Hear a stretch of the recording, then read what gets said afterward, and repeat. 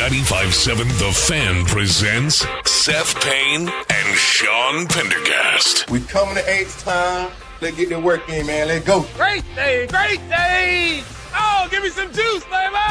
Oh, yeah. Let's do it. Hey, what's happening, everybody? Happy Wednesday to all of you. Nice to be with you. Appreciate you getting up with us. We're with you till 10 a.m. this morning. I am Sean Pendergast. He is Seth Payne on the all-new Crystal Clear 95.7 The Fan. Good morning, my friend. Good morning. Wednesday. You're off to a rough start. Well, it's just go. we've got some equipment issues in the YouTube with the webcam here, but I'll be fine. Yeah. There's one thing that they say about old Sethers: patient as a bumblebee. Yes. I don't know.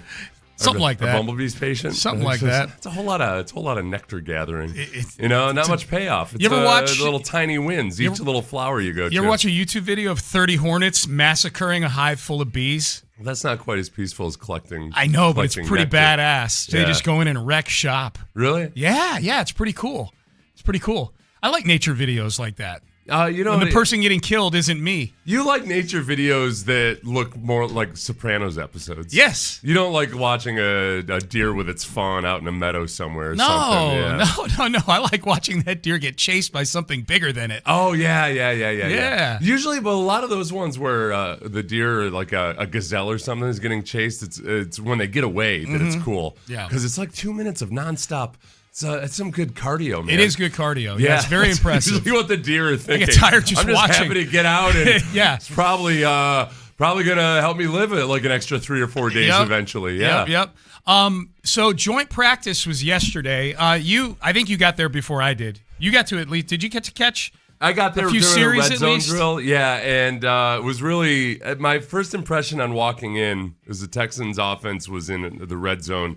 My very first impression was, okay, that's C.J. Stroud, so I'm seeing the ones, but that's Blake Fisher at right tackle.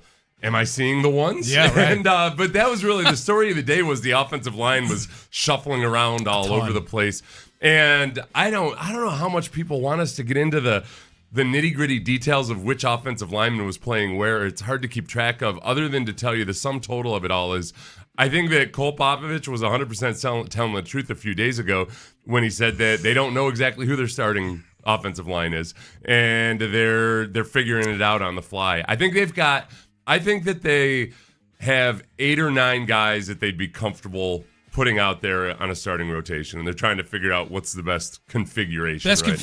Who the best 5 are. Yeah. Whatever that is, whatever that looks like. The only 2 things that I would bet on at this point with the Texans offensive line, I think the only, if we're just asking ourselves the question, what do we know?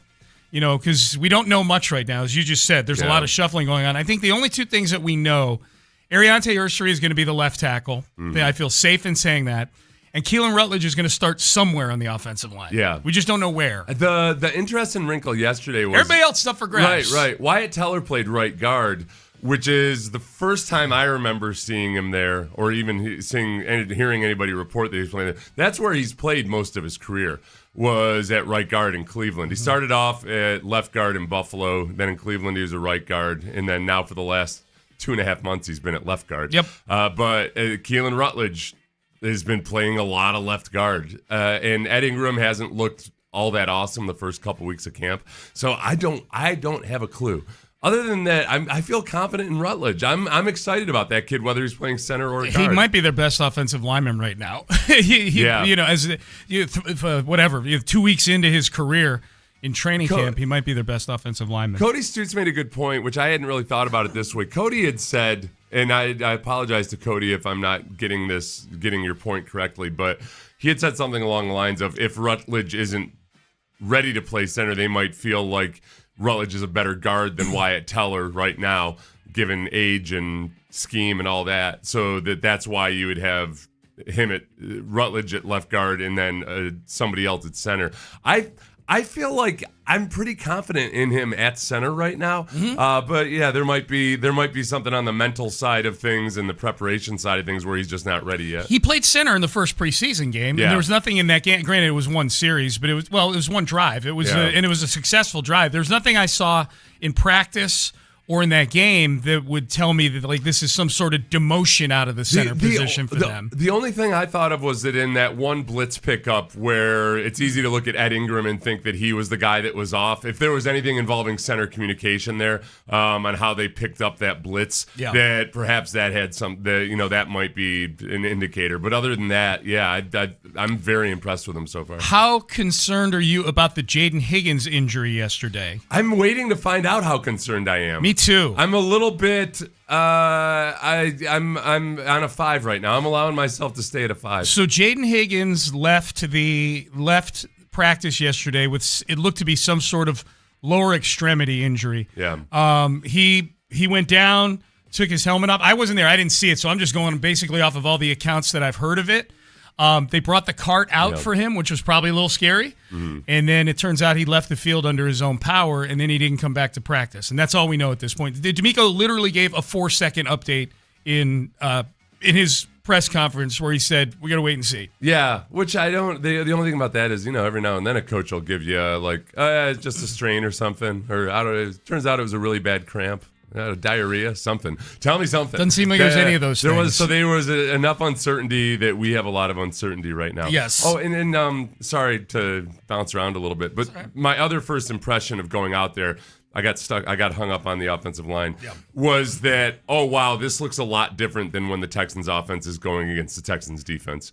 There was room to run. Yeah. And listen to this, Sean. The pocket.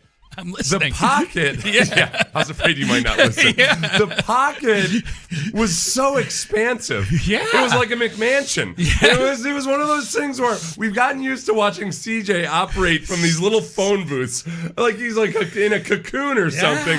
And CJ's done a good job of stepping up in the pocket out of an extremely tight pocket. Yeah.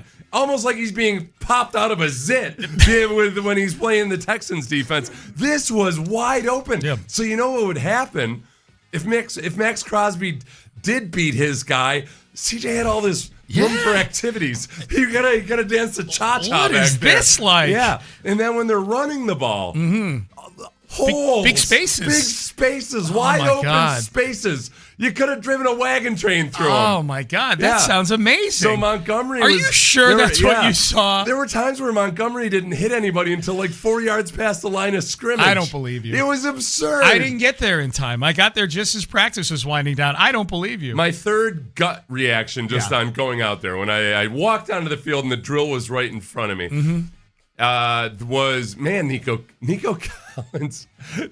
I don't know what it is. I see him up close.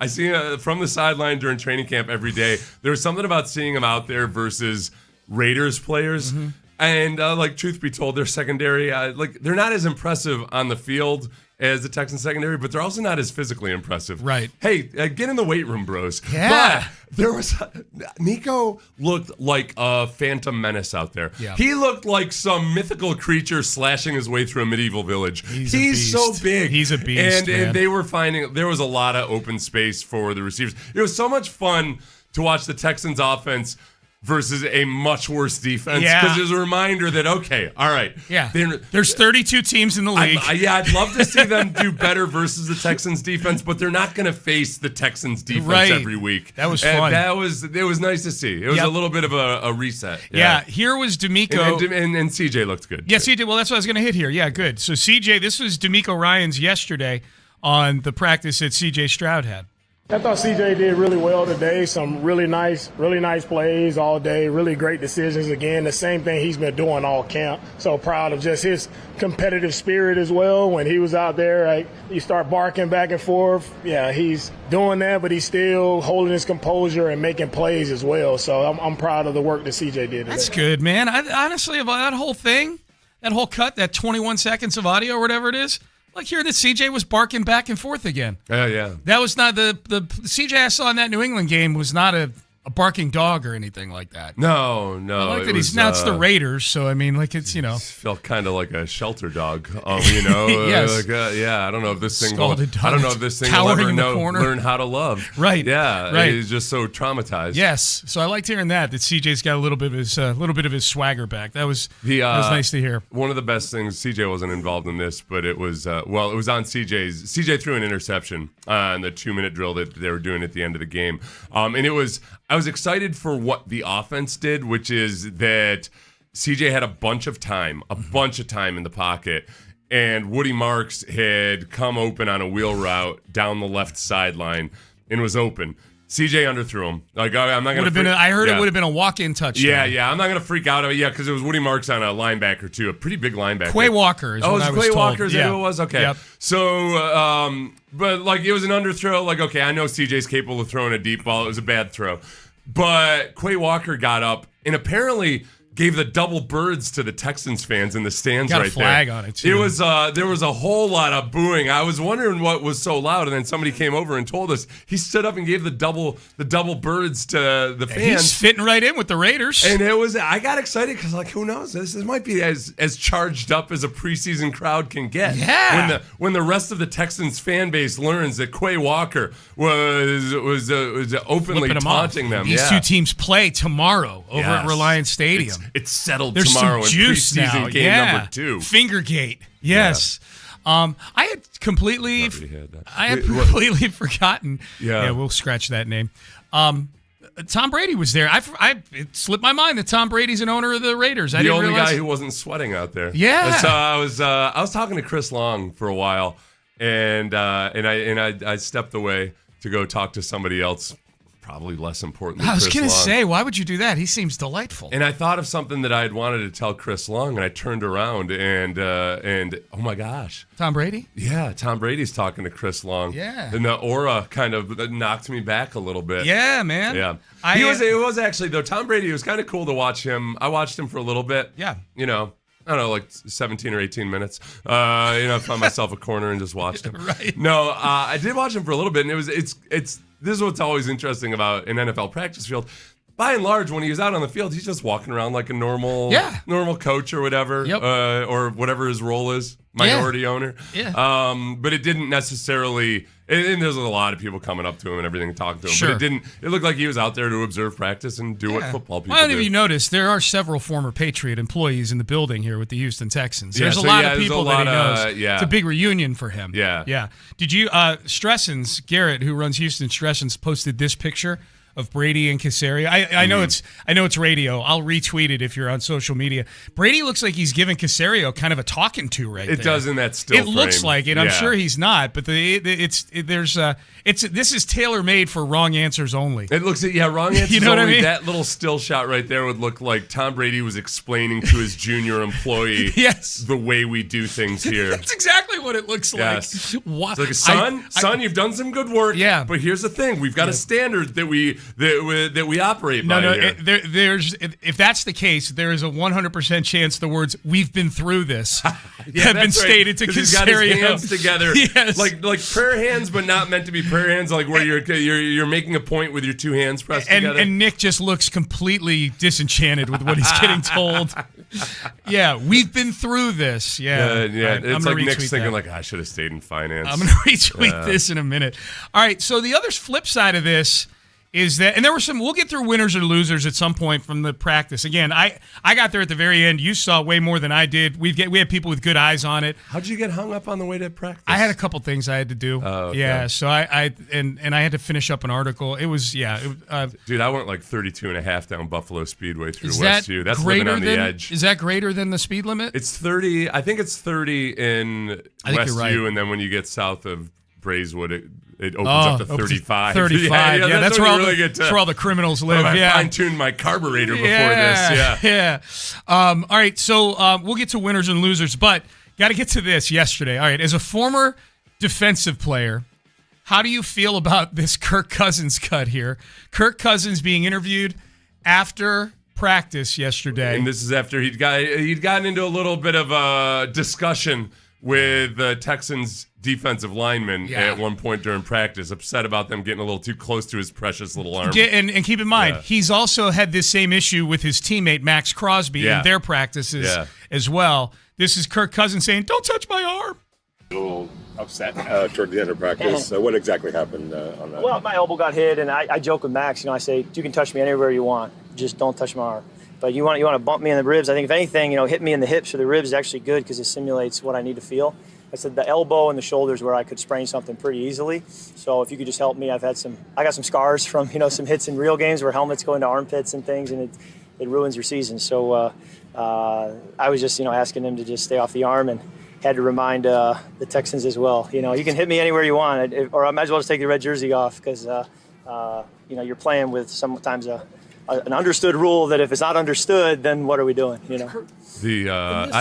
I'd never heard suggestive Kirk Cousins before. They're like, you can touch me anywhere. I know. You can touch me anywhere. I was waiting for a little Marvin Gaye. That was like a little playing. bit of an incentive not to touch him on the arm.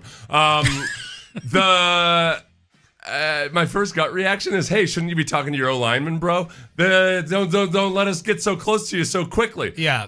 I have no idea if I should be getting worked up about this. No. I think that's what a quarterback should do. I've never heard one complain about it though. After a joint practice like this. Yeah, that's I don't. I've never heard a quarterback. I'm just saying I've never heard. I'm not saying it hasn't happened. I've never heard a quarterback after a joint practice complain about getting their arm hit before. Well, he was complaining about it during practice, then they asked him about it afterwards. Yeah. So that's true. Yeah, it's not like he stood up at the podium and said, "I've got a statement I need to issue about protecting our precious quarterback." I got it. I guess I'm conflating my. I actually like Kirk Cousins more than I used to after he's been on 2 seasons of quarterback. Yeah. But I guess I'm conflating his overall dorkiness and sometimes performativeness into him grandstanding about it, which he's not. No. He was asked about. No, that's fair. normal and natural. You're right. You're right. You're right. That's fair. He's hard, though. He's laying down the law, Kirk Cousins. It's Max Crosby, the one moment I saw where it reminded me of Quarterback on Netflix a little bit when he was harassing Pat Mahomes after the play was I did notice that Max Crosby, if he had a good rush going and the quarterback got rid of the ball, he always made sure to tap the quarterback at least. Yeah. So C.J. Stroud on a nice touchdown to Woody Marks. Woody Marks was wide open down inside the 10-yard line. Max Crosby had a good pass rush rep versus Blake Fisher, but I don't know if it would have been a sack or not if he'd gotten there a little earlier, but it wasn't. It was a clean touchdown. It definitely wasn't. I wouldn't have called it a sack in practice, but he gave CJ a little tap on the shoulder. Just reminding him that he's there. Reminding him that he's there. Yeah. Sounds like Woody had a good day yesterday. Yeah, I think as a runner, as a receiver, and then also one kickoff return rep that I saw, he just kind of bulldozed his way right up the gut. Jamon Smith had a nice kickoff return too, where he's going to need that. Possibly he might have gotten tackled by the first guy down, but if he had broken that tackle, there's a really nice wide lane open to the right. Yeah. Tremont Smith is going to need to pop a few returns, I think, to secure his spot on the team. That's a competitive room right now. It's a competitive room, and they've got young draft picks that they seemingly like so far, but there's always the question of, okay, how much do you trust those guys? Yeah, for sure. Well, Tremont in the game, too, he was one of those ones where you look at the PFF score, and he had a good PFF grade, but at the same time, there's plays where he had outside leverage, and just because there's a reception doesn't mean that it was a negative play for him, but you're waiting for him to come up and make the positive play. Yep. Come up and break up the reception that would be an easy reception otherwise. Yep. All right, coming up next, Astros lose last night. This is getting a little treacherous as to who might be trying to keep the Astros in first place tonight. We'll lay out what happened last night. Wasn't much. We'll lay it out, though, for you coming up next. Stay there. Hey, if your watch is running slow, losing power, maybe it just needs a tune-up, go to Zadok Jewelers. They have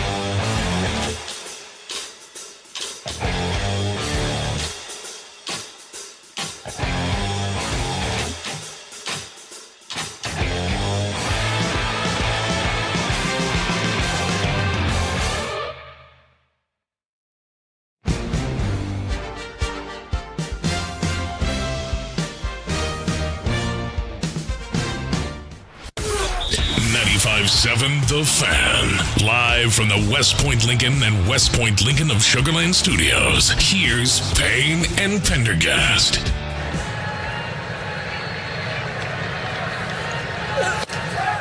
Astros lose tonight 3-1. They have now dropped the last 3 games on this homestand and fall back to an even 500 on the season.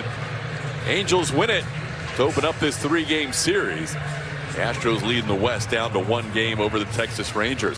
All right, so there you go. Leads down to 1 game. Somehow this team is still in first place. Yeah, buddy. They are 63-63, even 500. How's that taste? Even AL Steven, West. horrible. Yeah. Not to the rest of the AL West. So sitting up on the top of a mountain, Sean. Yeah, and getting their teeth kicked in by these like, bad teams. It's like standing on the top of the Houston Mountains. It's yeah. Like you're technically on top, but the mountains don't actually kind exist. of a swell. Yeah. They lose last night 3-1 to the Angels. They've got real problems in their starting rotation right now. Ethan Pecco is going to make his major league debut tonight. It was really weird on the broadcast last night. It felt like maybe I'm wrong. Maybe I just was only watching like half-heartedly. It felt like the Callis and Blum were under orders not to mention him by name. I think that it felt like that. Am I wrong?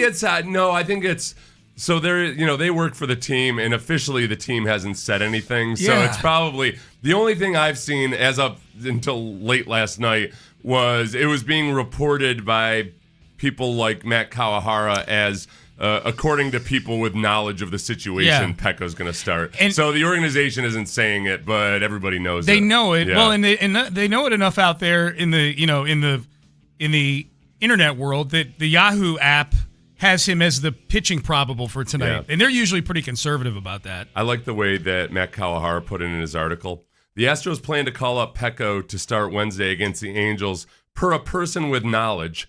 Not knowledge of the situation. Just knowledge. Just a knowledgeable just a really person wise in general. person. Yeah. Just a sage, wise person. Yeah. It's this old man sitting on a bench. It's got a lot of life experience. That got knowledge. It's got a lot of life experience. Yeah, you should have said per an unk status person. An unk. I was going to say it's an unk who's giving him that. Yes. This is the problem here. Like Christian Javier last night, 4 innings, 2 runs, okay, so it's not the worst start in the world. Didn't really. He only walked 1. He had his invisible working though. Like you still had that whole Mike Trout not being able to see his fastball. And he somehow managed to throw 87 pitches in 4 innings. That's the problem. That was the problem with McCullers, who is no longer here. Obviously, that is the problem with Javier since he was good.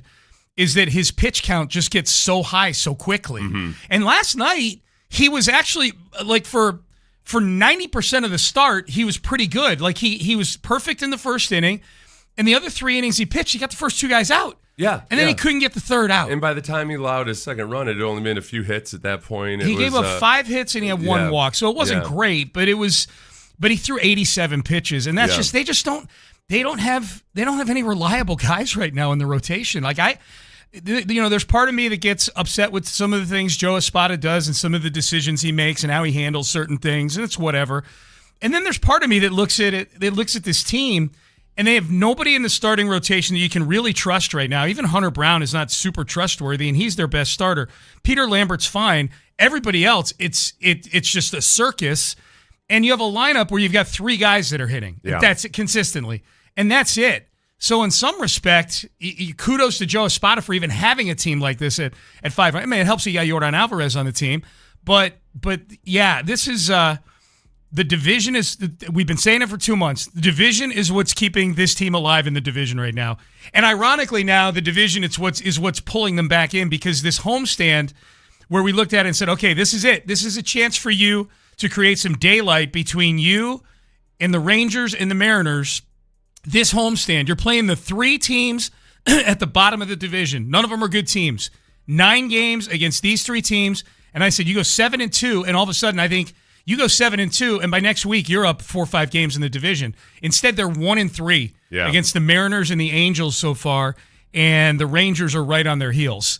Thank God the Rangers have lost a couple games here too in the last few days, but this is this is what this team does, man. Like they rise up. This is why if they get in the playoffs, I actually feel like they're a little bit dangerous because they play better against good teams for some reason. Mm-hmm. They play these bad teams and they just play down to their level. It's terrible. Yeah. Which is it used to be an issue with some really good Astros teams, where they would play down. But that at least made more sense than when you're a team that's scrapping. Yeah. They were never like below 500 against bad teams. This team is. Right, but those good teams didn't perform as well versus the bad teams at times as you would. And that's natural. That happens all the time. Yeah. But this is a team that just can't afford to be that way. No. Ethan Pecco apparently had never met Espada until yesterday when they had a little meeting. Okay, in the is that outfield. okay? I don't profess to follow. Well, it wasn't in the major league. Yeah, I think that's probably relatively. I don't profess to follow like in spring training, like who's over in the big league camp and who's on the backfields and things like that. It would seem weird that if Pecco were actually like at spring training with the team he hadn't met Espada. He's been in the organization for a while now. Yeah. Okay. But did they have a nice meeting? And he'd had all reports are that there was no fisticuffs or anything like that. Good chat? Yeah, he didn't complain about getting hit in the elbow or anything Talk, afterwards. bro. Yeah. Like Kirk Cousins did yesterday. Right. He did have thoracic outlet syndrome.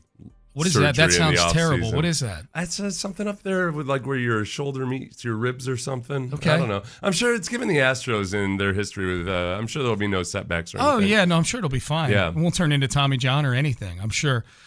So Ethan Pecco tonight. What's your excitement level on a major league debut tonight for the Astros in the starter? This guy, you thought you might have seen him a little bit earlier in this. He was the minor league pitcher of the year a couple years ago, right? Was he? For the Astros. And so I'm excited about this. This is Sean. Yeah.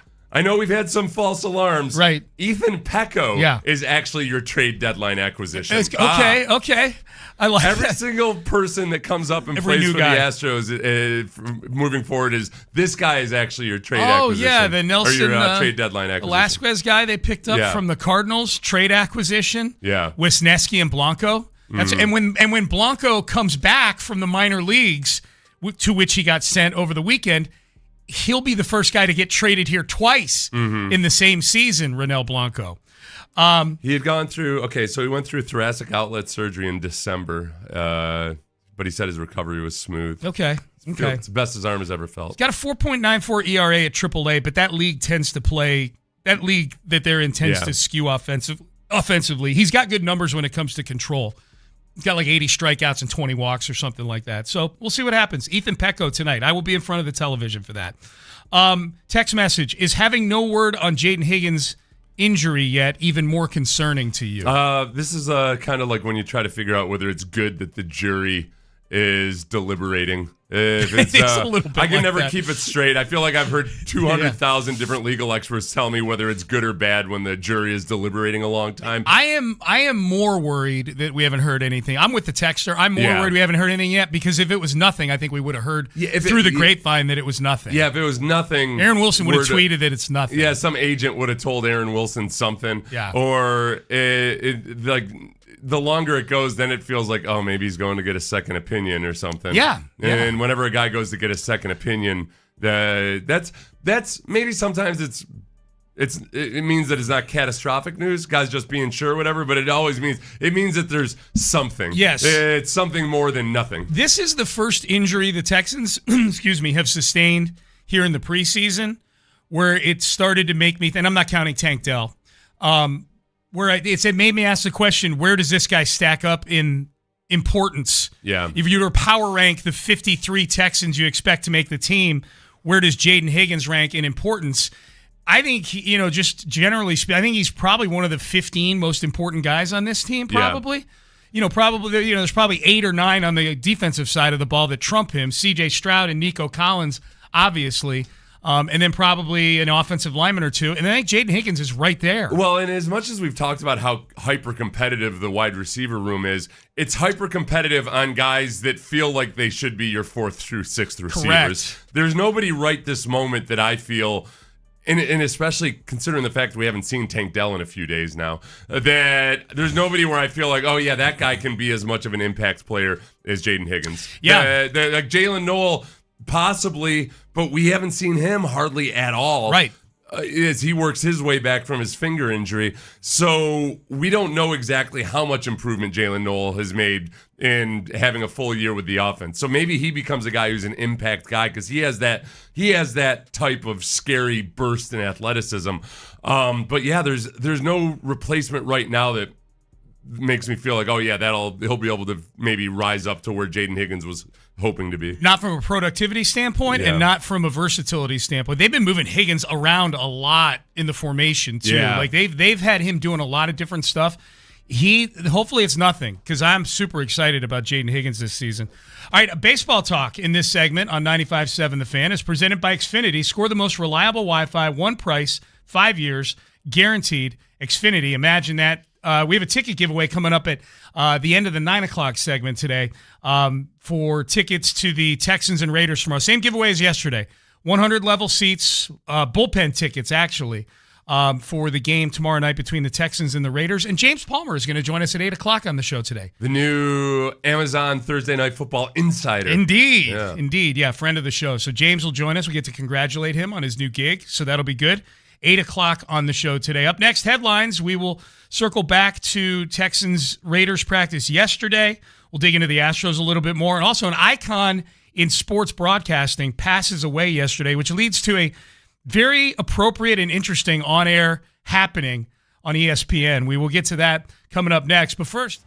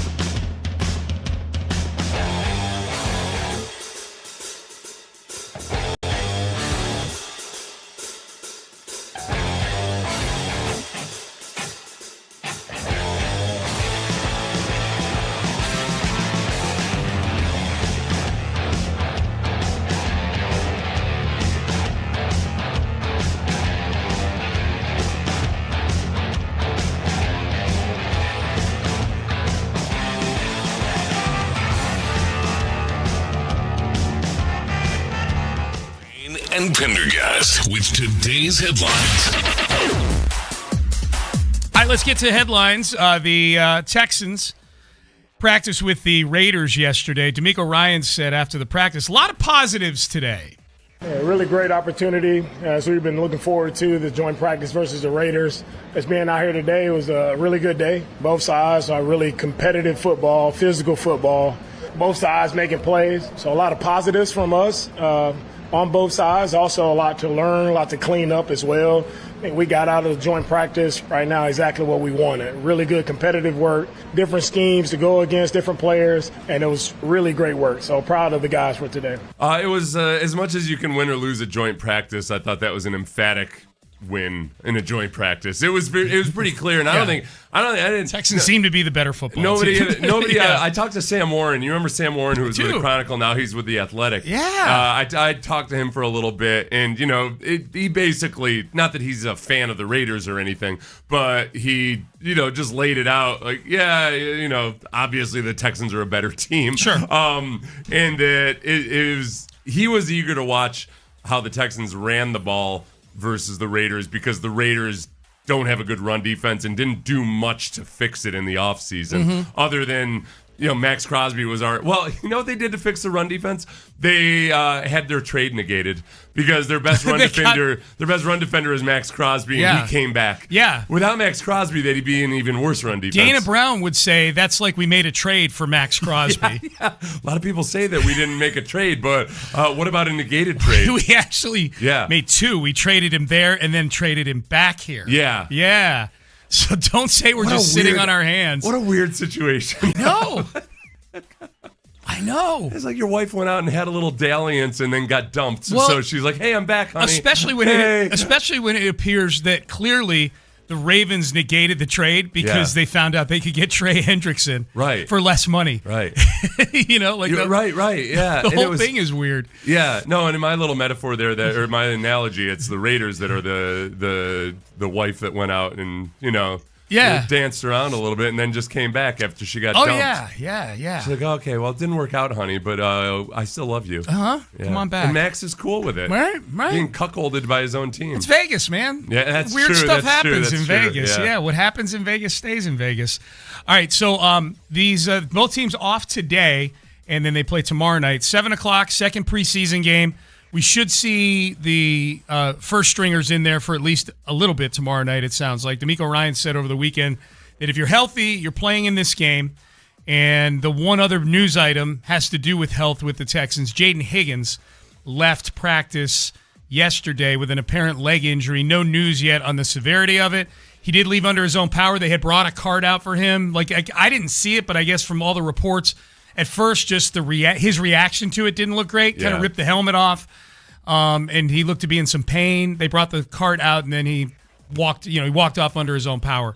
So we'll see what that is, but no reports yet on Jaden Higgins. In which also it extended into how many days of not seeing Tank Dell out practicing? Sunday's practice was the first time we didn't see him at all. Didn't see him at all on Sunday. And then Monday at the walkthrough. Didn't see him at the walkthrough, which, as you pointed out, is notable because it was just a walkthrough. And it was he wasn't a little out weird, there. yeah. And he was in the building because I saw him in the building. Yeah. So, whatever conservative plan they have for him, it doesn't seem to include playing in this preseason game, I would imagine. No chance. So I'm dropping down below 50% on the chance that we see him in the first part of the regular season. I'm like 85 to 90% he's going to be one of their two IR designated to return that they can do on cutdown day that doesn't count against the 53. That's a bigger move than it might sound, a riskier move, because it's still up in the air at that point whether he actually can come back or not, and you might have to make that decision depending on what the Texans' injury situation is. Like, let's say there's a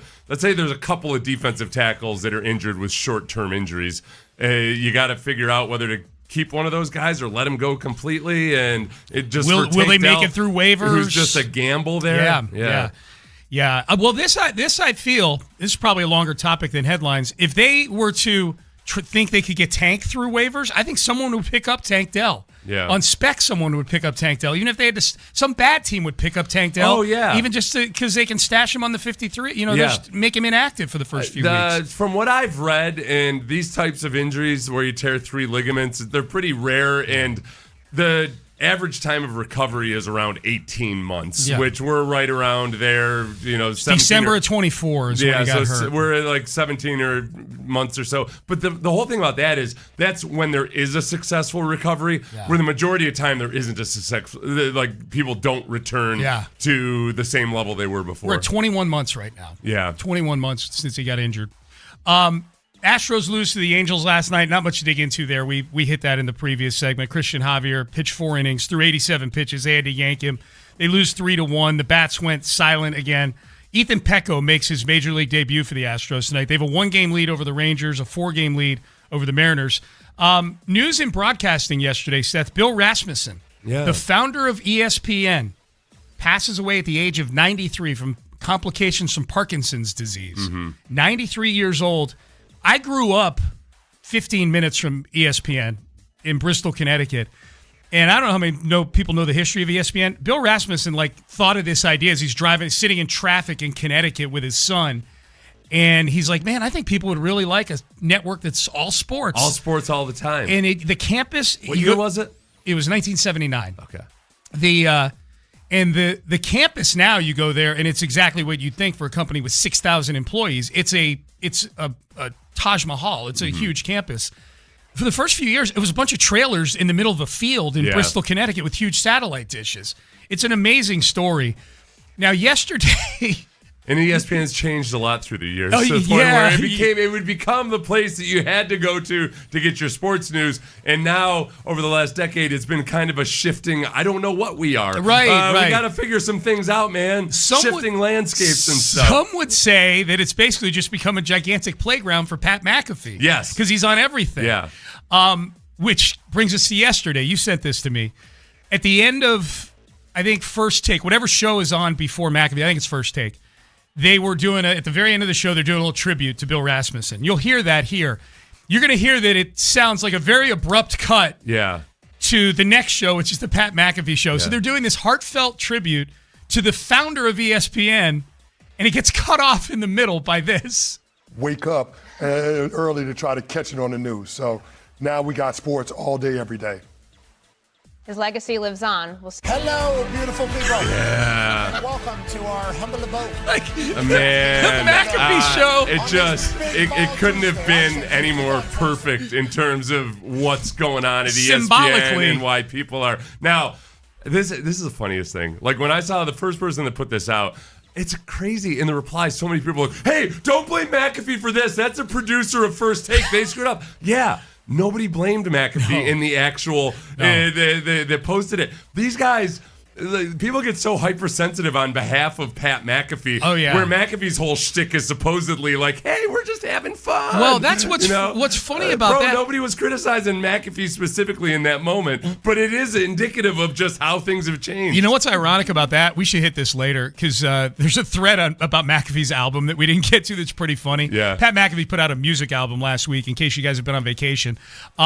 The ironic part about what you're saying is that song we played by McAfee that talks about with the lame bros, talking about the lame bros on the internet. I'm like, those are the McAfee people. Yeah. Like, McAfee, you have a bunch of lame bros that stick up for you. That was the song that I couldn't get past when trying to listen to McAfee's album. Yeah. I can't weigh in on the musicality of it or anything. Yeah. But I'm like, is this really supposed to be like a sad song about dealing with lame bros on the internet? Lame bros and Bill stacking up. This is your version of depression? Lame bros, Karens, and Bill stacking up. For a guy that makes $60 million a year. Could you at least be an alcoholic or something before before I get sad with this song? Can your dog get hit by a bus? I don't want that to happen, but I love dogs. I think that's the song that starts with a tribute to his dead pit bull, but I don't know. Did he even die? Did he just die of natural causes? Right. Did he get shot? Yeah. Was it gang related? Something. Give me something I can feel, man. Payne and Pendergast with you. All right. How good is the future for the Houston Texans? We had this late in the show yesterday, but for the early crowd, I want that if they hadn't seen this yet, I want to get them in on this. And also, we will circle back to training camp, joint practice yesterday. The opinion of the Texans from the Raiders side of things. What did the Raiders people see from the Texans yesterday? We'll get to that in the 7 o'clock hour. Stay there. But first, Dr. Ben Salento, Texas Sinus and Snoring, my sleep doctor, the doctor who eradicated that noise right there, me snoring. Dr. Ben Salento is a godsend for me. He fixed my deviated septum, which was huge. I had a deviated septum. I was breathing through one nostril my whole adult life, and not a good way to go through life, as it turns out. You don't notice when you're just doing it.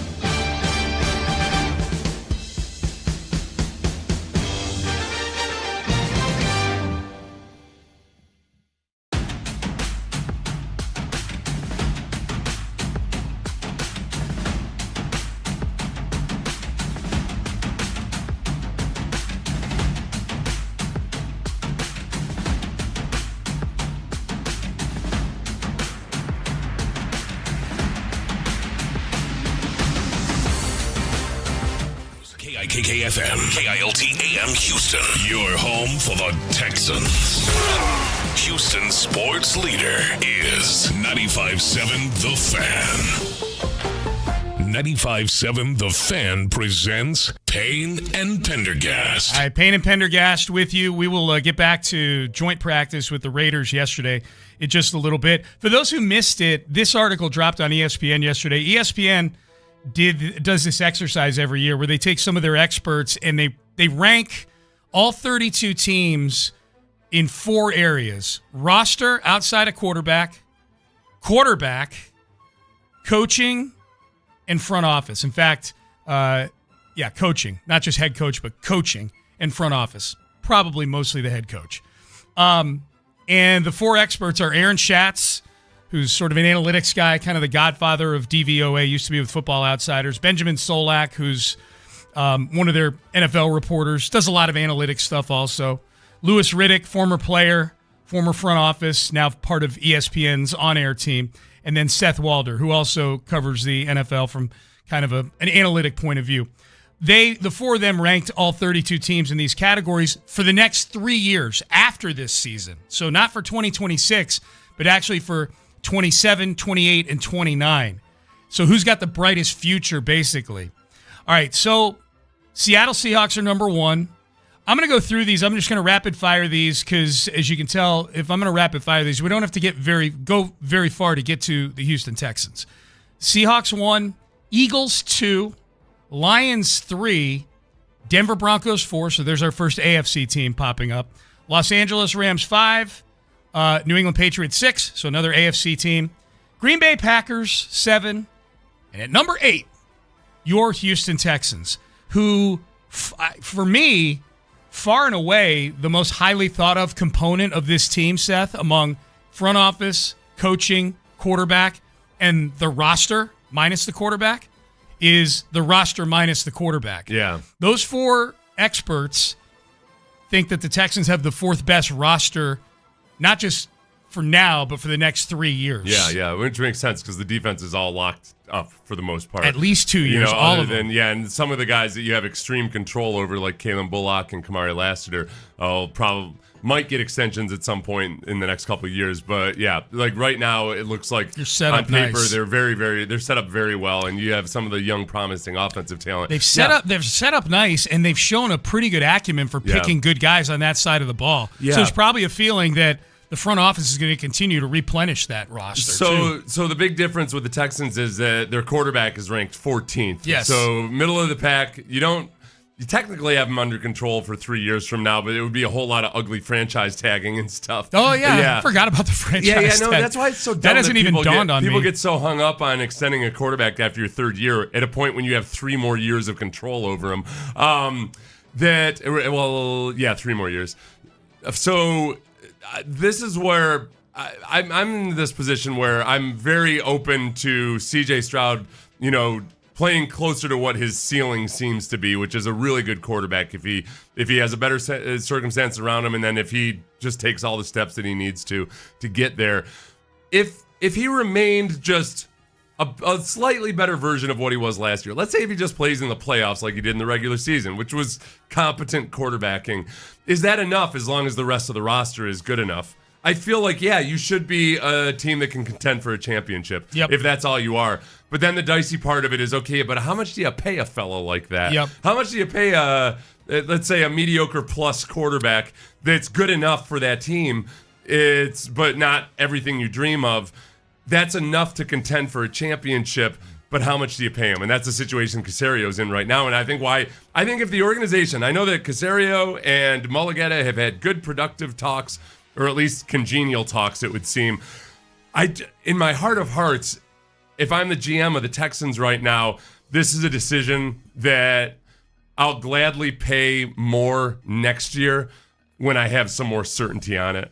If I have to pay 10 or 15 million more per year next year, all right, that's the price I pay for feeling really good and comfortable about it, versus getting him at a perceived discount or whatever it might be right now and not feeling 100% certain about it. Yeah, I need to see some of what I have to see some of the things that Casario himself, D'Amico himself, and CJ's teammates have been touting throughout the offseason. I need to see what that looks like in regular season games. There may be fans out there that need to see it in playoff games before they'd even pay C.J. Stroud. Yeah, and there's one thing that I'm going back to a conversation we had with Caserio at the first half of last season, and some of the things that D'Amico said during the season, where they were about as critical of a quarterback as teams usually are in the middle of a season, when they would point out that, hey, some of these issues with pass protection aren't just on the offensive line, they're on the quarterback. D'Amico would say things where basically they need more out of the quarterback position. So two things can be true.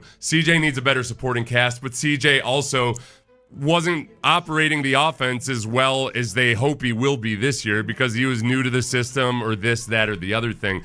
But it's not like Caserio and D'Amico have sheltered CJ from any criticism in the situation last year. Yes. I think that there were multiple things that needed to be fixed on the offense, and at least in the first half of last season especially, I felt like the organization was saying, and it's CJ also. He has to play better. Yep. So CJ 14th, coaching 12th, front office 10th.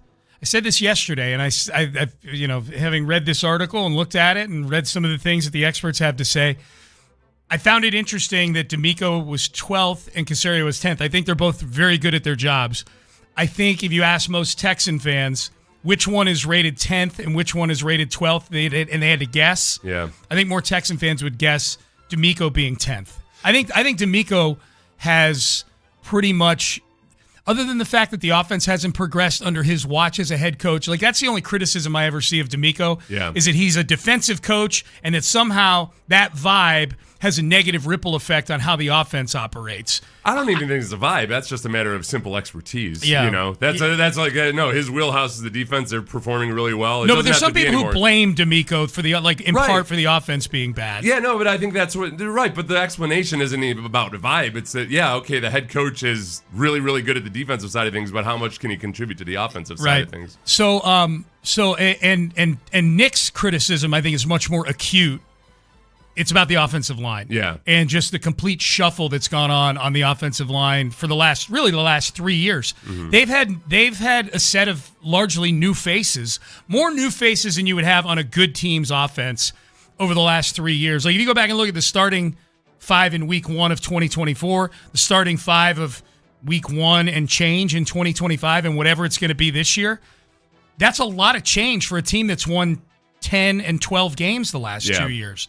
And so I think just that feels like a much more sore spot for Texan fans.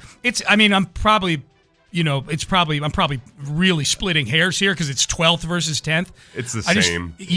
But I just feel like most Texan fans probably feel like D'Amico has done better at his job than Nick has done at his job. Yeah, and I don't, where I am on this. It's never. I think they're both good at their job. Well, with GMs and head coaches, I don't worry as much about the individual ability of either guy as much as whether they work well together. There's lots of times in the NFL where you have a really smart head coach and a really smart GM, but they just don't jibe the way that others do. And I think that D'Amico and Caserio, I think they've got a good connection in the way they view things, and then B, I think they've gotten better at being on the same page, Caserio understanding exactly what D'Amico wants, especially maybe on the intangible side of things. Because like this last year, I think the offensive players they drafted felt a lot more like the guys that they've already got on defense. Yep. Rutledge feels like he could be a defensive tackle on this team, Yes. If Rutledge were a defensive tackle.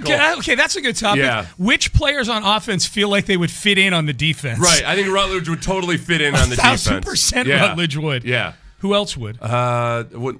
Nico. It's tougher with offense because the personality types are so different. It's hard with Nico. Well, I think Nico would. Well, plus Nico is just built like a wide receiver and nothing else. Trucks people, man. Imagine him as a safety. Oh my gosh. He trucks people. Yeah, he does. Yeah. He seeks contact. So just from the way he plays his position, adjusted for differences in offense versus defense. Yeah, he does. I think Ed Ingram does, and I know Ed Ingram hasn't done all that great during these first couple weeks of camp, but in terms of the type of player he is, I think Ed Ingram is that type of guy. Yep.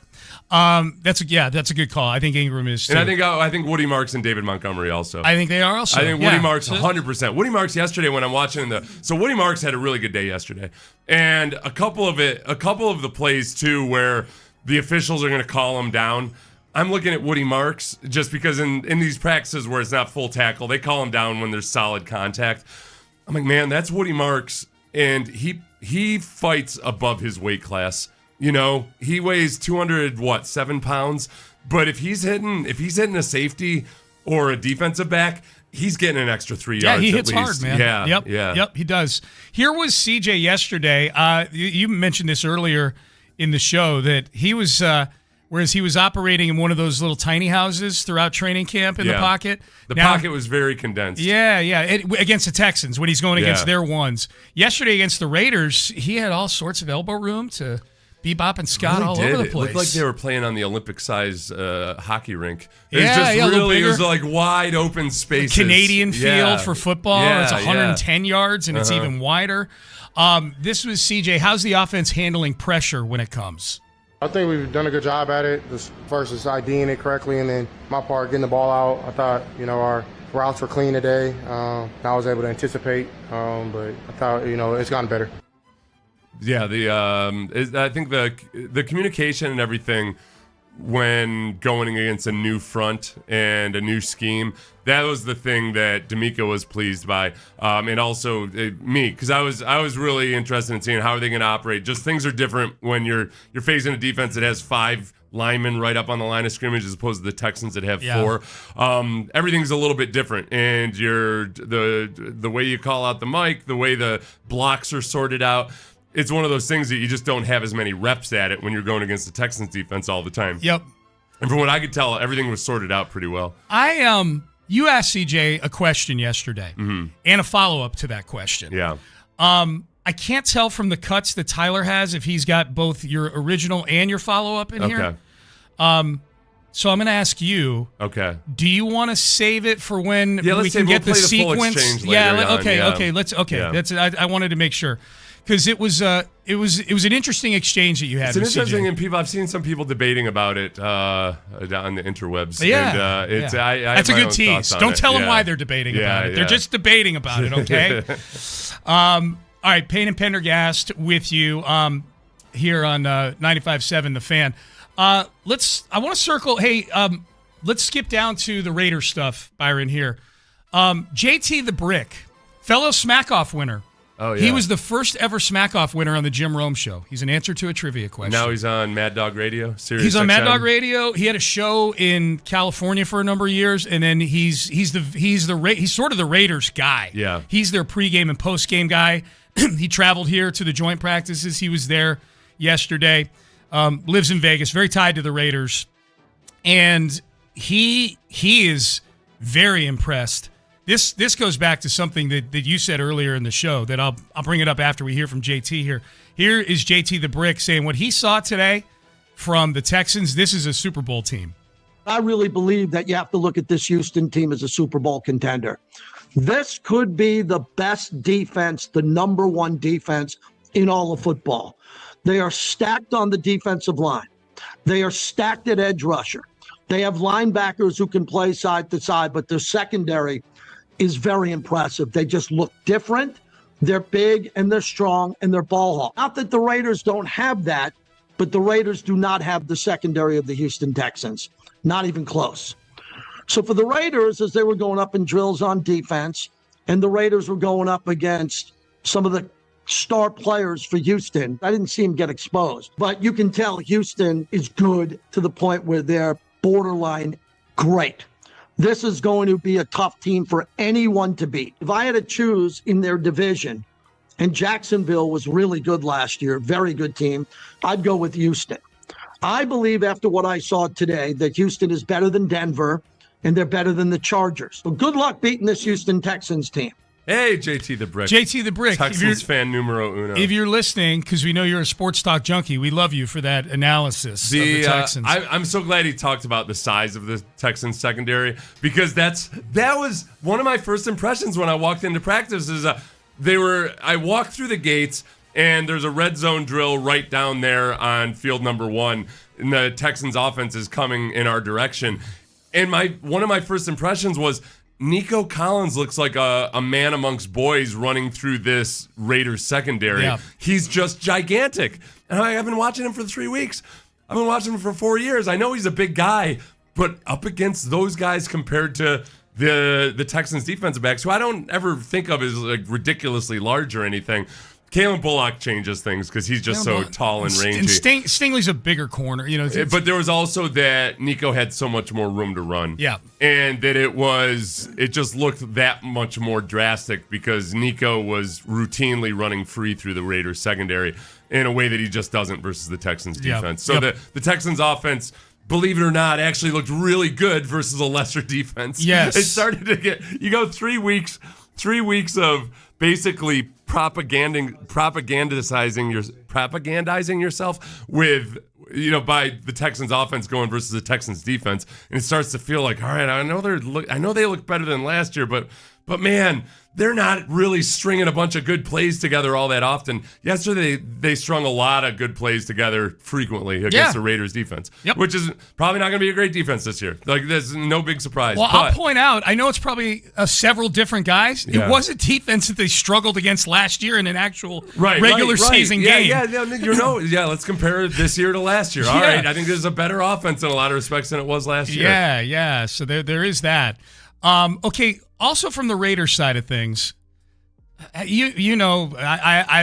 been critical of Fernando Mendoza's vibe. Yeah, it's a little much for me. It's a bit much. Yeah, it's a little too. It feels a little too much like a college kid trying to nail all of his public speaking. His presentation in his public speaking class. Yeah. Hand gestures, the whole thing. Yeah. I don't know what the question was here for Mendoza. But the answer is he's basically explaining in positively Osweilerian fashion how an offense works in the NFL. Yeah, I would say that it is tough. However, everything that is tough, you wouldn't want something to be easy. If it's tough, it's worth it, and that's why it works at the highest level. And it's great because the teammates, we rely on each other. We rely on the receivers to make the right timing, right route. The receivers rely on the quarterback to throw in the correct timing. The linemen rely on the quarterback to get it out on time. The quarterback rely on the lineman to give them that time to throw it. And then the tight end, there's so many different variables of it. And when we all rely on each other, I believe it makes us closer. And when we become one oiled unit and we have all this synergy and become a dynamic ecosystem where we're evolving together, playing on time, be able to make, and then still make some off-schedule plays, but mostly playing on time, then that's what teams in this system take the next level. Yes, How did Gladstone not trade up for this guy? I know. We heard in one sentence, we heard dynamic. Oh. We heard synergy. Ecosystem. He botched well-oiled machine. Well-oiled machine is to Mendoza. Well, what's the phrase that CJ keeps botching? Held up my end of the bargain. That's right. Yeah. CJ's used a few different versions of that. Mendoza just called them an oiled machine. It's an oiled machine.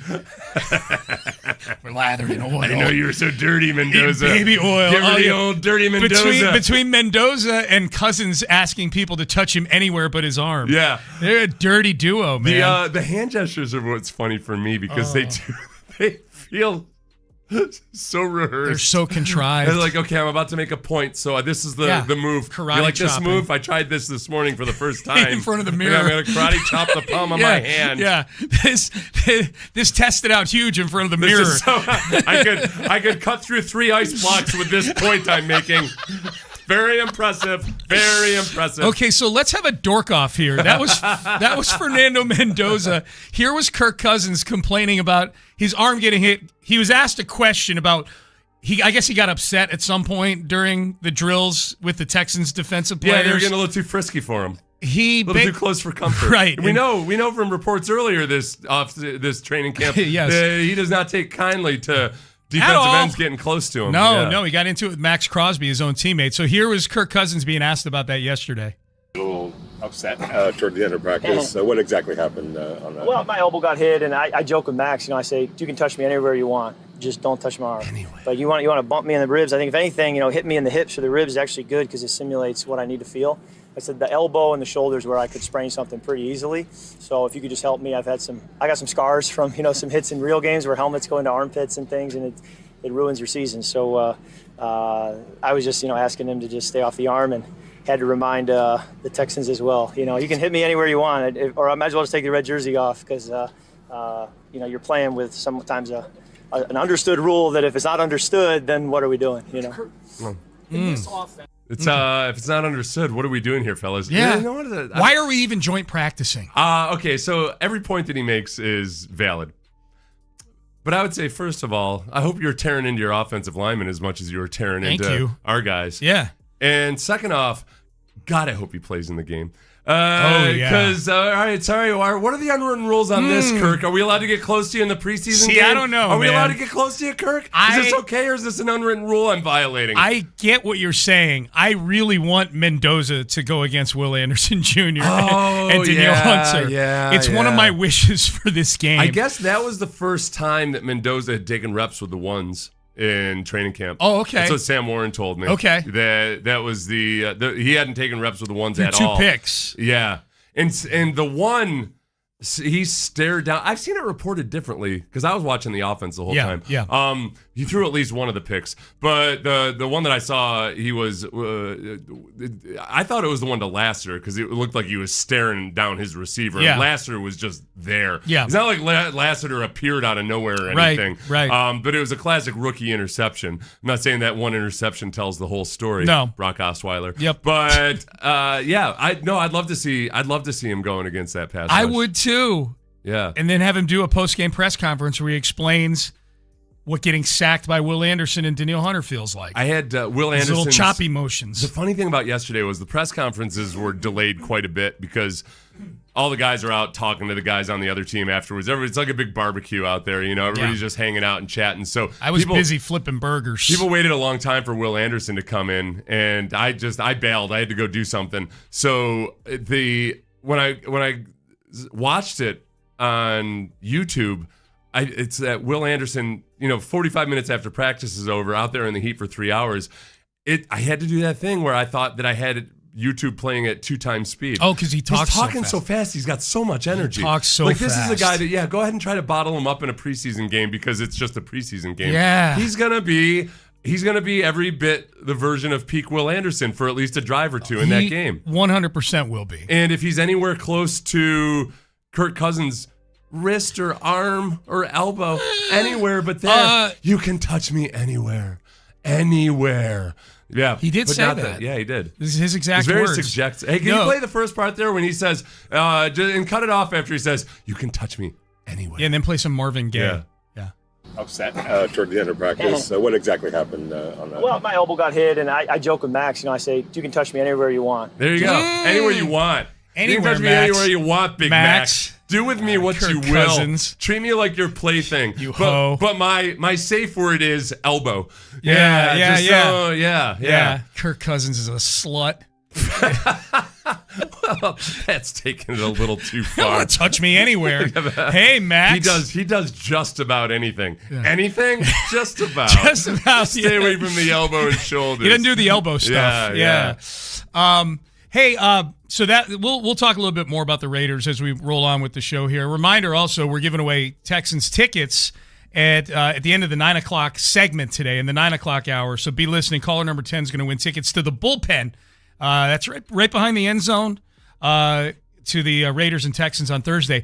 Boy, this Penn State story about the cocaine distribution network that they had there, these students. Yeah. That's something. This is, so 2 guys were arrested. 2 frat bros from Penn State were arrested because they'd had some kind of cocaine distribution system that involved all pledges being involved in the packaging of the cocaine. It looks like there's 2 kingpins to this thing. Yeah. But 13 Penn State fraternity brothers are charged with running a major cocaine trafficking ring, with some pledges allegedly forced to cut and package cocaine as part of their indoctrination into the frats.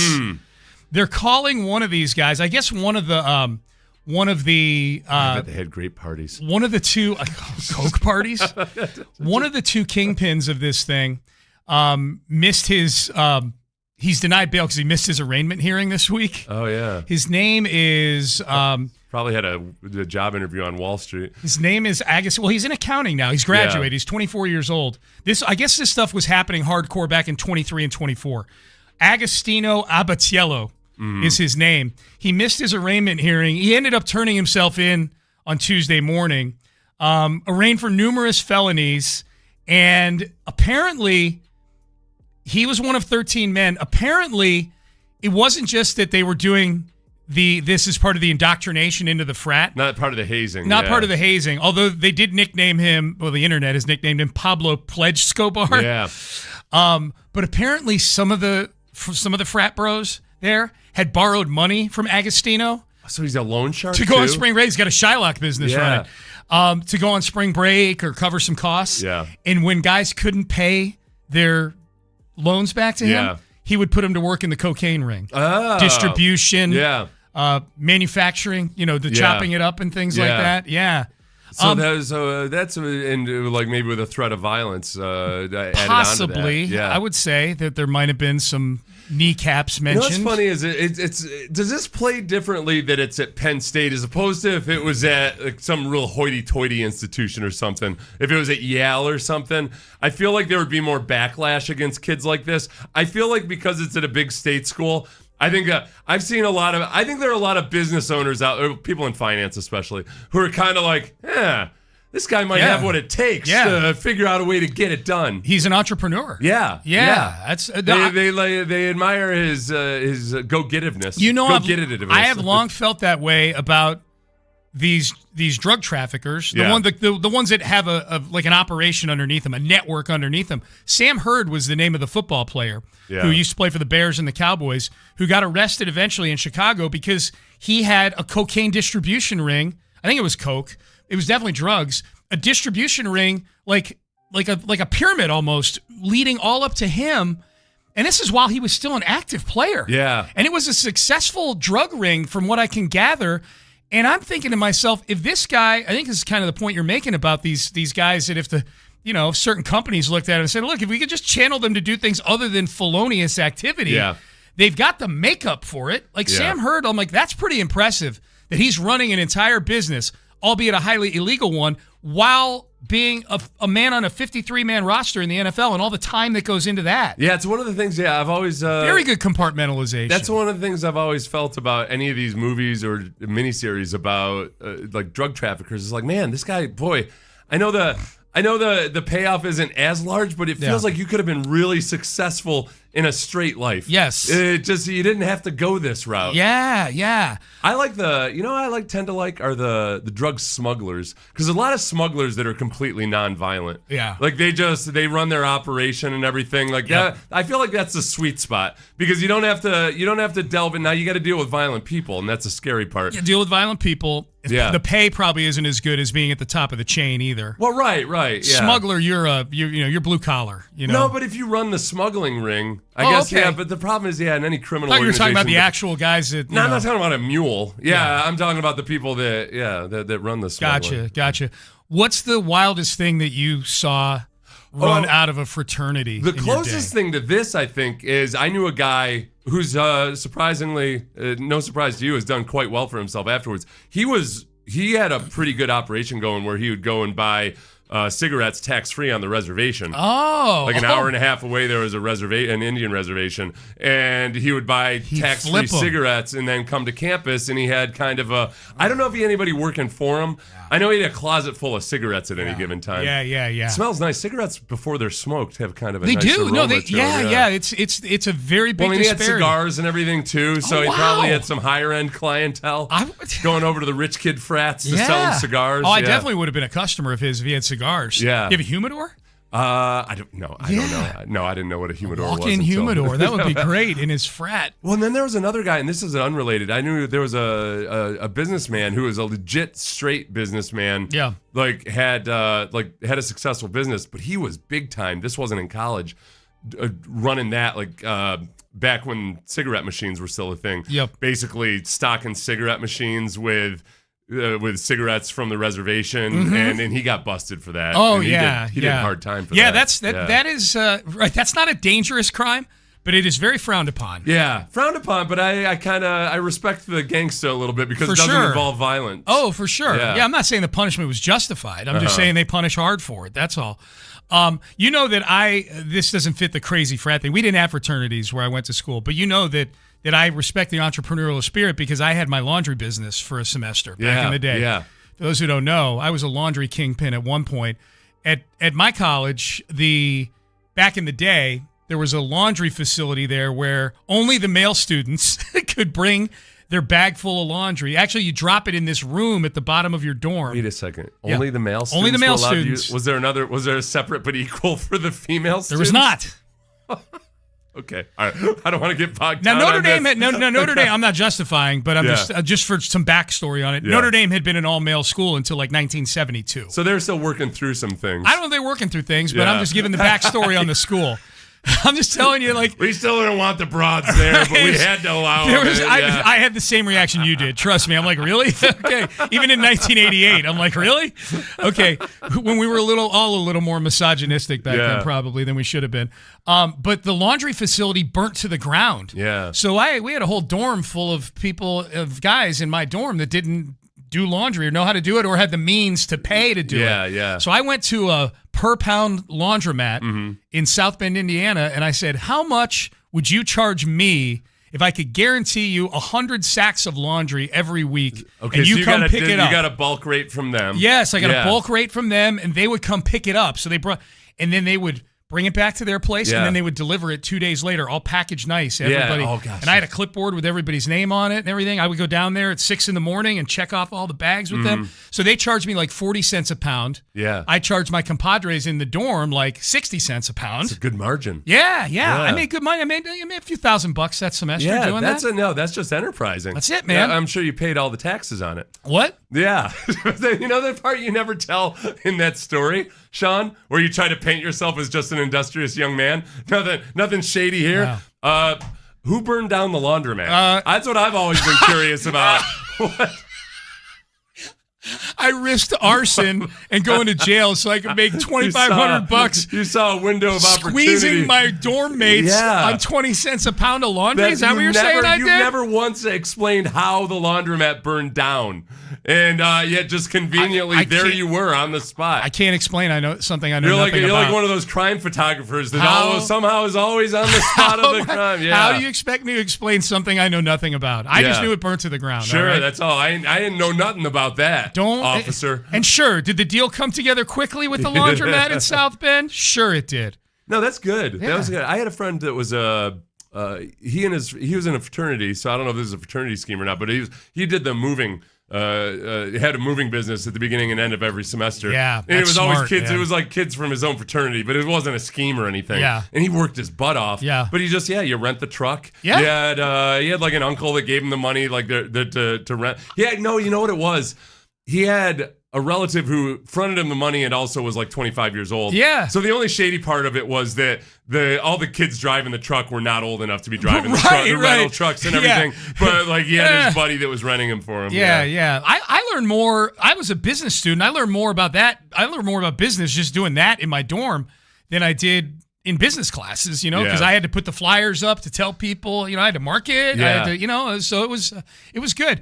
I didn't learn the taxes part though. You're right. That part I failed to learn. There was one, I remember, so NFL players, you might be surprised to learn, sometimes succumb to pyramid schemes. Yeah. Multi-level marketing, as they like to call them these days. And I remember when I was a young player in Jacksonville, there were a couple of guys who got themselves involved in some kind of phone card. Calling card. Kids, you used to be able to, nobody had cell phones, so you had these calling cards. They had minutes on them, and you would have to go to a payphone, and you'd use your calling card, et cetera, et cetera. But he was in some kind of multi-level deal with that, and they went in big on it and got burned hard. Oh, dude. Hard. Yeah, that's And I remember him trying to talk me into it, and I'm like, one of those things where I was just a rookie, and I don't want to tell this 10th year vet like, so, sir, I think this might. I just kind of kept my mouth shut. Yeah, that was probably smart. I guess, but I felt awful about it. I felt like I could have you're helped a him rookie. out. You're in self-preservation mode at that point. You're a rookie trying to make the team, trying to stay on the team. I spent a lot of time talking people out of multi-level schemes. You did? Yeah. And they were always angry with me at first. Like, Seth, you don't understand. Because usually built into the pitch is also there's going to be people that are doubters. Yeah. Those people don't want to see you succeed. Oh, yeah. And you're like, listen, man, look. Signed every Amway presentation. There was one with the Texans. There were some players with the Texans that got involved in this thing about buying up, like only certain people were going to have access to this estate auction. Yeah. And I printed out the notice that the FBI had about this very specific scam. Yeah. And I showed it to them, and they were like, yeah, I know. Yeah. That's what the FBI wants you to think. Yeah, we've been because they told. don't want people to know about it. And they got burned hard. I'll bet. They were mad at me. Yeah. They were still mad at me afterwards. And you were right. Yeah. Probably mad that you were right. Are we buying what Ray Lewis is selling about a conversation he had with Peyton Manning? You'll want to listen to this. This is it's coming up next. But first, you'll want to listen to this too. West Point Lincoln. That's where we go to get.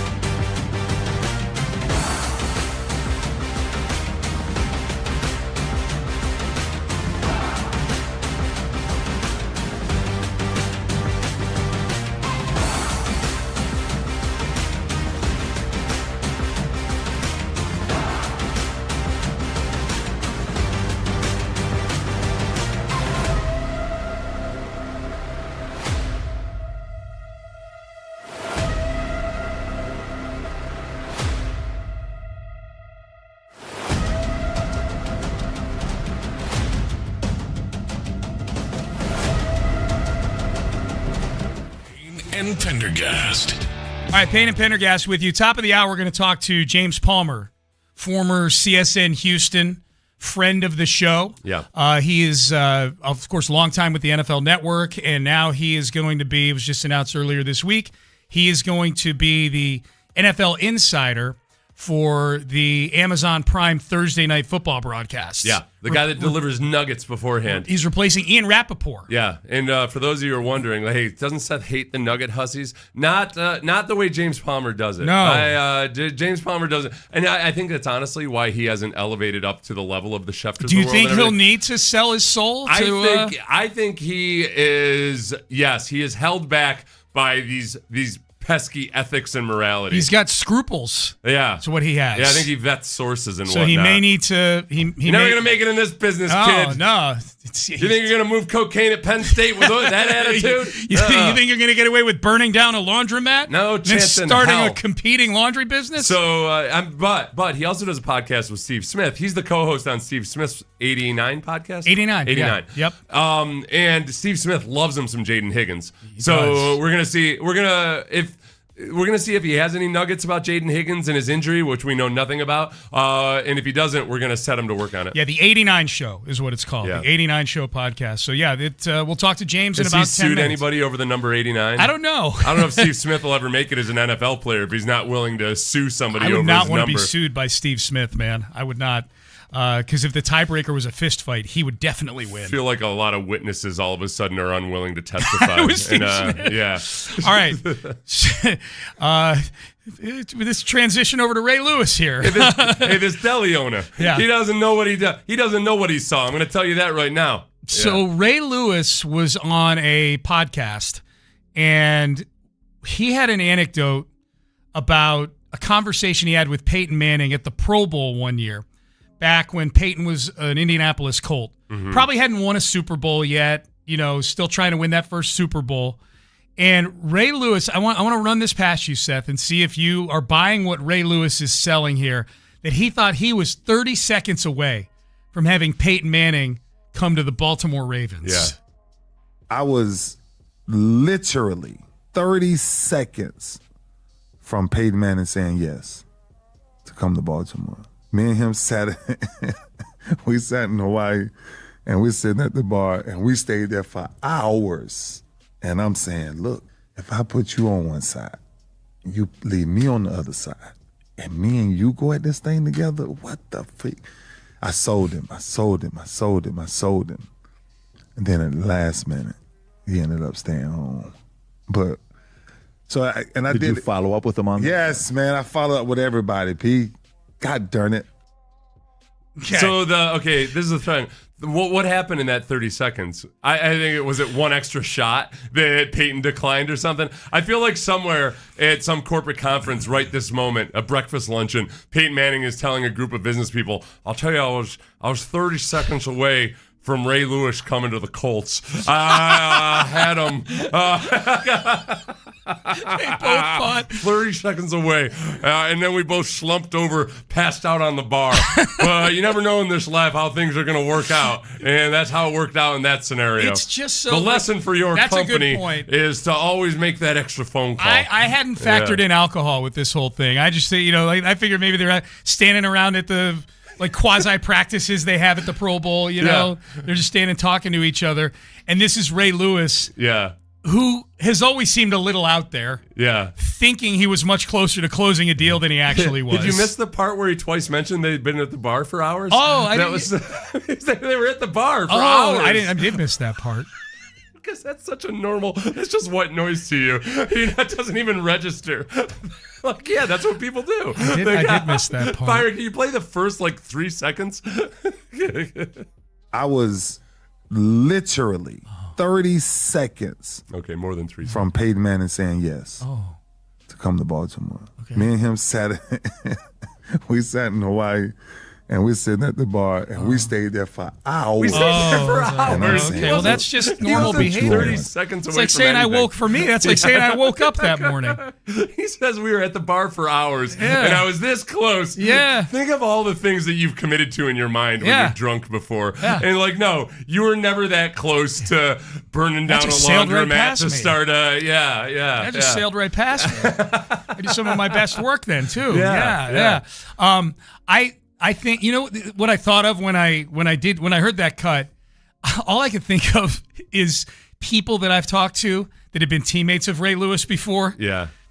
That played along with the whole Like many charismatic people, he has a way of embellishing things, right? Yeah. Like people may not want to hear this, but there are some teammates of Ray Lewis that maybe, like, in their minds, rolled their eyes a little bit at the very performative pregame stuff that he would do. They may have called him Red Light Ray, which meant that when he was on the sideline I hadn't heard that. and there were cameras around, there's a red light that comes on when it's the active camera. And if all of a sudden there was a red light on one of those cameras, oh my gosh, Motivational Ray is here. Yeah.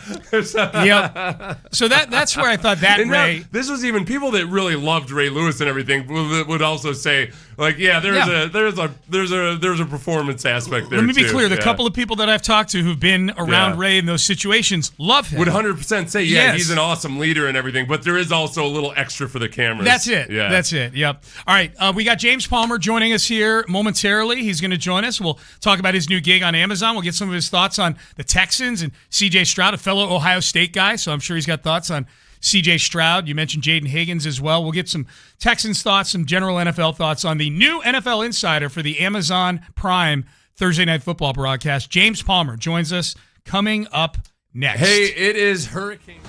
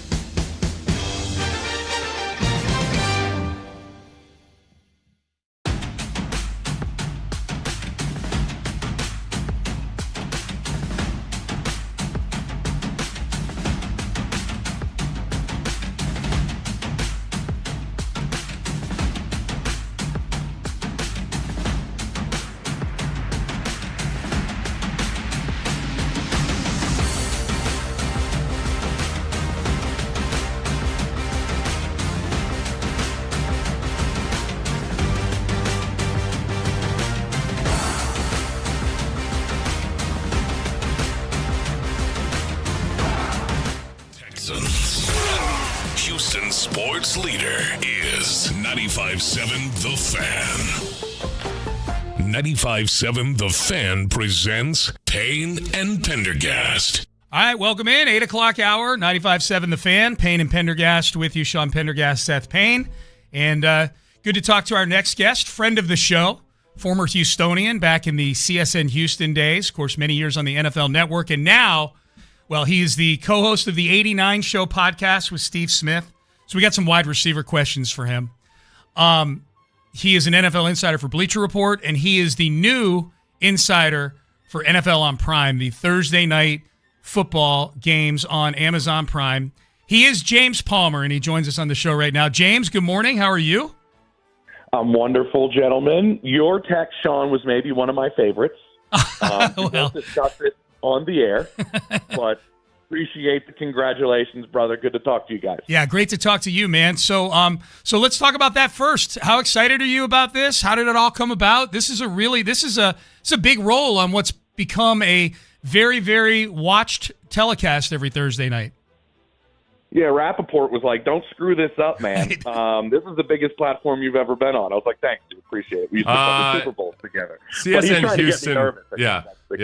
That's the way he works. I'm stoked, guys. I mean, like, think about it. Like, first off, I'll be on so much with, the pregame, halftime and post with Carissa and I know Sherm so well and Fitz and Witt. Like, I've known those guys forever. And Tony, what else can you say? But, like, to work with Al Michaels, like, are you kidding me? Like, put together stuff for Al during the week, and if he has questions, we can discuss things. And obviously Herbie's a Buckeye, so let's go. So it's a really, really good broadcast. I think the part that I'm really excited about is I think that group that I mentioned that I'll be a big part of in pre and post is like, man, do they put the work in, like, in terms of intel, but then they have so much fun. Like, they have so much fun. And so I think those are two things that I love doing with football. And so I'm really excited to tell some interesting stories, let people know some things that are going on around the league before the weekend hits that they can keep an eye on and what they're going to keep an eye on for that game with some behind-the-scenes look on everything. Yeah, that's interesting. I never thought about it from that perspective is, you're the insider that at times you're going to, maybe be reporting some news that people don't have yet. But I think compared to a lot of other guys who are in that same that same segment of the media, James, you have a lot of football knowledge. And like you do your podcast with Steve Smith Sr. And like I've always been impressed by how much you understand the game and how coaches work with players and everything. And that part of it, in the week leading up to the broadcast, that'll be. I think you're going to be a really valuable asset. I also like that you've stayed plugged into the Texans as much as you have. And Sean and I were talking about this earlier. Jaden Higgins has a big fan in Steve Smith Sr., your podcast partner. So how's he taking this news that Jaden Higgins might have? We don't know what kind of an injury. He is injured. We don't know how much. Yeah, we don't. I mean, I haven't found out yet either, and they're still trying to gather some more information to my understanding. And, obviously with him going down in some pain yesterday, I think a lot of people were bummed out about it. I think Steve might have been the top of the list. I mean, he's seen this on our show. Obviously, he's been shouting it from the rooftops since he started his film study from the Iowa State stuff. And then when we started doing our intel and our draft coverage, I think at the receiver spot is where you need to be. Shameless plug, but like because of the intel we were getting and the film breakdown that Steve had, we were like, it's kind of a unicorn a little bit. Like there's what we're hearing from people that know him really, really well is comments and commentary that you don't usually hear about a kid coming out. And there were teams that were trying to just don't talk about him. Like, we want him. Don't pump him up. There was that happens with really good players that teams fall in love with. And that was what was going on with Higgins. And then, he plays his rookie year and obviously plays a role and throws so much, I'm told, this offseason. Just like if you're talking about players that take a second-year jump, like he was certainly one of them that not just in Houston but across the league where it's like, okay, he's figuring out some of these things. He can affect the defense on all three levels. He can play inside. He can play outside. He can do all these different things. And then you put him next to Nico Collins, and it's like, do we have like a twin tower type of like, how do you guard us?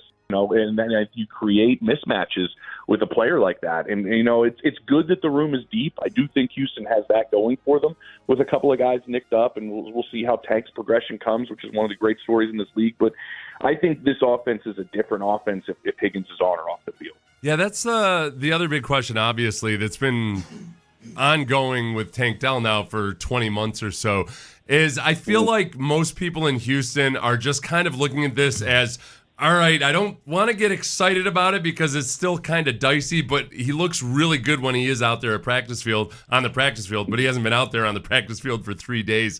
Do you have any kind of a sense for what the realistic expectations or hopes are for Tank from the Texans? I think, Seth, honestly, Houston has taken, in my opinion, the best approach with this. Like, because you mentioned 20 months. I was there in the stadium when the injury happened. And with everything that has, gone on through his progress, which has been outstanding, and you got to commend the kid for what he's put himself through to get to this point at least. I think Houston's done the right thing by not making sure they don't put a timeline on anything. Like, Steve and I had an in-depth conversation about Tank when we broke down every single receiver room in the NFL in like 30 minutes, 20 to 30 minutes on every single room. And when we were doing Houston's, it was really important, I think, Steve to make clear and myself to make clear from talking to people in the building, which was like, they're making sure that like this isn't going to be a linear progress even when he gets to the point to where he can be on the field, right? Like, there might be a time period of like, okay, he gets back, and then, all right, what are the next 2 days after he does this? Like, what's it like when the pads come on? What's it like when he goes up and there's going to be contested catches and his legs are going to be coming down, tangled up with other guys? And then how does he mentally do all of this? That's the other part that gets overlooked. Like, it's not just the physical side, but when you talk to anybody in the league who has been out for an extended period of time, it's the mental hurdles that you have to overcome as well. And I do think as an organization, they've made sure they don't put any added pressure on him as he's trying to figure these things out, both physically and mentally. There's clips you see. You guys see him at practice, right? I talk to people. It's like, man, this is awesome. This is great. But like, let's not push it, because there are still some things, because of how complex this was, like, that he needs to overcome. And I think Houston has had the right approach. What I'm interested to see is when he gets back on the field and it's in a game situation where that's at, how does he respond to those first couple instances? And then how does CJ respond? I think he plays actually a bigger role in this, from my understanding, than a lot of people can understand, and in what he's going to do and how he's going to approach it. And I think that's another layer to all of this, which is really, really kind of, it's like you can't take your eyes off it because of how it's going. But I think that at the same time, I think the organization is leading the way and making sure that everybody kind of is very cautious in the way they go about it. James Palmer joining us here on Payne and Pendergast on 95.7 The Fan. We'll talk about CJ in a second, James, but just in general, what are your thoughts about how the Texans have attacked this offseason, particularly on the offensive side of the football? Yeah, I think, honestly, Sean, like, what comes out to me is, and I remember when they made the Tunsil move and they were going to move on from him, and that was a philosophical change. It wasn't like one singular player. Maybe Laramie was tied to it, but it was like, no. Like, we are a bunch of badasses up front on the defensive line. We need our offensive line to match that. And I think, to me, that's been the biggest thing that comes out. If you talk about anybody about Rutledge, it's just like, how many times can that person bring up the word tough? Like, right? Like, that just comes up over and over again. And so when you look at him and the changes that they made up front, it's like, when I hear reports out of camp talking to people, it's like, oh, there was a stalemate today. Oh, it was kind of up front. It was kind of, defense got this one, and then the offense got this one. And, like, as good as that defense is, which in my mind and most of the people that cover this league is the best defense in football, if you can have a stalemate in practice with this offense, that's huge. Like, that's a big deal up front. And I think the philosophical change and the toughness that's been changed up front, which they wanted to do, and they knew it was going to be a process when I talked to people, it looks like it's getting there. And I think that's a big part of it. But also, there was so much new last year, right? Like, obviously a new offensive coordinator. CJ has more on his plate. The center's going to have a lot on his plate in the way that they run these things. So how does he handle it? And, all of this going into a second year, you can build. And I think, from what I'm told, Nick and CJ have really done a good job of, like, all right, now we can, we have a foundation. Let's go to the next layer of this. Let's go to the next level of this. I mean, we talked about Higgins. Like, he can go to the next level of doing different things in this offense because of what they've done. You get a smart back in David Montgomery. Like, I think we do forget, because there were such high expectations with a great defense and they won 12 games, that there was a lot of new on the offensive side. Now I think that you go into the second year of that and you tie it in with the toughness. To me, I think you're kind of like the opposite of the Cowboys, if that makes sense. You have an offense in Dallas that can put up more points than maybe anybody else in football this year, and if the defense just holds their own, like you have a legit playoff team, and when the defense continues to grow as the season goes, you have a Super Bowl contender. I think it's the reverse in Houston with the offensive side of the ball. So, and James, everything you just said about the Texans offense going against the Texans defense, I've spent the last 2.5 weeks feeling like I'm making excuses for the offense, but pointing out that, it does look a lot better this year than it did last year, but the defense is just simply better than the offense. It was really nice to see out there yesterday in that combined practice. Sean and I had to miss the first part of practice because our stupid bosses made us work. But I got out there, and my first my first impression was, who are these offensive linemen for the Texans that are like, there's actual holes, there's running lanes, the wide receivers are running scot-free through the secondary. This is crazy. And it flat out looked a lot better versus a lesser defense. And CJ looked really, really good too, which brings us to, all right, what do you think? I mean, we've kind of parked the CJ contract discussions off to the side. There still are a few weeks until week one of the regular season. Do you think there's any chance at all there's an extension? And if so, what would it look like? I wouldn't close the door on it, Seth. I really wouldn't. I mean, I do like that Houston has an approach, and I like the way that Nick handles a lot of these, is that they are flexible, and they will be flexible. Because I do think there's a lot of things to look at with the contract, which is why they're having, conversations. I would say this, like, if Bryce Young got a deal, like, before the start of the season, I'd be shocked. If CJ got a deal before the start of the season, I would be far less shocked. Like, if you're comparing the two guys that went 1-2 and are both looking for extensions, because there's a lot at play here. I mean, like, CJ has, and not to say Bryce doesn't, but CJ has shown flashes. You still saw that rookie year. You still saw the things that he can do. The mechanics are outstanding. Like, it's a confidence thing that plays a big part in it. They've seen him be really confident and have a great offseason in the way that he's played. But I look at the quarterback position as a whole and what happens if you don't get a deal done, and you have the ability for Drake May and Caleb Williams and Bo Nix and, that group to put this number at 60, above 60. Yeah. And then there's always that guy sitting in Baltimore where, hell, I work my tail off and everybody else does, guys, to try to figure out what's happening with Lamar Jackson and the Ravens. Are they going to get a deal done? Because it's unlike anybody else. He doesn't have an agent. He might just walk in one day and go, yeah, I'll take your offer, because it's sitting there. And he might push this thing to 70. And what does that do for everything else at the quarterback position? And so I do think there's a tap dance here going on contract-wise, but in the way that CJ's been this offseason, I think he's only helped himself in the perception of, this is our long-term guy and this is the type of contract we want to give a guy. When you think about the work that he's put in with Nick and the way that they've kind of tried to grow this thing, and the confidence part that I brought up is a big aspect of where things go moving forward. He has everything you need to be an outstanding quarterback in this league. Hopefully he has some time to throw a football. That's going to be a big part of it. Does he have a run game? Like you mentioned the whole stuff. It was like, I think these running backs were hit at or behind the line of scrimmage consistently last year. And so can all of that come together to help a quarterback is a big part of it in the second year with a play caller. But he's done his part, I think, even though we're not in games. And I know there's a bad taste in everyone's mouth from the way the season ended. At least he's shown like growth from the people I've talked to this offseason, and I've heard he's had a great camp. I actually got a text you mentioned yesterday about going to the joints. I got a text yesterday that was like, hey, CJ had a day. And so that is happening. Contract stuff, I think, still ongoing, but we'll see. And if it doesn't happen, I don't think it's the end of the world either. So we're talking to James Palmer. James, before we get you out of here, then along those lines, I think you laid it out perfectly.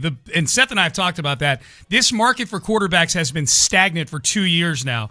It's sat at 60 with Dak Prescott for 2 years, and everybody else is at 55, kind of hovering below Dak. The roof's going to get blown off at this offseason. So with that in mind, Will Anderson got 3 years, $150 million, most of it guaranteed. If the Texans offered that same contract to C.J. Stroud, $50 million a year for 3 years, most of it guaranteed, who says no? Or if that's the deal, let's say that's the deal, who would say no to that? The Texans offering it to CJ, or CJ getting it offered to him by the Texans? Man, like 50 to me is under market value for where the position is going. So I think you have to put into play, like, where CJ stands, and then more specifically where David Mulugheta stands. And David is about the best in the business at how this goes. And so do they want to take that? And in 2 years, Houston's sitting here going, we have an absolute steal, and CJ's kind of kicking himself. But at the same time, the length is helpful because you get another bite of the apple, which is always a big, big part in these contracts. So, yeah, that'd be tough, but I would say you don't see – just my opinion, you don't see David take those deals very often. I agree. I think CJ would say no to that. I agree with you on that. I want a guy that's going to bet on himself. Yeah. You know? Yeah. Oh, yeah. Totally. And I think Houston would be fine with it. Like, if he turned it down, I do not think they would be offended by any stretch with the way that Nick does business. Yeah. No, things seem very cordial right now. So there's none of this Baker Mayfield drama going on here at camp. So there is that. He's calling out the organization. Yeah. Disrespect. James Palmer, he is the NFL insider for Amazon on and the NFL on Prime on Amazon. On Thursday nights. Your first one, James, you're going to be at the first regular season game, I think, right? First regular season game at the new Highmark Stadium, right? I believe that'll be it. Week that'll 2. Be, where we start. With the first one we don't have, which is in Australia. Yep. The first Thursday night game. So week 2 is our kickoff. You should show up at that one, though, and be like, hey, I was told I was doing games on Thursday night. You should show up in Australia for the game. Just fly myself to Australia. Nothing like 48 hours total of flying for a practical joke. Yeah. It's called the exact same thing. I was like, this is an Andy Kaufman type. Yes. It's called commitment to the bit. That's what that is, man. Yeah. You'll probably be one of the few people at Highmark with an unobstructed view. That'd be nice. That's what I hear. That's what you get with the gig. Yeah. That's what I hear. It only complicates matters when they're the ones that paid for it. That just makes things just a little bit more true. Like, these are our tax dollars. Okay. Yeah, that's true. And I know you've looked this up. Week 11, November 19th, Colts at Texans. That's when we get to see you here. Yep, that's right, baby. I'm excited to see you guys down to Houston, one of my favorite stadiums, obviously, and one of my favorite food cities. It's not my number one food city. Yeah. Now you're talking. Sean, I did one of the most impressive athletic feats I've ever done in my entire life in front of James last time he was here. What'd you do? I had some food in my hand and a plate of food. I dropped it and caught it with my other hand before it hit the floor. It was sideways. You remember that, James? I remember this. It was tremendous, and since you kind of and you stayed on the balls of your feet, it was just one after the other. It was in a good football position, the power Z. Yeah. Nick Caceres, see this? Can this guy still play? Oh yeah. Little H-back out of the backfield, down in. Sean, you would have thought it was AI. Yeah, and this was before AI was as good as it is. Yeah, that's great. That's great. Hey, James, congratulations, man. We couldn't be happier for you. Looking forward to seeing you on all those Thursday night broadcasts and seeing you when you get to Houston, man. Good luck. Appreciate it, guys. Good talking to you. You too. That's James Palmer. We'll catch up with him again, I'm sure, before he gets to Houston in Week 11 against the Colts. I'm really happy for him. That's a great spot, man. I forgot to advise him to be less ethical moving forward. I feel like his ethics his instincts will kick in. Yeah, that's true. Yeah, he'll be He fine. might be one of those rare Steve Carell types that makes it in show business without being a complete prick. Being a good guy. Yeah. All right. All right, everybody save me your text about whatever he's done. I don't want to know. Yeah. Oh, Seth, he got canceled last week. I don't want to know. Yeah. You had an exchange with C.J. Stroud yesterday. Yeah, we're gonna hit exchange. That. Okay. It wasn't a bad. It wasn't no. But I am curious what the audience's reaction is to the back and forth you and CJ. I've seen some people that were disappointed in CJ's answer. To yes, this one. So we're gonna play that for you coming up next. We have a ticket giveaway coming up in the 9 o'clock hour. But before we talk about that, I want to tell you about the Men's Tea Clinic and what they've been able to do for me with my quality of life. The testosterone.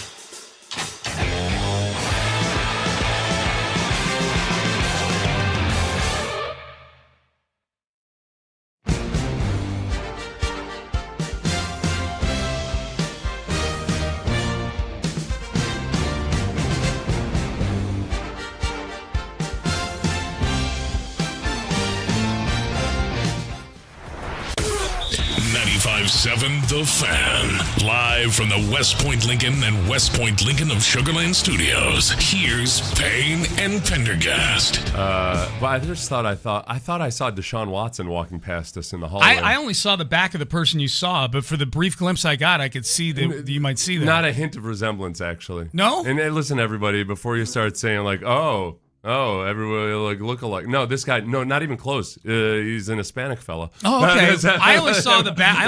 Wasn't even anything close to Deshaun. I think it was the way he was wearing his hat and just his body type. Yeah. And because I was reading something about Deshaun Watson. Okay, I just saw the back of yesterday his head. yeah. I'm like, oh, okay, I guess so. Yeah. Got Deshaun Watson on the brain. I guess so. Going to be the starting quarterback in all likelihood in Cleveland. So get used to it. Mm-hmm. Think he'll be the starting quarterback in Week 10 when the Texans play them?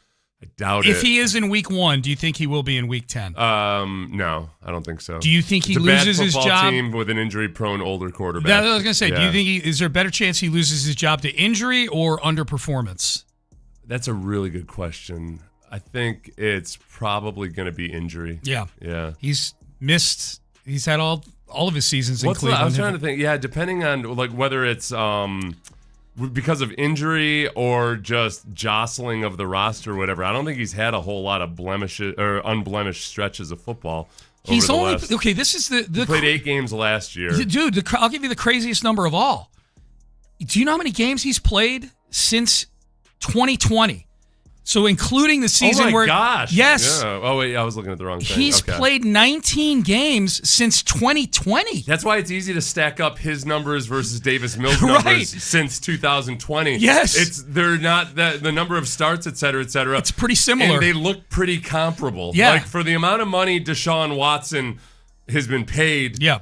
To play like Davis Mills, yes, they could have just traded for Davis Mills for, I'm guessing, far less draft capital. Right. Yeah, I'm guessing. I'm guessing. Probably not 3 or they could have drafted picks. Davis Mills. Could have drafted him in 2021. Say, They could have, actually. Yeah, they could. Every team could have. He had, a couple of times. It looks like the longest stretch he's had since then has been 7 games last year.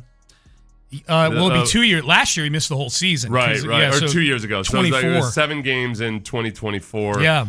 2023, he played 6 games, but that was because of the suspension at the beginning of that season. No, 22 was a suspension. 22 was a suspension. Yeah. Okay. Yep. 22 was a suspension. He played 6 games in that season. 23 was when his season ended with a shoulder. Yeah. And then 24, his season ended with an Achilles. Okay. And then he tore that same Achilles again. Didn't play in 2025 at all. Yeah. Now here he is, your starting quarterback in all likelihood for the Cleveland Browns. So we'll see what happens.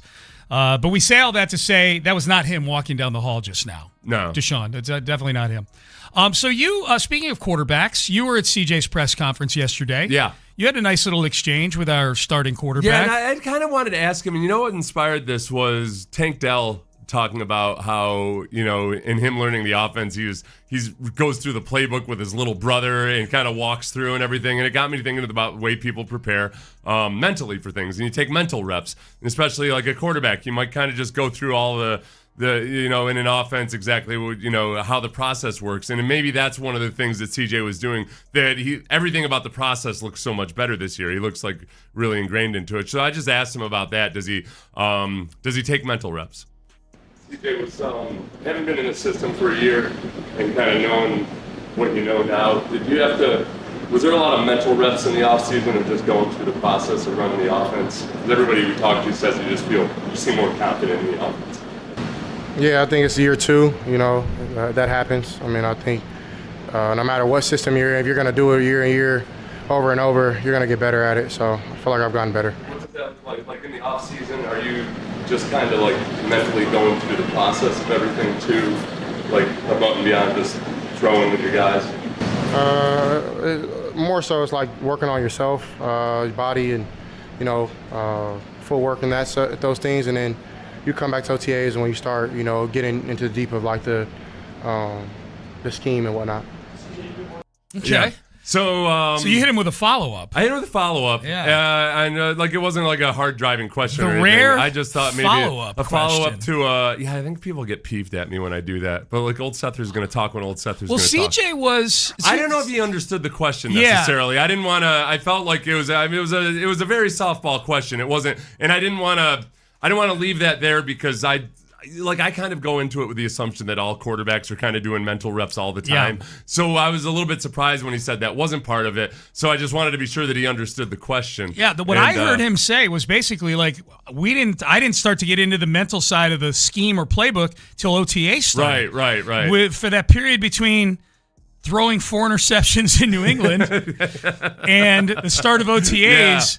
He was working on his body and footwork and things like which are also great things to work on. Right. Yeah. And by the way, the results show like he does look a little different. And I actually spent a good amount of time thinking about this afterwards. I wish he'd worked on the mental stuff. I'm a big mental rep guy. It doesn't mean that, and I know a lot of other quarterbacks are. It doesn't mean that's the only way to do it or anything. But I think all of us, you watch Days of Thunder and Cole Trickle's showing with the sugar packets how you draft and things like that.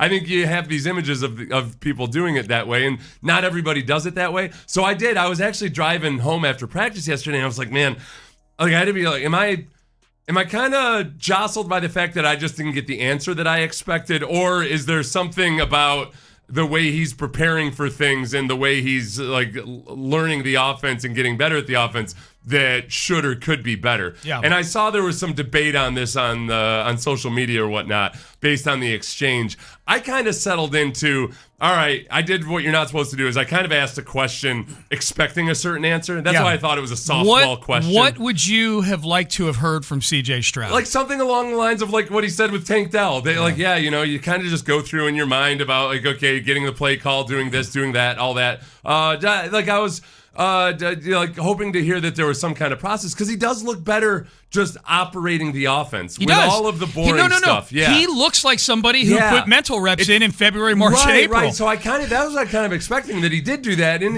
he explained that no, my process is more working on the physical and like when he says mental. I think he's almost talking about the sports psychology part of it. He doesn't ever expand on it.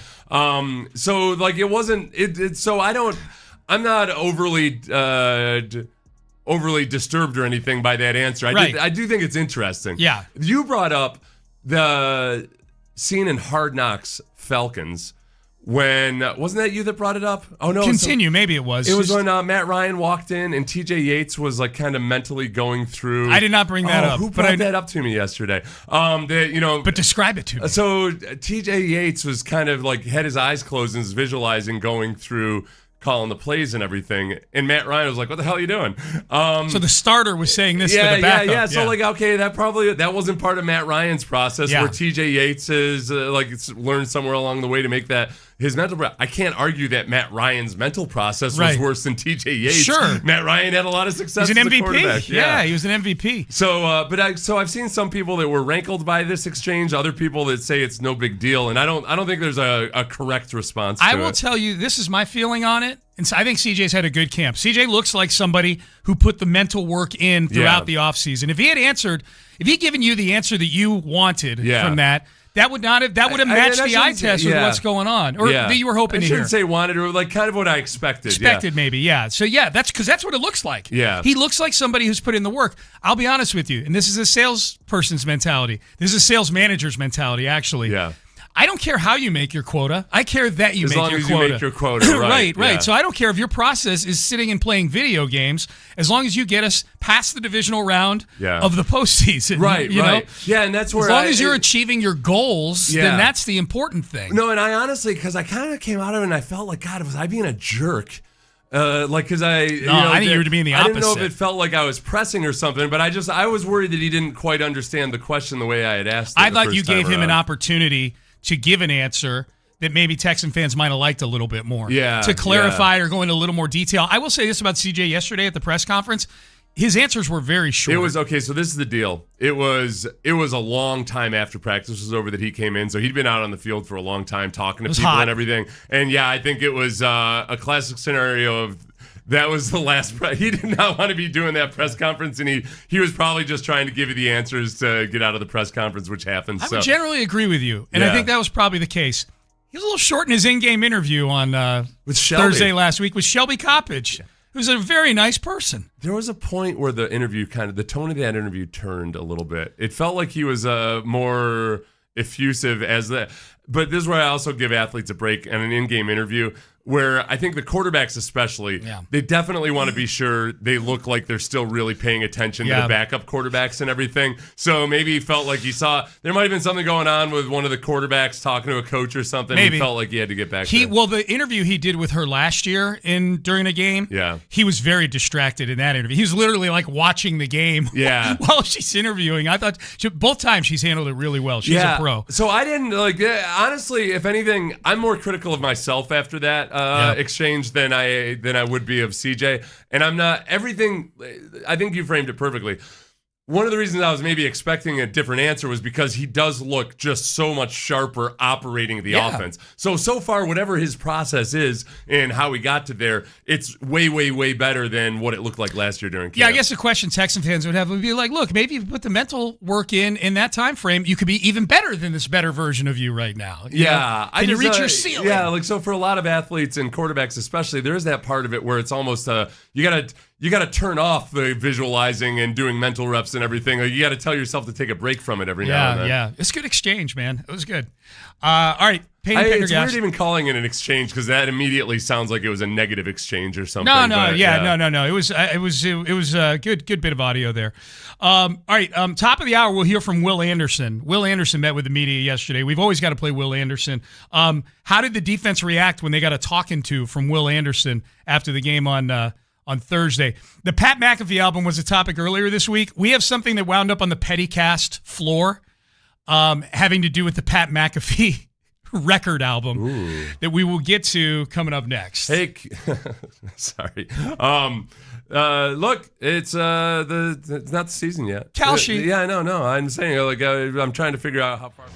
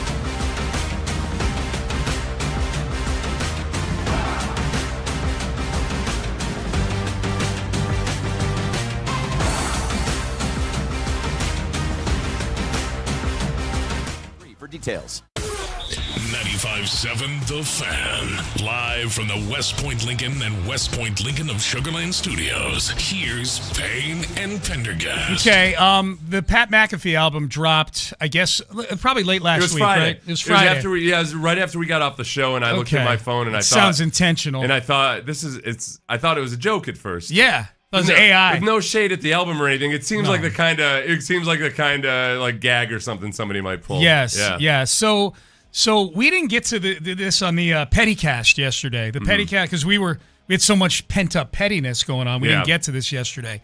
But we had talked about with the McAfee album. Petty across the room. Yeah. Yes. So pent up. This, I guess, just to give some foundational context here. For those who haven't heard any of the McAfee album yet, let's play 20 or 30 seconds of it just so they have a flavor for what this sounds like. But this is the very first song, Pitbull in a Mugshot by Pat McAfee. Rest in peace to the greatest dog of all time, Valor.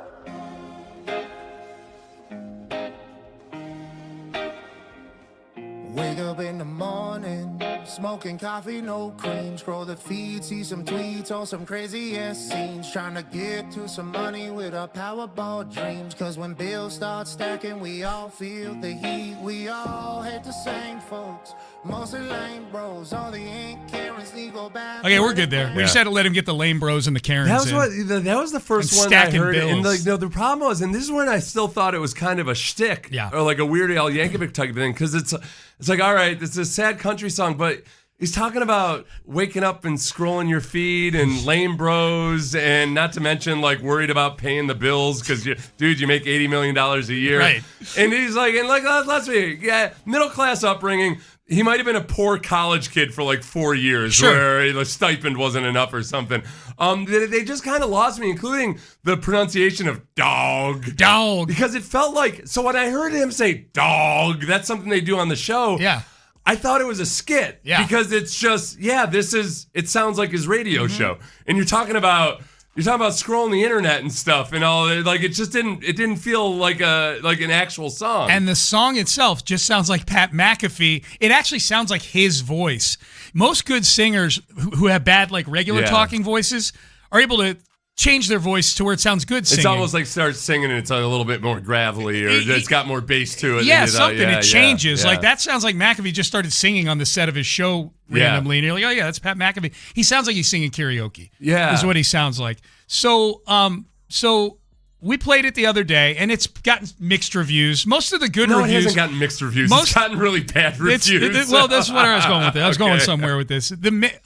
It's gotten mixed reviews, and the mix on the good side have been all ESPN people. Right, yeah, gotcha, yeah. That's where I was going with that. I actually sought out some musical reviews from publications that do music reviews, and they are not kind, The ESPN people either that go on his show or probably feel like Pat McAfee's running the place, even if he's not, because he seems to be clearly the most powerful personality there. He's by far the highest paid, and he's on everything. So ESPN people are touting this thing. Dan Orlovsky went a little over the top. Dan Orlovsky tweeted, "This album is legit good. Not just good. You know who's petty about this? Oh. Dave Portnoy. Oh, okay. Of Barstool. Well, I would point out, too, that Orlovsky is also known for giving positive reviews of chicken breast with no seasoning and stuff like he's... weird takes. I feel like this might have been a backhanded, like, Orlovsky knowing that nobody respects his reviews of things. By giving a really positive review, it's like, this is the baked, uncooked, unseasoned chicken breast of albums. Yeah, here's Portnoy makes an important distinction about Orlovsky's evaluation of Pat McAfee. Pat McAfee obviously came out with his album. It's created quite the emotion. Listen, a guy can do whatever he wants to do. Did I think it was good? No, I thought it was horrible. But Dan Orlovsky McAfee made the album. Fine, he wants to make music. He wants to auto-tune. He wants to do whatever. But for Dan Orlovsky, am I saying his name right? Yeah, Orlovsky. Orlovsky. To tweet, this album is good, not ironically, and become actually the bigger joke of the entire thing. You can't do the double good. Like, if I do something horrific and Barstool employees want to, bow down and kiss my butt, fine. But if you're going to do it, you got to do, when something is just clearly not good, you can't be, it's good. And he's getting he became the biggest joke of the whole thing. Yeah, okay, so I agree with Portnoy on the good. Orlovsky is over the top on the compliment. I love the low-key shade that Portnoy threw it in by saying, he knows how to pronounce Orlovsky's name right. Am I pronouncing his name right, Yeah. Orlovsky? That's the equivalent of the thing that Arian Foster did, where he asked the guy to turn around so he could see the name on the back of his jersey. I don't even know who you are. What's your name? Turn around. Oh, I don't even know you. Yeah, That's what Orlovsky that comes is. off looking like a bootlicker on that one. Big time. Not a bootlegger, a bootlicker. No, bootlegger's way cooler. He's bootlicker. he's bootlicking Pat McAfee's try-hard sneakers. Yeah. I wonder if I've always wondered if I were an author, and like your friend asks you to write a review of your book, but you think it's a trash book. That's got to be a tough moment in life. Like what would you do if I wrote a book? Yeah, and I put my heart and soul into it. Yeah, I think I'd write a good book. Yeah, but you read it and it wasn't your cup of tea. But I asked you specifically. I'm like, Seth, I would really love for you, as my longtime radio partner and friend, to write this review of my book. But you didn't like it. What would you do? I'd write a nice review of Shanti Pendergast, the person. Seth goes by if you can't say, as a reviewer, Seth goes by the old rule: if you can't say anything nice, don't say anything at all.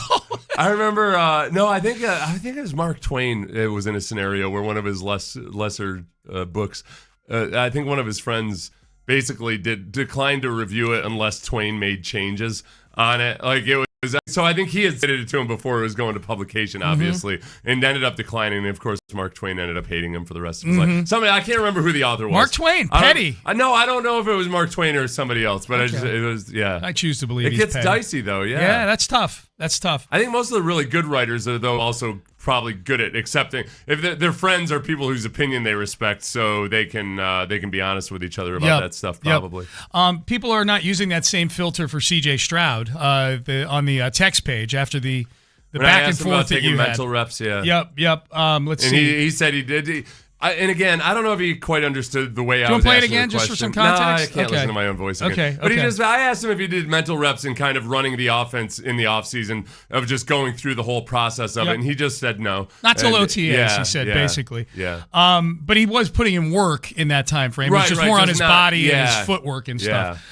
Basically, CJ's text. Basically, CJ is saying he's on the couch playing video games during the offseason and not learning his offense. He's a moron. That's a little extreme. He's not a moron. He talked about how he was working on his footwork and everything. Yeah. I think he segmented the offseason into, okay, I got to get my body right, and then we go and get my mind right. He's got a process, all right? Maybe he's got the text message. Maybe he's got the scheme down, and he just needed the rest of the offense to get on the same page. Yeah.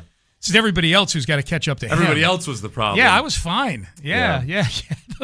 If you go back and look at the film of those 4 interceptions, what you're going to see, ... Well, you know what, honestly, though, that part of it, too, I always found it intriguing that Peyton and Eli Manning every offseason would go and work with David Cutcliffe at Duke and start from the ground up on reading coverages and everything and kind of just going through the process. So I was thinking about it through that lens, too, of like quarterbacks just kind of always trying to hone the mental side of things. Seth, maybe if you would have asked him if he were having visual reps instead of mental reps, he would have agreed. That's true. Yeah, it could have just, and that's why I asked the follow-up question. Is I 100% agree with that text that I might just not have. I don't think I might have framed it the proper way. Yeah. Well, this texter says, Seth, great question, great job. Oh, thanks. Yeah, good job. Like I was just saying it, I phrased it pretty much exactly the way it needed to be phrased. Yep. Yeah. There's a person who was. I was joking. I was sorry about myself. That. All right. I was getting ready to read the next text. Doing that thing where I said something sarcastic and you went along with it wholeheartedly. There's a sorry about that. So there's a listener who had been driving since the beginning of the show. Yeah. And said, I'm gonna drive for as far as I can and let you know when I have to switch to the Odyssey app. They just had to switch like 13 minutes ago. Oh, okay. They've been driving for a couple of hours. Oh, really? Where's Refugio, Texas? Okay, I'll look it up during the break. Sounds like somewhere where there's a bunch of people got killed at some point. Yeah, it's a hard name. Yeah, Refugio, Texas. He said he's 20 miles south of there, and then he had to switch to the Odyssey app. It's a much better signal on 95.7 The Fan. All right, Payne and Pendergast, into the 9 o'clock hour we go. Will Anderson Jr. met with the media yesterday. We've not heard from Will. What did Will think about Sheldon Rankins' Will Anderson evaluation of him being able to wreck practice at the flip of a switch? And how did the team react to Will's talk to them after the loss to the Chargers on Thursday? There's some good stuff from Will Anderson, and it's coming up next. 95.7 The Fan has officially taken off.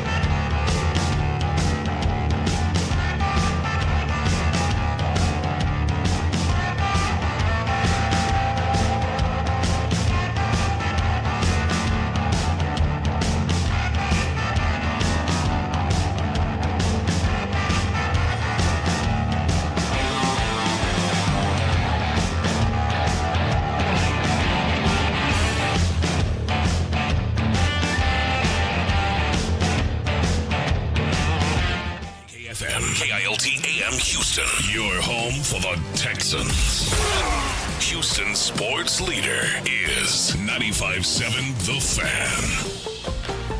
95.7 The Fan presents Payne and Pendergast. Yeah, man, I think we picked it up right where we left off at. Everybody swarming to the ball. Of course, when we watch the tape, there's going to be room for improvement as always, but that's what practice is. That was like first time going against another opponent, first time seeing another offense in short notice. So for us to just go out there and do what we did, man, I felt the energy. We could pick it up a little better, but ultimately just keep growing, keep getting better, and keep playing to our standard.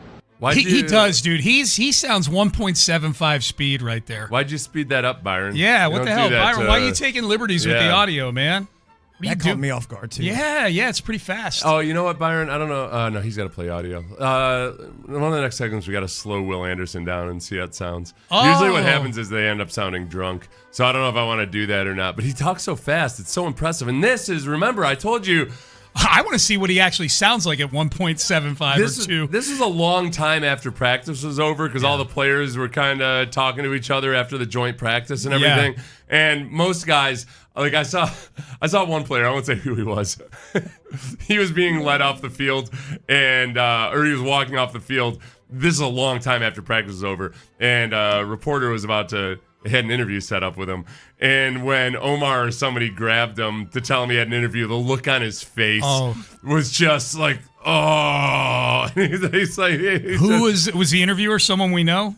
Yeah, but then people are going to know who this was. The guy was cool. I'm sure it's going to be a good interview and everything. I just don't want to make it look like the guy was being a jerk. I wasn't asking you to give me a name. I was wondering if it was someone from here or if it's one of those like it was somebody from here. Yeah. I don't want to paint an overly negative image of the player or anything, but because I've been through that myself. It does, man, when it's after a hot practice and then maybe if it was something like that where you spend another half hour talking to people, you got a therapy session you got to get to or film or something, and then all of a sudden you got to do a press conference. It sucks. No, it sucks. Yeah. I was just wondering because if it's somebody you know and you see every day, you're like, all right, I see this guy every day. But if it's somebody who's never there, jackass gonna make me talk. But so I say all that to say how impressive it is that Will came in there and was on full leading a sales meeting energy full right tilt, there. Man. Yeah. Full tilt. By the way, thank you to I made 100 cold calls after that. I was ready to go. I don't even know what I'm selling. Yeah, I'm just trying to get the appointment. Yeah. Refugio. Sorry, I didn't know that. Refugio, Texas. I mispronounced it. Yeah, the G is pronounced like an R. It's the birthplace of Nolan Ryan, actually. Oh, he's born in Refugio. I guess so, according to a texter. Yeah. Okay. So, but the reason it came up is because we had a listener who and this would check out time-wise because he texted in the 6 o'clock hour and said, hey, guys, I'm getting in my car. I'm going to listen on 95.7 The Fan, and I'm driving in a direct line away from Houston. Yeah. And I'm going to see how far I go before I need the app. Refugio is 2 hours and 20 minutes from here. It's 160 miles. Damn. He didn't have to flip to the app till 20 miles after Refugio. Mm-hmm. So almost 200 miles away. He was just like carrying a spool of fiber optic cable along with him. There's just unspooling as he drove along with his the whole way, signal man. The entire time. The whole way. That's where I think the only time I've ever really seen Refugio is when I'm looking at Nolan Ryan's bio. Maybe I always remember that he's not born in Elvin, but that's where he was raised. That Refugio. So now I'll pronounce that right. Apologies to all the refugees out there. Refugees, I think that's what they call them. Yeah. Here's Will Anderson Jr. talking about the process to get to their goals. Yeah, strength, physicality, and precision. Those three things right there. We've been talking about that for the last couple of weeks, man. How does your strength look? How does your physicality look? And how does your precision look? And that's what's going to get us to the big show, man. But if we just got to come out here and keep being consistent. Every day showing up, being the same guy, being the same player, being the same teammate, and coming out here and executing. You know, Rank said something really good. He was like, man, like, being a pro, you can't keep letting the coach say the same thing to you. And I think for our team, we can all take heed to that. Like, let's not keep correcting the same thing. Let's not keep having coach go over the same technique that he's been going over since the beginning of the camp. And that's one thing that we really been trying to hold our hands on is like, man, let's get it fixed right now. So when the game comes, we already know what to expect and we can get it done because we did it a million times in practice the right way. I sent that last clip, the second part of that clip where he says you can't let the coach keep telling you the same thing.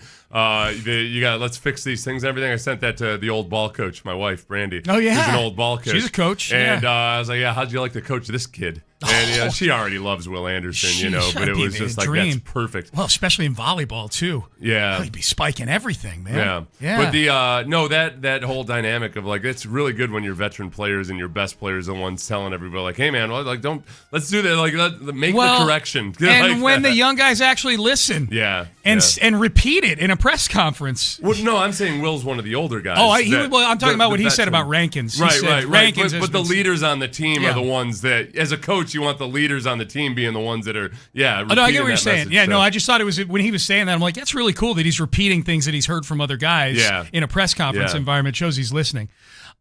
Speaking of Rankins, here was Sheldon Rankins. This is last week, talking about Will Anderson and just what he's capable of doing to a practice or a game. I think the turning point for players of his caliber is like when they realize that when they want to take it over, they can take it over. And I think he's getting to that point where, he realizes if he wants to shut practice down, he can shut it down. Like if he don't want them to get a playoff, they won't get a playoff. He don't want them to get a pass off, they won't get a pass off. He want a TFL every play, he can go do it. So I think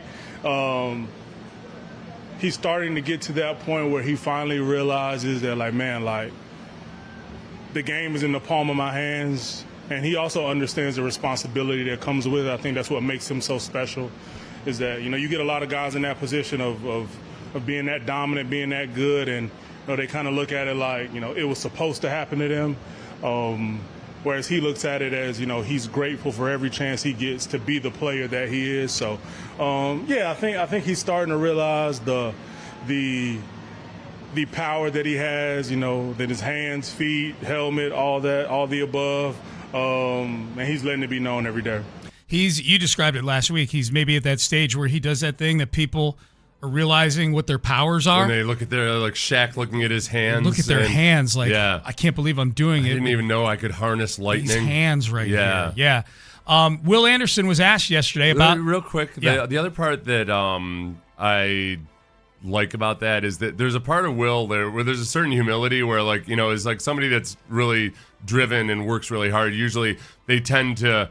Part of the thing that drives them is like they don't feel like they're that guy. They try to become that guy, and it's the old Dunning-Kruger effect where people who are incompetent tend to judge their competence higher than it is. Where people who are extremely confident tend to underestimate their competence. I never heard it. What's it called? The Dunning-Kruger effect.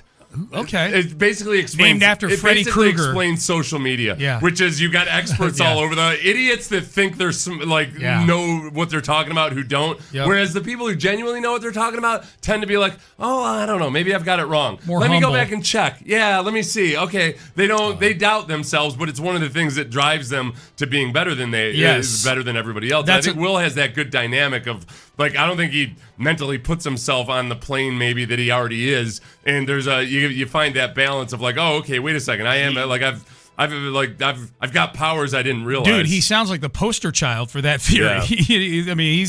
He is that to a T. It's a mental bias where people with low skill or low knowledge in an area vastly overestimate their own competence. Okay. Yeah.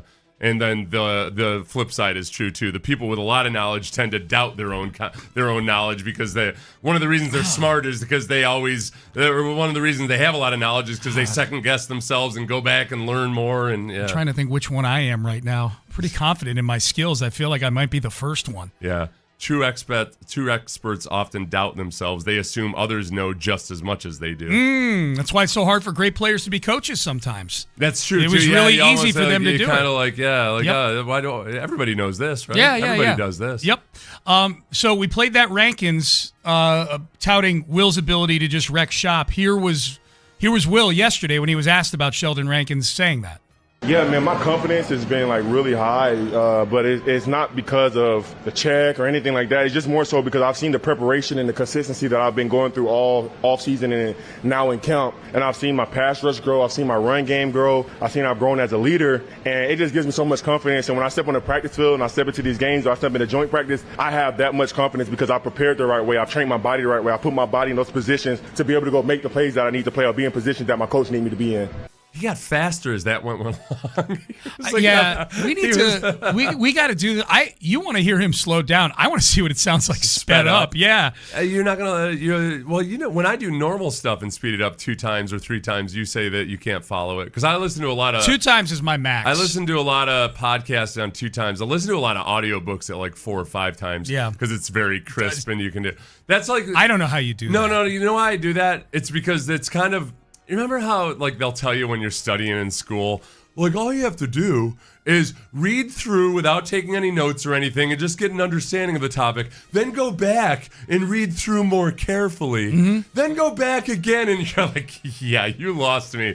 You lost me a long time ago. That's a lot of time. If you have an audiobook, because I have a lot of books where if it's like a nonfiction thing, I've got the audiobook and I've got the Kindle version. Yeah. So I listen through one time real fast. And then I go back through and read it like a normal. So you listen book. first and then read it. Okay, gotcha. I get the gist of things, and then I go back through and read it and like enjoy it and think about it more. Okay. Yeah. Do you find when you read stuff, like when you read books, like you're reading it, but your attention is kind of waning while you're reading it? That's very common. You're not alone in that. Because I could see where your method is probably pretty helpful in that. Like if your attention happened to wane a little bit while you're reading, you're like, well, I knew already because I listened to the book. You know? No, not necessarily. Okay. I still go back and read it. The first listen through is specifically like I don't think I really understand it after the first listen through. I got you. The reading part is where I feel really like it frees me up to read it the next time. Where I've got a feel for everything, but it's like with each paragraph, I'm like, oh yeah, oh wait, no, that's okay. So that's what that means. You've got a method. Yeah, that's what you answered yesterday when the question of the day was like, what's your equivalent of Tommy John surgery? Yeah, something somebody could name after you. That would be it for me. Like the listen to it on 4 times speed, then read the book. Yeah, that's the Seth Payne method. Yeah, I've never heard of anybody doing that before. I thought I kind of just stumbled into it. That's all right. It's got you know what else I do though too is that gives me it kind of helps me screen if I listen through it the first time and I'm not really intrigued by it, then I'm like, okay, I'm not going to bother buying the Kindle or the paper version. Oh yeah, that's and I good. prefer the paper version, except that I always lose them on an airplane.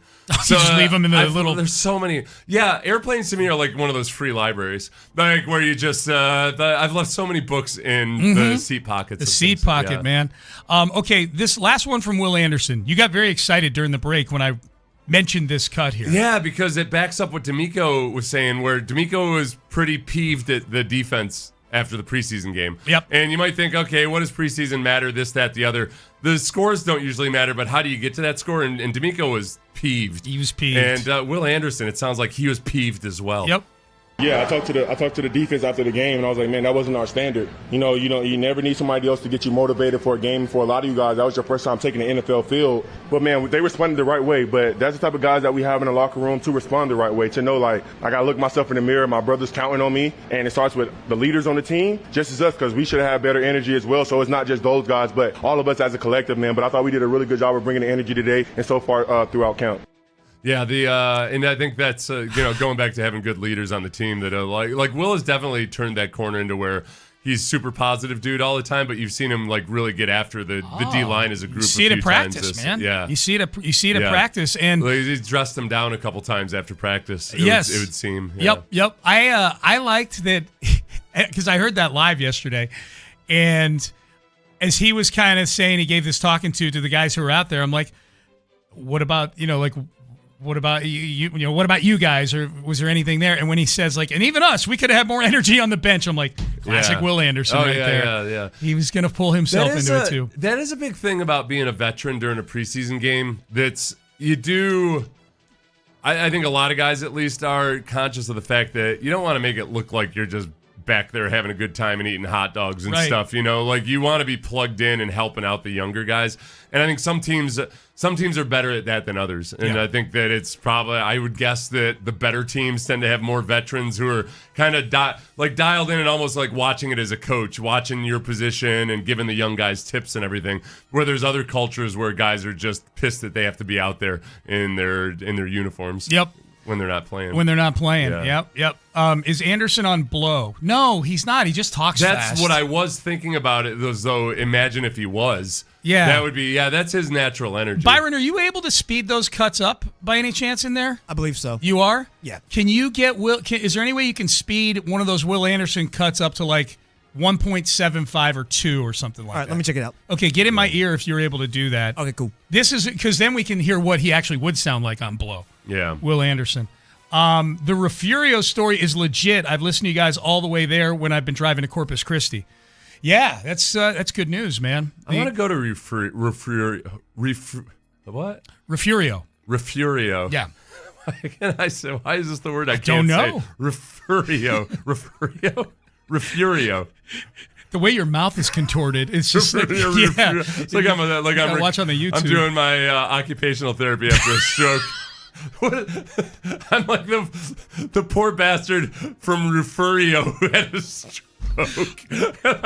Seth, where are you from? Refugio. Of all the cities poor stroke Seth had to live in.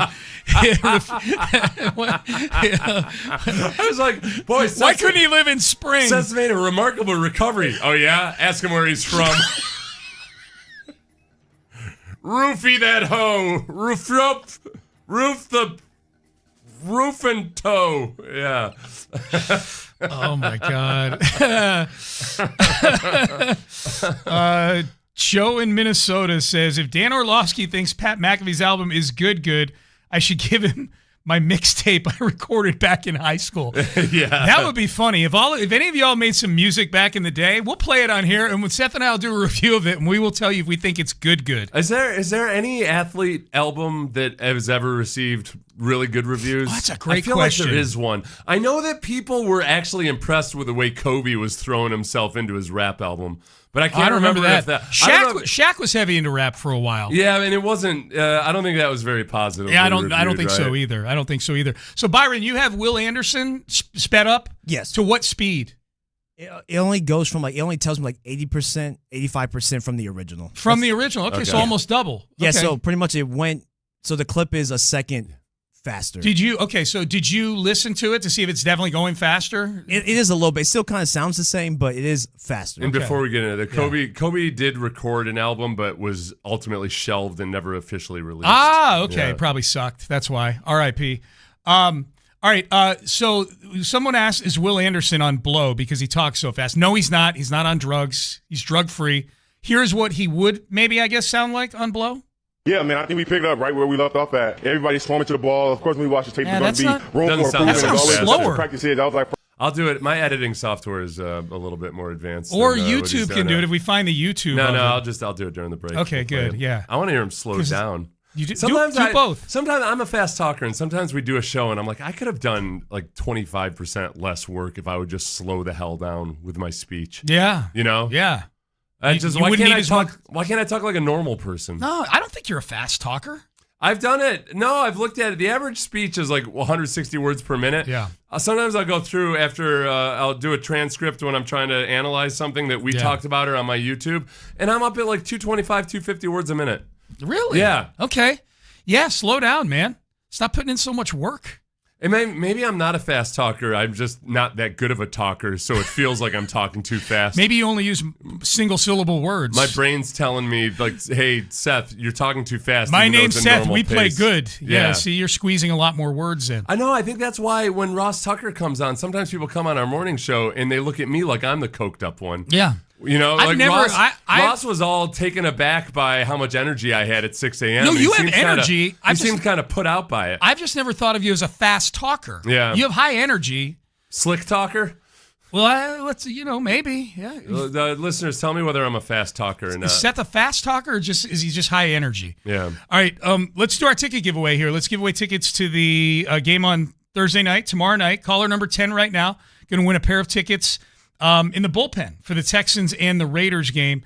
That takes place tomorrow night. You can hear that game right here on 95.7 The Fan. All right, coming up next, let's look at the Raiders side of things. What are the Raiders' impressions of what they've seen? At least one Raider expert in particular from the Houston Texans yesterday at joint practice. This will get you excited if you're a Texan fan that this is how the other side sees your team. It's coming up next, but first...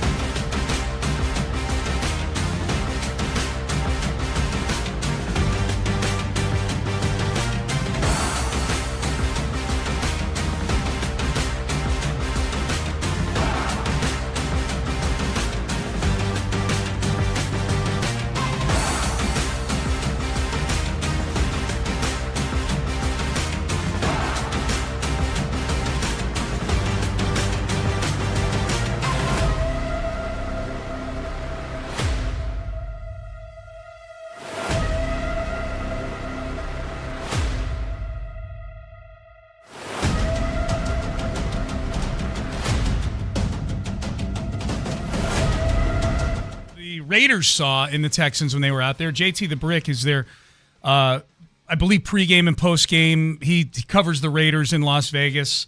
Former Jim Rome Smack-Off champion. First ever Jim Rome Smack-Off champion back in the day. He parlayed it into a radio career way before I did.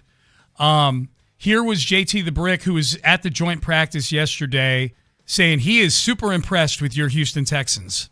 I really believe that you have to look at this Houston team as a Super Bowl contender. This could be the best defense, the number one defense in all of football. They are stacked on the defensive line. They are stacked at edge rusher. They have linebackers who can play side to side, but their secondary is very impressive. They just look different. They're big and they're strong and they're ball hawk. Not that the Raiders don't have that, but the Raiders do not have the secondary of the Houston Texans. Not even close. So for the Raiders, as they were going up in drills on defense, and the Raiders were going up against some of the star players for Houston, I didn't see him get exposed. But you can tell Houston is good to the point where they're borderline great. This is going to be a tough team for anyone to beat. If I had to choose in their division, and Jacksonville was really good last year, very good team, I'd go with Houston. I believe after what I saw today that Houston is better than Denver and they're better than the Chargers. So good luck beating this Houston Texans team. Okay. Yeah, good luck beating this Texans team. Yeah, and he's bringing I don't up. know who he's talking to there, but good luck. Yeah, good luck. I'm sure he's bringing up Denver and the Chargers because that's a division they play in. Yeah. So he's kind of giving you sort of a barometer as to where these Texans stand. Yeah, and it's not, obviously the defense being as good isn't groundbreaking news or anything, but the offense and how effective it was impressive. Yeah. And maybe the Raiders defense ends up being the worst defense in the league. It was such a different look from when the Texans have to go against the Texans defense every single day. And even though the offense has done some good things and it looks way better than it was last year, they've never looked like they did versus the Raiders yesterday. They were just taking chunks of yardage at will. Yep. And at times, this will be what drives D'Amico crazy. At times, the only unit that could stop the Texans offense was the Texans offense, either with penalties or really penalties. I think there were a couple holding penalties, a false start. But by and large, they were opening up holes in the run game. Receivers were running wide open across the field and downfield. CJ's interception on the last offensive series, it was an underthrown ball, but it was Woody Marks wide open down the sideline versus Quay Walker. So, as far as the offense functioning on that play, that was really exciting to see, too. CJ's going to have some errant balls. I don't get overly worked up about that. That hasn't been an issue in camp or anything. So, didn't work out on that play. But for what you're trying to accomplish, everything else on that play, except for the little minor detail of the interception. Was really, really good. Got open, man. No, and his arm was really good the rest of the day.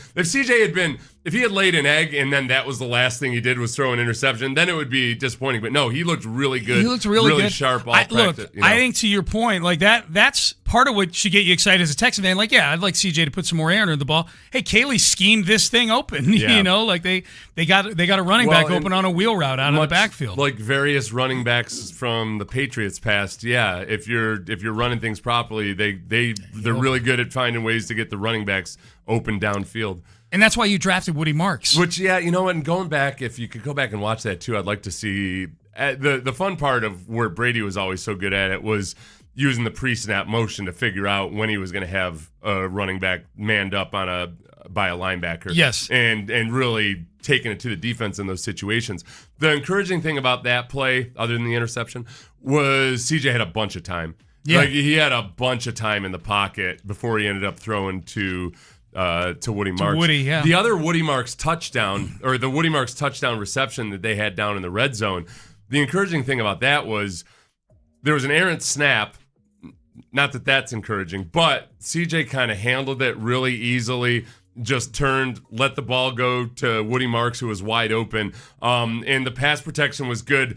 Blake Fisher was in the process of getting beat, but the ball came out on time. So it wasn't, I don't think there was any gray area. It wouldn't have been a sack or a QB hit in the game. CJ got rid of it before Max Crosby would have gotten there. Yep. Okay, goes back to CJ and the back and forth you had with him in the press conference asking him about mental reps Yeah, I kind of previous asked hour. whether he like spends time in the offseason doing mental reps, just by himself going through the process of the offense. And he said he doesn't. He works on his physical, all the physical stuff and his footwork and everything. And then when he gets to OTAs, he does the mental part. And I just saw that people were debating this a little bit on the internet. This is somebody taking up for CJ. Yeah. It's quite possible he just needed to decompress mentally. He took a lot of crap at the end of the season in January. Yeah. And that's where I tried to, really, I wasn't trying to present that, I can't believe he's not doing this or anything. It's just, okay, that's part of his process is getting his body right and everything. And then when you show up to OTAs, that's when you really try to hammer down all the mental stuff. Text message, disabled veteran here. Can we stop there? Thank you for your service. Disabled veteran here. I watch you guys on YouTube. I'm a little behind. I'm laid up in bed on pain medication. I laughed so hard that you guys hurt me when you guys talked about Mendoza and Cousins. What did you guys do at work this morning? We injured an already injured veteran. Right. Sorry, I apologize. Via laughter, okay? Yeah. Not like we walked in and hit him with something, all right? He's laughing on pain meds, though, too. So I don't know if we were actually being funny or not. If that was just so that was when we played Mendoza. We had a dork off. Kirk Cousins was basically begging people to touch him anywhere they wanted, but other his than arm. his arm. Yeah, and He's got a Mendoza thing about being touched on the arm. And Mendoza was giving a TED talk on how an offense runs in the NFL. Well, how do you think Mendoza's act? Hey, Byron, can you pull that clip up of Mendoza? We got it right here. We have it already. Yep, we got it right here. Go ahead. Yeah, I would say that it is tough. However, everything that is tough, you wouldn't want something to be easy. If it's tough, it's worth it, and that's why it works at the highest level. And it's great because the teammates, we rely on each other. We rely on the receivers to make the right timing and right route. The receivers rely on the quarterback to throw in the correct timing. The linemen rely on the quarterback to get it out on time. The quarterback rely on the lineman to give them that time to throw it. And then the tight end, there's so many different variables of it. And when we all rely on each other, I believe it makes us closer.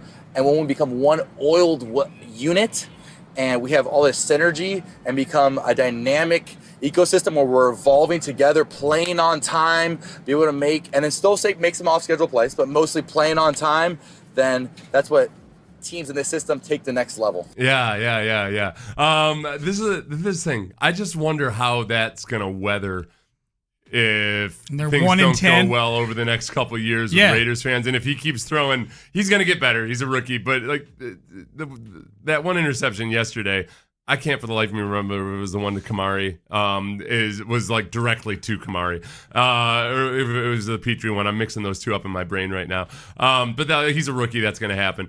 But that speech right there, that's a speech you give to a group of business people who some of them are football fans and some of them aren't. Yeah. And you draw a comparison to how it works and how we won. You know what? He's probably already given that speech in regards to Indiana and how they won their national championship. Right. He went and spoke to the Chamber of Commerce and talked about how a business is like a football team. Like if Pfizer brings you in and pays you $100,000 to speak to their sales team or their company annual meeting. Yeah. That's the speech you give. Yeah. Not the media at the first joint practice of training You're camp. the first one that brought this up. There's a bit of an Osweiler vibe. Yes. Where he's explaining the very basic things about football like it's the most profound thing in the world. Yeah. And that's going to get annoying. That will get if you annoying lose. Because here's the thing with Mendoza. Yeah. Since he rose to prominence, since he became part of our consciousness, he's never lost a football game. You know what I mean? Like, he has never conducted one of these dork fests after a loss. He hasn't. Everything. It's like, and I know he's probably come from adversity, transferred from Cal, all this other. Like, I get it. His dad's just like a normal surgeon. He's not even like a neurosurgeon or something. Yeah. So I'm sure there's a story, but since we started seeing him speak publicly, has been basically since he got to Indiana last year. He didn't lose a game last year at Indiana, and good for him. It's a really good football team, and he had a great year. He won the Heisman Trophy. Oh, crap. So we've never really gotten to see Fernando Mendoza amidst a 5-game losing streak. That's going to get old for people in Las Vegas. You know what his father is? What? This is now I feel like a jerk. What? Pediatric emergency physician. Yeah, and I think his mom is, if I'm not mistaken, his mom's disabled. I think she's in a wheelchair. I knew it was, yeah. So his dad faces adversity every day. Every day. And his mom has, her issues. She faces adversity, I can't believe you're sitting here just tearing down this fresh-eyed young kid that just wants to do right, do right in this world and be an oiled machine. I do it unapologetic. Not a well-oiled machine. You could tell that he wanted to say well-oiled. Also, he started with a oiled of any variety. Yeah, he just thought, you know what? I don't want to be just well-oiled. I just want to be oiled. I just want to be oiled. Yeah, man. Maybe It's like the Tin Man. Maybe it's right there on the little minimum marking on the dipstick, but we're oiled. We're oiled. We might not be well-oiled, That's but we're it. oiled. Sometimes you got to overcome adversity. You're not well-oiled. I saw Gary Kubiak out there, which made sense because his son, Clint Kubiak, was coaching How's the Raiders. Gary doing? He loved our segment where we were finding the theme song for Marlon Klein. Well, why wouldn't he? I don't know. I don't know why anybody wouldn't. We had 10% of our listeners despised it. 90% thought it was the funniest. 90% are the same as Gary Kubiak. Who would you rather be like, Gary Kubiak or a random texter? Byron, do you have Du Hast back there still or not? Or Let me just pull it up on my folder real quick. Okay, yeah. So I think that we're going to test out a few other theme songs from Marlon Klein at some point. Yeah. But just know that Gary Kubiak this morning is probably driving around town listening to Du Hast. Because of that? Yeah. Okay. And he's probably, just watch out, because he's probably driving over the speed limit and aggressively. Do we want to carry this into the next segment? We'll play it. We'll bump in with it. We'll bump in with it next segment. So be listening to that. The song that had that swept the city of Houston yesterday is coming up. We'll do it next, Byron. Yeah, don't worry. Yeah, yeah, he's got it. Okay, good. We'll do it coming up next. Final segment also. We'll talk to the guys on In the Loop, find out what they've got going on. Question of the day as well. I want to tell you guys about West Point, Lincoln, and Sugar Land. My question...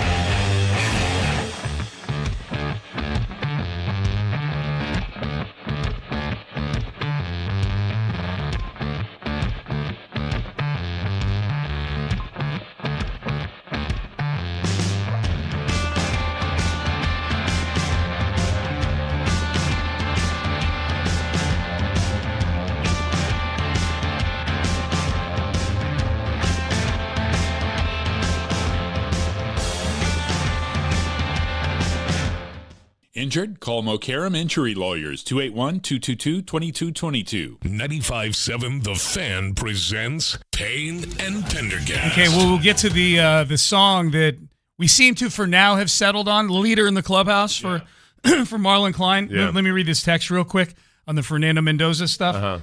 In this text, literally every sentence has an exclamation point after. Oh, yeah. This might be Fernando Mendoza texting. Yeah.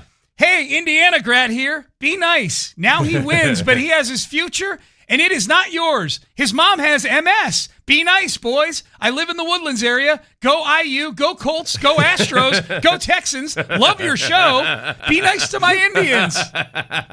All exclamation points. No, man. That's Fernando Mendoza chopping his hand right there. He's screaming all those things. Listen. I do. I think he's very refreshing. You like him more than I do. I do. Which is weird because I tend to be more of the, let's wear black clothes and sit in the back of the classroom than you are.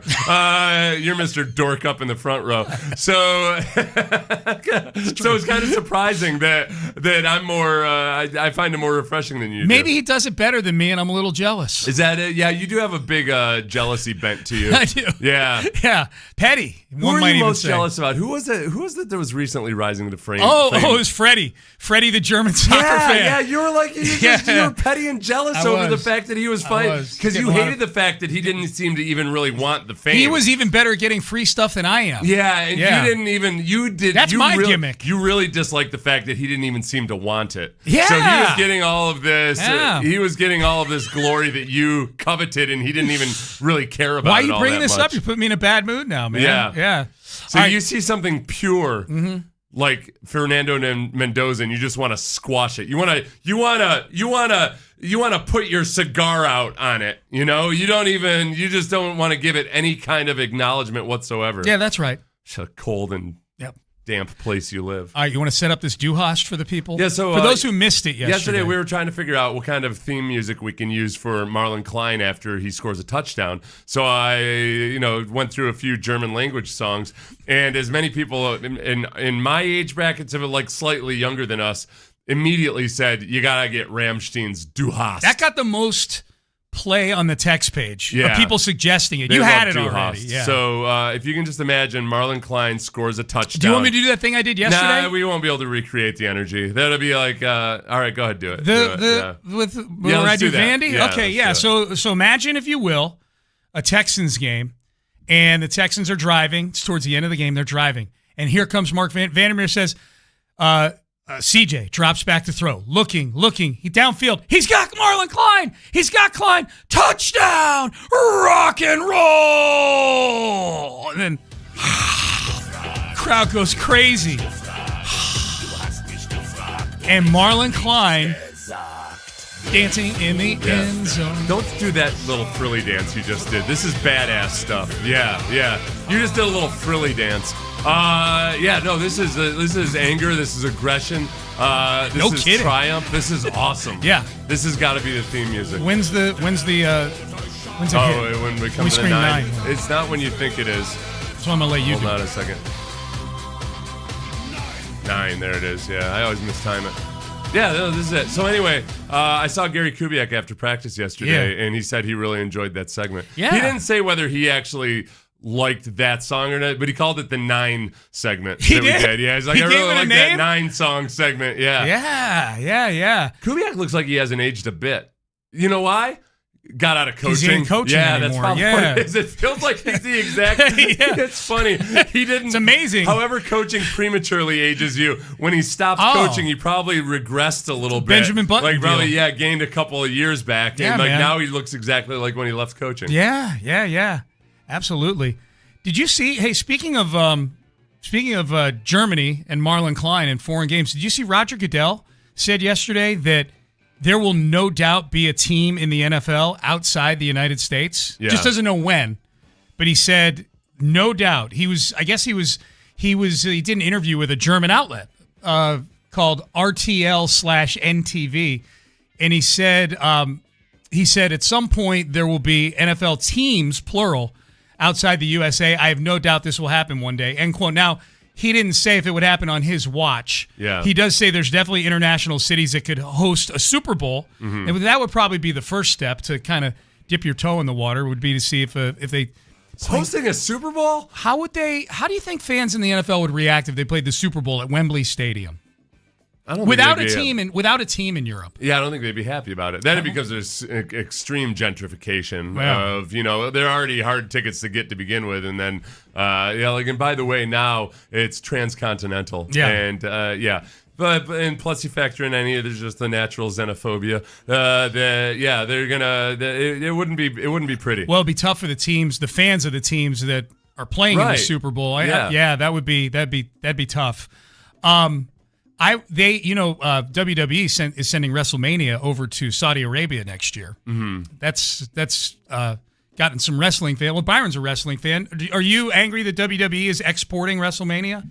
I like the atmosphere that Saudi Arabia creates, so I'm down with it. Okay, you're all right with it? Yeah, because years before, I think Triple H had said they were going to do international WrestleMania, Yeah. so at that time when he announced it, I wasn't watching like I am now. Yeah. So for me, I was kind of mentally prepared for it. Oh, you were ready for it. Because Okay. WrestleMania, and that's the one that they get 70,000 people there and everything. It's right? It's their Super Bowl. Yeah, Okay. it's their Super Bowl. They do. It is. I can never keep it. So it's not like they don't have 8 WrestleManias a year. Or No, anything there's like one that. WrestleMania. There's SummerSlam. There's a few others that are big. Okay, yeah. WrestleMania is the big one. Okay. So it's a big deal. Okay, That's I get the it. Super Bowl for WWE. See, when you said WrestleMania, I'm like, okay, cool. Is that their weekly show? That's true. I All should have. right. Yeah. No, So that's like their Super Bowl. It's their Super. Yeah, sorry. I should have specified that. Yeah. That would peeve me a little bit. Yeah, me too. Hey, let's. I'm all for diplomacy and whatnot, but let's just do it during the regular season. What do they call the regular season in WWE? WWE, they just Monday Night Raw. 364 days a year. Yeah, the rest of it. Do you think it's a good idea to put a division of the NFL over in Europe? Or anywhere, somewhere when he says this, I don't think it's Canada or Mexico. I think that what annoys me is that it's going to be tougher on that team. Obviously, it's going to be a pain in the butt for all the other teams that have to go travel there. But it's going to be a real disadvantage to that team when they have to travel. On a different thing about your body clock, even and having to stay on that schedule over there and then come over here. I think there's a really good chance that they would suck. Yeah. And I know you're going to say, well, what about people in other sports, this, that, and everything? The thing about the NFL that's unique is there's only 17 games, and it is so physically taxing that I do think that's a big deal to try to compete with 31 other teams that don't have that challenge. That I think they might end up sucking, which leads to, in your conspiracy-minded brain, so what's the NFL going to do to try to help them out? I don't know. I feel like it's a. I feel like it's a whole bunch of potential issues that but they're going to try it at some point, so I'm not going to fight it. I don't know. Well, I don't think they try it in our lifetime. The thing about if they put a team in Europe, they become Europe's football team. Yep. Which is a population of, I think, how many people in Europe? 300 million? I have no idea. It's even more. Are there 1 billion people in Europe? I mean, it's a big fan base. Yeah. And that's the crowd that you get in those London games tends to be 25 or 30% Jaguars fans. Yep. But then 70% of the fans are just fans of the NFL. So you see all these different jerseys and everything. It would be successful in terms of having a fan base. What's your guess?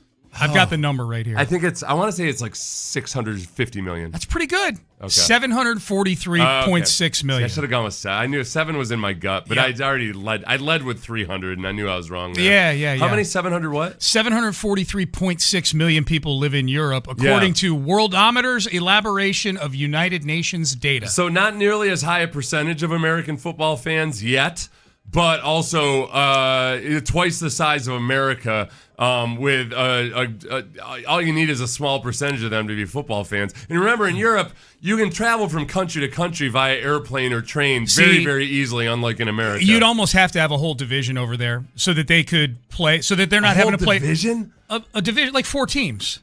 In That's Europe. a lot. I'm going from 1 in my mind to 4. Well, but think about that one team. All their road games, they're having. That's a bunch of transatlantic flights. Yeah, you got to have some road games where you're just going an hour or 2 hours or whatever. You know what I mean? That's a lot of travel. To your point, would they call it the Panzer Division? I don't know what they. You mention anything with call division it the in Europe, and immediately I'm like, look how many people are going to die.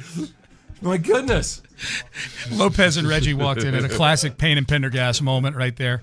Yeah, I don't think I think Goodell, that answer got a lot of attention yesterday. I think that was part of the design, was to get a lot of attention with that answer. The silliest thing he could say is it's never going to happen.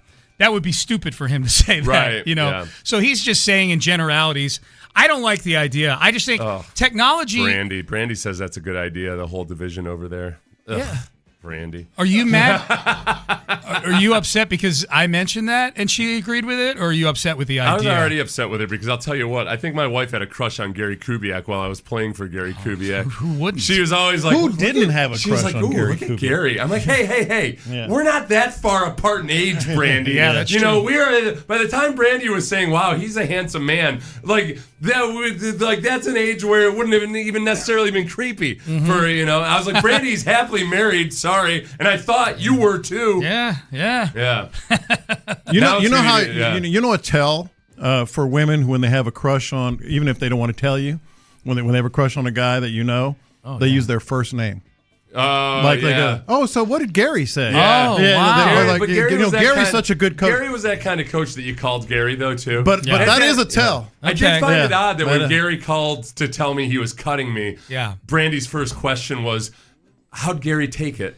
She was like, was it hard for him? Is he doing How's Gary and doing? she said Gary. How's Gary? And she said Gary. Right. Yeah. What about when they say their last name instead of their first name? Because Amy just calls you Lopez. Because that's a buddy. That's like okay. someone you feel like you can hang out Nothing with. to worry about there. Nothing to worry about there. I was worried, yeah. But if she starts, calling, what did John have to say? Then you need to worry. She does say Reggie. I don't know, though. She says Seth. If she had called him, you're the only one she calls by the last. If she had called him Coobs, that would have rattled me. Oh my God. Fair.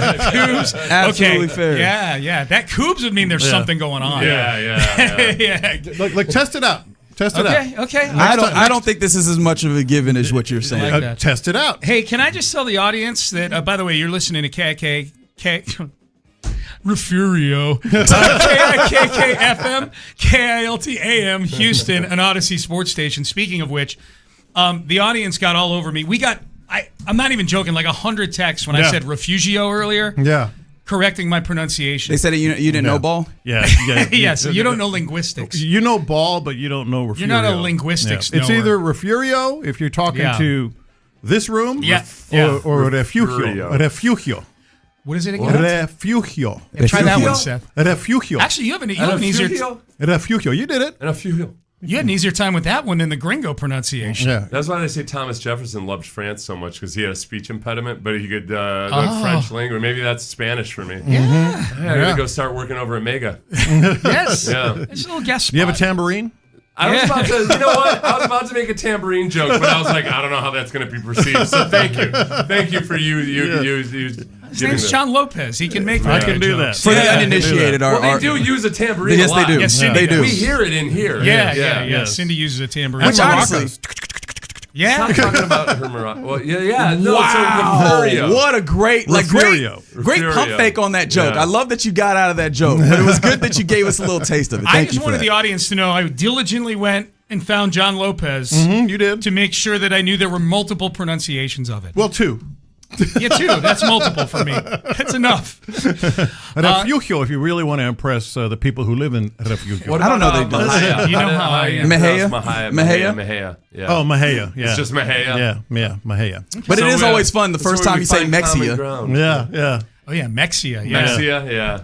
I said Mahia. I knew that. No, Mahia's fine. Wouldn't be Okay. All right. Yeah. How do you pronounce Vider? I want to get out of here. No, thank you. Is how you pronounce that. I want to get out of here. Yeah, no, thank you. All right, crosstalk. Did that go for Mexican Americans too? Not just. Man, we played a high school game there. Yeah. Oh, the what year was this? Epithets were flying. Was this 52? No, come on now. 79. All right. Crosstalk brought to you by D&M Auto Leasing. Fellas, what is the question of the day? R.I.P. to Frank Beard, ZZ Top drummer, who, by the way, little trivia, the only one in ZZ Top that didn't have a beard was named Beard. I know. It's very ironic. Well, he didn't need to have a beard because he was already represented there. That's right. There you go. Yeah. What is a music /band/artist hill that you will die on? And I will give you the example while you guys think, like I often like to do. Okay. it has to do with Frank Beard and ZZ Top. I'm talking like going back to the 80s. Yeah. I have had long discussions and arguments that the greatest kick-in, the kick-in to a song, is LaGrange. Oh, yeah. The beginning? LaGrange. Yeah, we used to use that for our wrestling warm-up. Yeah. Which was cool because it was a badass song, and it was also nice because the parents didn't understand what the song was actually about. Yeah. They got a lot of nice girls. Yeah. I don't know how they didn't pick up on it, but That's I think the dads. And it's about. What is it about? It's about the best little whorehouse. Yeah, it's about a brothel. Yeah?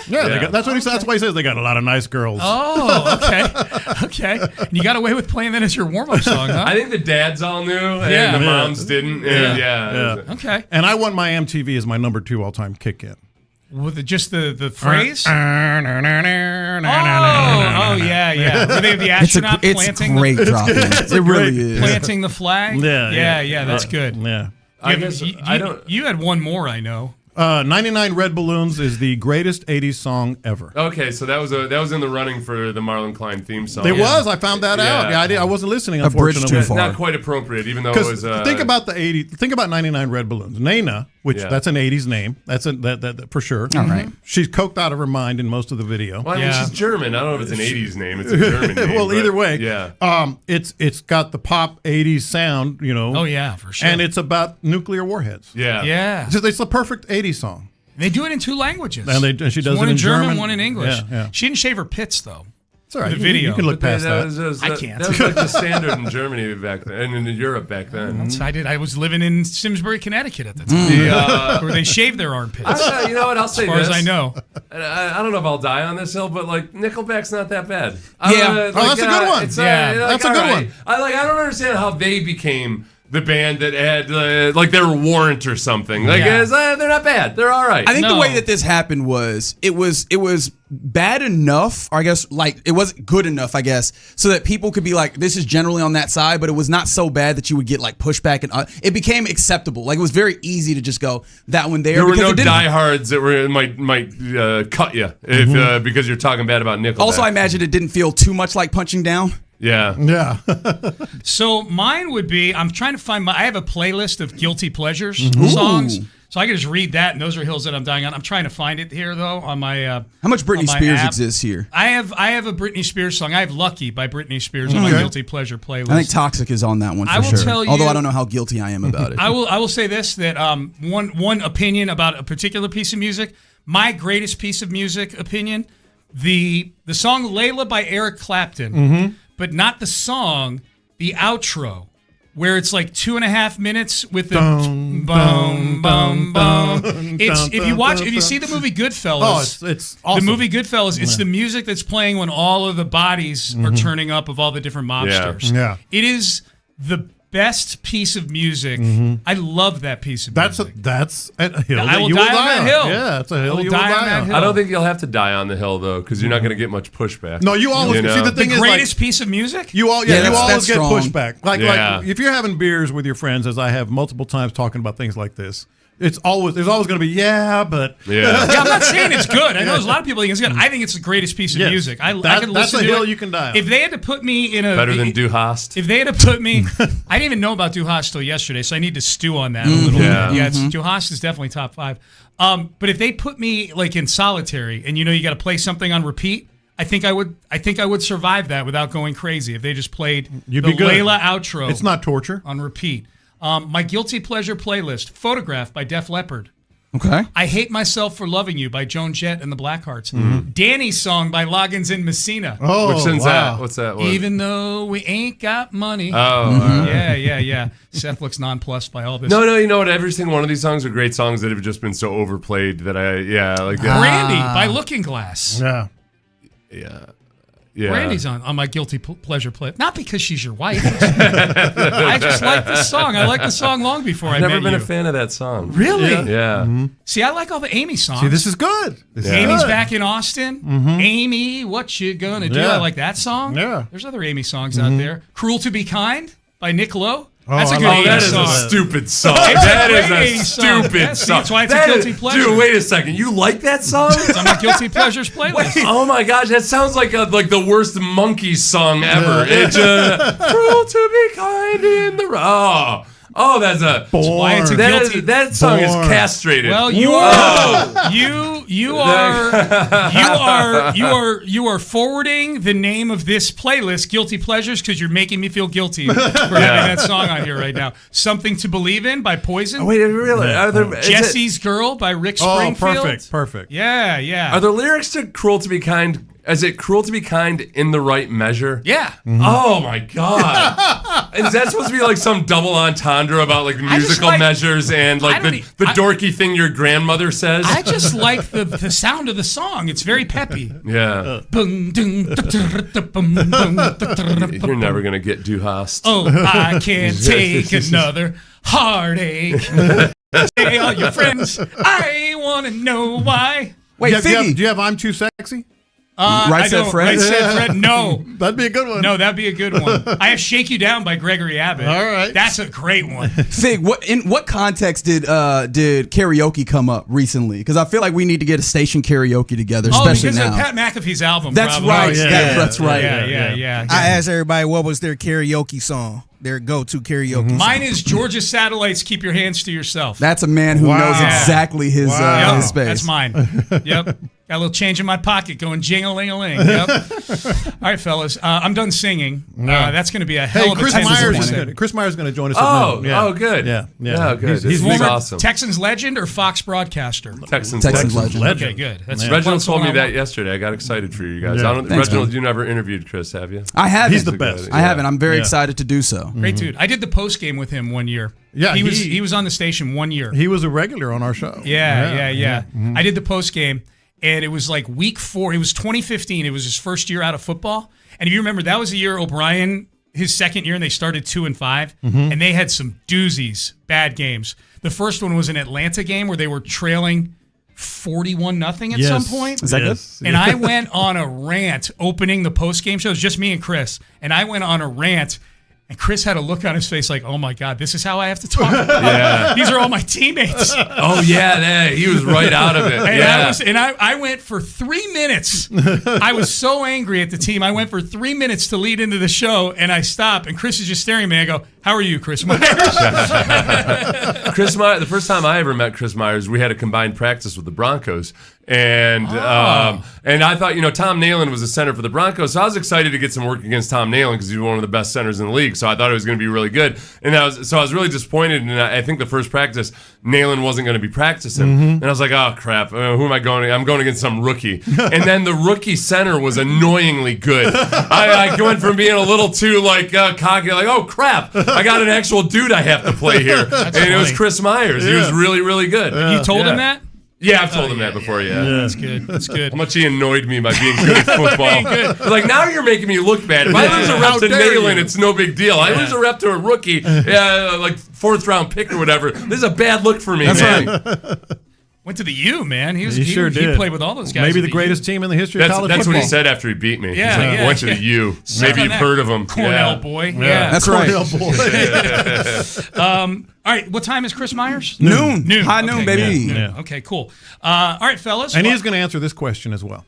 What's a musical opinion he'll die on the hill for? Yeah. Okay. And can you find out what he thinks about Cruel to Be Kind by Nick Lowe? That would be great. I'll see if I can get to I'll that. try and write it down. I'll see if I can get to that. Seth hates me right now. All right, we're done. We're out of time. Antibodies to you. Antibodies, and just a reminder, sometimes it's okay to just be cruel to be cruel. I learned that this segment. All right, we're done. We're out of time. Reggie Atatula, John Lopez, Figgy Fig, Crosstalk brought to you by D&M Auto Leasing, by the way. They're in the loop, and they start now. Happy Wednesday to you. You are indeed in the loop here on 95.7. You thought I forgot. Forgot what? You thought I forgot. Forgot what? 2 years ago today. I forgot. 2 years ago today. I genuinely forgot. No, you lying. No, sincerely. Figgy, 2 years ago today. I actually forgot. Really? Yeah. One very nervous Reggie Atatula. Still nervous, mind you. I was going to say, nothing's changed. It's just him. Oh, yeah. Happy anniversary, Reggie. Thanks, buddy. Thanks, appreciate it. That's a fast 2 years, dude. Yeah, it has been pretty fast. By. I mean, Flew by. that happens when you have all the. And he was like really nervous. Let me find the air check of that first shot. Oh God, yeah, no, we he should pulled do it that. off. It didn't sound nervous. You sure? But every time I looked at him, it looked like His eyes were just. Oh yeah, they drafted me on a NASCAR track, baby. The show was just. It sounded fine, but happy anniversary. Thanks, man. It's been a good 2 years. I sincerely did. I mean, I know that this is the date that I started, August 19th, 2024, when I started on with you fine fellas here. But I was not thinking about that right now because, I mean, there's other things to think about, obviously, like our listeners and how they get involved with the program. That's the text line, 713-572-4610. Also, appreciation to the Mo Karam Injury Lawyers for the live streams. We keep it 100. Both the YouTube page and the Twitch chat are 95.7 The Fan. But yeah, man, it's been a good 2 years. Hopefully we get some good more years in front of us as well. But enough about me. I would more like to talk about the Astros. And if I was going to talk about me, the thing I would say is I was bored out of my mind watching baseball yesterday. Yeah, I wasn't necessarily, well, I was kind of bored. But a thought occurred to me as I'm watching this game. Because there's Christian Javier battling, but it was a losing battle.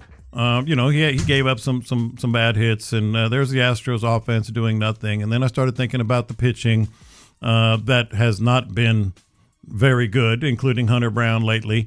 And I'm like, you know what? I think Jim Creighton has already fired Dana Brown. It's just not officially official yet. Okay. Yeah, I think he's already fired him. And the reason I say that... So in the midst of a 3-1 loss for the Astros versus the lowly Los Angeles Angels of Anaheim. Yes. This is what where your mind went to. Why is that? Because I always like to think like big picture. I always tell you what's the story, that kind of thing. That's true. You were a newspaper man, weren't you? I always think, what's the story? What's the big picture? To me, I'm watching this game, and okay, it's just one game. It's a bad loss. Their offense stinks. Their pitching was not good. They could have used some bullpen relief. They didn't get it. They had to go to their bullpen. And I'm like, you know what?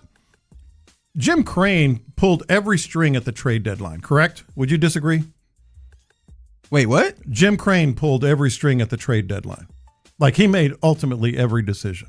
Oh, okay. I thought you meant like, all right, so when you said pull the string, my brain thought pulled out all the stops. And I was like, buddy, there were many stops that were still pushed in on the organ. Like, he was holding the puppets. By the way, do you know that it's organs? Is like a literal musical instrument organ is where pulling all the stops came out? Yeah. Okay, I didn't know that. Yeah, because you got stops that change the tone. Just learned that relatively recently. Cool. Yeah. So that is your fun fact of the day. He was the puppet puppet master, correct? I mean, it was clear when you get Trevor Larnach, who it seemed like they had a deal for, and ultimately that gets vetoed by Jim Creighton. Yeah. Mind you, I did go and I sent you guys this, and y'all didn't respond, so I figured that you guys were your eyes glazed over when you saw weighted runs created plus as a stat that was in there. They were like you the first day 2 years ago. But mind you, Dalton Varsho and Trevor Larnach both in the bottom 100 of the 140 outfielders.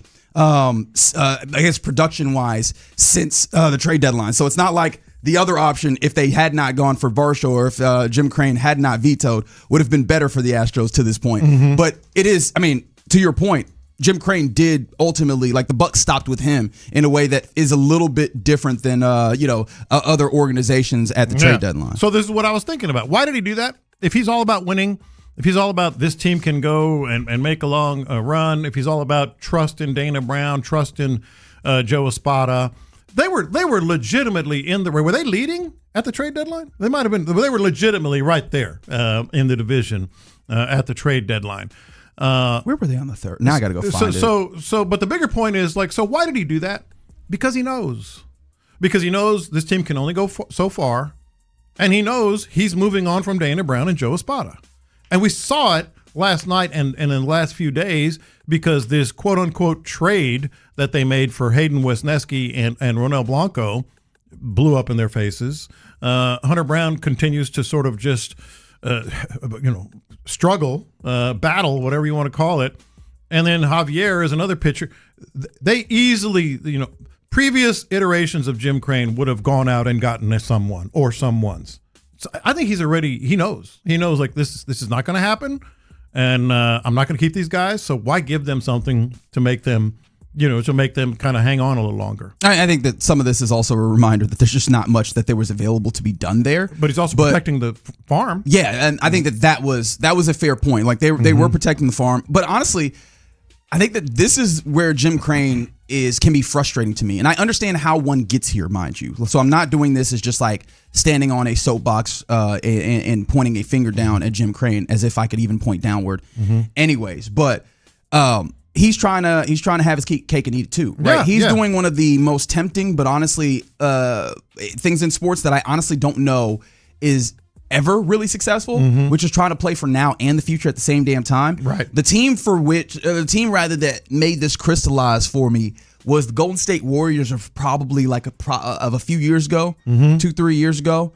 And maybe actually more because the time is flown. But you remember when they draft James Wiseman, number 2 overall? They have what's the young man that they just got rid of? The small forward. I can't remember his name right this moment. But they get these young players in, but they're still trying to play for Steph and Clay and Draymond.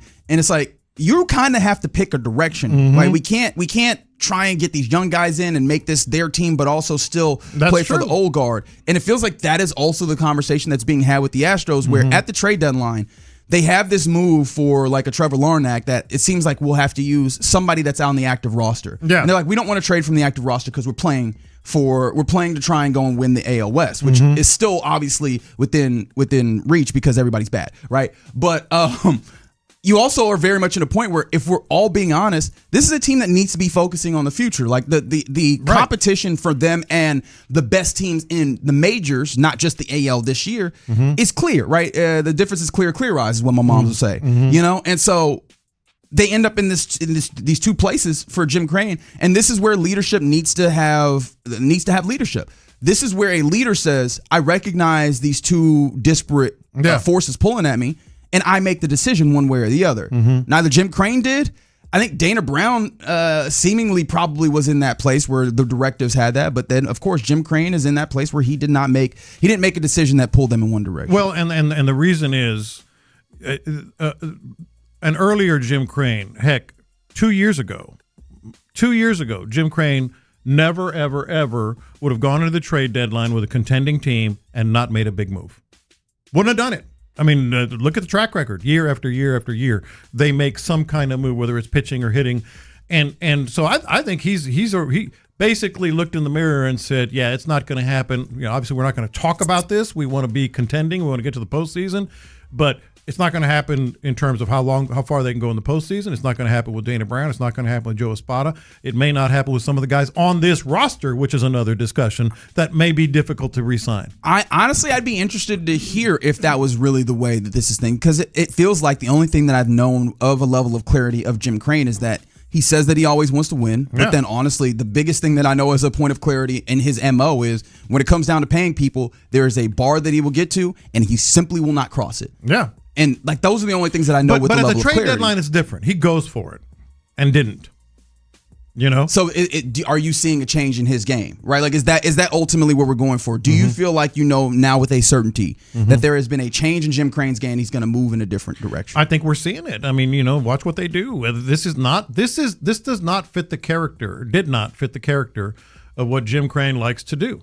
What this organization likes to do. You know, to be a contender. And really not only not do anything, but kind of go backwards. You know, you mentioned Varsho, but also, you know, Eric Getty goes and just relying on guys that are literally coming off of elbow surgery. To be the answer.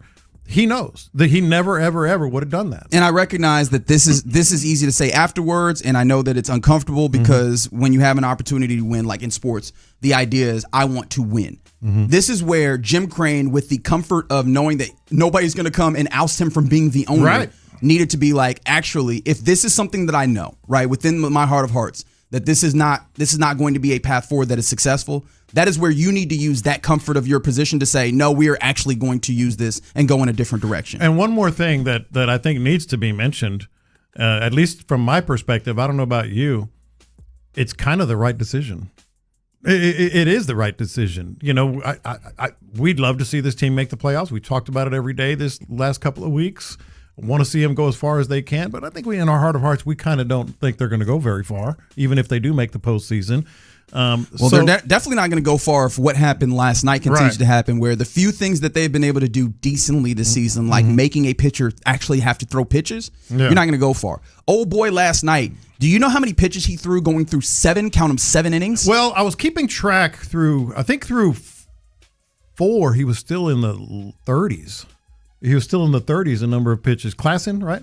I believe so. Yeah. I'm not going to lie. Yeah. Buddy's name did not stick in my head. What did stick 89 pitches, yes, and it's George Klassen. Sorry, not 89. Sorry, I did a little bit of dyslexia and ended up with the number wrong. 86 pitches. Yeah. Didn't hit 90 going 7 He was in the 30s innings. in the fourth inning.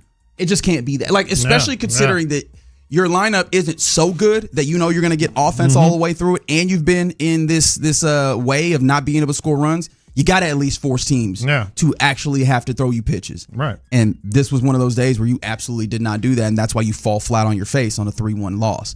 Now, you hope that you get better tonight. However, tonight you're breaking in a debut of a young dude who probably should not even be playing this year in Ethan Pecco. And so, yeah, man, there's a level of up and down that I've had with the Astros, and I got to be honest, like I'm in the trough right now, man. Like I'm very frustrated, but I guess that's the nature of baseball, especially in the AL generally this year, because everybody's just not very good.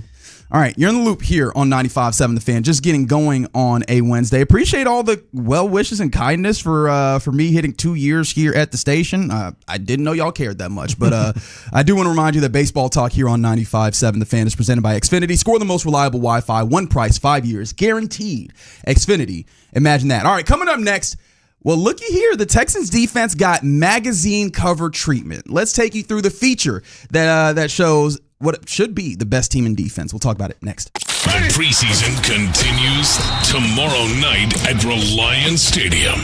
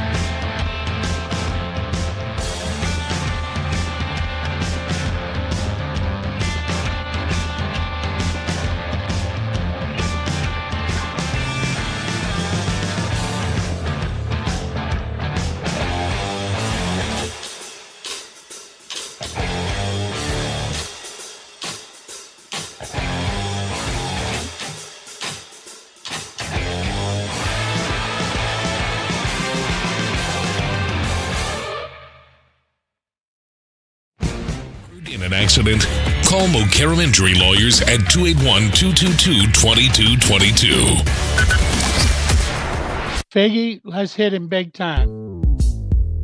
Houston, let's get in the loop. You better get ready because we're going to show up and show out. With John Lopez and Reggie Atatula. Always live, always local. Would you rather be single and sit across a table from Joy Taylor at a wedding or get free tickets to the World Cup final? You don't have to answer, Reggie. I know yours is tickets. You're in the loop on Houston Sports Leader. Lopez, I've never considered whooping the ass of my elders. I don't blame you either, man. 95.7 The Fan.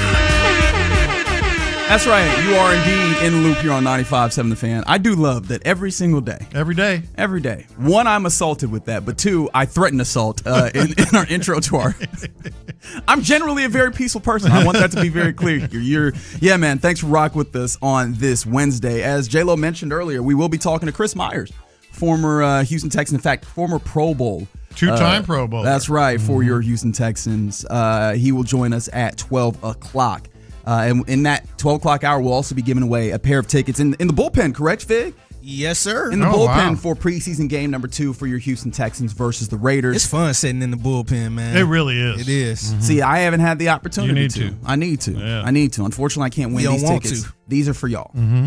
I don't think you would want to if you had a chance. I would if I didn't have to get on here and talk it's about hard to it. focus. He got to be in the press box with a notepad. If I didn't have and to a get out laptop. here and talk about it, because you recognize that I feel like I have a responsibility to the people Mm-hmm. and a responsibility to myself and not sound like an idiot. Yeah. And so I want to make sure that I'm doing all of my due You're diligence. using that as an excuse, man. All right. Okay. I feel like you've worked with me now 2 years. You know that's not really the case. In fact, appreciation again to all the people congratulating me because, as J-Lo mentioned, this is the 2-year anniversary of me starting on this program. And somebody did ask on the text line, why are people saying congratulations to you that you were able to keep your job for 2 years? I mean, one, J-Lo is right that, better than 1 year.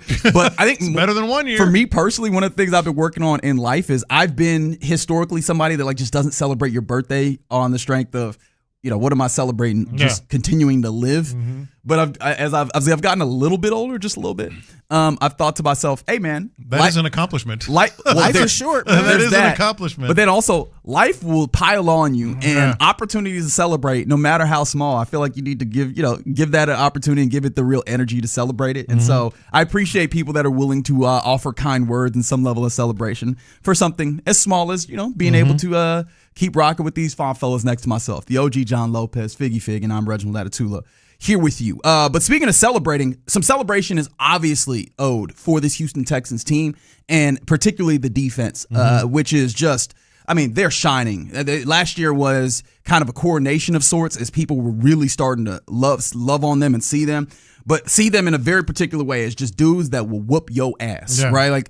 And I appreciated that Sports Illustrated gave the defense kind of the cover boy treatment. Mm-hmm. They gave them a big feature and put them on the cover of Sports Illustrated, which, mind you, did you see the cover photos of this? I did. Boys look real good on there, man. They looked really, really good. It's done perfectly. It's almost like an old school Sports Illustrated cover, because now it's weird. They do different regional ones and all that stuff. Yeah. But this is well done. Obviously it's got Will Anderson, arms crossed in the front. Then it has to, he's flanked by Stingley and Azeez Al-Shaair, Petrie, and Danielle Hunter, which was nice to see that.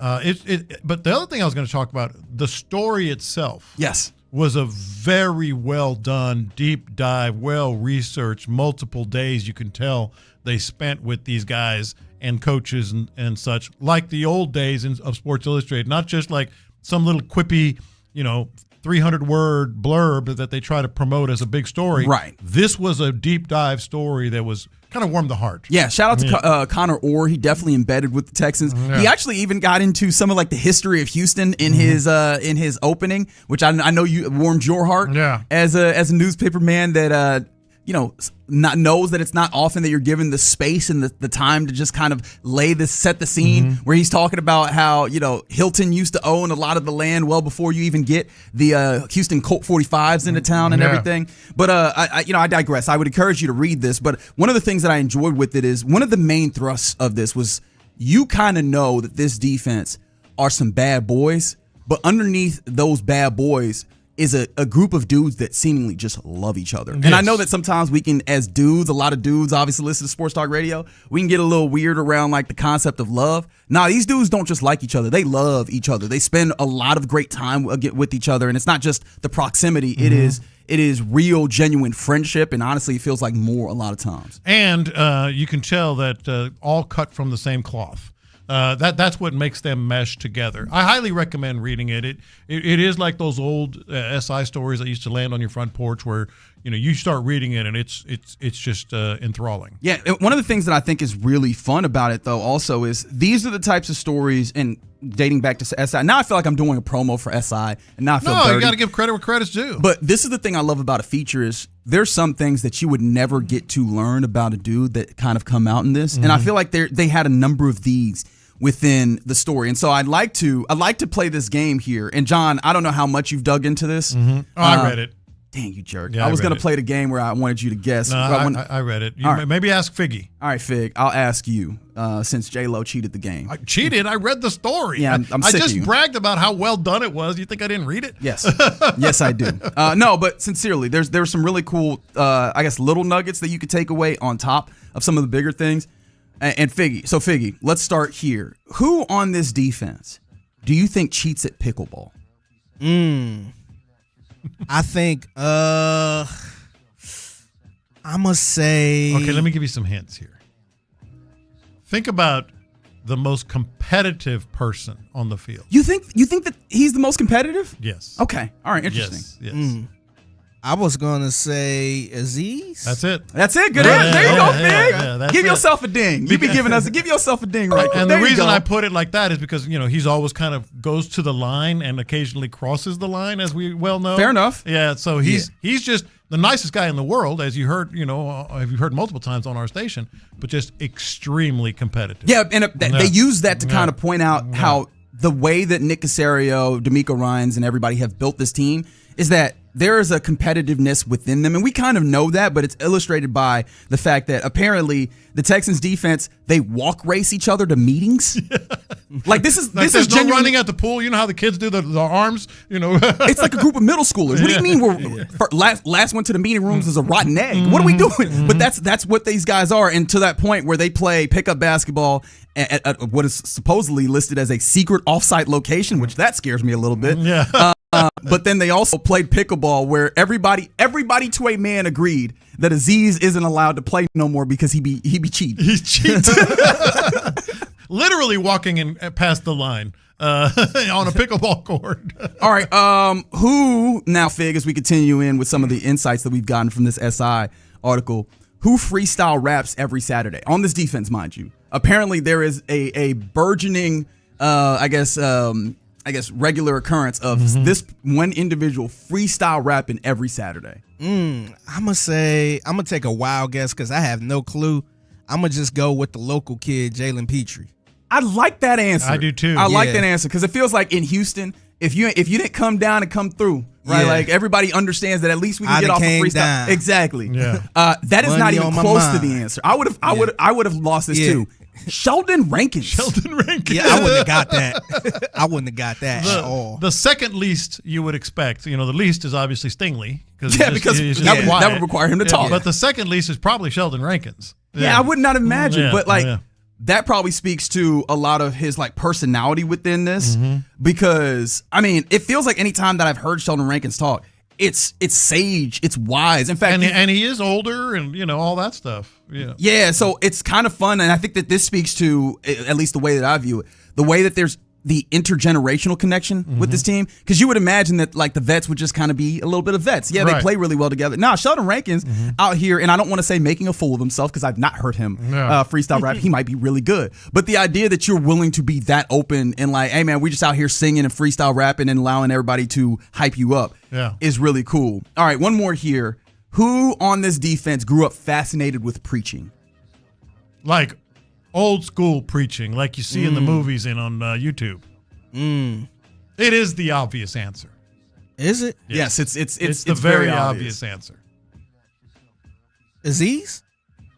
Who y'all thinking? Like you talk about like old school, like church preacher, Baptist, like a preacher. Southern Baptist, and that's a little bit of a hint. Yeah. Like up on the podium, sweating through my suit, has the preaching. handkerchief, wiping his brow with the handkerchief. And no, it is not Aziz. I understand because he's very passionate about his faith. Who else on the defense is very passionate about their faith? Will Anderson. Will Anderson Jr. Okay. Apparently, gotcha. as like a kid, he would like dig out like a robe and everything. But I wouldn't have got that from him, to be honest. Oh yeah, he's very flamboyant. Like I'm talking outgoing. about old school Baptist. I never really got that vibe from him though. Yeah, but I think that the reason why I find that takeaway notable is just I think that that's part of why he's able to connect so well with these guys when he speaks. Communicate, all that stuff. Yeah, so there were so many really fun nuggets in this piece. It's worth your time to see. And I think that, honestly, I hope that a lot of people around the league are watching this because a lot of teams or a lot of people look at this defense as just, man, those are some tough dudes that are out here hitting. And I think that was exemplified by Aziz Al-Shaair ending up in this place where he... Or Matt Burke. What did he say in this story? Card-carrying psychopath. That's right, and that's something that was used to describe, I know, specifically Kamari Lassiter, but there's a lot of what makes this defense great is not just that they hit hard, it's that they play for each other, that there's almost like a hive mind interconnectedness that happens. Yeah. And these are like real good dudes on top of it. And we know that, but I thought that it was really cool to see this highlighted in this way. So appreciation to Sports Illustrated for giving us one, a lot more consideration to that portion of the Texans defense, but two, continuing to platform the Texans defense. This is a Legion of Boom type cover story that happened for the Texans defense, which again, I think paves the way for that historic nature that it feels like they're on the cusp of. All right, you're in the loop right here on 95.7 The Fan. Coming up next, let's get to our question of the day, inspired by the passing of a Houston legendary musician. What is a music, band, or artist hill that you will die on? 713-572-4610. Give us your music takes when we talk about them next. Coming into a massive season, CJ Stroud isn't going.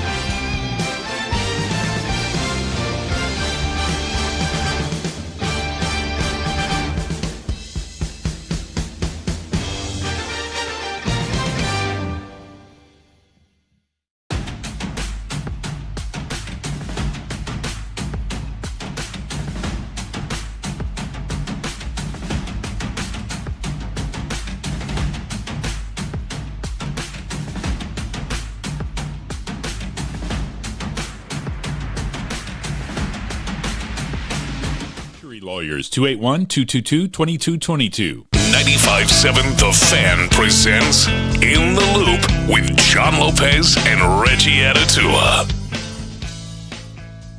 Yeah, you're in the loop here on 95.7 The Fan, where right before I cracked the mic, I was practicing my Spanish. He was. I can confirm.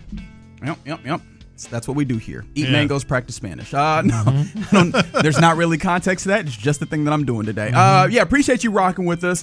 They're already getting going on the text line. Our question of the day: what is a music band or artist, hill that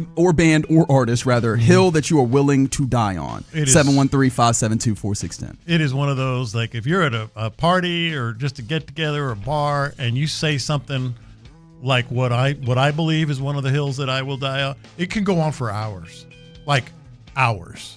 And we're getting a lot on the text message, obviously in honor of Frank Beard, from ZZ Top, which gave me the idea of one of my long time, and I'm talking about dating back to the 80s. In fact, let's hear it, Figgy. Let's hear what I believe is the greatest kick-in in rock and roll history, as in kicking into the real stuff. They got a lot of nice girls. Are you waiting for it? Come on now. Come on now. Have it's mercy. Tough. Have it's mercy. tough. It's so tough. And it's Houston, Texas. Like that's one of the beauty ones.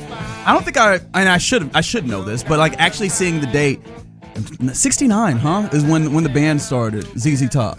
Started in 69. They changed drummers like a few years later, I believe, to Frank Beard. Yeah. I actually, and this isn't like a story with him, but I actually saw him at a house party once. Like Frank Beard? Yeah, when I was in college. When I was at A&M, there was a big house party that we all went to. What were you doing at a house party at that point? What do you think I was doing? And somebody said, "Hey, that's the drummer from ZZ Top," and I never talked to him, or went over there or whatever. But he was randomly at a house party at A&M in the 80s. All right, so he's no longer with us, and obviously we're sad about that. Mm-hmm. What's he doing out there? What do you think he was doing? Cocaine's a hell of a drug. you know the. Wait, play that drop one more time. Cocaine's a hell of a drug. You know the answers to all these questions, Reggie.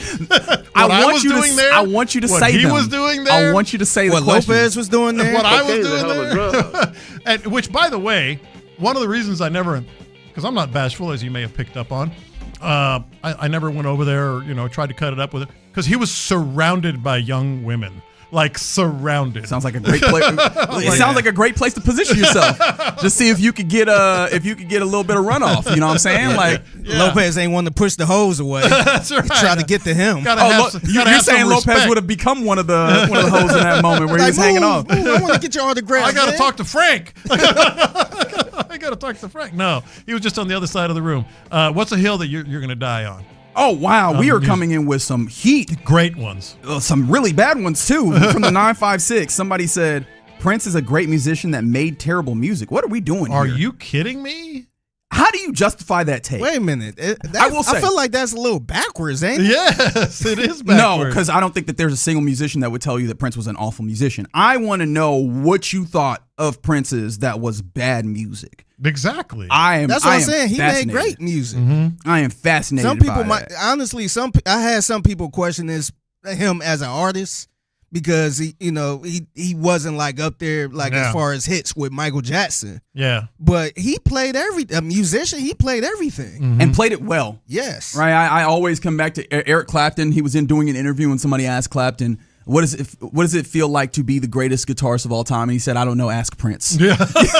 Like, the respect of your peers matters so damn much. And that is a great musician, a great, guitarist saying, great answer. Not even close. close. What that is. Why are you asking me for? And we're getting them hot and heavy. I want to get y'all's real quick. I'll go through my other two and then some of these awesome ones that we're getting. My other two is 99 Red Balloons is maybe the greatest, or I use this word a lot, but the epitome of 80s music ever. Like, woman singer, very much, looked the 80s part, had, the 80s sound. It was a political song that people didn't know was political. about nuclear bombs and all that other stuff. So 99 Red Balloons. People will argue with me on that. People will argue with me on Christina Aguilera, the greatest female vocalist. Yeah, you're not getting that one over. You're not getting that one over. 4 octaves, and I will argue for hours on that. And Freddie Mercury, the greatest rock and roll voice. Oh, so you don't agree with the person that texted in and said Freddie Mercury is highly overrated? No. He's got the greatest rock and roll voice. I think he got I don't want to say underrated. I hate saying underrated, but he got a strong voice. Mm-hmm. What about you guys? This is one that I have borrowed, but I heard it and I was like, I believe this so strongly that now this is mine. Mm-hmm. There's oftentimes conversations about the greatest American rock band, and I think that it ends up so narrow that people miss the obvious answer, and it's the Isley Brothers. Well, they are a rock band. A lot of people don't realize that. I mean, they're both. They're everything. The Isley Brothers span, I want to say, is it 6 decades? Maybe 7 decades? From the 50s? Yeah. They started it like the 7 50s, decades, and I want to say 4 or 5 genres. Mm-hmm. What other American? Because I understand when we start talking about American rock bands, a lot of the bands that we start talking about, relatively short time periods, small Eagles collections is the only of work, one you can argue with. right? Relatively small collection of The work. Eagles are there with the Isley Brothers, And I'm like, as American. I think the greatest rock band is the Rolling Stones, but that's a British group. But as an American, it's Eagles and Isley Brothers. You know who was one of the early guitarists for? You probably know this, for the Isley Brothers. It was Jimi Hendrix. Yep. Jimi Hendrix. Yep. I feel like I might have known that, but I definitely didn't remember that in this moment. Yeah. I definitely did not. How about recall you, that. Figgy? Yeah, so I guess it's more of a hot take. I feel like Bruce Springsteen should not be in anybody's top 10 classic rock artists. I am with you. Like, I just don't get it with him, man. Mm-hmm. Look, I ain't gonna sit here and say he's the worst ever, but he's not damn near close to it. But he's not to near me. the top. Yeah, I just don't get the hype with it. Mm-hmm. And this ain't even rock or anything like this. I'm about to play it right now, Mm-hmm. but I feel like this is probably a top 10 song for me. Mm-hmm. Desiree, You Gotta Be. Oh yes. You gotta be bad, you gotta be bold, you gotta Top be 10, man. Top 10 of all time. Man. If this song don't make you feel good, you a serial killer. That's right. But that also perfectly fits the question of the day. That won't come to a lot of people's minds, but it is a hill you can die on. Yeah. It is. Like, I like this one from a listener, 713.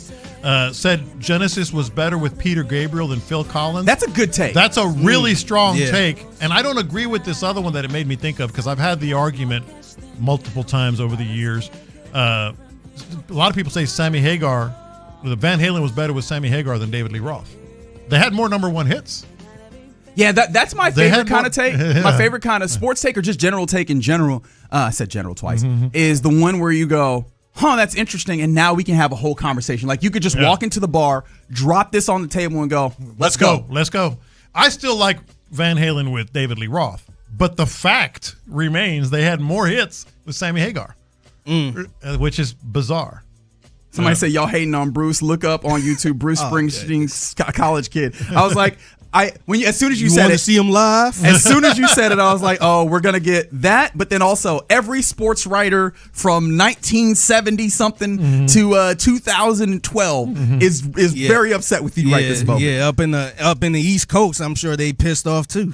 Really and truly. Really and truly. Somebody said, how many hits did Prince write for other artists? Yeah, that's a good point to also bring up. Willie Nelson not only had his own catalog of multiple hits, he wrote a lot of songs. How do you feel about this for just like a general music take? What's that? And this is, I recognize I'm getting a little dicey because I'm not in my particular wheelhouse, or less what people would consider my wheelhouse. Mm-hmm. I think that the best country songs are written by women. You got to think about that. Well, but the greatest country songs by and large are He Stopped Loving Her Today and George Strait's Amarillo by Morning. Those are two men. I think that just on But you're talking about like in general. On the general, I think that the better writers in country, and this has also been really bastardized with modern country, where this is the thing that really sucked about the Pat McAfee. He did the thing where he started just listing things where it's just like truck, tractor, whiskey, cowboy hat.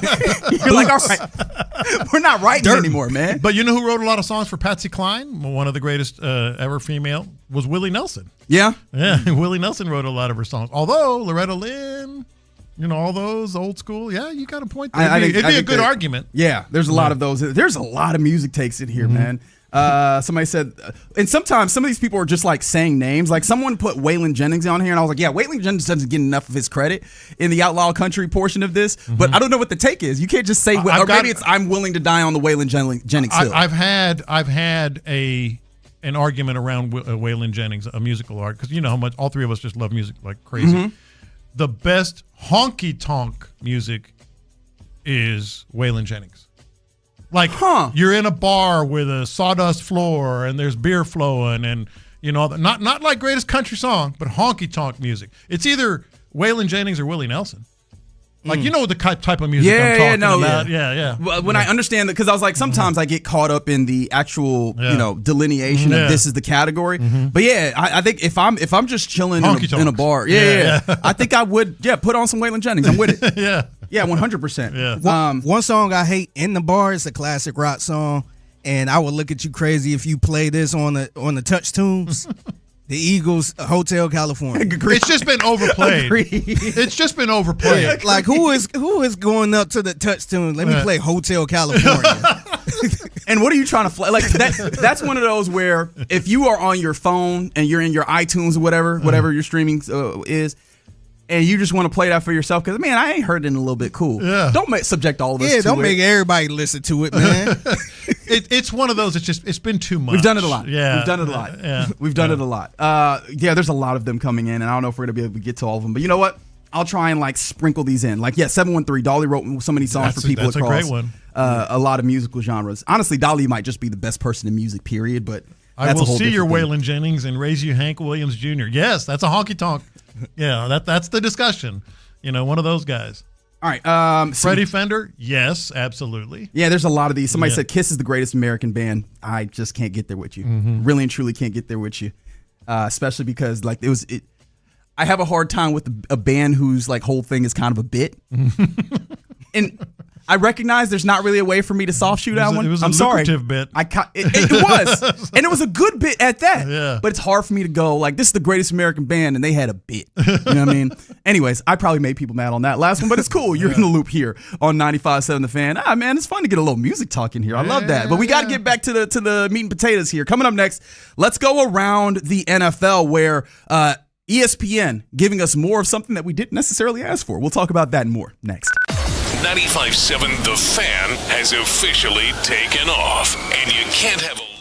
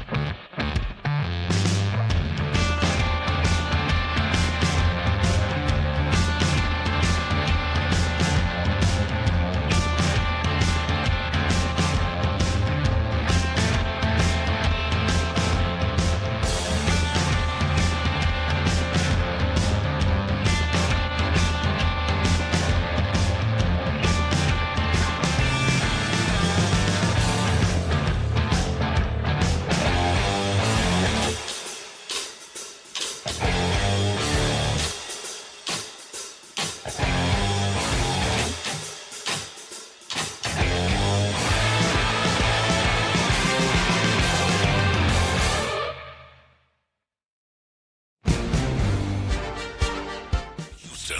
home for the Texans.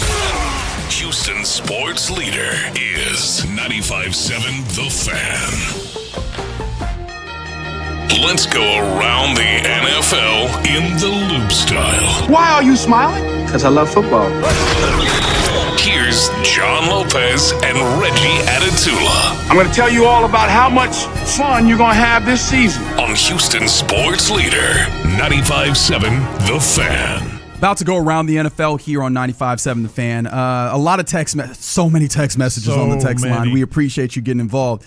Somebody said, y'all got to mention the Beatles. No, I don't. You do. I don't want them people touching me. Beatles for what? Don't come over here. I don't want to play that game. Yeah. Y'all get crazy about the Beatles both ways, mind you. Y'all can have that. It fits the description of the question of the day. I know. Don't mention the Beatles to Tyler. I just don't want to get in between it. You know what I mean? Like, hey, I told you about the time in middle school where I broke up a fight and ended up in in-school suspension for 3 weeks for trying to break up a fight. To be nice. Was it about the Beatles? I learned. No, it was not. But I learned my lesson. Don't get in the middle of stuff that you don't need to. I'm not getting in the middle of y'all talking about the Beatles. Y'all got that. That's all y'all. Oh man, it is. You know, a good tell. Yeah, I check my messages during the breaks. Last break, check my messages. This break, 31 texts. That's how you know, like, everybody who even remotely has my numbers, like, oh, what about blah, blah, blah, blah, blah. But one of the best things that somebody said on the text line, I think a couple of people were in lockstep with this. The thing that I will say 100%, if you get out here talking music with me and you start talking about record sales, we're not having a conversation. Yeah, I'm out. Yeah, I'm out. Like, it's one of the worst things that I think that we've done in a lot of our conversation in a lot of different avenues is that we have, like, leaned all the way into the capitalism of this, where it's like, well, how much money did it make? That doesn't mean things are good.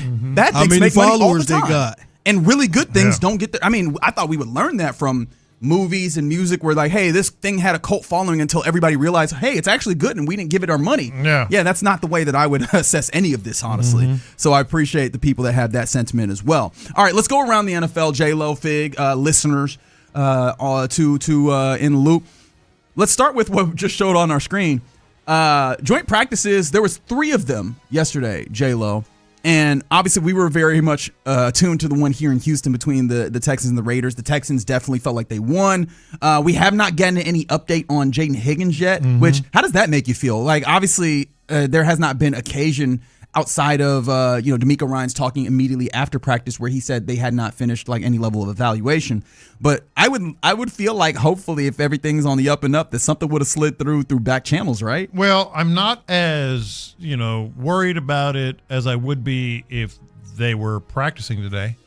It's an off day, so you kind of, let's see what happens tomorrow. That's where I am. Whether he's out there, whether he's kind of out there, in terms of on the side of the field or something, or we actually get some clarity. So I'm like, maybe a little bit, just curious. Sure. But not worried. No, fair enough. Yeah. We'll keep our eyes on that, but that just wanted to give that update. But outside of that, there was only just like a brief moment of chippiness, and we were building all that up. Like, oh man, here comes Max Crosby and Keelan Rogers going to be, and there was a moment of chippiness that we were like, there it is. And then I looked at the remainder of practice around the NFL, and I was like, "Oh, that's a fight." Now that's a fight. Nothing happened compared to in Saints Cowboys. Yeah, Saints Cowboys. Their joint practice, doing suplexes and everything else. Buddy, there was one big mass where it felt like everybody that's ever played for either team was on the field fighting each other. But and then throwing. Also count them, 10 skirmishes. And 10, brother. They don't joint practice for more than 2 hours. Yeah. How do you get 10 fights in and actually do practice? And throwing, like squaring up. Like it was, and that one dude squaring up in the stretch line, man. They're stretching, they fighting. And then you said the reverse flying suplex or whatever the hell that was. Do you know who it was? The him? Son of a wrestler. Yes, the son of Steiner got out here and suplexed a dude on the Cowboys. I was like, oh goodness, like we this I is. learned this from my dad. That's not a knife. That's a knife. All right, that wasn't a fight. That's a fight. Yeah, really and truly. I think the other one, I have the note from the other one. I'll keep that. But yeah, it got to a point where it was so disruptive where people like they need to stop practice or whatever, which I don't think that they actually did because of the fights. but it did start up the conversation, Again. and people were like, joint practices, they don't need to happen because they just devolve into this. Where do you stand on this? Because I think that's absurd. I think the idea that, hey, man, joint practices because one got way out of hand and people could not handle it does not make all of them nonsense and not useful. But it does feel like this is something that you come to kind of expect at least once every year. You do, but I'm with you. I think it's absurd to say anything along those lines. But I think it's reflective of just how much more serious and important joint practices are than preseason games, because it is so intense. It is so so much of real football and getting after each other the way you're supposed to get after each other, that it devolves into these skirmishes and in that case all out rumble. I think it shows us just how much more intense and better joint practices are. Now you don't want that, but like what the Texans did, awesome. You got a little bit of a mix up, no big deal, and then you get back to work. And I also think, and this is the way that I bring this back to the Texans, I think that this is a testament to a level of leadership and composure. And I do think that I interestingly enough, I've come a long way on Brian Schottenheimer because I think back to him as like OC for various teams, including the Seahawks at various times. And I was like, I don't think that he's all that good, right? He was a dude who had a Schottenheimer name, a legacy name in the NFL, and it took him forever to ever get like an actual real opportunity. For me, I was like, that should tell me a lot. He got into a role. I was like, he seems actually like he might be a good coach. Buddy, his boys look so undisciplined. Compare that to DeMeco Ryans. His boys are pinpoint, getting their work done, managing to, like, even in that scuffle a little bit and get right back to work and not have a drop off. Like, I think that there's a level of how good of a coach and how disciplined are your boys to this as well. No, I think that very much says that. Now, on the other hand, there are coaches who like the fights and skirmishes. They want that to happen. They want to see that out of. So it's also sort of an approach for some guys. Yeah, fair enough. Yeah. The other joint practice outside of that included the Los Angeles Chargers in El Segundo, and it was the Chargers and the Niners. And that particular connection made it interesting. There was a lot of injuries out there in El Segundo. The Chargers, big time. The Chargers lost a few players, including Tyler Biadasz, who we mentioned that had been carted off, but he is out indefinitely correct, with ACL injury and honestly more in his knee. Which what a hit to a team that just went and acquired a center in the draft. But this got people doing this, where the Chargers always have a lot of injuries. You want to see a picture of what their El Segundo practice site looks like? Let me see. What is that you see in the picture? Oh, look at that big antenna. There's a big old electrical something or other close to the practice facility. And so now we're in the place where electrical substation conversation is back on the menu, boys. Welcome to the club. We're glad to have you. There's plenty of room. Nobody knows. Nobody knows. Even if you think you know and you've done the science, let me know. But it's just a lot, man. It's just a lot. And I think that's where we are. It's a hell of a coincidence that all these injuries are happening. And honestly, I still think it's a possibility that's a coincidence. I have not gone and done the thing where I looked at the Chargers medical staff and see. Yeah. But this led to a particular person on X, or Twitter if you are like me, who ranked every NFL team by proximity to a electrical substation. Did they really? That is right. Let us play the game. All right. Who do you think? Well, first and foremost, I think let's get home. Where do you think the Texans rank of 32 teams with practice facilities? Well, I'm looking. In proximity to an electrical substation. Is there one way over there on the other side? I believe there might be one over about 288? Off of 288, like way down toward, what is it over there? Not Pearland. Is it Pearland? That would be towards Pearland. Towards Pearland. Yeah, I think there's one over toward Pearland. So I'll say they rank, like everything else, 17th. Okay, very good. I'm going to say 20th. Figgy is closer. 27th. All right. Shout out to the Texans, baby. Everybody clap it up. Clap it up. They're clear. They're clear. The only teams that are further away. Where the Astros rank. I don't have that one. I'll have to do that research a little bit later. Or that's something else. The teams that are furthest from electrical substation: the Cowboys at 32, the Bears, the Broncos, the Ravens, the Packers, then the Texans. Now let's get to the top 5. Would you like to throw some guesses out at who might be top 5? And I'm going to base my answer on who gets hurt a lot. Yeah. I want to see if this fits your thought process. I'm going to say Niners. Correct. They are number 1, closest to a substation, as we know. I will say Giants. Giants are interesting 21st. Oh, wow. So they're pretty low down here. Who else, Figgy? Who else would be up there? Raiders? The Las Vegas Raiders are 17th. Okay, so we're climbing. Who Who are the top 5? Do you have one? You said who? The Saints? Yeah, New Orleans. The Saints are actually 23rd. Damn. So interestingly enough, right? Like you would think that you could pinpoint all these teams get hurt a lot. Here are the teams that do indeed have high proximity to substations. Number 1, San Francisco 49ers, as we mentioned. Number 2, the Carolina Panthers. I was about to bring them up randomly, too. Number 3, the Super Bowl champion Seattle Seahawks. Oh, wow. Number 4, the Jacksonville Jaguars, which makes sense because I bet that Jacksonville is basically just electrical substations. Yeah. And then number 5, the Pittsburgh Steelers. All right, they get injured. So I don't know. I'm just gonna keep this together a little bit. And somebody said, y'all not from the hood. Center Point Station is right down the street in Hiram Clark right now. Yeah. I mean, I'm not from this hood. I'm from a hood. That's right. But yeah, man. Obviously, maybe not as much of a correlation, but it is kind of interesting to see. Damn, all these injuries, and look at that in the background. If that ain't something electrical, interesting. Some other things that are happening around the NFL. I did mention ESPN, whose name comes up a lot. Obviously, the worldwide leader, but I don't know how much happiness is happening around the product that they have just generally. Well, I imagine that actually, I don't know. Let me ask you guys how you would feel about this, because ESPN had a couple of announcements yesterday.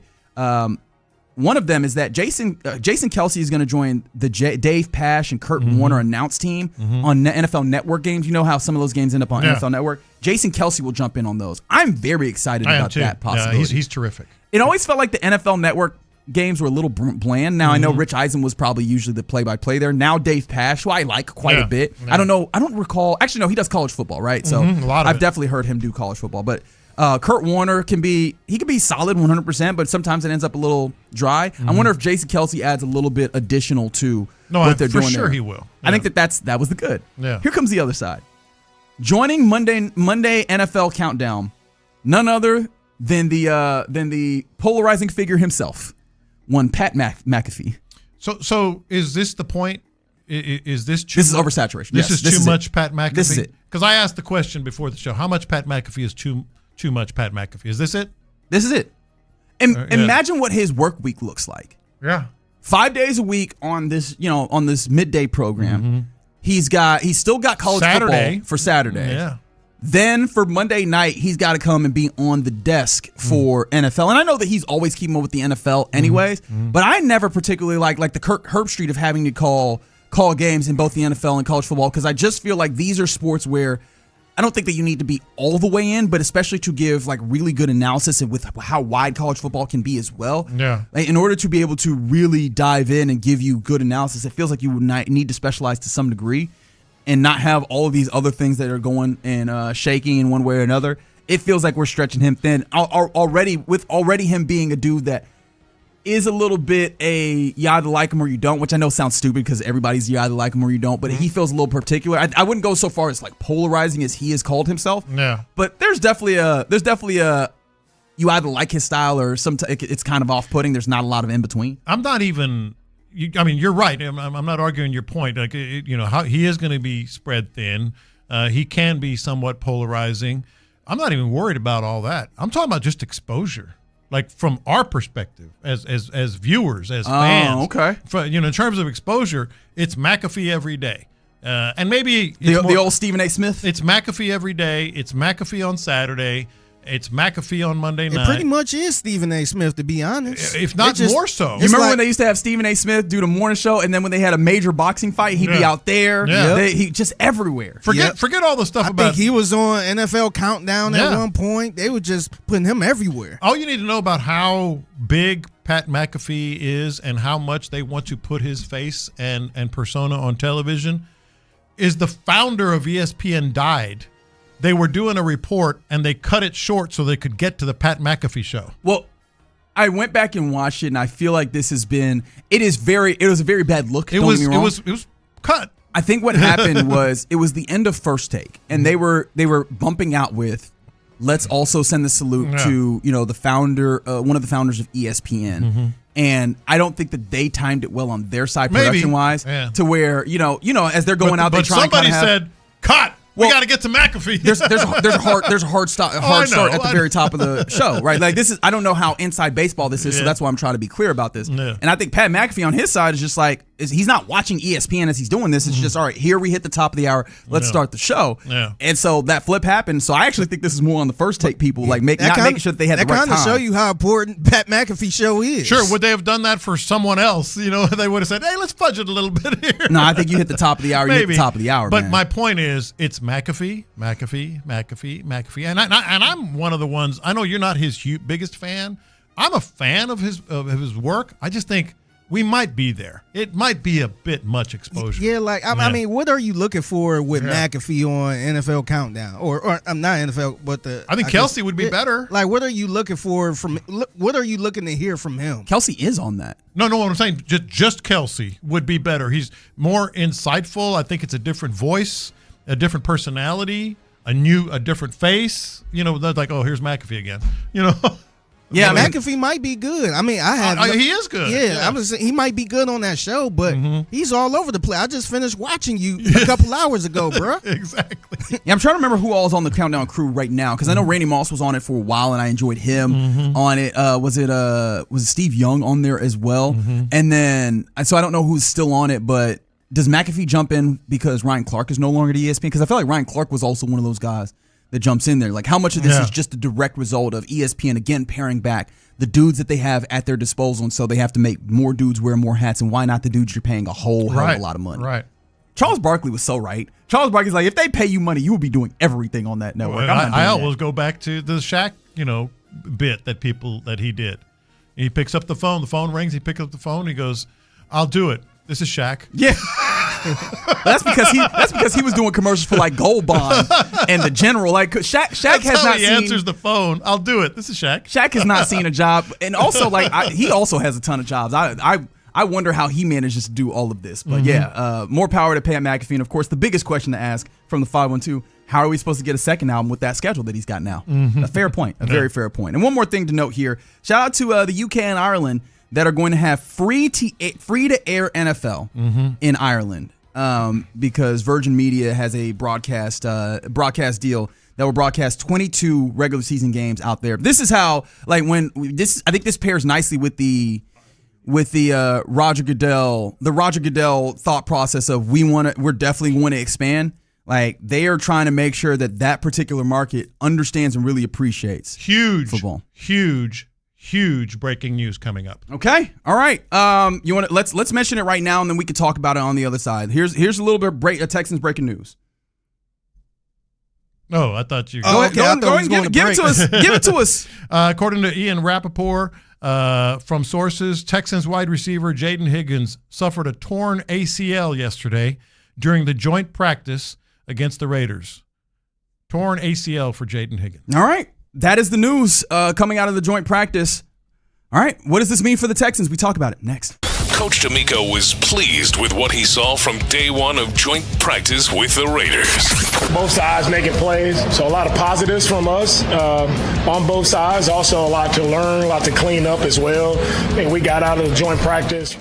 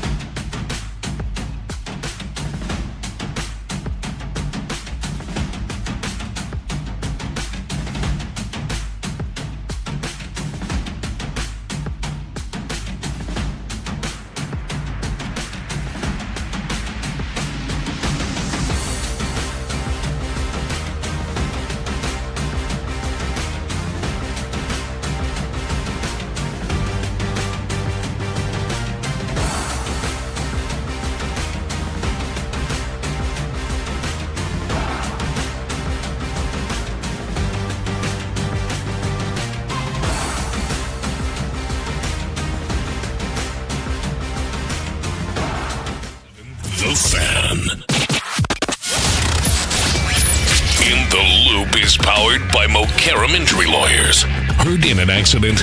Call Mokaram Injury Lawyers at 281-222-2222. 95.7 The Fan breaking news. Per Ian Rappaport, sources, Texans wide receiver Jaden Higgins suffered a torn ACL yesterday during the joint practice against the Raiders. Clearly, it's a tough blow to the Houston Texans. You're in the loop here on 95.7 The Fan. That is the news that is coming down at this moment. I mean, honestly, 8 minutes ago, we get this news that Jaden Higgins seems to be he's lost for the season, essentially, right? Mm-hmm. Like in any way, effectively, I can't imagine. I know that medical marvels are happening with guys returning 6 months minimum. but yeah, there's no way that you get him back this season. And honestly, just the fact that you lose him for whatever portion of the season, obviously, it's going to be damn near all of it. It's going to be all of it. Let's be honest. It's going to be all of it. That hurts, especially for Jaden Higgins, that it feels like was turning a corner this year. I mean, damn. First things first. Just how it hits you. Damn. I want to say something stronger than that. I mean, it's not just, and we'll get to it. How does this affect the Texans? We are absolutely going to talk about that. But this dude was coming into his own, flat out. I mean, he was the story the first couple of days of practice, this training camp, and every day since. I mean, every single day, it was Jaden Higgins, and he gave you the confidence of what this offense can do, what the receivers can do for C.J. Stroud and everybody. I mean, and Nick Caley and all that, but really about him, going into this year, his second year, you could just flat out see the development, and you could just imagine the possibilities. Now let's get to how it affects the Texans. Jaden Higgins out for the year, more than likely. Yeah. Jalen Noel, who knows? Hopefully, it's just one of those things that you can come back from, but it is a hand. Tank Dell, definitely who knows. So you got a rookie sixth rounder in Lewis Bond, and you have Xavier Hutchinson and Justin Watson.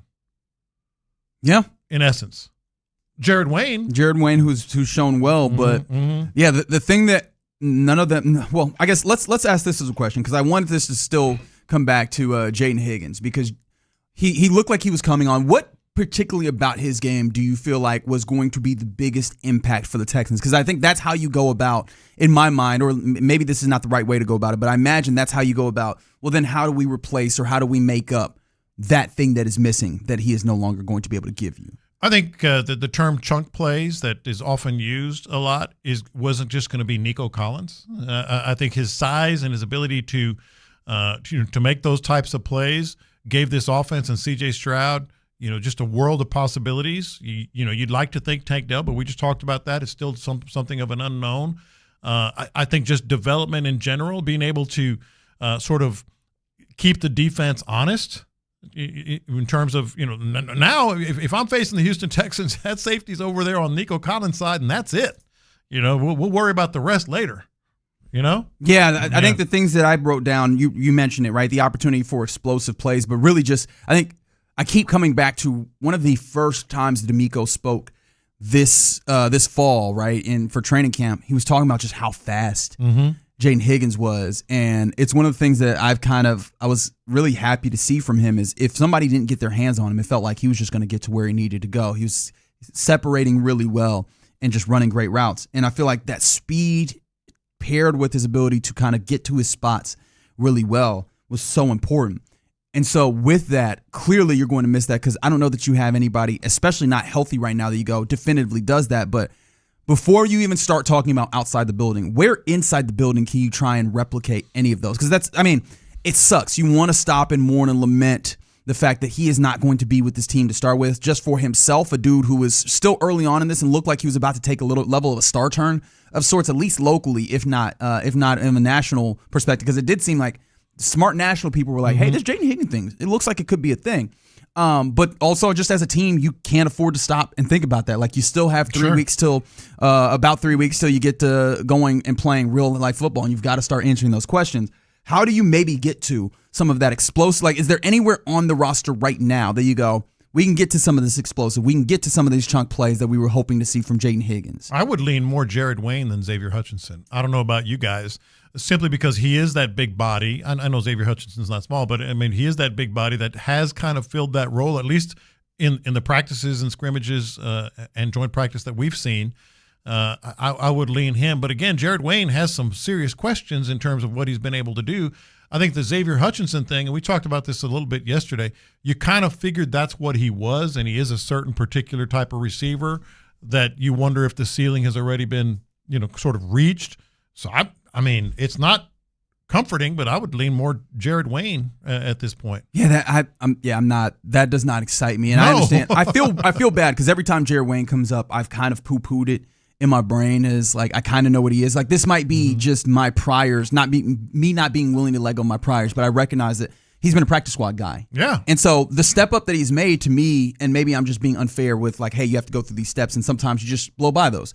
I don't know that he's been so good that I go, yeah, he's starter caliber now. I think that he's a guy that, all right, I'm willing to have within the room and a guy that can kind of filter in. I think if we're talking about steps up, it's probably a little bit more reasonable in my mind to go, Xavier Hutchinson was a guy that you trusted to be a part of this. And he's had a good camp and he's made a step up. Unfortunately, like obviously the step up that you were hoping for was one from a Higgins where he was like an impact or like a part of your offense to being a super impact. I think Xavier Hutchinson is probably closer to being the level of impact. I just don't know if that feels sufficient enough for what you're doing. That's where I am, and it's no criticism of Xavier Hutchinson. I just kind of feel like he had a good joint practice, and he's had a couple of moments here and there. But I don't know if Xavier Hutchinson puts that kind of a threat on a defense. You know what really upsets me? The answer to the question that I threw out, the idea of like how do you get to that explosiveness that clearly you're going to lose from Jaden Higgins not being there? You have a few guys that could be the answer, but they're injured. Tank Dell feels like a really easy answer for him. Yes. He ends up in that place, but he's just not been far along for you to say that with any level of confidence he will replicate what you were expecting from Jaden Higgins this year. Brevin Jordan is another one of those guys. If you're thinking outside the box, like, oh, this is a guy that especially can line up a little bit more outside and have a level of explosion and that kind of bigger body type. He is not. We've not seen him for a little bit due to injury. Like I'm immediately coming to the guy who's probably most available that feels like he might be able to give you some level of explosion. That's Marlon Klein, and he's still pretty raw. Just picking up the tight end portion of this. Talk less of trying to kind of fit him into doing more different other type of stuff. It's just a slippery slope, a term that I hate, but it really is when you start relying on a rookie anything. Even if you want to say, hey, Louis Bonds look good. Nah, man. You can't just rely on that. God help me. That's the one thing I thought about. I'm like, man, because he was having a really good camp.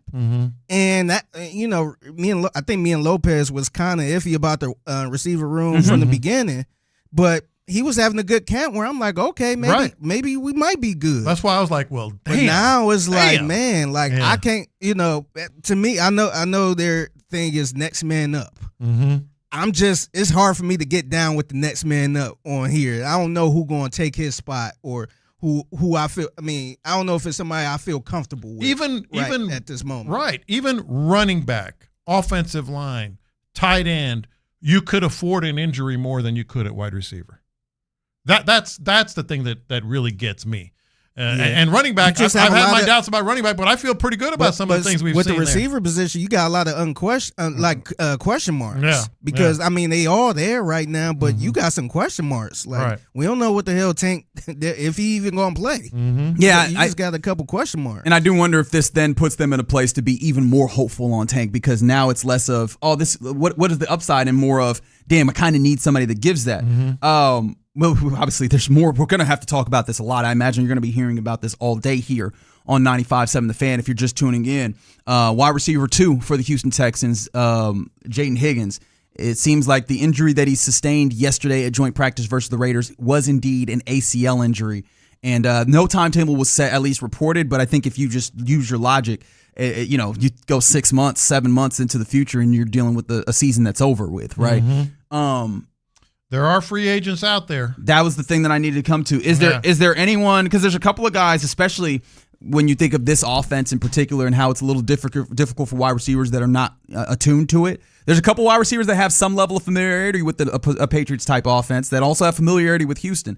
Are those the places that you start looking? How viable do you think the likes of maybe a DeAndre Hopkins or Brandon Cooks as wide receivers and free agents are. I think those are definitely two possibilities. DeAndre Hopkins, 34 years old.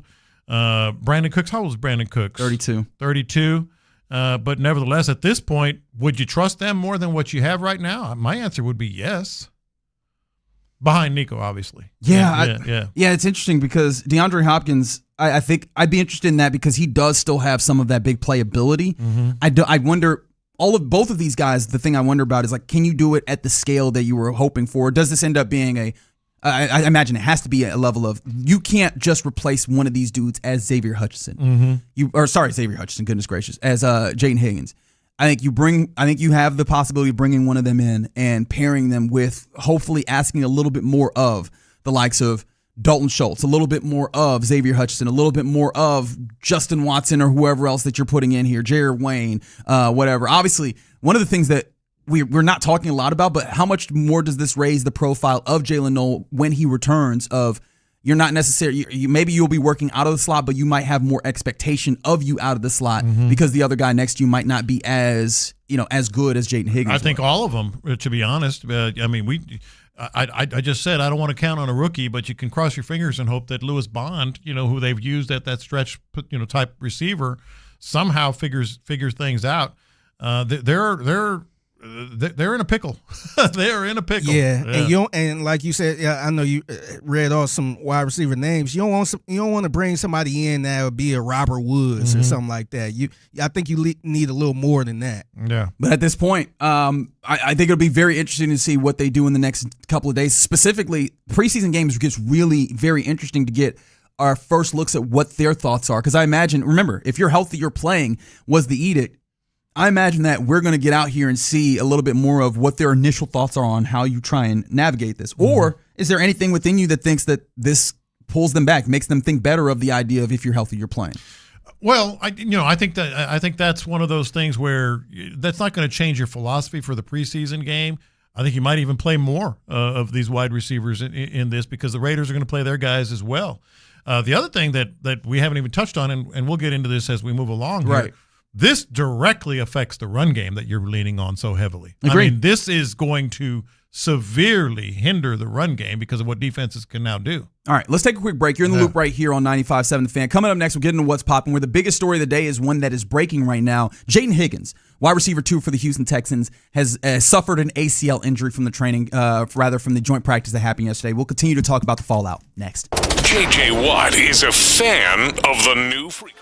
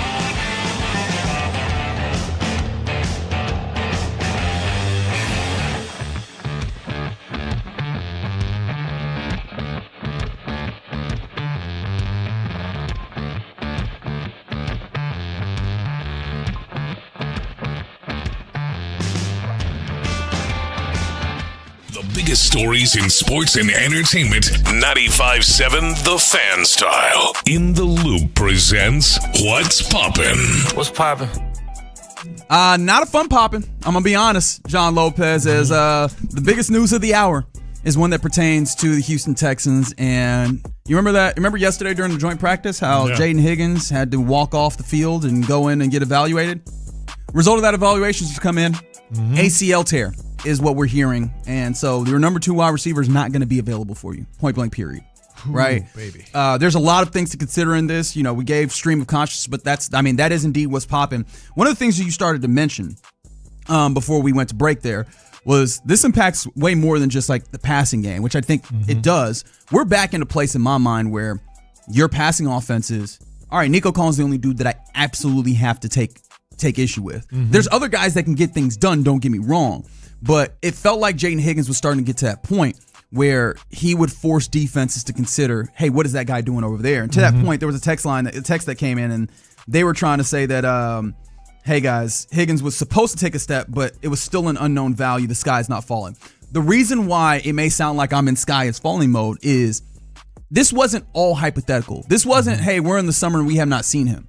We have been very fortunate to be out there at the Houston Methodist Training Center. We've seen him demonstrating the things that show you that, oh no, this is a wide receiver that is worth considering, right? It's kind of incredible how in football you can watch a receiver and you can see the difference between, okay, he's a receiver nominally. Oh, he's pretty good, and oh, that's a dude. Yeah. Jaden Higgins was starting to take a step towards dude. Yeah, you start looking at this wide receiving core. Let's mention the ones that we've talked about as some possibilities here. Tank Dell, fingers crossed. Jalen Noel, fingers crossed that that he develops into something. Jared Wayne, fingers crossed that what we're seeing is not flukish in terms of what he's been previously in his career. Even Xavier Hutchinson, as we've talked about, fingers crossed that he develops into more of a bigger presence and threat on the offense. Jaden Higgins was not cross your fingers and hope for the best. We were seeing it. We saw it on the field. It was tangible. It was real. It was effective. They were putting him up against Sting in one-on-ones. Exactly. So all these other guys, here we are crossing our fingers. Let's see what happens. No, Jaden Higgins was doing it on the field. And I get still training camp, et cetera, but it was very, very obvious and very, very real. And so that's why it's such a big hit. And the thing that's upsetting as well is that I think that if your passing game does not demonstrate like that level of, I guess, invoke that level of fear, and I don't know, maybe there's still an opportunity for that, but right this moment, it feels like there's a clear step down in the amount of fear that your passing offense can invoke. How much more do we get back to the concept of your running game has a lot of opportunity to be strained, and now teams can maybe load up a little bit more on it again? And they will. All things being equal, until these others that we're crossing our fingers on can start to show something, we're going to see opposing defenses stack the box a little more. Because they feel like they can cover, whatever you throw at them, I'm guessing, a little easier. So, yeah, it affects your run game. And then there's the CJ Stroud thing. I mean, just flat out, the confidence level, the option that he would have there with Jaden Higgins. When I say it's tangible, we've been seeing Jaden Higgins, making plays. CJ Stroud's been throwing it. By and large. So, yeah, it affects all those things. Yeah. So we talked about, I've just kind of casually walked us through what are kind of the options that you have. And obviously there's more consideration that'll be given in the coming days as well. But we talked about what are your internal options. And it feels like we talk about Xavier Hutchinson, obviously, is a guy that they trust a lot. So much so that he was running with the ones as Jalen Noel is still trying to get healthy. With that finger injury that he had him on the NFI to start training camp. Tank Dell is a hypothetical just because it just feels like we've not gotten him on the field enough. But I imagine if they feel good about his possibility to return, it would be great to see it because he's going to be necessary. And what will be the return? But if it's not one of those guys, wide receiver-wise specifically, it's the likes of Justin Watson probably stepping up. Maybe Lewis Bond having more of a role. A rookie. But, a rookie in this space, that's a little bit much to ask. But, I mean, you had rookies on the field last year. So that's that. That's internal. We talked about external as far as free agents. I think the two that come to mind the most are Hopkins and Cooks because they've worked this system. I think there are other names out there free agency-wise. I know someone brought up Stephon Diggs. He signed in Washington. It almost feels like, and I hate to say it, it almost feels like it would have been awesome if this happened 2 days earlier, if that was going to happen, so that you could possibly try and go and steal the Keenan Allen signing. Yeah. Like that's something that, but Tyreek Hill is still out there. Any interest because of the speed element that he gives, 32 years of age? Man, I don't think so. Do you? Agreed. What about you guys? Agreed. I'm not very interested. I don't think so. In the aging speedster that also has lower body injuries. Curtis Samuel, who last was with Buffalo, a Buffalo team that just didn't feel like they had enough wide receiver help. I mean, at this point, marginally, I would guess. So clearly, I think we start with DeAndre Hopkins and Brandon Cooks. Would you agree with that? I think that those are the two that I probably look at most of any of the free agent wide receivers. It just doesn't. It's not all that appealing to me. Yeah. Of all these other wide receivers, I keep going back to two names, and again, it's all gonna be just like, all right, they're on the street for a reason, and where are they in their careers? But I keep going back to two names. How do these names grab you? Just in terms of, why not? Josh Reynolds. Josh Reynolds is on the street. He's been injured the last couple of years, but in 23, he had 40 catches. 22, he had 38 catches. Was effective with the Lions when he was there.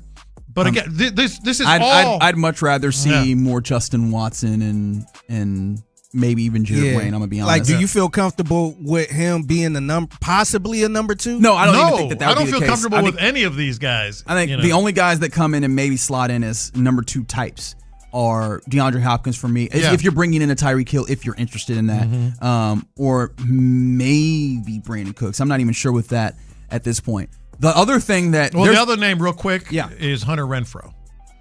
He's on the street. Dude had 36 catches in 22, 25 catches. Talking about 4 years ago? In 23, but then he's been injured the last 2 years. Yeah. Yes, I'm talking about 4 years ago because he's been injured the last 2 years, and this is where we are, and that's why he's on the this is street. where we at. And that's why he's on. But Hunter Renfrow has been an effective receiver. He has. Look, don't pick on me. I know. Reggie over there being picky. All right, let's go get Tyreek Hill. He's attacking the messenger here, man. All right, sign Tyreek Hill. How does become? I didn't even say anything. All right, this is the one where maybe there's a possibility to get somebody that actually feels like it's on the level, but the cost goes up. Trade. We haven't talked about the possibility of a trade. How viable does that seem? Because there's already names that people are throwing out there like, oh, man, I'd actually be interested in Brandon Ayuk, and boy, you're different than me. And Brandon Ayuk, fantastic player. The problem is he has been a headache. We've been over here laughing at the headache that he's caused. Both the Niners and the Commanders. He don't even play for the Commanders right now, right? He barely plays for the Niners, right? But you look at the way that this team in particular runs, the way that this organization in particular runs.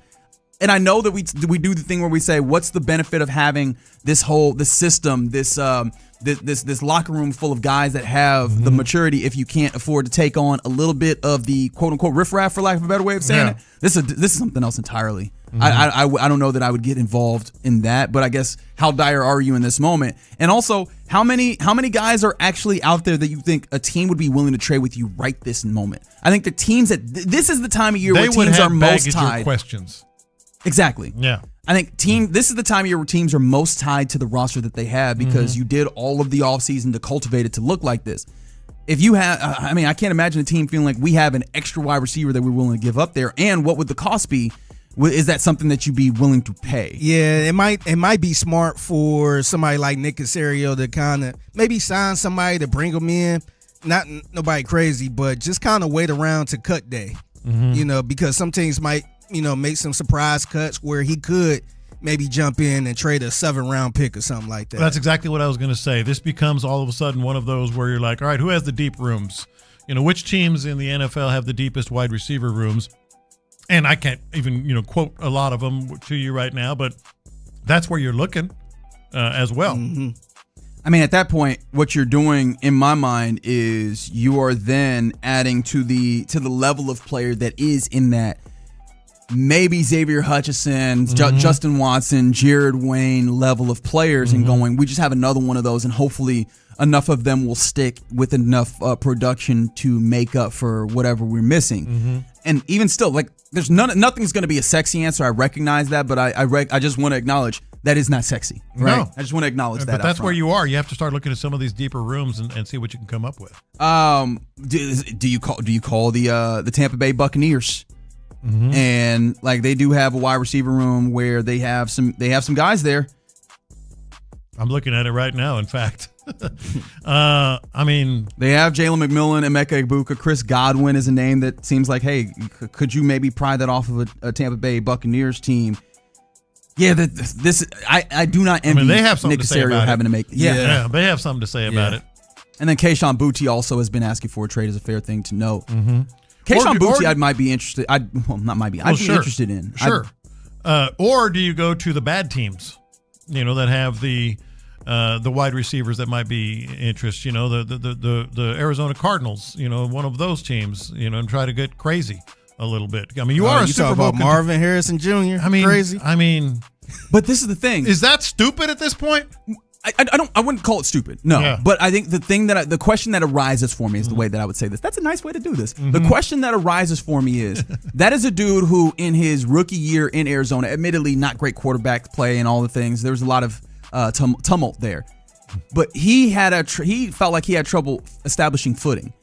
I think you're looking for talent, but you're looking for talent that's established enough to be able to be impactful for you. And it feels like you'd have to be doing a lot of, hey, let's try and get you up to speed and get you to a place where you can take that talent and put it to use for us. And this is a team that's trying to contend for a Super Bowl right now. Right. You know what I mean? Right. And so the question becomes, can you pry him and make him fit with your culture? Something like that. Yeah, I don't know. Like this is a really, really tough space for the Texans to be in. Really one of the more terrible things that could happen for you going into the season. A really unfortunate thing. And if you're just turning in, the unfortunate thing is that Jaden Higgins, the number 2 wide receiver that felt like he was taking a very clear step on the practice field and out there at training camp, injured himself, and it is indeed an ACL tear for him. So the dude that felt like he was taking a step up, that was going to be impactful for your passing game, not going to be with you this season due to an ACL injury. All right, you're in the loop here on 95.7 The Fan. As we continue to process that, let's bring in a guest that maybe help us process some of that and definitely more. Talk some O-line, baby. Yeah, we could definitely talk some O-line and maybe what challenges arise for the O-line when your wide receiving core takes a knock. Let's talk to two-time Pro Bowler for your Houston Texans, Chris Myers. He joins the show next. The preseason continues tomorrow night.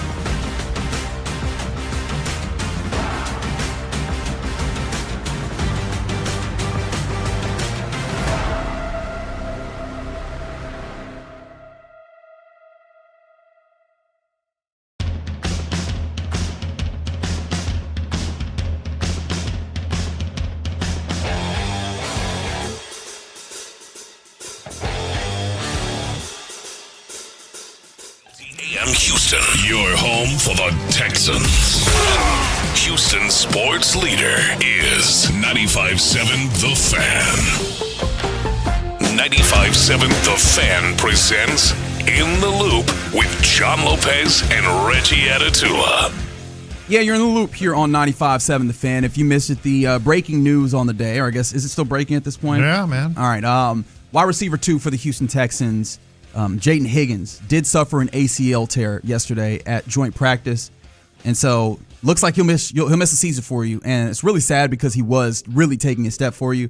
As we're talking it out here at the West Point Sugarland and West Point Lincoln studios here, I think I'm landing on if you want to make a trade, Kayshon Boutte feels like it's probably the most viable, doesn't it? A Patriots team that brought in A.J. Brown, has Romeo Doubs, has Jamario Douglas in the slot, with some other guys that are interesting, and they have a couple of undrafted free agents as well that fill out that room that maybe they'd feel okay with kind of holding it down. Mm-hmm. Kayshon Boutte headed into the final year of his rookie deal. It feels like also you have to consider that Nick Caserio has ties to New England. Is that one where you could maybe make a deal happen for yourself and bring in a dude who could hold you down? You would think, and they do work with New England. New England has to play along too, though. They got to want to play on this whole thing as well, so we'll see. Yeah, we will see indeed. But right now, we'll turn our attention to the Texas Match and Maker hotline to talk to a longtime friend of the program. In fact, so much so that he let the football world know that he was calling it football quits on the air with John Lopez and That's Nick right back in the day. News? Yeah. Joining us is a 2-time Pro Bowler for your Houston Texans back in the day. His name is Chris Myers. Nice to make your radio acquaintance, sir. No, I appreciate that, Reggie. Thanks for having me on. Johnny boy, how we doing, dude? Long time no talk. Man, I miss you so much. But I don't know. How much do you miss him? I told these guys off the air, I said, I just miss Chris Myers. Used to come in all the time, gave us that breaking news on your retirement, as Reggie just said. But here's the other thing. As much as I miss you, it's like when your kid goes off to college. And you're not that young that you could be my kid. But it's like when your kid goes off to college. Like, it breaks your heart. But you're so proud when you see them, doing their thing. And Chris Myers, for those who don't know, I keep up with you, and you're doing your thing up there, man. You really are. No, I really appreciate that, John. I know that's a strictly platonic miss, man. I feel the same way. The feeling's mutual. I had a blast being able to kind of transition, and which is well over a decade ago now, which is crazy. But transition and jump right in the booth with you guys, you and Nick, and to be able to kind of like transition and go right into something that just seems so effortless, and you guys kind of welcome me with open arms. I'll forever be in debt for you guys with that, and and then since then moving up, I'm outside the Philadelphia area for the last 10 years, and I've been able to kind of be a part of my kids growing up and jump into some coaching. Coached the high school level for a while, and now I'm coaching the 7th, 8th grade level a little bit with some CYO football up here. But really, really stay locked in with what's going on down there with everything going on with the Texans. So I'm really appreciative you guys having me on to kind of catch up a little bit. Chris, were you at all disappointed to hear that when we were flipping to 95.7 The Fan that John Lopez did not reach out to you to be a part of it? He couldn't do it. I did. He did. I got to give him his kudos. It doesn't always match up with me schedule-wise, but I'm glad it did. I'm glad it did now, but trust me, if I could be able to kind of get back and be a part of it as much as possible, I would. All right, so let's talk. You heard the breaking news. I'm sure you were already plugged in on that. This is a team you are plugged in with the Houston Texans. And, man, Jaden Higgins was just doing so much. I was talking about earlier, Tank Dell, you kind of cross your fingers that he comes back. Xavier Hutchinson, you cross your fingers that he takes another step. And you can even talk Jalen Noel. You cross your fingers that all of a sudden he can take a step. But with Jaden Higgins, we were seeing it, man. And I know, you stay in contact as well. We were seeing him make those steps as a wide receiver, 2 behind Nico Collins. How does that hit you? It's a brutal shot, man. Hearing about the injury a little bit, and then you guys confirming it right there. It's there's no beating around the bush. Anytime that kind of happens, especially right before the season and training camp, it's a brutal shot. It's unfortunately a part of the game, but to happen this kind of close to the start of the season, to your point, with him making the strides that he was making and the receiver core kind of getting the gusto back a little bit. It's definitely going to be something that the receiver room itself is going to have to take that next man up mentality, which I'm sure they already preset in there. But it's going to have to be something where everyone kind of rallies together and made the best man win to kind of take that spot. There's enough, veteran leadership in that room. No doubt that they're going to be able to kind of take on the younger guys and push them. But you guys were mentioning if there's any kind of movement that can be made outside to kind of make any kind of trades, that's kind of where I foresee it. Chris, I'm very interested from your perspective as an offensive lineman. When an injury like this happens, or really just in general, if you look at a wide receiver core and it feels like there's only one real threat to a defense, and I think you know what I mean when I say that, does that actually impact the offensive line in the way that you guys do your job, or am I making too much of that from the outside looking in?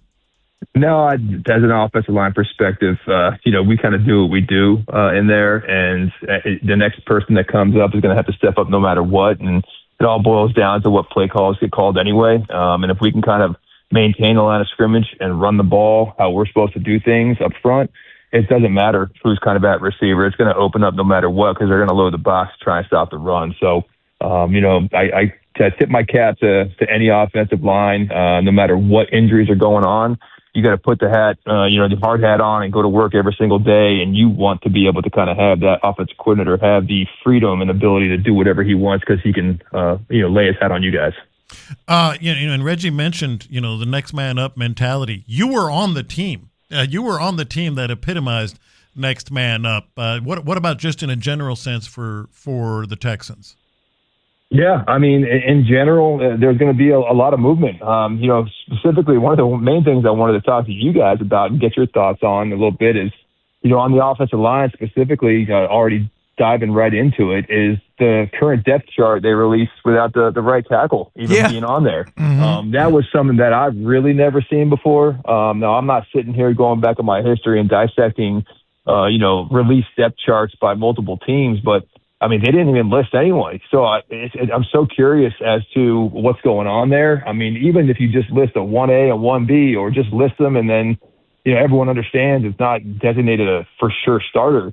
But, the competition obviously must be really, really tight. And I'm not out there every day in practice, obviously. But I'm curious to kind of hear from you guys between Brown and Smith. Is it someone that's really heating up there? Is it that tight that they can't make a call publicly? I think it is, and I'm glad you brought that up because clearly having you on with us today, I want to talk heavy offensive line. But I think, Braden Smith has probably been the leader, at least in my view. But, I mean, we're talking about a guy that, in Trent Brown that has done so much.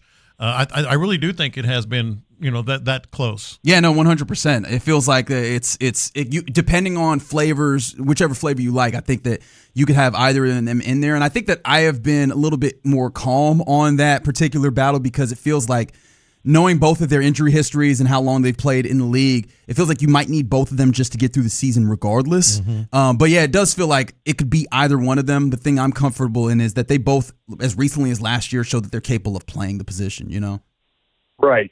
And obviously, Brown's tenure obviously speaks for itself a little bit, and I'm anxious to see kind of how this plays out. And I mean, we're right around the corner, so that was something that was very intriguing to me. But yeah, I mean, specifically across the line with depth wise, there's plenty of young / energetic young guys that have a couple of years of experience, and then you got a guy like Wyatt Teller who, with his pedigree and veteran leadership, can bring along these young guys. And I, for one, selfishly, obviously, is Rutledge, being able to kind of have him kind of come in and with the kind of personality and character that he's kind of made up with. Excited to kind of see him progress there at center a little bit and have a guy next to him that's a little gritty and got some wet behind the ears a little bit and kind of push him forward a little bit. All right, I'm glad you brought that up because that's exactly where I wanted to go next. You, if I am remembering this correctly, by and large, played guard in college. I think maybe your last year you might have dabbled some, played a lot more at center, but this is a guy that has made that switch. I want to get your thoughts on that and how difficult it might be, even though he's a nasty dude. I mean, he could have been on that 0-1 Miami team that you were on. I mean, he is a nasty, nasty dude. But what about the switch from guard to center? Yeah, for the record, I was able to start at 4 of the 5 spots on the line back in college. You've told me. You've reminded me. You've reminded me. Let him know, Chris. Listen. For the record, I won't go any further. But left tackle was never in my repertoire there. But yes, no, just kind of like following him a little bit and kind of where he's been from Middle Tennessee State, transferring on over to GT, and kind of making a name for himself, and then that crazy accident he was in, and kind of a different perspective on life. I'm really anxious to see how he kind of comes through. In the years past, since I've been a Texan, watching different guys kind of come through and have that opportunity to make names for themselves and kind of solidify themselves in the middle for an extended period of time. There's been some ups and downs a little bit, and we've had our talent, don't get me wrong, and I've been in contact with some of those guys. But this guy just seems a little bit different, and I don't want to get the cart before the horse, but I'm really anxious to see how he progresses. Yeah, he's been really exciting for us to watch on the ground. How he came in as a young buck, and in his introductory press conferences, like, I'm going to hold guys accountable. And darn it if he hasn't actually been out there doing that. The question I have for you is, especially if you were talking to him, what are the things that you are expecting to actually be like levels of difficulty for him early on, and things that you would be giving him advice on to watch out for in his early tenure? It all depends upon the knowledge of the game, the X's and the O's, kind of getting ahead of the game, studying game film and nuances from each individual player. But, the day in and day out grind of training camp as, a rookie, let alone someone brand new on a new team, if you're coming as a trade or so, is kind of just earning your stripes a little bit, doing it the right way. And as a rookie, it's even harder, to earn your stripes. Kind of like playing well, winning 99% of your reps, not making mental errors. Those are the basics that have to get done. Those are the generalities of offensive line that you don't get a pat on the back for those. Those are supposed to happen. But then more importantly, it's those little like intangibles. When you're in one-on-ones, and he kind of going a little bit past the whistle and pissing the defensive lineman off, where they're having a chit-chat about him in the locker room and say a couple things, but he's doing it the right way. He stays quiet. He's not saying too much. He's not doing things at the breakfast table or in between, walking between meetings where it's like he's like thinks he's too good. Those are the kind of things where he's going to earn the stripes. So doing it the right way, being that guy that's going the extra effort and earning the respect on the field while being a great teammate off of it. Can he? I mean, you did, and you were at the center of maybe, not maybe, the best offensive line we've seen the Houston Texans ever had, and you started all those 100-plus games at center. As a youngster, with that nastiness and with everything that you've talked about, can he fill that role? I have the utmost faith and confidence in him. I'm speaking, at both ends too, but it has to be earned.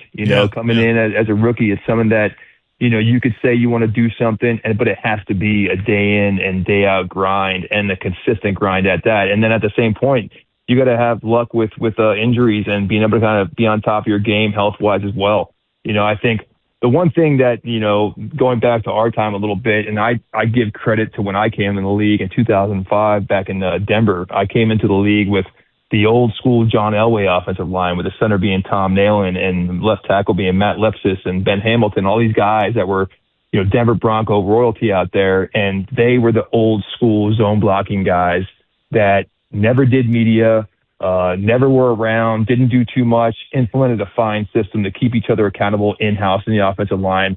And I was able to bring that kind of stuff over to Houston, and it created this like internal bond between us as an offensive line. We all came from different walks of life, but I mean, John, you know this. We used to have internal fine system with each other where we would find each other for wearing the wrong outfit because you were trying to look, quote, too sexy, or, you farted in the middle of the meeting rooms. Oh, that's $20. And at the end of the week, you collect it. And at the end of the year, we all kind of did a big dinner or a trip together and had a great time, right? We didn't want to do too much media together because it wasn't about the individual self. It was about the whole. So small things like that, if they ever can kind of get implemented and create their own little like camaraderie amongst each other, it's going to have to be from someone. One of those Didn't you veterans, find guys for doing media? 100%. You know how much I got time for talking to you every damn day? I know. You paid a lot of money. Speaking of, I actually just crossed across one of our group texts, between Eric Winston, Wade Smith, Dwayne Brown, Casey Sutter, Brandon Brooks. We're all in this big, huge text together. And this whole, I don't know what it's called, the pit room, I guess it's called down there. Mm-hmm. Someone's doing some kind of media, and it was, I guess it was a Teller and Nursery were there kind of together, and we were all like, what would the fine be if we got caught doing that together? And the numbers were astronomical in the text chain. So I'm not saying that has to come back, but if they did implement something like that to gain that credibility amongst each other, it would be phenomenal. I want the credibility, but I got to admit, selfishly, I would like them to keep talking to us. I'm enjoying talking to Chris Myers right here, former Houston Texan, Pro Bowler, mind you. Don't ever forget it. A question I have, because this offensive line last year, one of the things that you could get them on was these stunts, right? These, tackle stunts or tackle end stunts at times where you have these looping plays and they just keep getting ear-holed. And it feels like they've gotten better at pass protection this season, but it seems like they've still been getting got on those stunts a little bit when those happen. How does one get that right, or is that just a matter of time when it comes to getting right on those stunts? A little bit of both, Obviously, it's repetition, practice, but it kind of goes back to what I was just referring to about them kind of coming together as a group. Every intangible that you have in an offensive line room is garnered by how close you guys are as a unit, to the point where you guys aren't really having to talk too much. And you've heard this for decades now amongst offensive linemen and stuff, when you guys can understand things before they happen and you say certain things. But obviously it's film study. But it truly is basically the camaraderie amongst each other and communication. The amount of time that you guys kind of spend together and you see certain things, you guys know under that left guard, that right guard is going to react to you, and you know how to set based upon whatever it is. That's kind of like the cool thing about an offensive line group, and that's why 10 years, 12 years later, we're on these group texts still together, because we all still deem each other brothers and we kind of still can catch up without talking to each other in a while. But to pick up those stunts, it's a lot of things combined. It's experience, it's film study, and it's you guys operating as one fluid unit.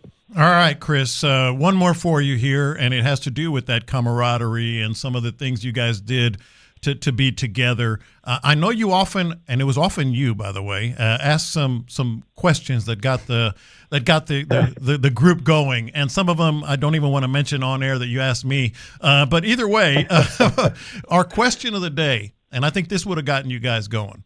What's a music hill that you will die on? It's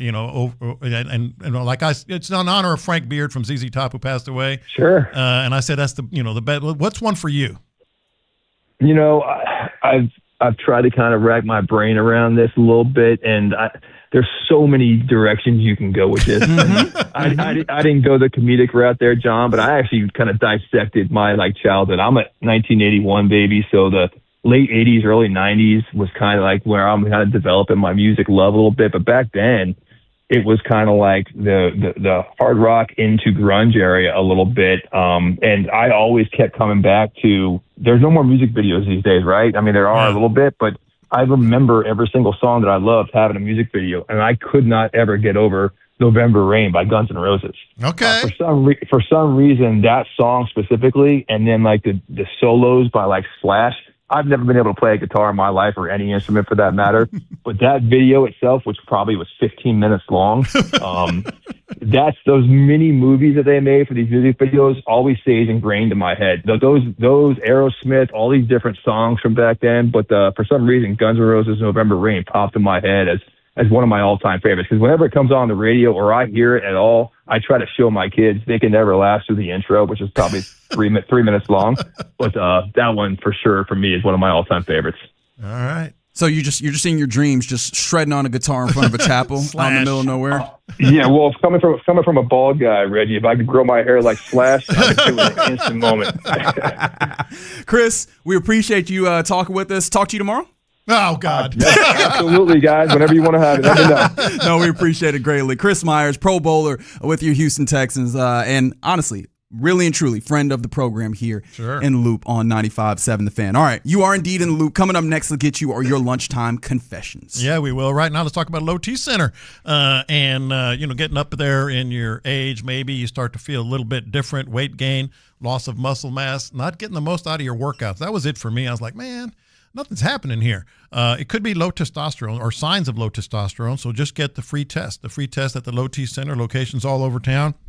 And you get the results. The lab is right there on site, and you get the results in just a matter of minutes. Low T Center is just not your typical doctor's office.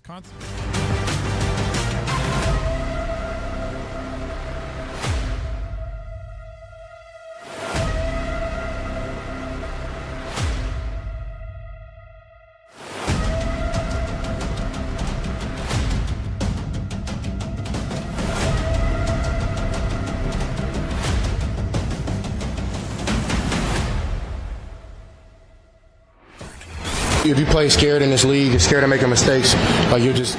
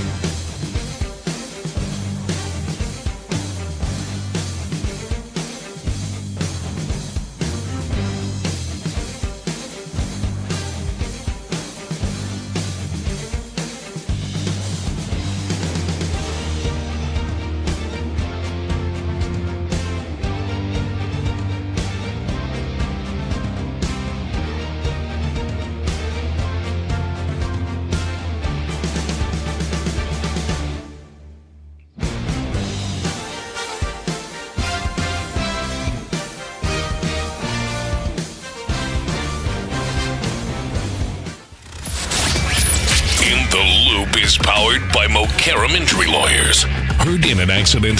Call Mokaram Injury Lawyers at 281-222-2222. Sometimes it's sports, sometimes it's not. Whatever it is, Reggie and John are keeping it real. It's In the Loop's Lunchtime Confessions on 95.7 The Fan. Watch this. These are my confessions. All right, we're not in the business of burying the lead. I think my first confession is first confession is every Texans fan's first confession. This sucks, and it hit me. You didn't put enough words in there, but I understand you can't say those on these airwaves. Jaden Higgins, if you have not heard, and we will get right back into it here, maybe even during confessions, but certainly next segment, out for the year with a torn ACL. Judge John Lopez is going to be about that with some possibilities as receivers that the Texans could acquire. So obviously we're going to be all over that. But the first confession here is simply, I think I realized just how much and how important he was becoming now. Forget projection now. Yeah. With how hard this hit me. Yeah. You know? It's like one of those things where you you're watching a football game, you're like, I don't know who I'm rooting for, and then the game starts and you go, oh, I realize I'm rooting for this team. Yes. I didn't realize that And I actually cared on the side. Yeah. And very much so. Yeah. I think similarly. I was just talking to Seth and B. Scott, and one of the things that I was saying was it feels like the run game, we knew, hey, the run game needs to be a lot better this year. And I don't know that and we'll talk about this at some point. I don't know that I'm in a place where it feels like they've reached the level of a lot better that I was hoping they needed to be. Yeah. But it started feeling like, hey, maybe this passing game will be better from their perspective as well to maybe balance that out. Yeah. This felt like a hit to that, the passing game being better in order to balance it out. And so now I'm back in that place where I go, Nick Caley, I'm looking at you where you're having guys that admittedly are lesser. I don't say that to denigrate them, but if we're just being honest in our accounting of what this wide receiver room looks like, they're lesser than what Jaden Higgins is putting out there. So now I'm going to need to rely more on the system itself to help those dudes get open and make impacts. Yeah. You know? Yeah. No, it's, I think it's what we're all feeling right now. These are my confessions. I actually had a more positive confession, and this is the one. This is the one I've had all day. I don't know if it feels like it's out of place now, but remember we talked a little bit earlier about the Sports Illustrated feature / cover piece that talked about the Texans defense, and in this, I've got to admit, it reminded me of a feeling, or it got me to a place where I was like, I thought that I was okay with the idea of this defense just being one of those that you go, oh man, like the 2000 Ravens where you go, oh, the 2025 and 26 Texans defense. I long again for a nickname for this defense. I think it deserves one, and I think that it might be as simple as the Houston Headhunters. There was a quote in here where psychopaths. Because I think one of the things that had kept me from like liking some of the names, that felt like it has to be a nickname that is all encompassing. Except nicknames are not going to be all encompassing. This piece reminds you that there's so many disparate parts, or so many different sides of what this defense is and what these guys are, that no name is going to cover all of it. So just get one that feels like it is exactly what it's reminiscent of. Yeah. And Will Anderson Jr. was talking about how, when they played Atlanta, everybody had been talking about, quote, the Falcons' offensive line. They have such a good offensive line. They run the ball. So we came in headhunting. Whoever showed up, we were going to kill them. Close quote. And so, like, is that all? They were headhunting, right? They talk about hunting. Like, that is something that they constantly talk about. So I'm like, why not the headhunters? Like, I think that it serves in a couple of ways. One, headhunters, it feels like that's what it feels like they're doing out there. Yeah. It feels like they're actually headhunting, but they also are not headhunting. Like they're, in a way, like I think there's a level of brilliance and a level of intellect to what they do that is not considered, that I think is kind of cheeky within calling them the headhunters, because in the way it's like, yeah, they're headhunting in the physicality they play with, but also they're very attuned to what they're doing. Like there's a very heady nature to it. So I feel like I'm gonna start calling them the Houston Headhunters. I'm not saying everybody else has to get on board with me, but I feel like that is the nickname that I'm gonna use. Your big confession is they really do need a nickname. They need it. They have to have one. I thought I could just get away with like, oh, this is the 2000 Ravens. This is the 85 Bears. No, I need a nickname, man. Yeah. I think Greg Williams liked this nickname a lot. Oh boy, that's right. Fines. Yeah, I mean, you get bonuses or whatever the hell that was. These are my confessions. So I gotta confess this, and look, I know people probably gonna roll their eyes and all this other stuff, but I actually feel bad for Stephen A. Smith, man, with this whole NABJ situation. That's what the money is for. No, and see, I know, and see, that's why everybody rolling their ass. Oh, he rich and all this other stuff.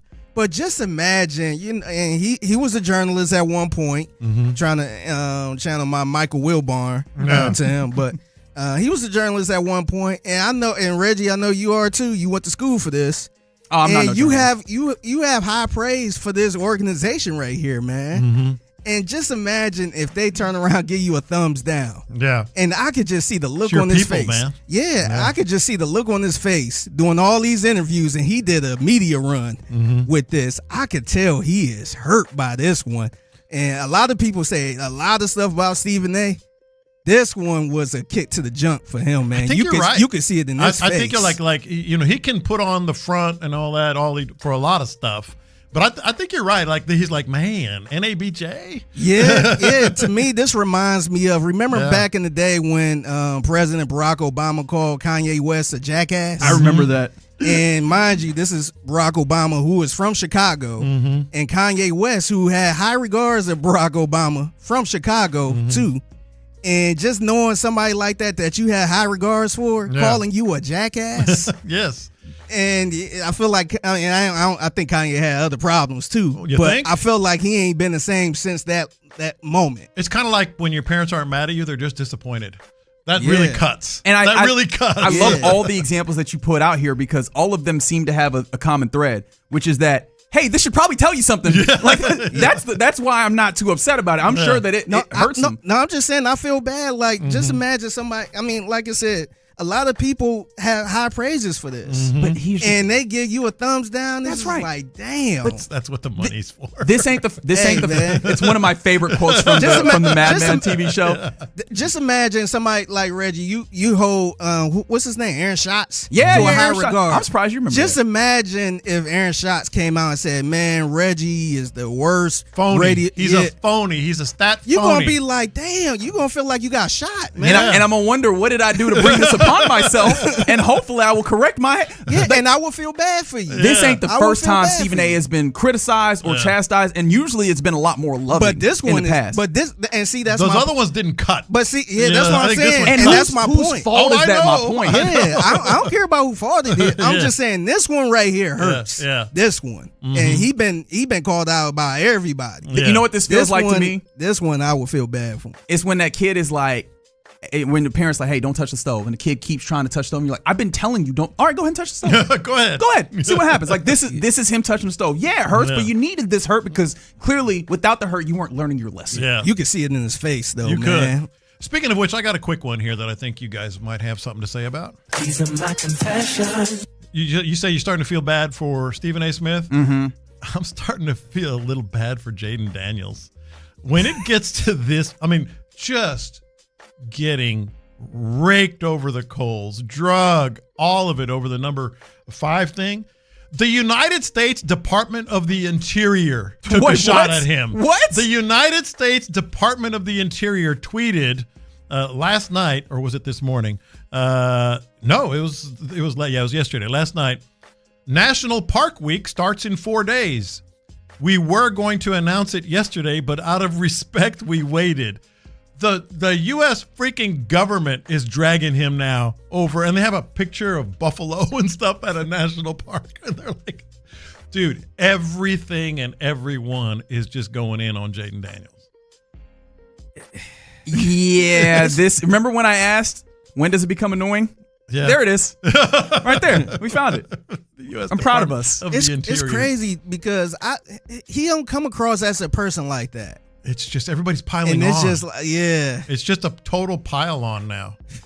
It really is. Yeah, it really, and I still think that people are missing some of his point here. I think people are missing some of his point. Yes, he handled this wrong. It doesn't matter He anymore. got money though, right? That's what the money is for. Yeah, that's what the money for. That is what the money is for. I'll be honest, that is. But yeah. All right, that is your lunchtime confessions here in the Loop on 95.7 The Fan. Again, if you missed it, the news of the day is not happy news for your Houston Texans. Wide receiver number 2, Jaden Higgins, after leaving joint practice yesterday versus the Raiders, it is confirmed today that he did indeed tear his ACL, which means the Texans have to do some figuring out when it comes to where they're going to get the production that was expected of Jaden Higgins. In fact, to that point, coming up next, we enter the courtroom of Judge John Lopez, where let's try and litigate what potential options the Texans might have and who they should go after in order to replace that production. We do that next. Yeah, another cool story here from D&M Auto Leasing. They delivered a truck. I got this story to a customer that had been hearing me talk about D&M for years, D&M Auto Leasing, and was just convinced, that's just renting a car, something you did if either you really couldn't afford it or you didn't know any better or whatever it was. And then they realized they were going to go in and do that. Called D&M Auto Leasing, and he learned leasing isn't about what you can afford. It's simply the smarter way most people pay for their vehicles these days. Leasing is not renting. It's smarter. You make the smart call, and you get no payment for 60 days. You can ask about no down payment, but you're getting D&M Auto Leasing. And that call I mentioned, about 10 minutes. Just right around 10 minutes, they're going to ask you about your driving habits, and they're going to fit the lease to fit those driving habits. They're going to ask you about what kind of vehicle you want, and not just, one of these. No, the exact details of it. You want an SUV, a truck, you want four-wheel drive, you want leather interior, you want this amenity, that amenity. They're going to say, got it, and they're going to go find it. They're going to go beat the bushes to get that vehicle and bring it to you. That's the D&M difference. That's why they're so good. All you have to do to get in on this and be smarter with your next vehicle is give them a call. 713-290-1000, 713-290-1000, or dmautoleasing.com. 95.7 The Fan has officially taken off, and you can't have a launch without a rocket. Congrats to you guys. That's awesome. Don't big league me now because you guys are over there on the fan now. Don't worry, Roger. You can join us anytime. Louder, clearer, better than ever. Houston's sports leader is 95.7 The Fan. You've probably gotten real good at working around your nonstop joint pain, hadn't you? That's what multitasking women like you do, right? When your knees and your hips scream, you shift your weight from one leg to the other. You skip workouts on really bad days when your shoulders are stiff and there's no way you're kneeling down. Forget about that. You might not get back up. Clint Stoerner here. Look, maybe your doctors told you it's pain from arthritis and the only way to fix it is surgery. Let me tell you this. Before you make that decision, you need to get a second opinion from QC Kinetics. Reality is there's no undo button from surgery now, especially a replacement surgery. QC Kinetics Regenerative Treatments. With QC Kinetics Regenerative Treatments, we're talking no scalpel, no long recovery, just your body's natural healing process doing what it does. That's exactly why women like you have turned to QC Kinetics right here in Houston. Pain relief that allows you to get better while life keeps on keeping on. Check your options with a free consultation at QC Kinetics today. Call and schedule 713-913-5285. QC Kinetics is in Sugar Land, the Woodlands, the Heights, and Cypress. That's 713-913-5285. I move mountains for a living. Literally. That means I don't carry hand lotion, and when it comes to serious heartburn, I don't mess around with anything but Rolaids Max Strength. Its dual-active formula has 1,500 milligrams of calcium carbonate and magnesium hydroxide that relieves heartburn fast. And the best part? The roll fits right here in my pocket, so I can get back to moving mountains. Rolaids spells powerful relief. 1,500 milligrams is our highest amount of antacid per tablet. Read each label. Use as directed. Keep out of reach of children. T-Mobile is launching something no other wireless network offers. Introducing Nothing. Pay nothing today and walk out of the store with a new phone. What did he say? Nothing. You definitely said something about nothing. Exactly. Go to T-Mobile, pay nothing up front, and leave with a new phone. Wait, nothing rules. She gets it. Hey, thanks for nothing. For the first time ever, switch to T-Mobile, pay nothing. No taxes, no fees, no money down. And walk out with a new phone. There are 250 reasons to choose T-Mobile, and now nothing is holding you back. On eligible devices with qualifying credit plan and 36-month finance agreement. T-Mobile has an exclusive bundle for customers 55 and up. I'm Sarah Bowl. Yeah, I'm Frank Bowl. A reliable network is key for us. And with T-Mobile, it's been wonderful. And going to the 55 plus plan saved us so much money. A lot. And that's important. Trying to keep costs down. The home internet's been perfect. It's fast, it's quick. The setup was so easy, it took less than 15 minutes. It was like, ta-da! If you want simplicity, coverage, reliability, you want the whole package, T-Mobile has it. Right now, T-Mobile customers 55 and up can get 2 phone lines on America's best network, plus America's fastest 5G home internet for just $30 each. $30 per month each line with autopay plus taxes and fees. Minimum age 55. Pricing for home internet rely on 2 lines of Essentials Choice 55. $35 connection charge per line required. Best mobile network and fastest 5G home internet based on analysis by Ookla of Speed Test Intelligence Data 2H 2025. All rights reserved. Injured? Call Mokaram Injury Lawyers, 281-222-2222. All guests on 95.7 The Fan join us on the Texas Mattress Makers Hotline. 95.7 The Fan presents In the Loop with John Lopez and Reggie Atatula. Hear ye, hear ye, hear ye. The court of the Honorable Me is now in session. Sorry, I jumped the gun there, Figgy. Couple things before we begin this session. I don't even know if we mentioned this. There is another little piece of news with the Houston Texans. Oh, yeah. Today. This is my bad. See, I have to apologize. I've not been on my game. I've been distraught. I've lost a family member today. And that some people on the text line have been getting after me. Why do you sound like you crying? I'm not. Yeah. But this is a big loss for the Texans. And that piece of news, I got to believe this was something of a factor. It has to have been. Injury to the season-ending injury to Jaden Higgins. If you did not hear, Jaden Higgins did tear his ACL yesterday. Yeah, and that's what we're going to talk practice. about here in this segment. But this bit of news, I believe DJ Bijani had it first. Maybe not, but so. He's the first one that I saw.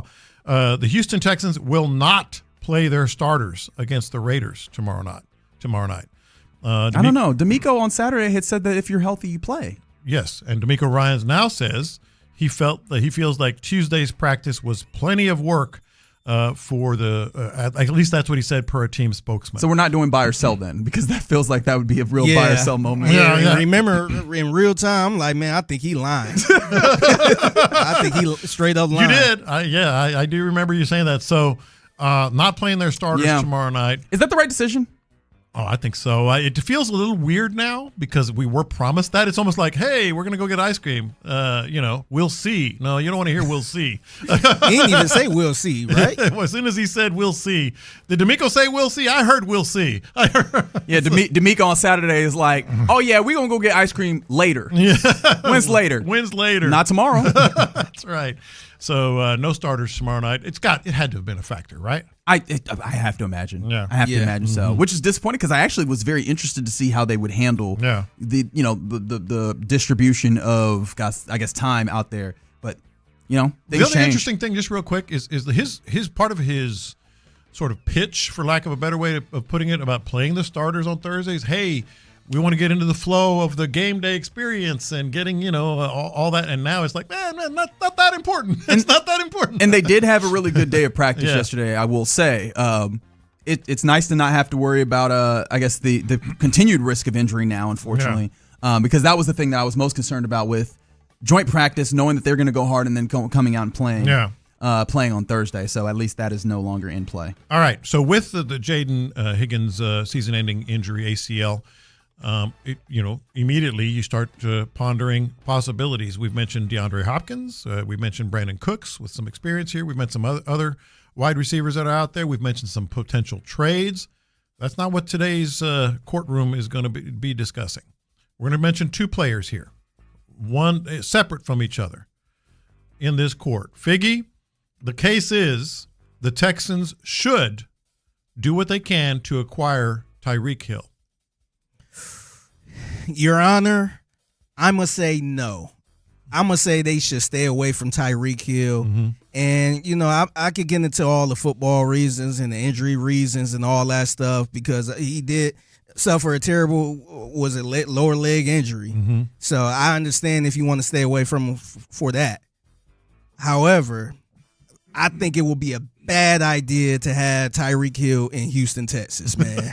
I think it's a lot of stuff going on. How many kids has he got? Hey, how many more kids he gonna have once he play for Houston? He's got 11. Yeah, I think 22 in no time. Yeah, he might be up to 22 kids. Yeah. So I think it's a bad idea for him to be in Houston, and on top of the obvious reason, the injuries, and I don't think.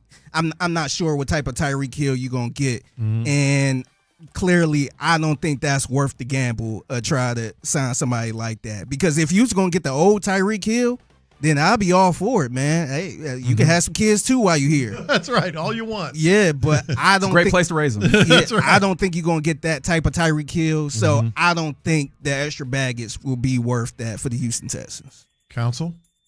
I mean, the case for is absolutely behind. Jaden Higgins was demonstrating a level of speed If you are trying to replicate any of that, Tyreek Hill is the fastest dude, or at least at one point has been the fastest dude that you're looking at, especially of the guys that are out there.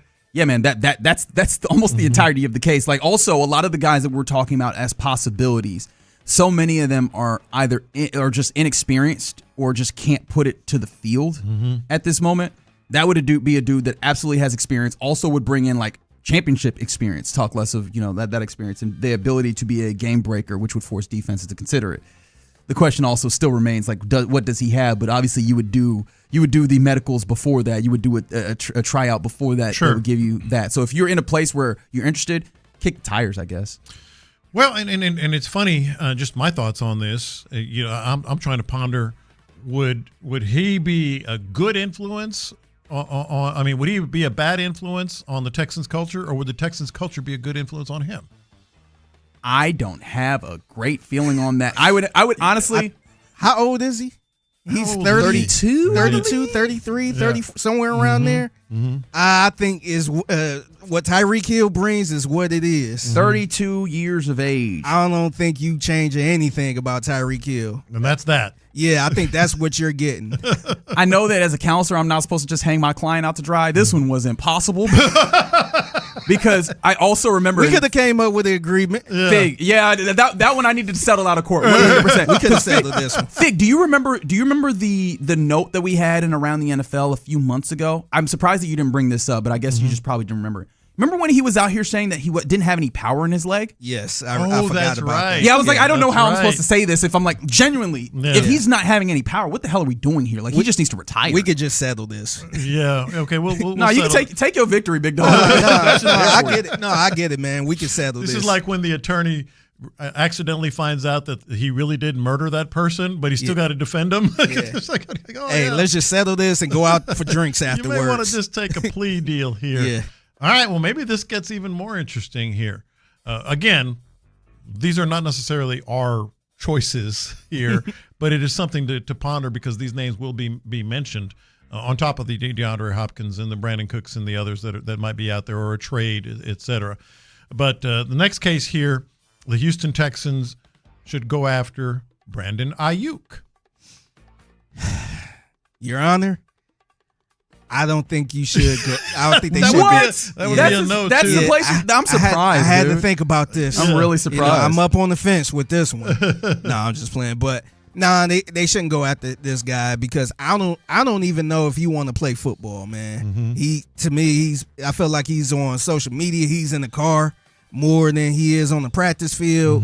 I'm not sure if the 49ers actually want him, and I guess if I take a wild guess, I don't think they do. I don't think the Washington Commanders, I know they've been kind of rumored to be interested in him and him playing for them. I don't think that's going to happen.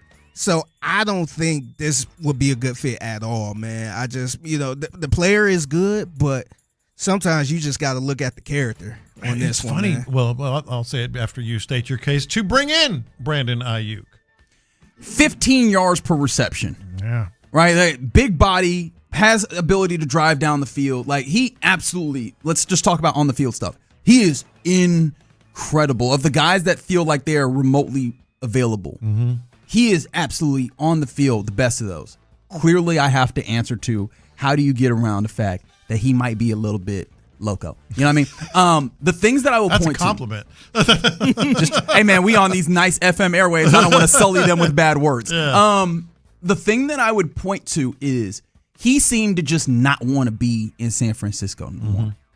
And I know that he latched on to the Commanders and started doing this weird Google eyeing of them and like, quote tweeting them on and then he on switched. X and Didn't stuff. he hint to get back a reunion with the Niners, and now all of a sudden? I think that there is a distinct possibility that Brandon Ayuk might just be happy to be somewhere other than home. You know what I mean? There was a point in time, and this is not really related, I just want to bring this up because I thought about it. There was a point in time where I looked at Larry Brown coaching at SMU, and I was like, dog, do you not want to go home to your family? Yeah. Like, he anywhere that he could go. He'd go, I'll coach for the Sixers. I'll coach in college. I'll coach somewhere. I'll be an assistant. Let me be somewhere so I don't have to go home. I feel like Brandon Ayuk might be in that place where he's just like, give me somewhere so I don't have to be here no more. And so I do wonder if you give him the opportunity to be a part of a team that admittedly around the league people look at as a Super Bowl contender, just a place that might actually have some level of desire for him being there, and with the amount of good dudes that you have in the system just generally, are you able to help make sure that whatever the knuckleheadedness that happens in San Francisco actually is more appealing here locally, with the dude also in Nick Caley, where as much as you might have criticism, and I might have criticism of what the actual schematics are, it seems like he's a really good dude that connects with his dudes. Like, I feel like you have the emotional intelligence on your team to be able to mitigate that portion of it. And then at that point, you're just like, can we keep him calm enough so that he could be the beast that we know he is on the field? Right. I think that's a viable thought. Is it worth the gamble, Your Honor? So here's the deal, and I want to make this very clear to our listeners. I don't think any of us want either of these cats, just to be fair. But if we're going to argue the point, I actually will side with Reggie on this one, simply because, not just what you just said, but he's still 20. Is he not 28 years old yet? Yeah, next season, this upcoming season will be his age 27 season. Yeah, he's still 27. And if somehow, some way you can sort of corral his looniness, is that a word? His looniness. I think I'll let you. I think it is.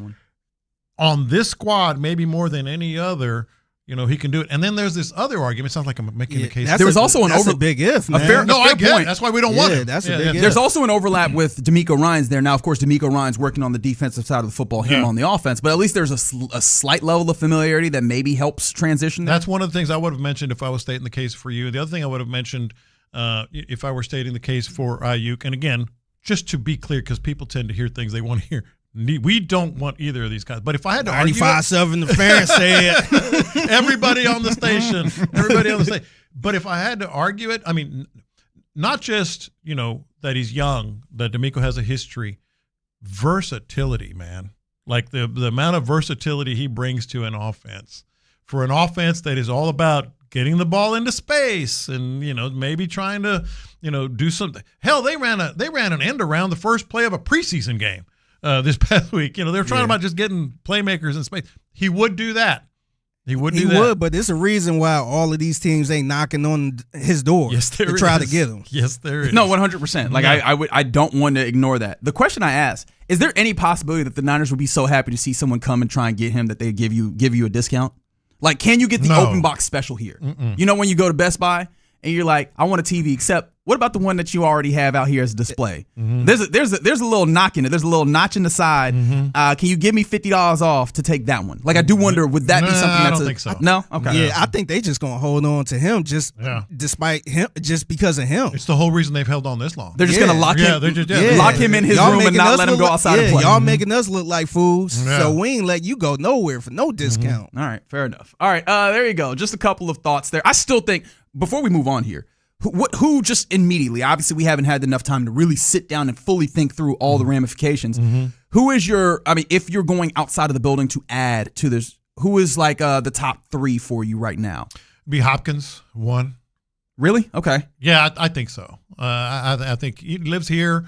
I think he gets what they're doing. He probably want to play here. Probably wants to play here. Certainly aging and not quite the player he was, but still more capable than in terms of like pelts on the wall than anybody else other than Nico Collins has done. So I'd say DeAndre one. Gotta be Cooks. Gotta be, but I don't feel great about it. Yeah, I wonder if Nick Caserio feel great about that one. Yeah. And then maybe Josh Reynolds. Josh Reynolds, I think, could be one. I think I go Kayshon Boutte, one. Like the idea of trading for him, a trade for him, because it feels like A.J. Brown and Romeo Doubs have come in and displaced him, so he's not as necessary. I think I go Boutte. Just also that'd be fun to say. Then maybe I go DeAndre Hopkins for big play possibility. Third gets a little dicey for me on what my other answer would be there. Do you have a list? I'm just rolling with Hopkins, probably Cooks, and the third probably be somebody maybe way lower, just to kind of bring them in the camp and kind of hold off until cut day and see who else out there. Yeah. Fair enough. Definitely going to be interesting to see. I imagine they move relatively quickly on trying to find some level of answer here. And we know starters are not playing tomorrow at the preseason game. All right, you're in the loop here on Sports Radio 610.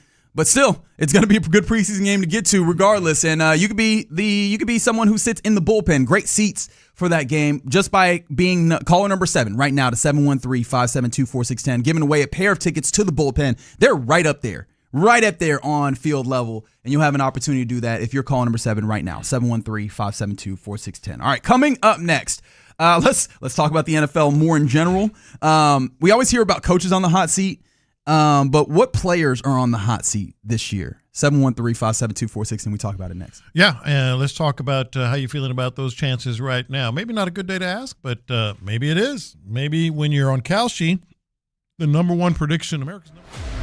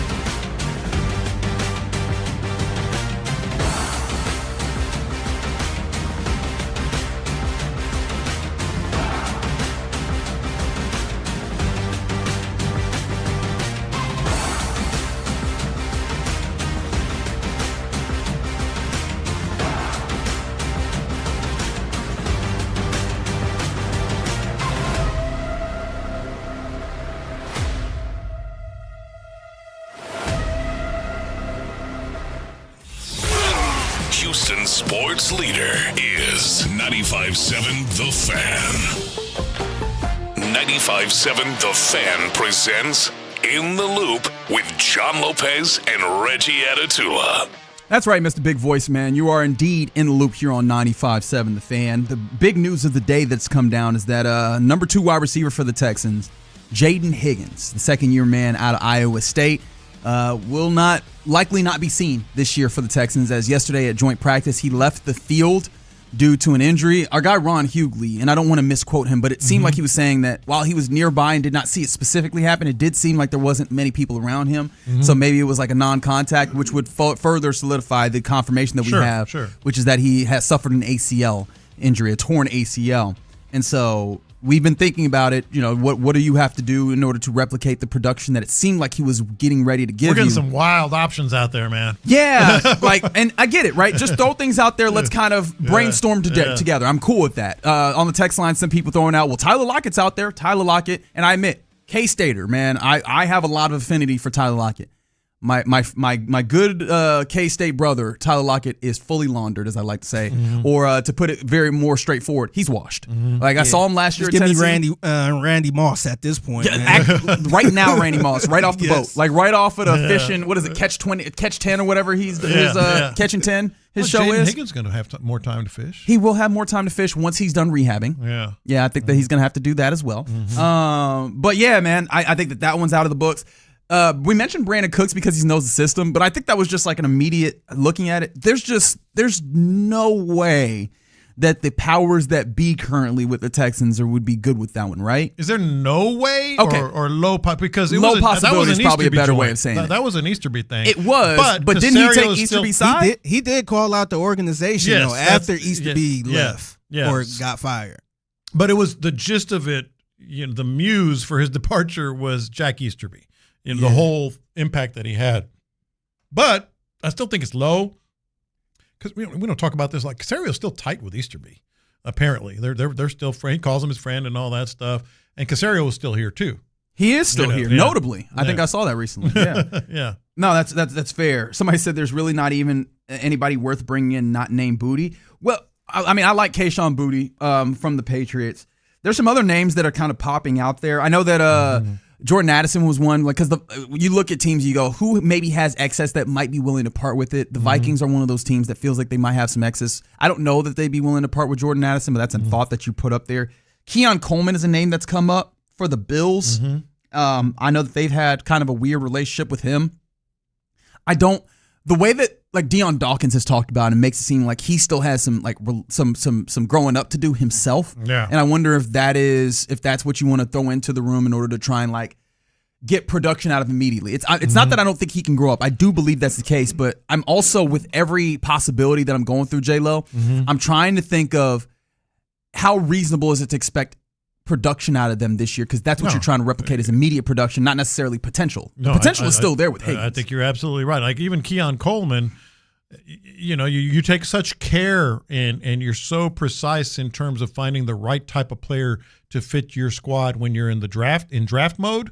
But when it comes to we need a receiver now, maybe you kind of bend that a little bit and you can kind of figure things out and hope that you have an impact. But I don't know about an immediate impact. Yeah, and that's also the question that comes to mind for me when people bring up Marvin Harrison Jr. out there. First and foremost, I don't know that the Cardinals are willing to be out on that experiment. Same thing with you know, the Bills, even, I mean, on all these others. So we'll figure it out. Yeah, I don't know that they're willing to be out on that experiment, but I mean, even if they were, the question I have is, are you able to help him get over whatever mental hurdle or hurdle, whatever that seemingly has not allowed him to be the player that we saw at Ohio State to this point yet in the NFL. And the other name that I've seen that I just saw come in on the text line, I know it's in division, but Brian Thomas Jr. That ship has sailed. Yeah.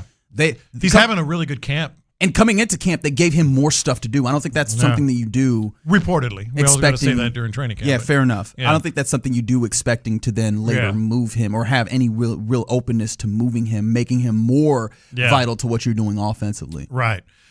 So maybe that has an impact on what we're going to talk about here. Yeah, maybe so. Who around the NFL, player-wise, has a level of hot seat going on. You saw CBS Sports? Yeah, I've got the list that I put together here. You have not seen it yet? I have not seen it. You have not seen it yet? I haven't seen it. Because we always talk about coaches on the hot seat, and you see those. We haven't even talked about coaches on the hot seat yet. But you see them. I've already seen like 15 of them. I'm exaggerating, but a lot. Coaches. This is a players on the hot seat list. So let me ask you these questions first.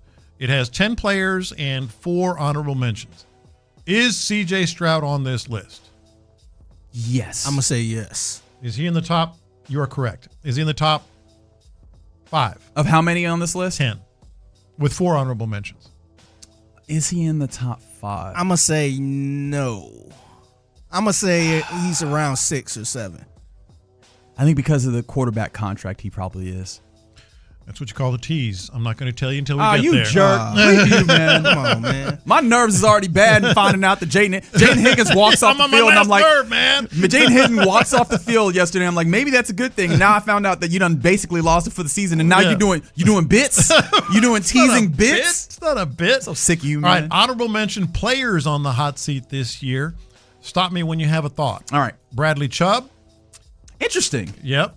I would not have. Do they have any? Is there a blurb there at all? There is a blurb. I can call it up for you. I'll give you the other names here. We can come back to that. All right, we can even get to that off air. That's a personal curiosity that maybe not everybody else cares about. Will Campbell. I don't agree with that. Really? I guess the thought process is if he looks bad again. I think that there's that's what they're saying. Yeah, I think that it's fair to acknowledge that there was some technique things that he needed to get better at. I think some people got to the point where like, oh, this is the short arms thing coming out for Will Campbell. And I don't believe that was the case. All the smart offensive linemen that played the game, that comment on these things online and such. It says right here. There's just technique that he needed to get better at. Campbell's solid first 12 weeks have been nearly forgotten. His tough postseason has left some wondering if he can hold up protecting Drake May, which is fair. Well, but that's a reminder that postseason and primetime games way heavier than the larger sample, which it probably shouldn't. Look but at the city you're in. It just happens to do that. Yeah. I think Will Campbell has demonstrated his capability of being good, but the technique has to get better. If it doesn't get better in year 2, I can understand how they maybe go, damn, why is this not happening? But I think he has already shown that he's good enough that I don't think that this is actually a thing. Other honorable mentions are Puka Nacua and Daniel Jones. I can see both of those. Daniel Jones, for different yes. reasons. Well, Puka with all the stuff. Can you stop biting people? Yeah. Have you stopped thinking that you're a vampire? Yeah. All right. So the top 10 players on the hot seat. Okay. Number 10, Nick Bosa, which, yeah, I think that's more than fair. Nick is the one with the Niners, ain't it? Yes, and they're trying to, it says about him, he's been in and out of training camp, had 18.5 sacks in 2022. Right. But can he get back to those levels now? Number 9, Rashee Rice. Yeah. Yes. And that really just feels like, can you be the impact dude that the Chiefs have been looking for an impact wide receiver for a while? And maybe it's just been because of the lack of availability, but neither Rashee Rice nor Isaiah Worthy have really shown up. He's on the hot seat as that dude. So yeah, I guess especially from that role in particular, I don't know if they'd be like getting rid of him, but yeah, for sure. Number 8, we have mentioned here in the last hour, Marvin Harrison Jr. Yeah, right. I think we're there. I think we're starting to see like, was this idea of drafting him highly and expecting him to be a high level that guy wide receiver, was that overblown? Number 7. Kayvon Thibodeau. See, you thought I was going to say CJ thought Stroud. so. Yeah, I thought so. He's doing bits. You see it? Figure he's doing bits now. The first time maybe I was wrong, but he's doing bits now. Kayvon Thibodeau, which also makes sense. There's just too many dudes on that defense. Yes. You can't be out here not producing when we got 13 guys who can get to the quarterback over here. And he's going into his 5th-year option as well. Is it already there? He is. Yeah. Number 6, DK Metcalf.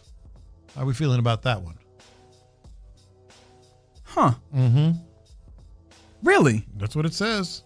You want me to tell you what it says about him? Please. Yeah.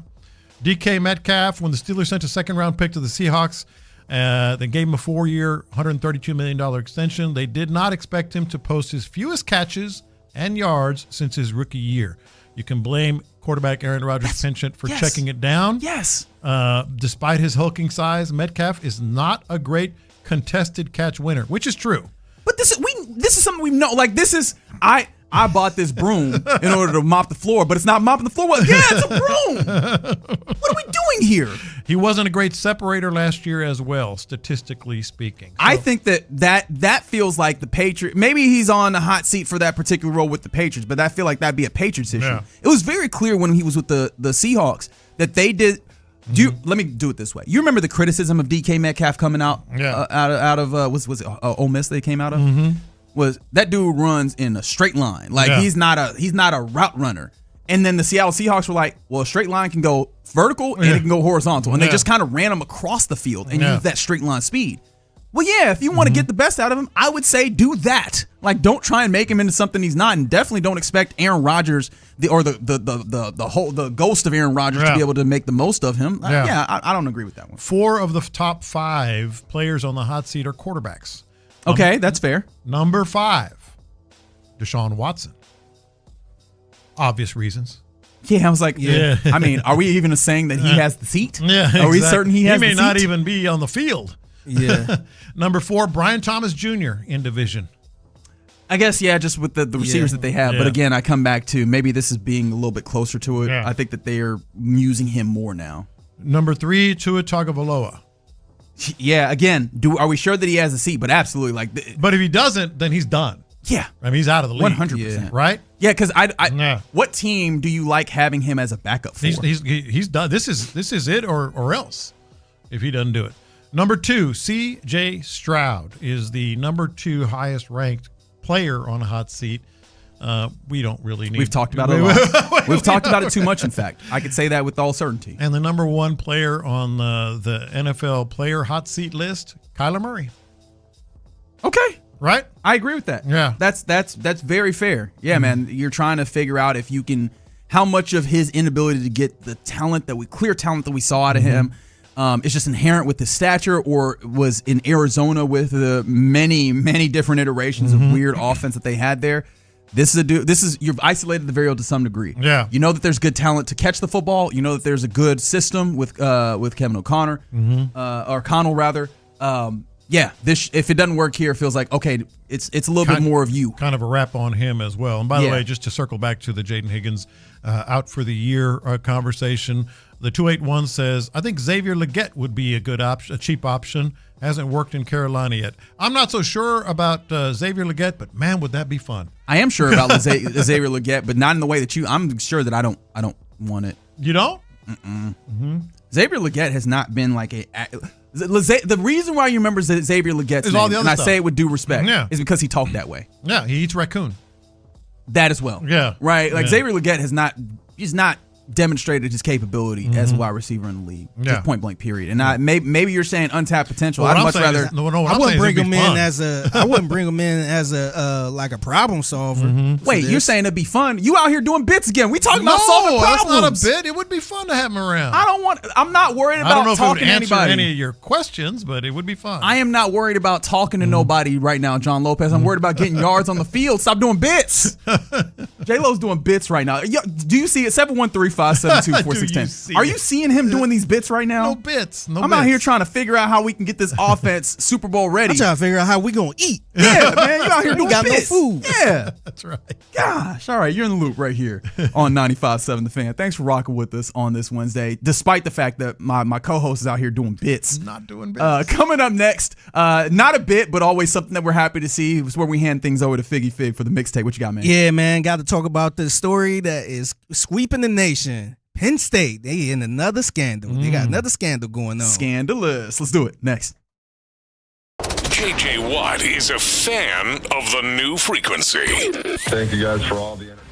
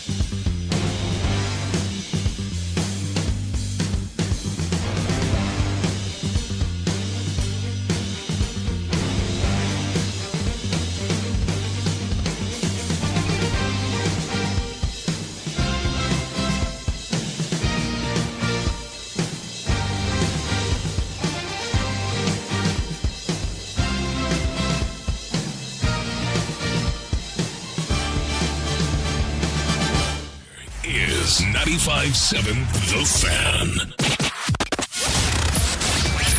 In the Loop is powered by Mokaram Injury Lawyers. Hurt in an accident?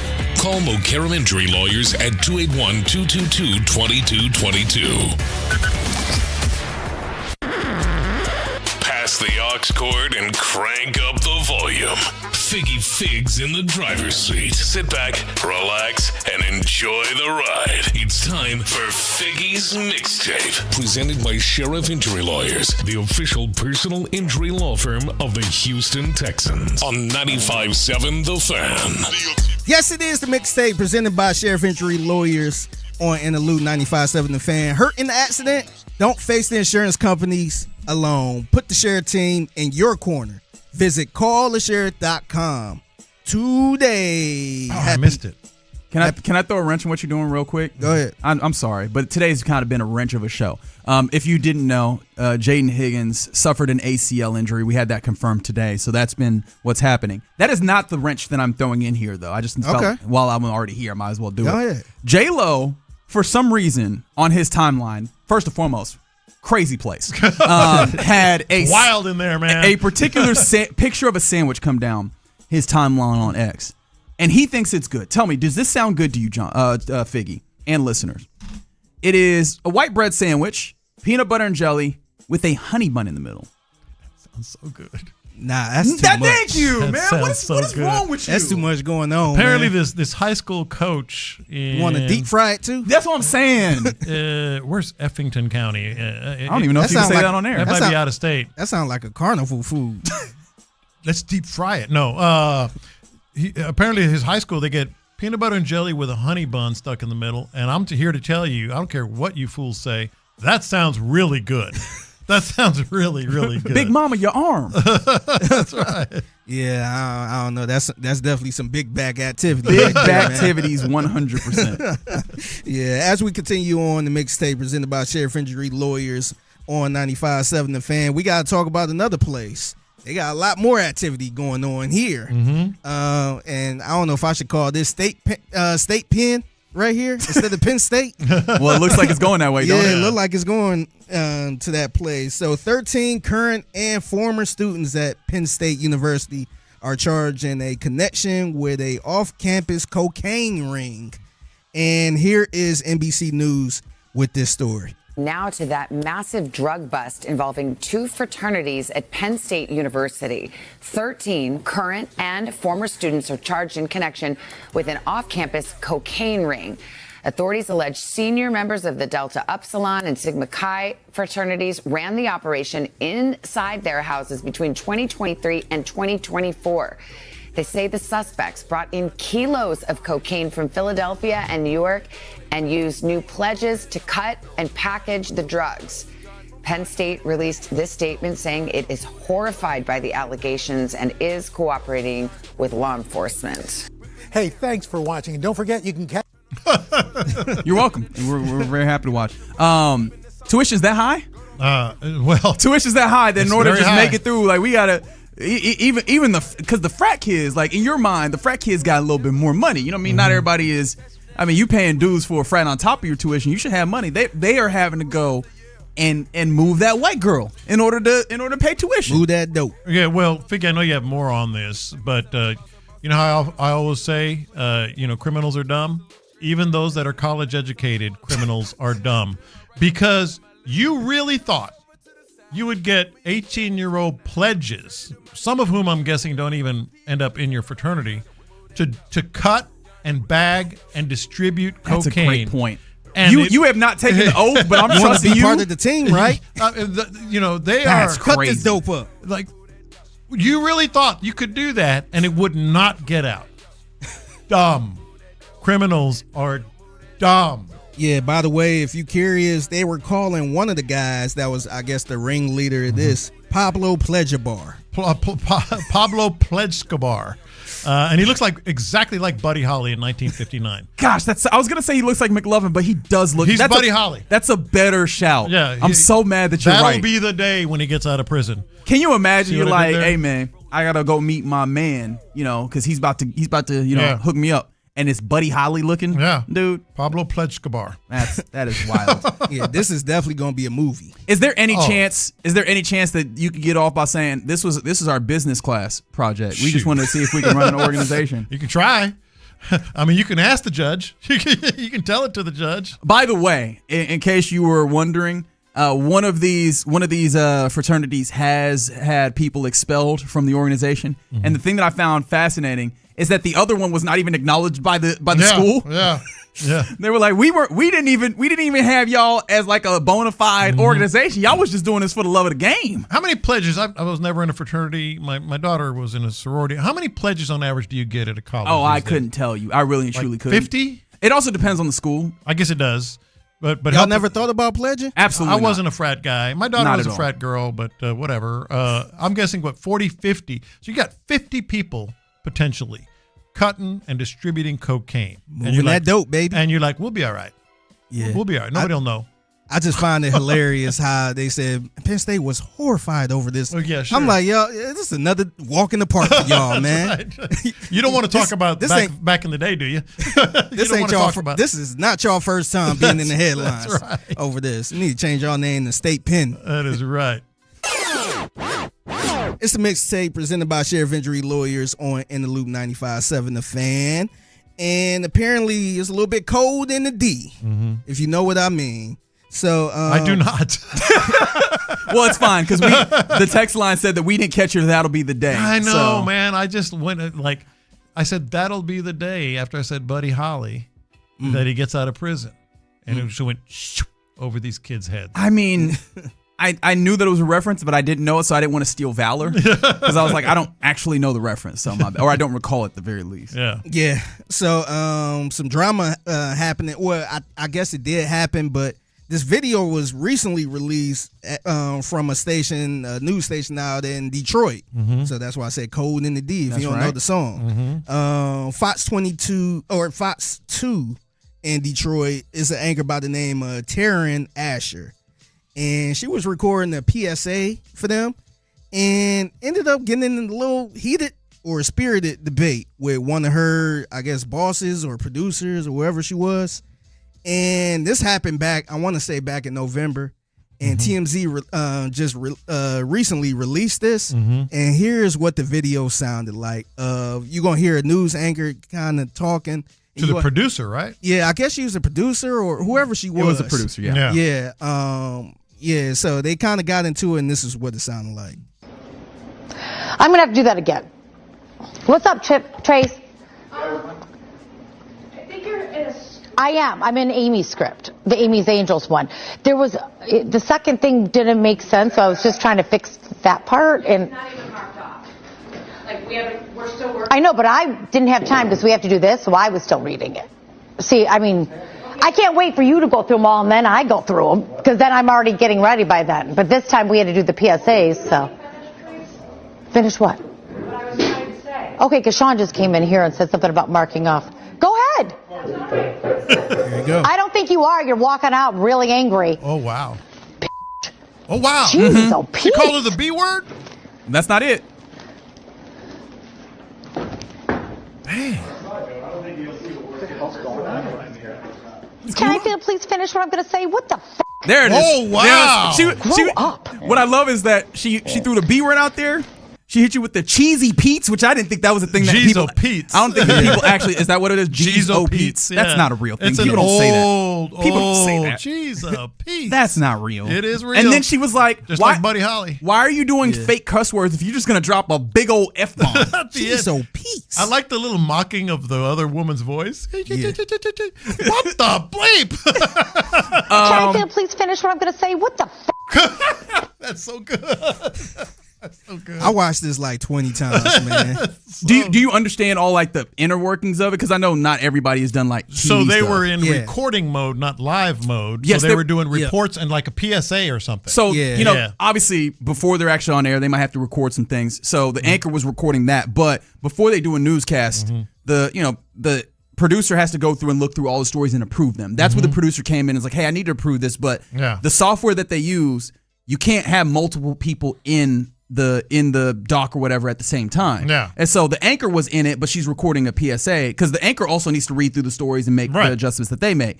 So this was hey, can you get out of that thing I need? And she's like, well, I'm doing this right now, and I hadn't gotten a chance to do it yet.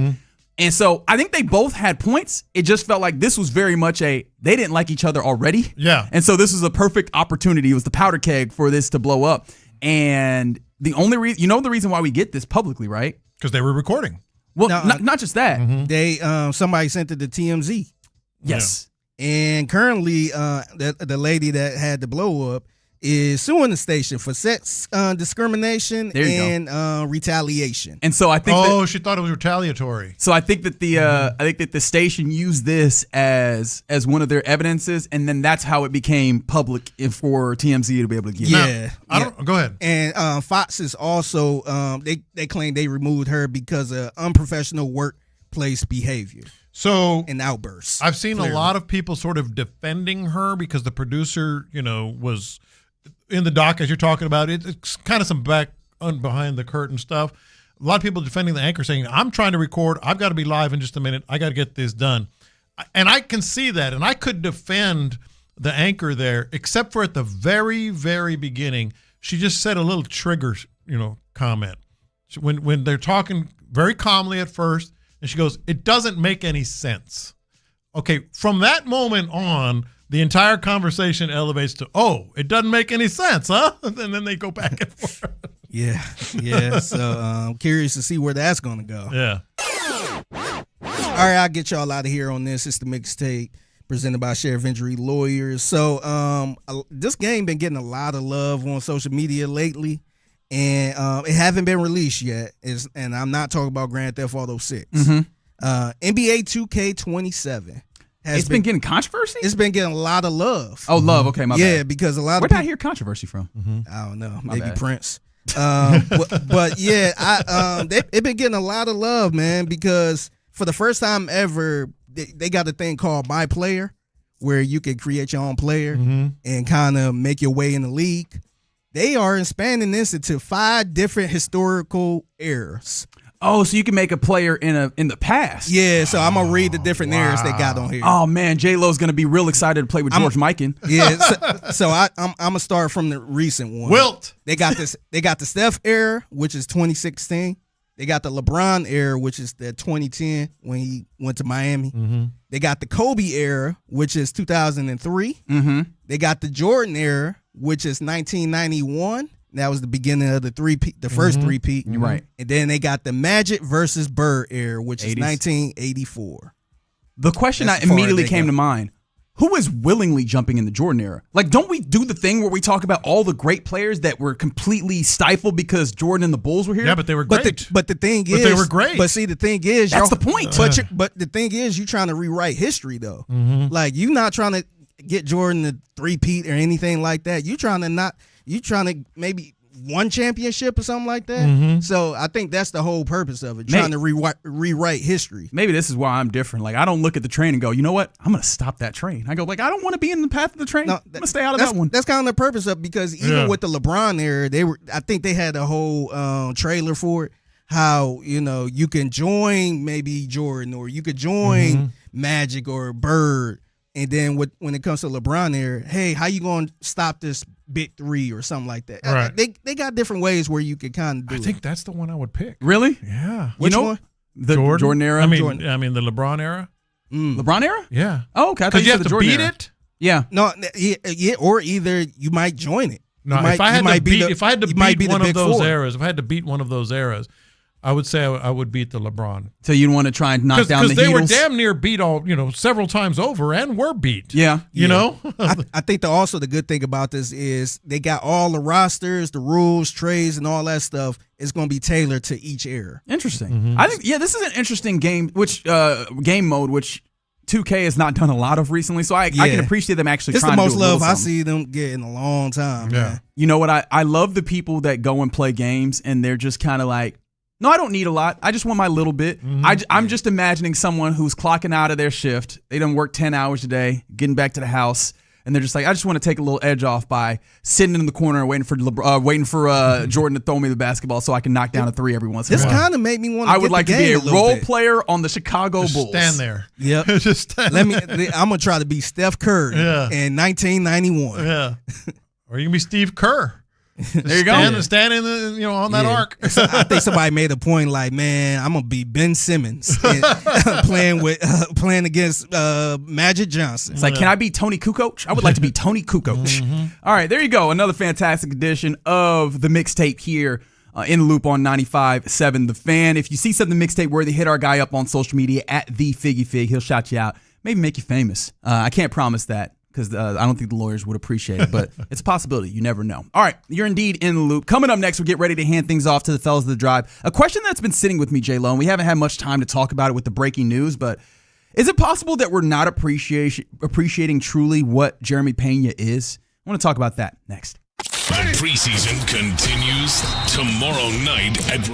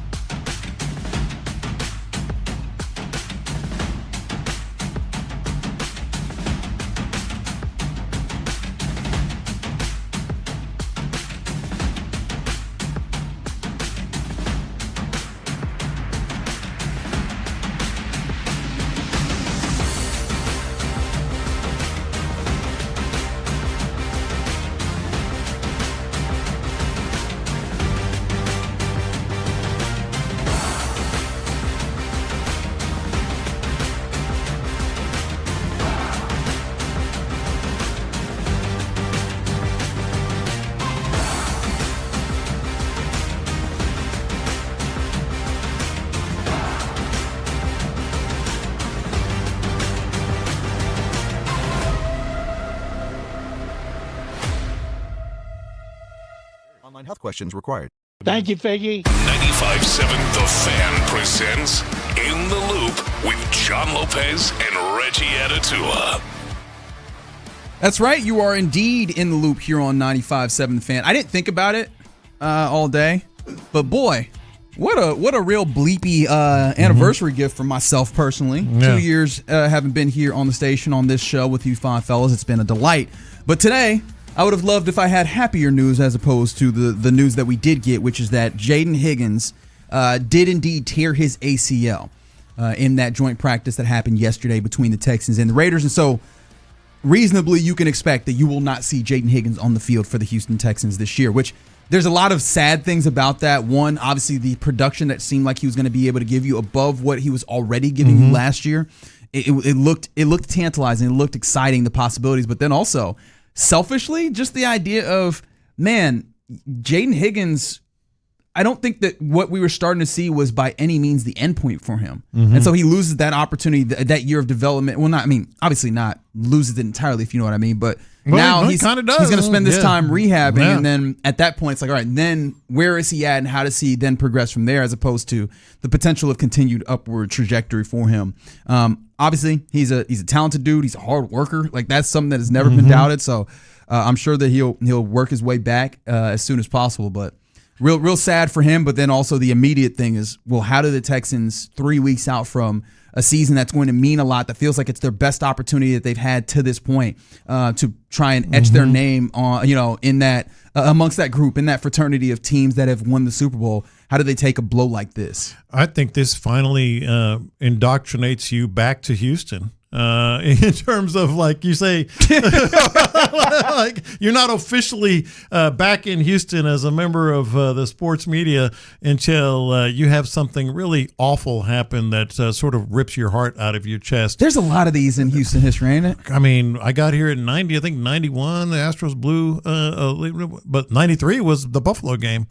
So there you go. You're in now. You're officially official. Yeah, in a media capacity where I have to then talk about it. Yeah. I can't just get mad and look somewhere else. Yeah. Fair enough. But yeah, this is I will say that as we've talked about it and thought through it, there are some potential pivots. And if there's one thing I know is that Nick Sirianni does a good job of putting players together. I also think that I am more certain than I probably would have been this time last year that they're going to make an acquisition. Right? Oh, I think. Do you agree? Because I know that there's been times where this team has looked at it and go, I like what we have. I think this year they would be more willing to go and do something. And part of the reason why is I think they did some of that with the offensive line last year, where they were like, I think this is enough, right? The concept of enough on a football team feels like it's something they did last year. And then if you could call it getting bit in the butt, I feel like that is an understatement. They got bit in the butt in a massive way to where I don't know that they're going with that level. And you could see it all the way around the way that they've handled this football team to this point, right? They go and add Reed Blankenship, even though they kind of held it down at safety once you didn't have C.J. Gardner-Johnson. They went and added to this defensive line, and then they added again to the defensive line in the midst of training camp. Like, they have done this where it feels like, let's make sure that we have enough cover. And now with wide receiver, I think that they are below enough cover, and I think that they will go find it. I think, and I know you know we're going to mention the Astros here in just a second, but I think there's a direct correlation to. I might have to hold off on that because I want to do it justice. Well, I still think this is a good example. Yeah, like the Astros want you to believe that they're in it to win it, and yet they did nothing at the trade deadline. They didn't add anything. Very much, just sort of spinning their wheels, and they're paying the price for it here in the last few days, right? But they've said all along, hey, we're in it, always want to contend, all that. But they didn't back it up with their actions, with their deeds. I think the Texans, especially in recent months and the last couple of years, they feel like they're in it, and that they are in, championship or bust, whether that's AFC or world championship, because they are actually doing things to back that up. They go out and get new linemen when the line stunk last year. They go out and add, priority players in the draft. I know you're going to draft every year no matter what, but I'm saying they really prioritize things. They're actually in the mode with their actions that they are in it to win it. So I fully expect they're not going to just sit here and say, well, we like what we got. Next man up. Screw the next man up. Go get another man. I think they're in that mode now.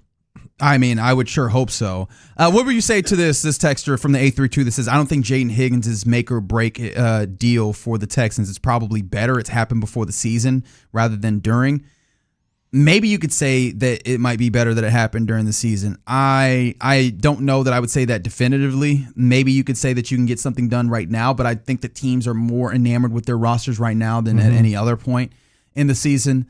But I think this is a big deal. Like, I think that the way that I kind of talked about, and I still don't know if this is the best way to describe it, but it's the best way that I have off the top of my head. It felt like this year you needed to be much better at running the football. That's been the name of the game from everybody that's important with this Texans team, whether it's Nick Caserio, D'Amico Ryans. We want to run the football a lot better. And we'll probably talk about this tomorrow.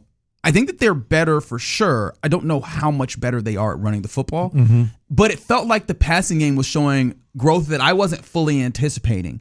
And so I was like, oh, maybe that helps cover the disparity, the seeming disparity between what we imagined the running game needed to be and what the running game probably looks like right now. And I was like, okay, I still feel better about this offense because the passing game looks to be stepping up. Jaden Higgins was a large part of that passing game stepping up, in my opinion. Your opinion is correct as far as I'm concerned. But how does it make you feel about the offense today? Because I think it changes everything in the run game. It changes everything certainly in the wide receiver room. I think you're going to see.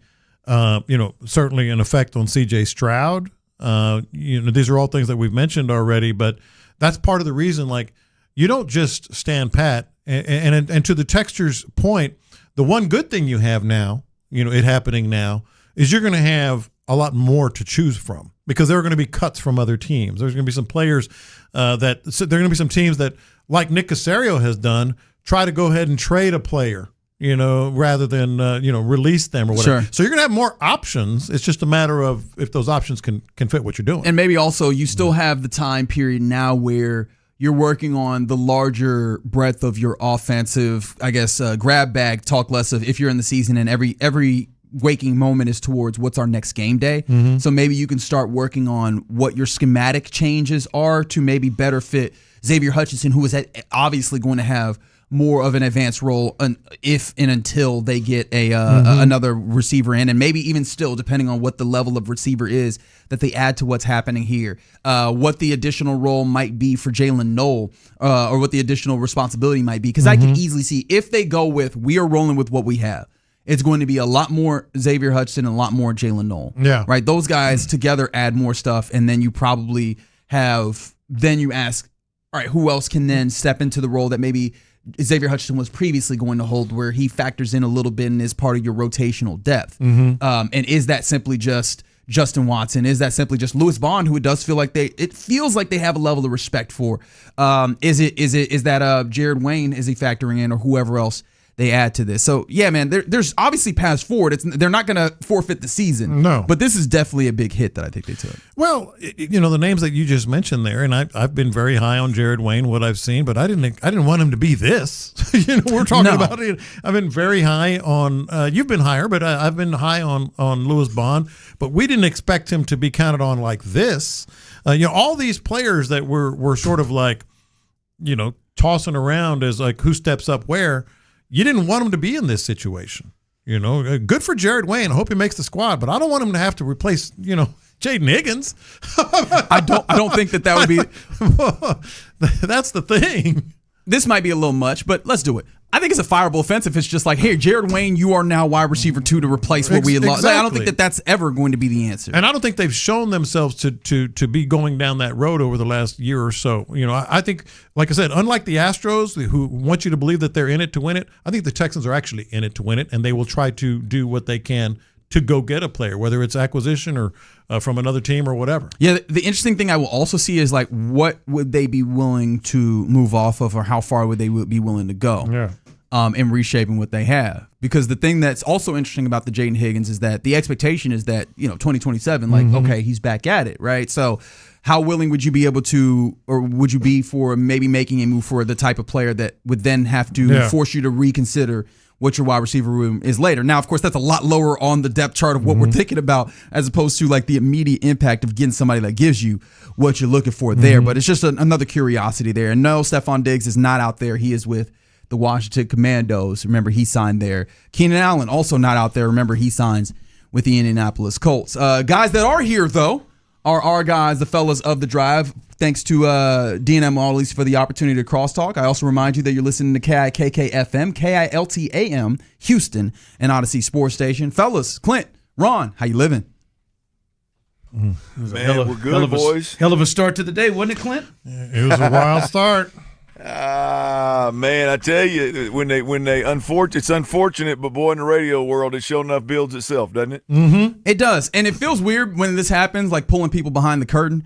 I try and balance between. I feel like we shouldn't just say the same thing and talk about this alone, but there's people tuning in at any given point. They're like, "Hey, what happened there? What's up with this?" So that's the balance that I've been trying to have. I think we did an all right job of it, but you guys have the road from here on out, right? Yeah, and we'll talk about it. It's the biggest story right now, and this is a team that has Super Bowl aspirations, right? Mm-hmm. Agreed. At least getting past the step that they have been the last 3 straight years. And I just did, you do this, everybody has their different things whenever there is breaking news, sometimes they're in the air like you guys were, there's breaking news. I just start to all right, I just jot down the first things that come to my head. Yes. Let me just like the first thing that comes to my head. And the first thing I did, now I want to see how you guys feel about this, and Clint and I and Tyler will talk about this throughout and the people. Well, I like this. The first thing was, okay, what's the expectations of this team? Mm-hmm.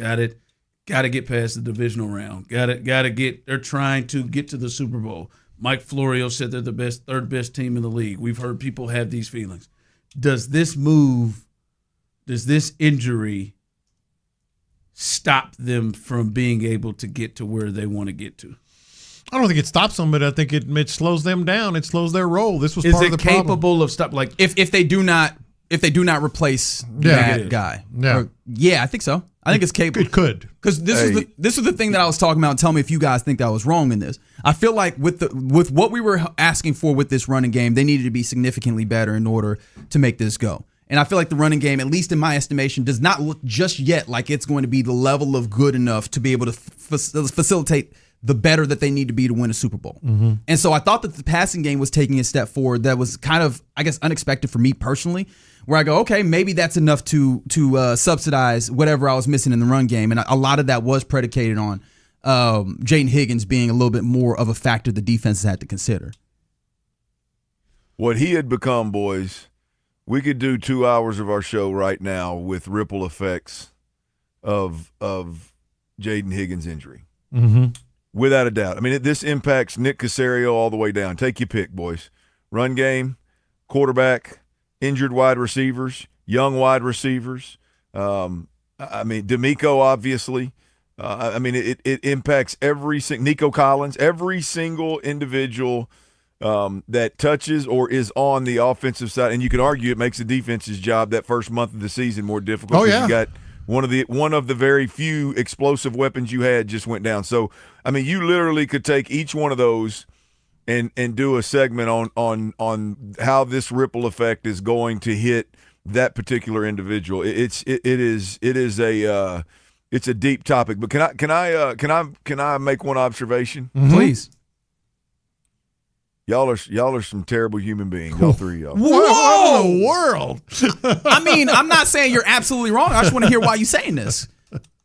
My man has had the camp of a lifetime. He is on the cusp of not just making it to the NFL, but being a real player, and in his mind, maybe even making a Pro Bowl run at the wide receiver position. Talk of the town. And he goes down for the season, and Ron, and you two just agreed.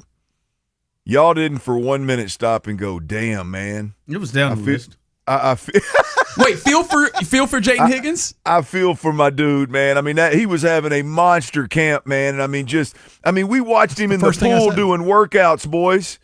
We watched him doing workouts in the pool, man. Yeah. It was coming to fruition. Mm-hmm. And you, sumbuck, sit around and talk about, Oh, boy, it is the divisional round. Are we going to get to the – I mean, can we talk about the human being one time for 5 minutes? You must have missed it. Literally the first thing I talked about was about Jaden Higgins, feeling for him. Yeah, I'm being defensive in this moment, but you also have to remember we've been on the show for 2 hours talking about this, and we did make a point because he has been – really good. I mean, you remember he sat down with us this year and he was really fun to talk to. It was exciting to be able to see his mindset, his mentality, and also see him putting it together. So that really does suck for him individually, especially. I was just saying this actually a few minutes ago. Like, also, it felt like, okay, if this is where he's at starting year 2, where could he get to? And it kind of sucks that this ends up being a setback for him on that trajectory as well. So, no, I feel you. It's a fair point to note that for him as an individual. We did get there pretty quickly after I said that. Okay, Ron, now here comes Ron. You can take your fair point. Yeah, I thought, you heard me correct. I thought, I mean, he tore his ACL, man. He's not on the deathbed. I mean, I think it's a given you feel bad about him, but immediately, like I think most of our listeners still, they didn't, when they all said, damn, and they read that news, I would bet most of you, and I don't think you're a bad person for it, didn't think, damn, man, he was working out in the pool. Poor guy. He was doing all these. Poor guy. You thought, damn, Jared Wayne. That's right. Damn. When is Tank going to be ready? Yeah. Damn, Jalen Noel has to play that. So, yeah, I thought of the overall. Yeah, man, you feel bad for him. I mean, this is. I started. Look, I knew you'd be honest. I knew you'd be honest. Right? It wasn't a scrambled brain, huh? Yeah. I knew you'd be honest. I'll be honest too. The hell with you. No, I'm sorry. That's not what you said about Graham Mertz, was it? You just talked about. No, he should have jogged his ass out of bounds. How stupid of a football player he was. Not that kid was. I said that kid was trying to make a play. Clint said that was the dumbest thing. That was very, very John McClane. It wasn't. So no, he did not deserve the injury, but he should have ran his ass out of bounds. But I'll be honest with you, Show. I mean, if I didn't immediately Google available wide receivers, I'd be lying. I immediately hit who's out there. What are we looking at? What are our options? But no, guys. I mean, this is the ripple effect is big for the Texans, and there's a lot of guys right now that are on the clock. There's a lot of guys right now that have to make some tough decisions and either ride with what you got or go get the right guy or make the right adjustments or double down on your run game bet. Whatever it is, there's a lot of moving and shaking that this particular injury is gonna cause, and either way you slice it. Mm-hmm. Yeah, excited to hear you guys. Take your chance at thinking through the possible ramifications. You're not going to be able to see it on the field though tomorrow, like what they're thinking, because I don't know if you caught this. D'Amico Ryans was like, actually, second thought, we saw all that we needed to see from the joint practice, and we will not be having everybody who is healthy play. We're definitely going to get into that here in just a bit. You talk about a knee-jerk reaction. I mean, my goodness. No, not it was just a knee-jerk to practice. They saw enough from practice. He said it was good enough. I bet he did. Oh, I see what you did there, Reg. Yeah, I bet he did. Oh, I wasn't even. All right, I'm just going to get out of here now. No, hey. I'm just going to get out of here. Jerking around knees. That's not what I meant, but I guess I'm just going to leave now. Hey, baby, what was it? Monday? Everybody that's healthy. Yeah. That was Saturday. Going to play. Yeah. Saturday. It's my decision. He said it on Saturday. Thanks, D'Amico. My man said, you know what? Now that you think about it. We had really good practice Tuesday. Great practice, honestly. Really good practice. Everybody, just go get you a rest. That's cool. See, there's still going to be some stuff. Mm-hmm. So what does it mean if we don't see Blake Fisher on Thursday? He's on the roster, baby. No. I know. Starter. I think he's going to be on the roster. Starter. Yeah. Well, I don't know about that. Well, starters aren't playing. Well, they don't have a right tackle listed. They don't even have the position. There are no right tackles. I saw an updated one. They did. They did? Okay, so that was just unless it was an old one. The first one that they put out had right tackle. They had no right tackle. Yeah, the first one they put out had right tackle. The second one just had no right tackles at all. Yeah, they didn't have any. They didn't have anybody on it. Yeah. They had four. I double checked that night and I thought I saw one that had it on it. But you're right, Ron. I didn't. I just assumed they corrected their mistake and it wasn't an old. It very well could have been an old one. You thought it was a mistake. It was not a mistake. That's a twist. That's a new twist on things. They left that sucker open and then had Blake Fisher playing right tackle more than anybody during the joint practice. I could hear somebody over there saying, "What if we just don't list it?" What? Why What a great idea. Somebody that was deliberate, right? Omar. Are we on that right now? Omar. That was deliberate. Hey, Omar. We just omit it. Man, Omar. Listen, I love Omar. you, Omar. What you doing, big dog? I was gonna say I love you, Omar. That's what Omar's called. Somebody else made Depth chart is never the PR's call. Somebody else made that call. Never. Hey, I don't know. man, D'Amico says that they just be putting it together. Never. Hey man, let's just. Did you hear me say never? Let's just not list the position. What are the chances that they're trying to, reinvigorate football and really innovate and go a four-man offensive line? We're just going to do something wildly different. Nobody's ever thought about it. You know what's believable though? If they come back and say, "Damn printer." That printer jumped over the rest of the damn jumped printer over their right tackle, then printed the rest. It printed the rest perfect. Special teams and everything else. Omar's at every practice, boys. Omar's at every practice watching. He knows the depth chart. Yeah. Come on, man. Listen. That is. I've good. never seen that in the history of my life. An entire position group just be left out, and so it had to be deliberate. And I just want to know. Like how they arrived. Let's just not list it. Hold on, Joe. Like how they arrived. Are you allowed to do that? Is that legal in the NFL? Hell, they did it. Let's just not list it. We're not comfortable letting you know what we're thinking. So let's just not list it. That is wild sauce, man. Very much so. I love the Texans. Never a dull moment. Not at all. Not at all. And of course, Go never ahead, Nick C. never a dull moment with want. these fine fellas holding down your afternoon drive. J-Lo, I'll catch you tomorrow for a game day. Mm-hmm. That's right. Appreciation again to D&M Auto Leasing for the crosstalk. But right now, the drive is live. That's right. The drive is live. And listen, Reggie, there's too much to get to, so I'm not even going to allow that to derail me. But if you're on with us on YouTube and Twitch, you can see all of us. T Mill's in the building. I mean, he is just going Aggie every day now. T Mill in the building. It's that time. It's back. College football is here, baby. Hey, it's getting there, baby. We're gonna have to start talking about that unless Jaden Higgins just takes over the whole show. There it is. Clint Stoerner in the building. We got it. You know how you can get a hold of us. Now you can get us on the text line 713-572-4610, YouTube and Twitch. You can jump in with us. We may open up the phone lines a little bit later on. Remember, it pays to listen to the Fan and the Drive. You'll have a chance to win front row tickets in the bullpen coming up in the 5 o'clock hour to this game that has appeared to have changed, Clint. This game that has appeared to have changed. Listen, the big news, if you are just jumping in with us at 2, the big news is Jaden Higgins. Clint Tyler, yesterday I said I felt a lot better about him from when he walked off to when he initially got injured and laid down on the ground. No! Looked like he started to grab the back of the knee from what I saw. I felt better. Then I heard CJ say, I think he'll be good. And I felt better then, too. Well, clearly what we learned today, and I think it should have been a sign, Clint, that it was something that we just didn't hear any update all day long after this happened, in the 10 o'clock hour. No update all day long, and then we get the news, the awful news today that Jaden Higgins, a guy who I think was going to be counted on big time for this offense, he is out for the season with a torn ACL. We're learning that today.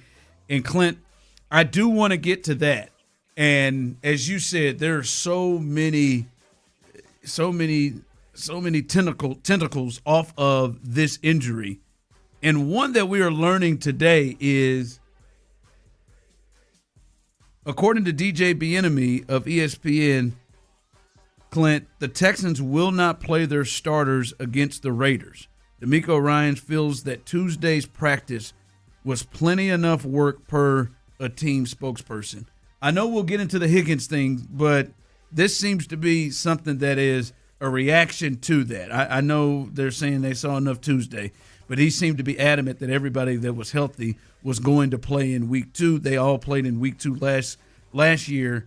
Your thoughts off of that, Clint, that it looks like the starters will not play, and I would imagine this means now they will not play at all in the preseason, and the first time we'll see them in a game situation will be against the Buffalo Bills. Obviously, you know I hate it, Ron. Obviously, I hate it. it's a knee-jerk reaction. I mean, I think big picture here is any day that the team takes the field, anybody can get injured. I hope this is not a knee-jerk reaction, but I don't know if there's any other way to look at it, right, at this point, is that it's definitely knee-jerk. So I hate it. I think the same problems, whatever, whether it's me or it's D'Amico or whoever it may be, the same problems that existed 24 hours ago or 48 hours ago exist today. The same need for that offensive line that went drive in the first game, whatever that need may be, it's all still here today. And I understand that you don't obviously want to let injuries become a topic or a problem here that derails the season, but you got to get to work in. You got to get to work in. The importance of the joint practice is obviously through the roof, given how Nick Caserio and D'Amico Ryans and really the whole NFL have really taken to it. For an injury like that, kind of a freak injury like that, to cause a change in plans, if you will, in preparation for a season, I think is awfully risky. So, not a big fan of the decision, assuming that that's what they end up going with. Not a big fan of the decision to not play guys in the preseason. Really, because if you don't play this, you're not going to play at all. So, C.J. Stroud's last snaps in real action being New England, and then obviously Buffalo to open the season. That can't be ideal for the quarterback from a preparation standpoint. Yeah, no, I'm with you on that. At least it looks like many of the starters, potentially the starters of the O-line, at least got some action last week. But this group, it looks like, if these reports are correct, it looks like the first action they will get together on the offense and defense, but the action they will first get together will be Sunday against Buffalo when the season opens. So, listen, I know as you said, that's a tough injury and a tough thing to look at, but it is hard to get the sense of how adamant he was this weekend about the guys being healthy.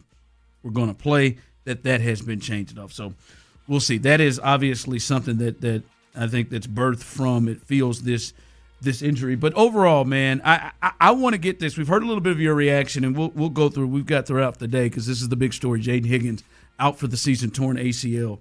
Clint, on a scale from 1 to, I don't even want to say 10, but I just think of the guys that, because I don't look at Jaden Higgins as damn, that's an injury you can't come back from. There are guys on the team where you're like, this completely, absolutely changes everything. But on a scale of 1 to Will, CJ Stingley, those are the three guys that come to mind. Clint, how big would you say this injury to start the season of Jaden Higgins is compared to those? Well, I mean, it's obviously not one of your superstar players, but I would argue that from an importance level, all things considered, he was right below the guys you mentioned. I mean, obviously, Derek Stingley and Will Anderson changed the way you can play defense. Period. Those two are different. C.J. Stroud and Nico Collins changed the way that you play offense. Beyond that, beyond those names and the impact that they have game in, game out, really play in, play out on their respective side of the ball. There's a tier of players that I would say Dalton Schultz. I'd say David Montgomery. I would throw Jaden Higgins in that group. Now, I think he was on the verge of creeping into that first tier in how they were using him and the workload that they were placing on him, the responsibilities that they were placing on him, the chemistry that he had created with C.J. Stroud. The fact that if he just simply builds on year one into year two, Ron, you're talking about 8, 9, 10 touchdowns potentially. He had 6 last year and was running around like a timid rookie. This year could have been a look out. I mean, show up and show out kind of year. And so you're talking definitely a tier 1 player potentially. So, but as we sit right now, for me, Ron, this is a guy that it doesn't change the way you play offense, but it obviously makes your offense significantly less explosive. And it puts crazy pressure on everybody on the offensive side of the football. If you thought the Texans needed to run the football before because Nick Caserio made the moves that he made and D'Amico Ryans decided that's the brand of football that he wanted to play, If you think that the pressure was on them to get that right, boy, it is ratcheted up today. If you thought Nick Caley, being a second-year play caller, if you thought the pressure of improving on last year was up there, boy, it just got ratcheted up today. So every move that Nick made, every decision that D'Amico made, every play that Nick Caley calls, every decision that C.J. Stroud makes, every one of those just got made more difficult with the Jaden Higgins injury, period. See, I think it should be like a 6 or a 7 on most teams, but I do think it is higher just because of, one, the injury situation and uncertainty that you have with the receivers behind him, and second, again, until we see more from Nick Caley, taking more weapons away from Nick Caley is not a good thing, right? I think the lesser the weapons that Nick Caley has is harder for him to overcome, some of the deficiencies. And I think this just says tighter coverage, more resources towards Nico, and let all these other spaces beat me. And I don't know that right now you feel great that the coordinator is going to be able to kind of lift them out of that. So it is. I think it's bigger than what a normal number 2 receiver should be on this offense, just because of everything that's happening around it. Oh, absolutely. If you want me to put a number on it, I would go with an 8. Yeah, I would too. Yeah, Higgins, the name, to your point, 6'7". No, I didn't mean that, but 6-ish. There you go. 6-ish, right? Yeah. Just the name, the player, the second-year guy, the number 2 receiver, 6-ish. But you look at how they used him, how they were using him. You look at how Nick Caley doesn't really specialize in moving Nico around and creating he's not hard to find. That makes this number 2 receiver more valuable than most number 2 receivers. And so, yeah, I think it'd be real easy to get to an 8. Like I said, you're not alarming 9 or 10 with some of the names we mentioned, but I think an 8 is more than fair. All right, text in yours, 713-572-4610, YouTube and Twitch. On a scale of 1 to the most important guys on this team, the Wills, the CJs, the Stingleys, the Nicos, how big is this injury to Jaden Higgins? And on the other side, how should they go about handling this? How should they go about answering the void of Jaden Higgins? We'll discuss all that coming up next, right here live on the Drive. Injuries are detrimental to a football season. But let me tell you what's detrimental.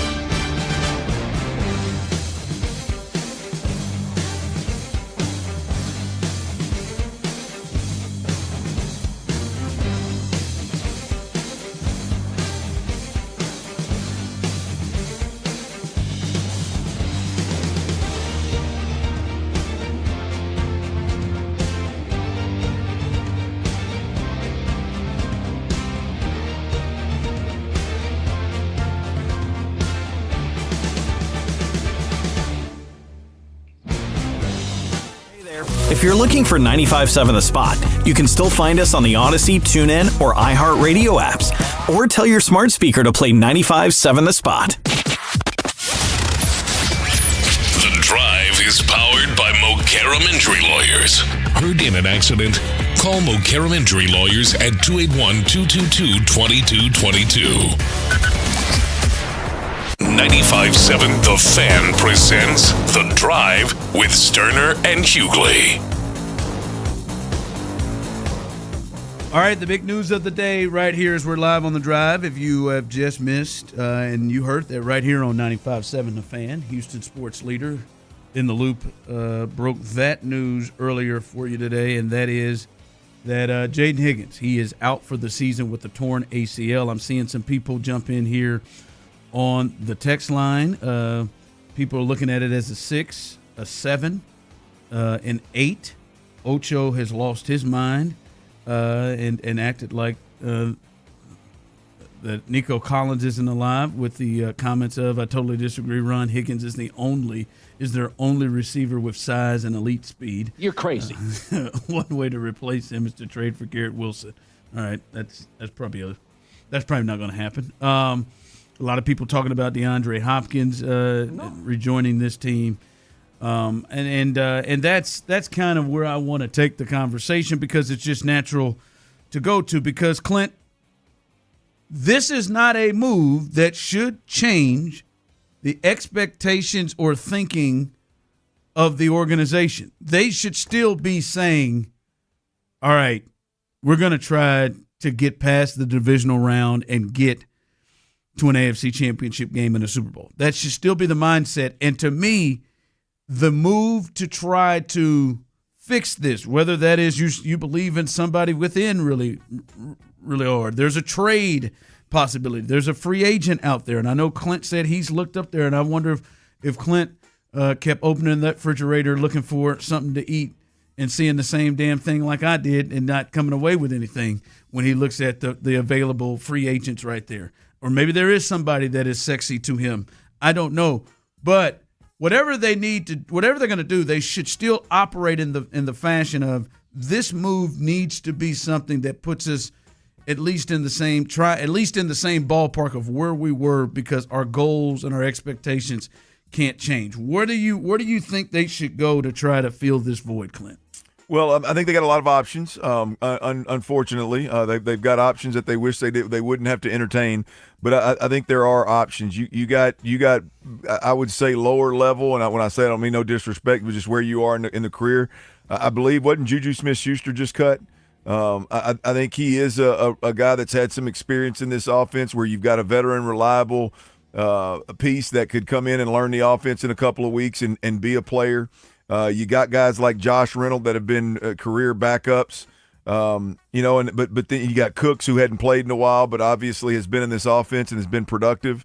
But I'm gonna tell you, Ron, I didn't think until I looked a little deeper into it, but I'm on the DeAndre Hopkins train. Really? I'm on assuming he's in shape. Like I know he's been pretty outspoken about still wanting to play, but has flirted with some coaching stuff, I think, at Georgia Tech right now. But yeah, you look at his last 3 seasons in the league. He's been healthy for 16 or 17 weeks all 3 seasons. You look at last year, he averaged 15 yards a catch, playing in an offense and an organization that the wheels completely came off in Baltimore. Before that, he put up over 600 yards, which I'd push that button right now. If we get DeAndre Hopkins to give you 600 to 700 yards this year and be healthy for 17 weeks, I'd push the button. Did I mention he's got experience in this offense with Bill O'Brien, at least the terminology? So yeah, I think there's a lot of things that make sense with DeAndre Hopkins right now. You've got some young guys that are injured that if they come back, they give you that youth, they give you that explosiveness, they give you some different skill sets, and then I think Hop gives you a stopgap, if you will. And let's be honest, there's not many out there that are available at this point that are ready, healthy, ready to play, and know what the hell's going on in this offense. Text line coming through with you. I've seen DeAndre Hopkins call up Hop. Hopkins would be great. Someone just texted in as you were saying that, Clint. I've seen it on other avenues as well. Tyler, your thoughts, DeAndre Hopkins? No. It's a no for me, dog. And I would love to see Hopkins come in if they were to do that and see him excel in some way as a veteran receiver that can help these young guys out and contribute something. Fine, whatever. But the guy's career, his NFL career is done, and we can't be looking at nostalgia and looking for good feelings just because these feelings with Higgins right now hurt so damn bad. This is what I ask myself, because I've watched Hopkins the last couple of years, and I think he's a borderline Hall of Fame receiver. And were the Ravens his last stop? I believe so. Okay. Borderline Hall of Fame receiver. And it just, I mean, he seems to need a lot of help to help him get open at this point. The hands are still there, but, having Henry and Lamar out there was probably helpful at times for him to be able to get himself open. I don't know. I watch him, and I'm wondering, and I know this sounds crazy when you just hear the names, but like if some of the in-house guys like a Jarrett Wayne played for the next 8 weeks and got experience and got better and got more chemistry with CJ, I mean, would he be a better option by that point? Because, I mean, DeAndre looks like it's about time to go into coaching full time. Like he's getting close to that, and maybe this may be a possibility here, but like to me, I'd almost rather really look into a trade, because I look at DeAndre Hopkins and I don't think like, all right, that's anywhere comparable to Higgins. And to me, that's where I would think you're trying close to get to. I know the guys on In the Loop talked about maybe, calling up New England and seeing if Booty would be available and what that would cost. But yeah, some of these, like I look at these free agent guys, and Hopkins might be, towards the top of the list. I don't know. It feels like Tyreek Hill is either going to the Chiefs or nowhere else. And then, we've heard Brandon Cooks. I'll hold my breath if Nick Caserio is going to do that again. But I don't know, man. It just the Hopkins thing doesn't turn me on. I just haven't really been impressed from him the last couple of years. And what options other than trade? I mean, if we think that the New England Patriots or the Denver Broncos or an AFC contender is going to trade us a wide receiver when we clearly have the best or one of the best defenses in football and we're their competition. What does turn you on? I mean, none of it turns me on. I don't like to think that we're in a position that we need DeAndre Hopkins. But I mean, what player nobody out there on the streets right now is going to make you feel like you got Higgins back. I mean, you got to find somebody that you can plug and play, that can play multiple positions, that picks up the offense, that just gives the offense the ability to go execute. And when there's a guy he's had, even when Hopkins was having Monch, and I'm not saying show that he hadn't had a step back. There's a step back, but I mean, even when he was in his prime, he wasn't creating separation. He always played with wide receiver with defensive backs on his back or wrapped around his waist or having some kind. He was never a separation creator. So I mean, I agree. He is not who he once was. But when you look at who's on the streets right now, I mean, you've got to go with talk about healthy guys on the streets right now. You got to go with a veteran who's savvy, who can help you right now, that's got experience, or you got to go with a career third or fourth string wide receiver that may be able to still run a little bit. Now, if we're going to talk trades, then I mean, who knows? I mean, we can open up that can of worms. Hell, anybody's out there. There's a ton of guys out there, but they got a problem right now, Ron. I mean, they got three of their top four guys are injured right now, and when are they coming back? Yeah, that's the other part. Like, to me, if Jalen Noel is coming back, like, honest to God, and if you said we're taking trade off the table and the guys that are on the streets that are open, like, I think they got a better chance of getting Jarrett Wayne to speed in 8-10 weeks than some of the guys that are listed out there. Oh, right? I don't disagree. You know with what I mean? Yeah. So I'd rather go that route. If that, like, now you got to go that route. You're going that route. Yeah, but I mean, right now, Jarrett Wayne is your two. You're 3 behind Hutch. I'm sorry. It's Hutch, man. Dang, man. 3. I'm sorry. I jumped Hutch. I mean, he's your 3 behind Hutch. Yeah, and the hope is that Noel is back with his hamstring in the finger, and he's in the fold. And then obviously we've talked about the Tank situation. That, and then if you got to add another veteran guy, yes. But I just think he's probably got a shot better than any of those guys on the street to come anywhere close to where you were hoping that Higgins would be. So that's why I'm just not. There's just not a name. If this had happened, you hate to say this, a couple of weeks ago, and Diggs was still out there, and maybe Deebo Samuel was still out there, then there's a different feel. But right now, it is slim. It is slim. It's bare. Yeah. It's bare, man. And I don't know that you sit, because now you're in a spot, Ron. Let's say Noel comes back and he's healthy and he stays healthy for a week, and you get some confidence. Hey, this guy can contribute in some of the role that Higgins was playing. Hey, Jarrett Wayne can be another outside wide receiver. He's had a great camp. Cool, let's do it. Now you're one injury away from really leaning into Watson. No, yeah. You know what I mean? So you got to make a move to some level at this point in time. You got to make a move at some point, and the guys we're talking about are all unproven, injured, or rookie. I mean, that's just a risky way to go into this thing, given again that we're in a Super Bowl window here with this defense. Yep. All right. Last night the Astros dropped to 500 now, and they took an L to the worst team with the worst record in baseball, the LA Angels. We'll discuss what happened there and some news on one of the promising young players for the Astros. We'll let you know that on the other side. Hey, y'all, look, it doesn't take long, man. A distracted driver looking at their phone, or a distracted driver for any reason, can cause an accident. And unfortunately, accidents on the highways, especially in our great city of Houston, a lot of highways and byways that are busy.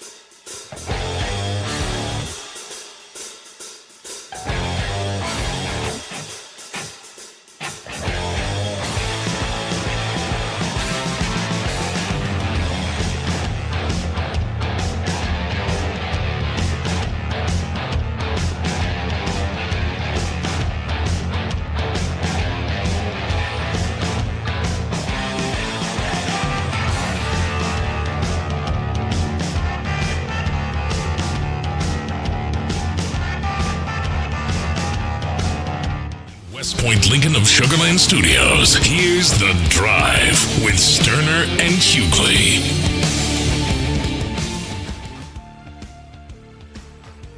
All right, a lot going on, including down at the Daikin. The Astros.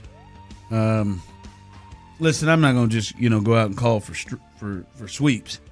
I mean, if there were going to be a sweep, you'd say to yourself, maybe the Astros could take care of business and sweep a team like the Angels, who have one of the worst. I think the A's, who the Astros, played next, only have a worse record right now than the Angels, but they weren't able to do so, and it wasn't the pitching fault. It wasn't the pitching's fault last night. It was the bats, and we'll get to that in a second. I do want to announce this news. We do know tonight that one of their top pitching prospects, Ethan Petco, is going to get the ball tonight, make his major league debut in a game now that, you feel like you need, and especially you need because your lead is down to one game over the Rangers in the AL West.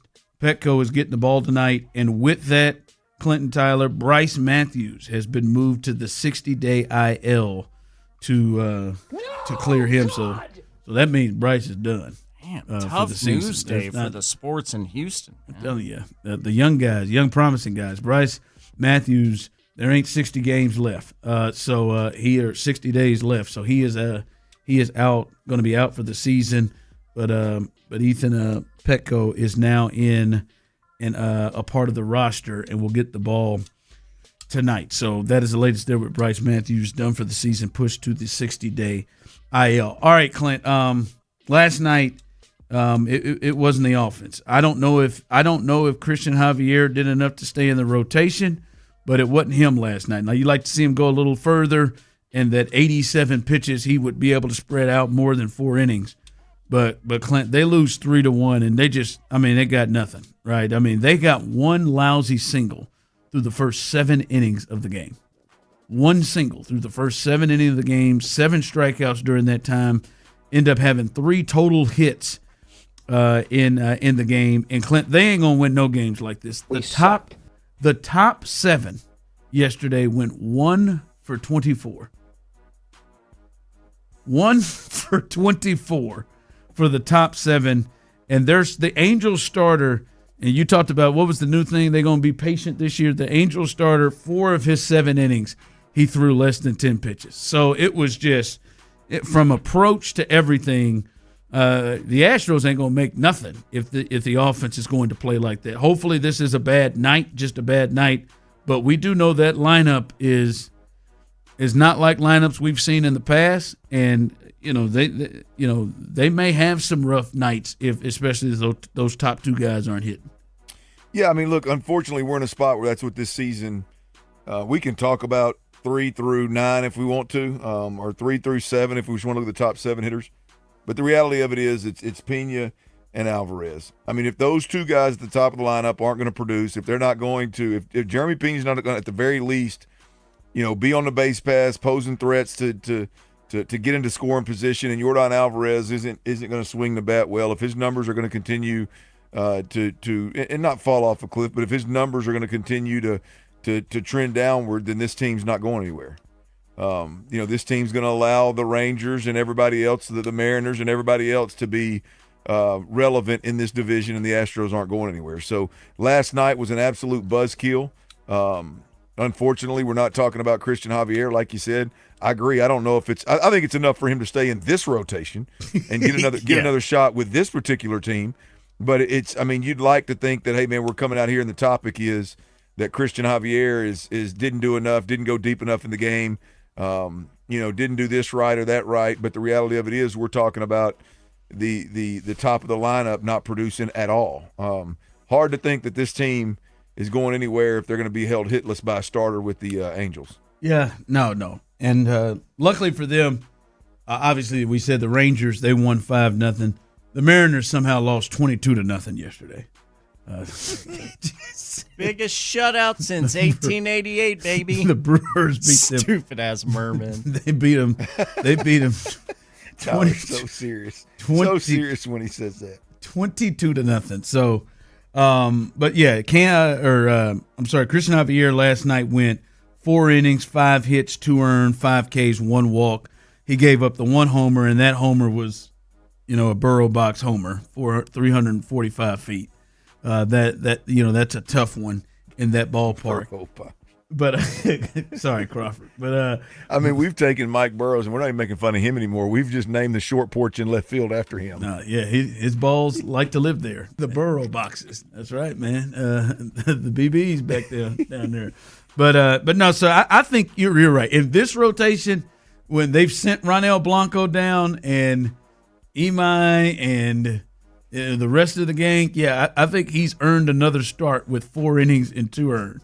Right, like. If the rookie tonight, if you got me to push a button right now, 4 innings, 2 earned, I would push it in a heartbeat for that kid tonight, all day long. So good for him. By the way, Clint, Cam Smith, he did go deep yesterday, and it wasn't like that home run Javier gave up. He went deep, and that sucker was getting out of any ballpark that was ever built. The way he swung on that thing, but it's more evidence right now that he needs to be in the lineup every day. I know he missed a game in that Mariners series because he had to pinch run for some reason for Jordan in the 8th inning. But if you look at the top guys on this team, Alvarez is hitting 273 and 1 homer in the month of August. Pena's hitting 156 with 2 homers in the month of August. Paredes is hitting 273 with a homer. And Altuve, shout out to it, the top side dish in America, is hitting 347 with 1 homer.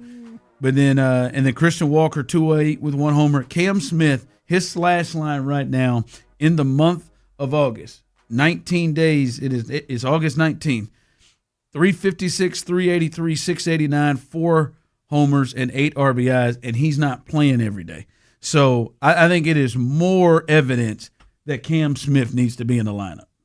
Yeah, look, it's just I guess he heard them boys talking about how he fell off last year and struggled as the season went along and as teams got to know him. He clearly is turning it up. I agree. In the lineup every day, I think I think that should be a thing of the past. Where in this lineup with guys like Varsho struggling, and look, I'm not saying that Cam should be in the top 4 of this lineup, but if we're going to play the who's hot game and yo-yo guys up and down the lineup, anybody not named who, Pena, Jordan, Paredes or Altuve, everybody else can see the 8-hole if they want to. Yeah. If we're gonna play that, then I think Cam, right now it makes good baseball sense for Cam to be climbing the charts and Cam to be not only an everyday starter, but also be in that 5-hole or in that 6-hole and be in a spot where he can get more at bats and he can help this team with 1 swing of the bat. At the very least, be in the lineup every day. At the very I agree. Least, yeah, hell, we got. Hopefully, we're beyond that with what you just outlined.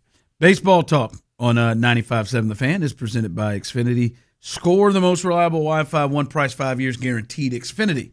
Imagine that. Coming up, we'll obviously let you know as a new audience potentially coming in with the new news or the latest news with the Texans. Jaden Higgins out for the season.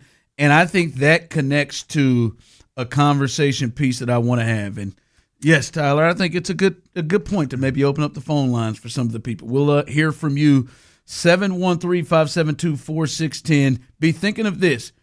When we look at the Texans, if they do not reach the destination that they're getting out of the divisional round, how many of you believe that you think that C.J. Stroud is going to be the reason that they don't get there? We'll discuss that coming up next. All right, y'all, look, I tell you all the time. I tell you all the time that I deal with paint.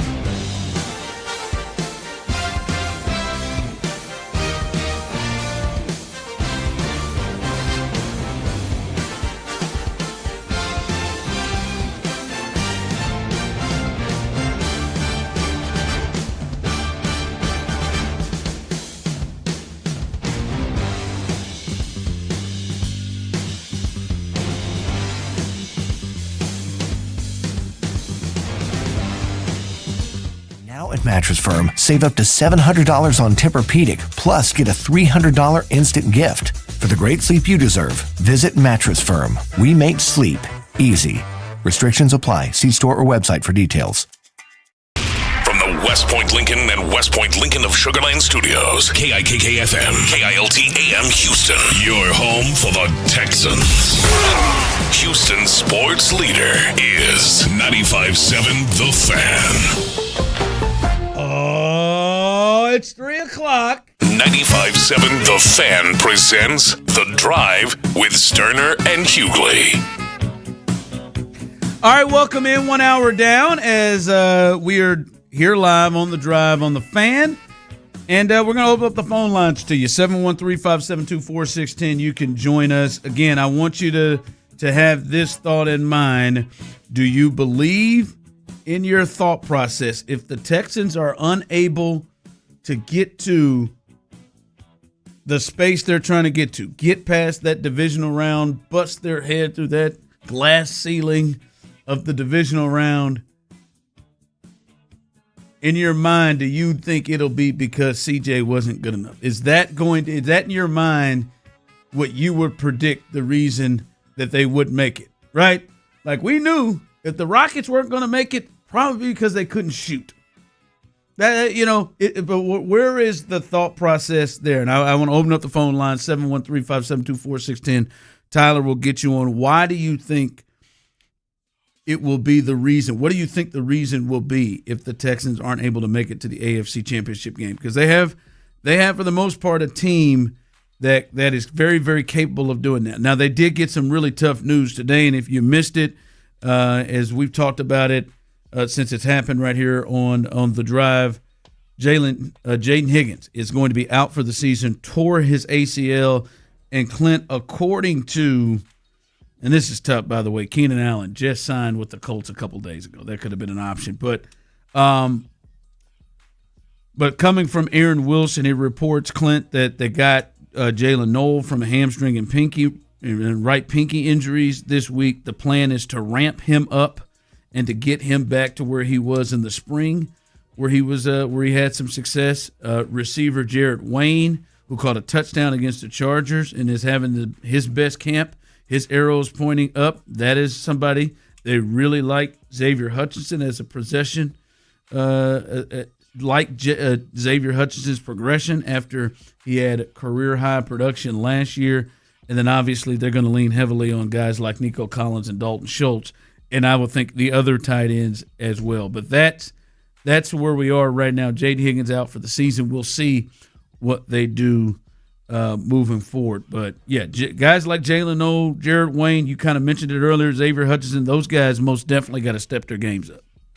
Yeah, I mean, look, if you look at where the Texans are, I think it's not a panic because it's easy. Xavier Hutchinson moves right into Higgins' role, which we've seen him do plenty of time and do at a very high level. We've seen him go out and make plays that changed the season with catches against, what was it, the Chargers, and there was another big one somewhere along the way. But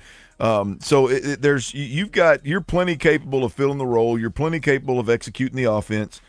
I think the big piece here is your explosiveness, your playmaking ability, your red zone threats. I think you just took a hit in all of the above positions. But right now, as you move forward in the near future, Xavier Hutchinson just becomes a bigger piece of what you were trying to do. And like you said, Jarrett Wayne, it's no longer, hey, man, can you make that fifth wide receiver spot? It's, hey, you've had a great training camp. You've appeared to create chemistry with every quarterback that you play with. You appear to be quarterback friendly. You make big plays in the red zone. And now you got to step up and show that you can do it on Sundays in more of a prominent role with this offense. I think when you talk about Higgins and Noel and a hamstring, and you talk about Tank with the issues he's had, I think to bank on those guys to come back any sooner than they already were because Higgins got hurt, I think is a mistake. So it's definitely the guys, Xavier Hutchinson in that crew that's got to take the next step, which we've seen them do it before, and hopefully they'll be able to do it again. All right, that's the news of the day. Obviously, Jaden Higgins out for the season. All right, we've got some folks on the line, 713-572-4610 we'll get to you in a second. But I do want to get your thoughts on this, and I want to get your thoughts on this, Clint. As you know, we've been hearing this so much. Man, if CJ is able to just play, okay, if CJ is just able to go through the year and not hurt the team and can play at a certain level. We've heard names like Ryan Tannehill and Alex Smith that the Texans will be all right. And I'm wondering from you and the people, but you first, Clint, when you kind of close your eyes and think about if it doesn't work, if the Texans aren't able to get past that divisional round, because we saw it in 2003, the first year, Clint, when they lost to the Ravens, I think it felt like it was just really experienced and maybe just not ready for that moment in that game. I think the next year against the Chiefs, the O-line clearly was the huge thing that jumped out. They got sacked eight times in the final game against the Chiefs, and it was just an issue all year long. Only Caleb Williams was hit and sacked more than C.J. Stroud. And then last year, you just have to be clear and honest about it. C.J. Stroud just put the ball in harm's way and on the ground way too often, and that was the glaring thing that jumped out. If it doesn't work this year, Clint, when you close your eyes, what's the reason for you that you think, just looking at everything you've seen, they would fail to get to that goal? Wow, I think CJ's down the list. I think CJ's well down the list. That's interesting because most people, it seems like he is at the top of the list on a lot of things. No, I mean, I'm assuming you're asking. I mean, like last year when it was just a bomb and he was clearly the reason that we didn't. Yeah, you couldn't. Yeah, no, I'd be shocked if that happened again with CJ Stroud. The reality of it is CJ. It's very safe to like CJ Stroud. It's very safe to think CJ's going to have a good season. CJ's going to have a good season. Right? The question is, can it be great? The question is he franchised? The question is, do you pay him $60 million? Right? I don't expect – I'll be shocked if at any point in time this year we see the C.J. Stroud that we saw in the playoff game. I will be shocked if the Texans don't make the playoffs, so I think they're going to be there. I would be shocked if the Texans, when they exit the playoffs, whenever that is, if it's at the hands of C.J. Stroud turning the ball over at a historical level. Like that is far down the list. I think there's two things offensively. We could talk about injury, like a severe run of injury to the defense. It knocks you damn near completely out of maybe even the playoffs. But I think when you look at the offense, I think there's two things that are above C.J. Stroud for sure, and there may be three. Number one, if they can't run the football, and I'm not talking about just if they can't run the football and be one of the better rushing football teams in the league, then they're going to struggle offensively. They're still going to win 10 or 12 games, but they're going to struggle to beat teams in playoff win-or-go-home type of moments that are worth a damn, right? You run into another Pittsburgh Steelers, you can win in the first round, but when you run into a team that's worth a damn, you're going to get beat like a stepchild, no doubt about it. So I think the run game, number one. Number two, I think it's second-year play caller Nick Caley. If he can't get creative, if he can't do more with less, if his quick game and screen game isn't enough to complement this run game and force a defense to play defense sideline to sideline, line of scrimmage to goal line, then I think that's more of a reason why this team doesn't take the next step. So if we're just talking about offensively, I would put C.J. Stroud third. I would say it's a distant third. I just don't see that being the reason that the Texans don't have success, regular season or playoffs, to be honest. I don't like when I close my eyes and I think like what's gonna be the thing that hurts them. Like when we talked about it 2 years ago, like I think we all knew at some point, man, I don't know if that offensive line is gonna hold up, and it didn't. That was not a surprise. We saw it all season long. Like that is going to derail them is that offensive line. The way that I see it right now, Clint, is and I think it just became bigger today with the injury, and that is, are they as an offensive unit, and I think this points a lot to the coordinator, are they as an offensive unit going to be able to factor well against good defenses, right? And I think there's just going to be many points whenever to me, they lose, and it's not going to be just like, to me, one person. It will be, damn, they just didn't really have any answers.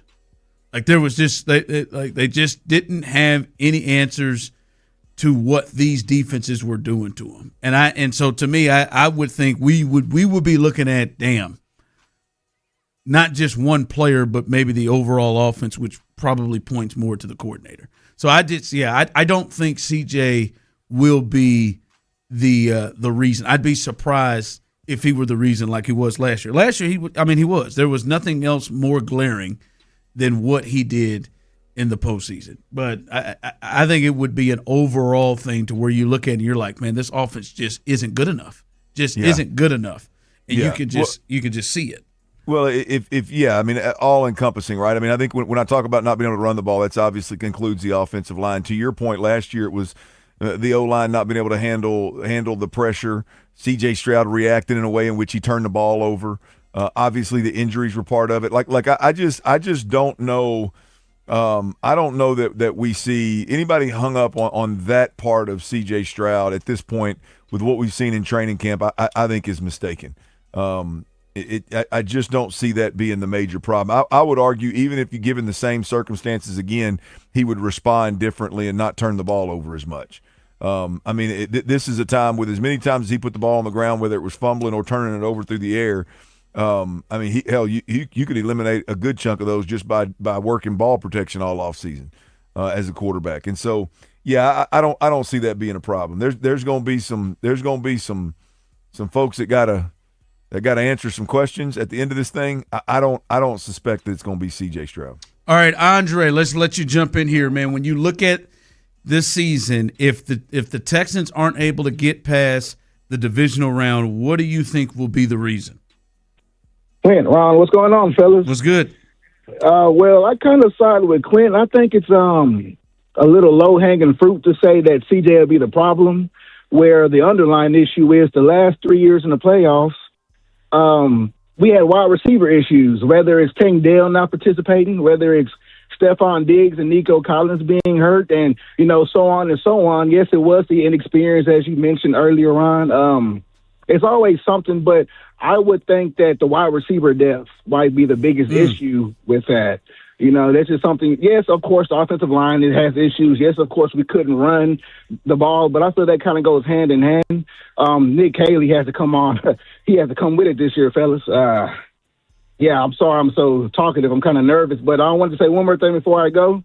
The drive is live. There you go. There you go, Andre. There you go, man. There you go. Steve, in your mind, jump in on this. If the Texans aren't able to reach the goals that they have, when you look back, what do you think right now is going to be the reason? Come on. I'm on, guys. I'm on. Yeah, you're on. Go ahead, Steve. Oh, God. Well, shit, what, man? I'm sorry, right, man. First of all, man, hey, I love you guys. But seriously, I think it has something to do with C.J. Stroud is in the middle of my list. I personally think that it's between the two Nicks, Nick Caserio, Nick Haley.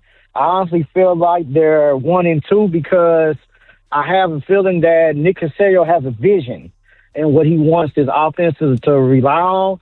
And I'm going to be honest with you. I think it's built on precision. And that's a very dangerous game to play, is to be precise all the time. And we lack overall just offensive speed. That's always going to be something that's going to change the fortitude of the game. And I just think that personally between Caley and Caserio, I think if Caley falls flat, I think you really got to consider Caserio job. I think it's around that time. I think he's taking all the reins from D'Amico for even having an input on this offense. And I just want to know, what you guys think about that, and along with the team overall ability to make explosive plays, because I think we're just a little slow. So I want to know what you guys think. All right, appreciate the call, Ed. Yeah, I mean, I don't think Caserio is in any kind of trouble right now, unless it just absolutely blows up in his face. So I don't think he's in any trouble. I think he's got a great relationship with the owners and the decision makers, and he is. You look at the last 3 years, what he's been a part of, he's done a good job. But yeah, I think people are starting to get to a point where they are frustrated about where the Texans are right now. So yeah, I mean, I think that they need to make a move. Look, Ron, when you got offensive line problems that you've been unable to fix, whether it's D'Amico or Caserio, take your pick, right? There's been a couple of good draft picks, but your offensive line is still struggling. There's still turnstiles at 2 or 3 positions, right? And now all of a sudden you've decided to go with Nico Collins and a bunch of young unproven cats at the wide receiver position. And one of them appears to be out for the season. One of them we haven't seen because of finger injury and a hamstring injury. And now you're down to depth guys. And Jarrett Wayne, who's best known for taking the legs out of Tank Dell in Kansas City. I mean, that's what you're down to. When you choose to go that route and put stock in unproven guys and pass on other guys, I get it. It's football. It's built. It's roster construction. You got to do it. But when that's the route you choose offensively and an injury sets you back after multiple injuries set you back last year in the playoffs, there's got to be some kind of consequences and repercussions. So you decided to come into this year and ride with a couple of youngsters and an injured Tank Dell, and it hadn't worked out for you. You got to make some moves and make some big moves and make this work. All right, it's Wednesday. Let's do a little stock up, stock down as we go into preseason game number 2. Who is your stock up? Who is your stock down with the Texans? That's next. I gotta pump those numbers up. Those are rookie numbers in this racket. J.J. Watt is a fan of the new frequency. Thank you guys for all the entertainment, not just you guys, but everybody. Looking forward to hearing it on 95.7 The Fan now. Clear signals, no static in parking garages. Just congratulations. Congratulations to everybody over there on your great work, and thank you for all the great years of coverage and many, many more to come.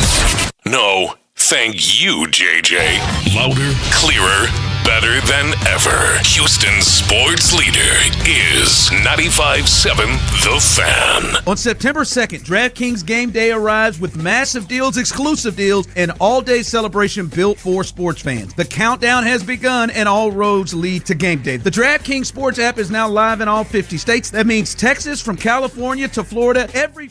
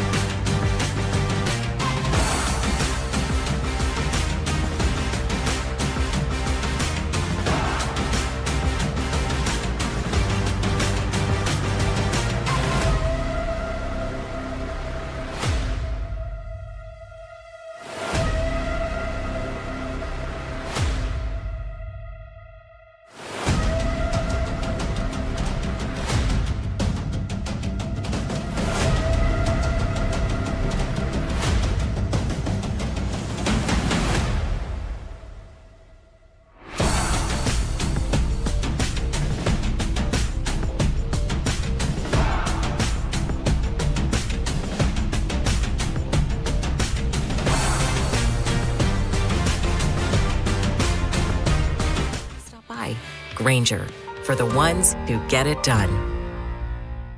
Injured? Call Mokaram Injury Lawyers, 281-222-2222.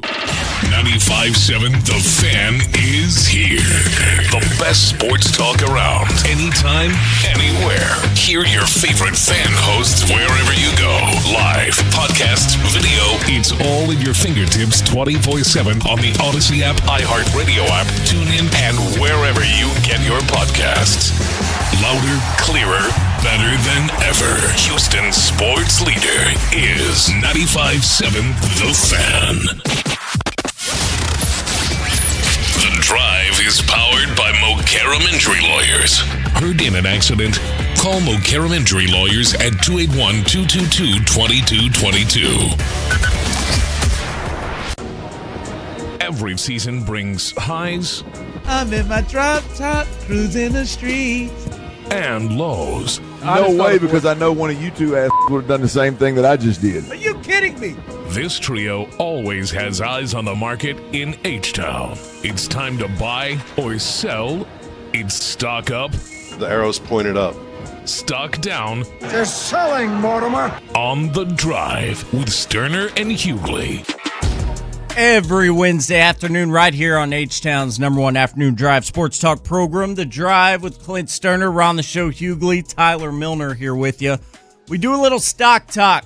Today we're talking more Texans. Texans preseason action continues tomorrow. You can hear the game between the Raiders and the Texans right here on these airwaves. I believe kickoffs at 7, pregame starting at 4 o'clock right here at 95.7 The Fan. And we're talking Texans ahead of preseason game number 2. Ron the Show Hughley, stock down for you for these Texans at the moment. Stock down. A player that isn't being talked about a lot, but I would stay, and I want, and listen, before people lose their minds, I'm not saying this guy's done as a player, but just stock down right now. Caden McDonald, Cal.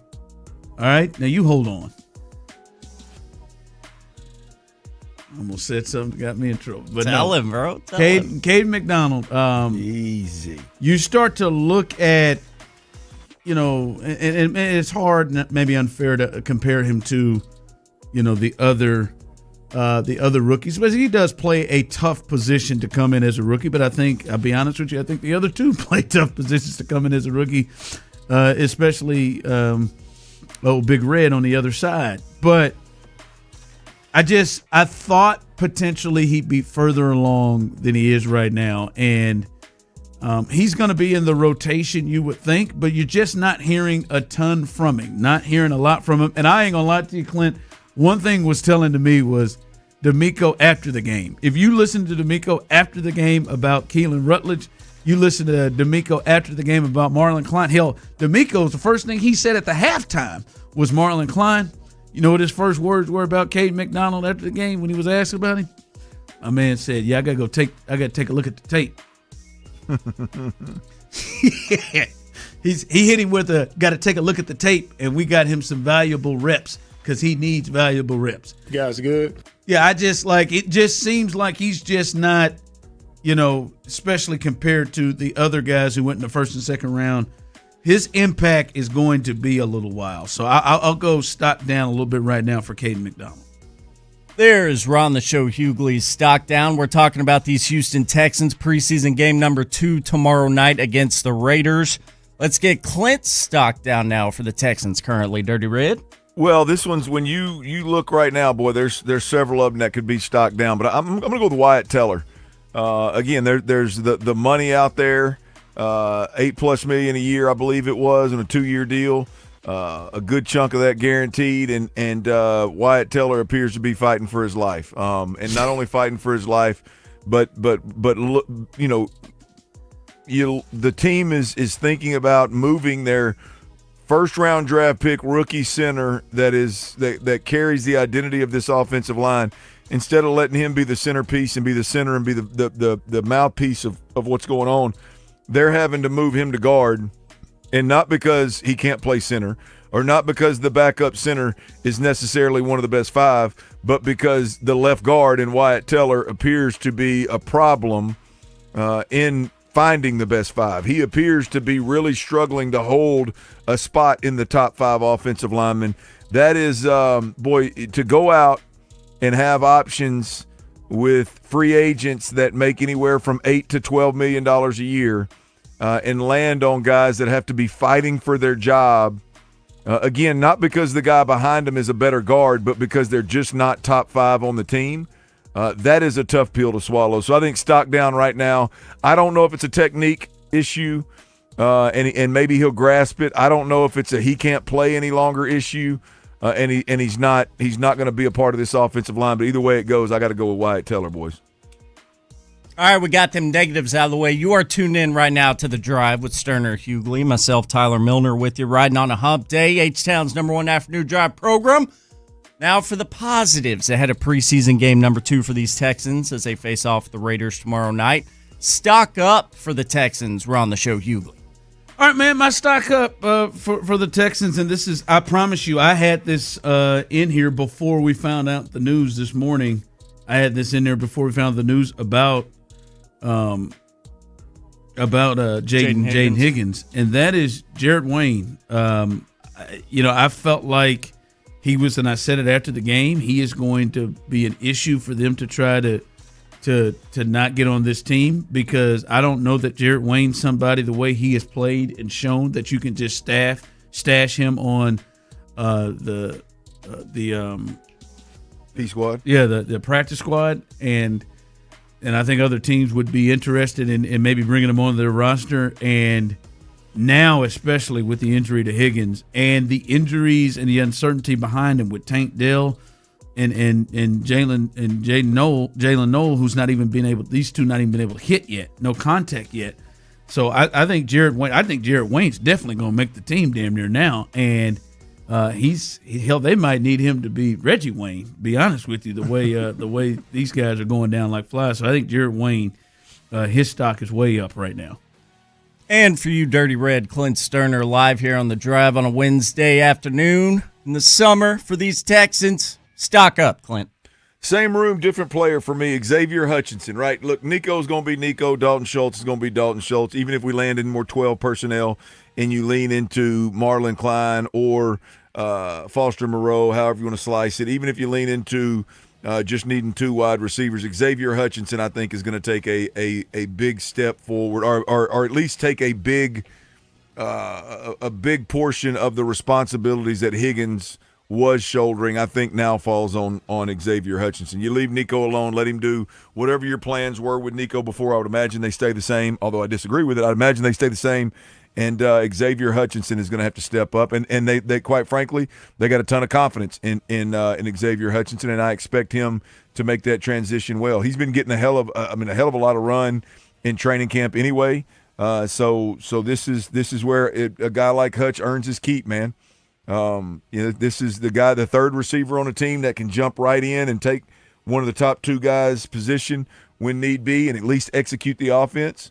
Not as explosive, not as quarterback friendly of a target. Not going to create the separation. Not going to be the red zone threat, but definitely a guy that you can trust to operate moving forward at that position. So I think that the stock up right now is for Xavier Hutchinson. Ryan, I don't know that we've seen him to start a season, be in a position to play a prominent role and to look. The guy opposite Nico Collins is probably going to have a lot of opportunity, you would think. Mm-hmm. And so I don't know that we've seen Xavier Hutchinson from jump have this kind of opportunity. So the stock up right now is through the roof for me for Xavier Hutchinson.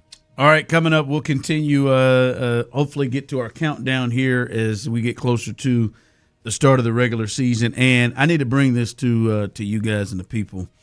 And I value you guys' opinion. I know Clint will be honest with me. I kind of felt like I was creepy today during the drop-off line at school. And I know you guys will be honest with me. Oh, hell. If you're admitting it, the odds are you really were. But I am it is something I think about. I know Dwayne will be honest with me. Joe, Frank, Rob, the text line. I know they'll be honest with me. Joel over there on Twitch. I need somebody. If you gotta ask, you were creepy. If you gotta ask, I don't think that's always the case. I feel like I have a high creepy tolerance. All right, I felt it as soon as I got done with it. We'll discuss that coming up next. All right, now look, it's I don't know if you guys have ever entertained locking arms with a credit union, but I'm telling you, my wife and I did it, and it changed our financial lives. And I'm going to tell you right now, First Service Credit Union is hotter than a firecracker, y'all. They're waiting on your call. And when we're talking about First Service Credit Union, one might ask, well, why?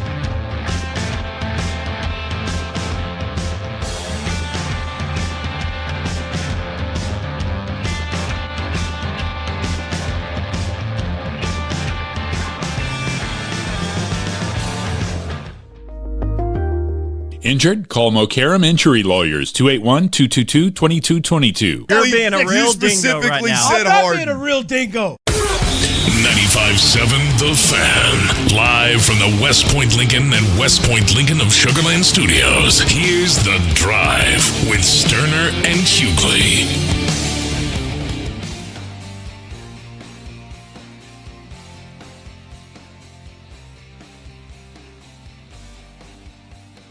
All right, welcome back as we are live here on The Drive. You're listening to us here on 95.7 The Fan, and we appreciate you jumping in with us. A lot going on today. The Astros will have one of their top pitching prospects make his debut tonight, so stay tuned as we'll keep you ready for that. And if we hear anything more from Lieutenant Joe, we will bring that to you as they this is a game they got to have. They got to avoid getting swept by arguably the worst team in baseball with their young pitching prospect on the mound. So a lot going on there. And then the big news of the day, obviously, Jaden Higgins out for the season with a torn ACL, as we've talked about that. But I said this on the other side, all hands on deck, 713-572-4610 on the text line, YouTube and Twitch. You can jump in on this. Like, Clinton, Tyler, I don't think you understand, like I hate even having the thought of being creepy. Like, one of the real spaces that causes, anxiousness for me is being at the gym and, some of them outfits they be wearing out there, right? Yoga. So I mean, this is his admission. Like, it is like I never want to be viewed as, damn, that creepy dude is looking. Like, I go out of my way, Clint, to not look at. Like, I'll turn my back. Like, I want them to feel as comfortable as possible. Because I've seen some of you jokers out there. Some of y'all listen to this show right now, driving or at your desk. Y'all some dudes just staring down asses at the gym. Unashamed. Like, I never want that. I go out of my way to not be creepy. But doesn't that by default, doesn't that mean you're being creepy? I don't think it does. Like, if a woman walks by you in these outfits, which, by the way, I agree, they are ridiculous. They're so ridiculous that you shouldn't feel creepy looking. But if your initial reaction is, let me not look so I don't look creepy, isn't that an admission to being creepy? Like, I'm on the verge of being creepy. No, so I don't think so. I think it's the space of I just don't want them to be uncomfortable. It's chivalrous, if anything. I don't. Tyler, get the hell out No, of here. I mean, that's serious. You're I purposefully trying to eliminate yourself out of them dealing with all the creepy guys they're already going to be dealing with. Like so if you when a scantily clad woman walks by you, your thought is not like, well, that's scantily. Boy, that's risky. Your thought is, let me not look creepy. In certain spaces, like when we love our good friends at Twin Peaks. I go out. That's another place. I go out of my way to not look like that one gentleman that's there every week that has candy for the girls. I mean, golly. I mean, that's the guy you're trying to not be. I'm just saying that's the height of Tyler. He sits at the end of the seat, I think, with a laptop and a bowl of candy. I mean, playing that defense, baby. Playing that game. Like I do anytime I go to places like Twin Peaks, and really Twin Peaks is the only place to go. But anytime I go to places, unless any of you all want to help, want your boy to help you out. But like I go out of my way, like, all right, man, I'm gonna stare at you in your face when you talk to me. You I swear, I'm going out of my way to not. I mean, that's just where I am. What's the alternative for you?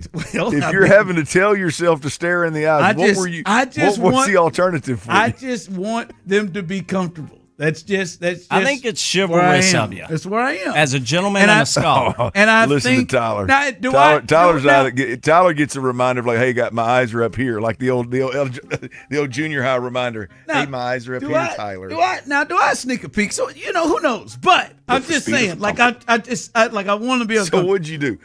I'm sorry, I didn't mean to get you off track. What'd you do? So we're in drop off line, You're right? That was just setting it up. I am excited. We're in drop off line, and in drop off line, and if any of you deal with this, it's hell, especially with those people in those Honda Odysseys and those Toyota Siennas, those vans.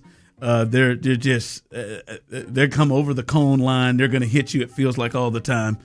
Those moms. But no, I pull up and we finally get through it, and there is a teacher. And she's been doing this like 4 or 5 years. She's always out there, and I see her all the time. I've never talked to her.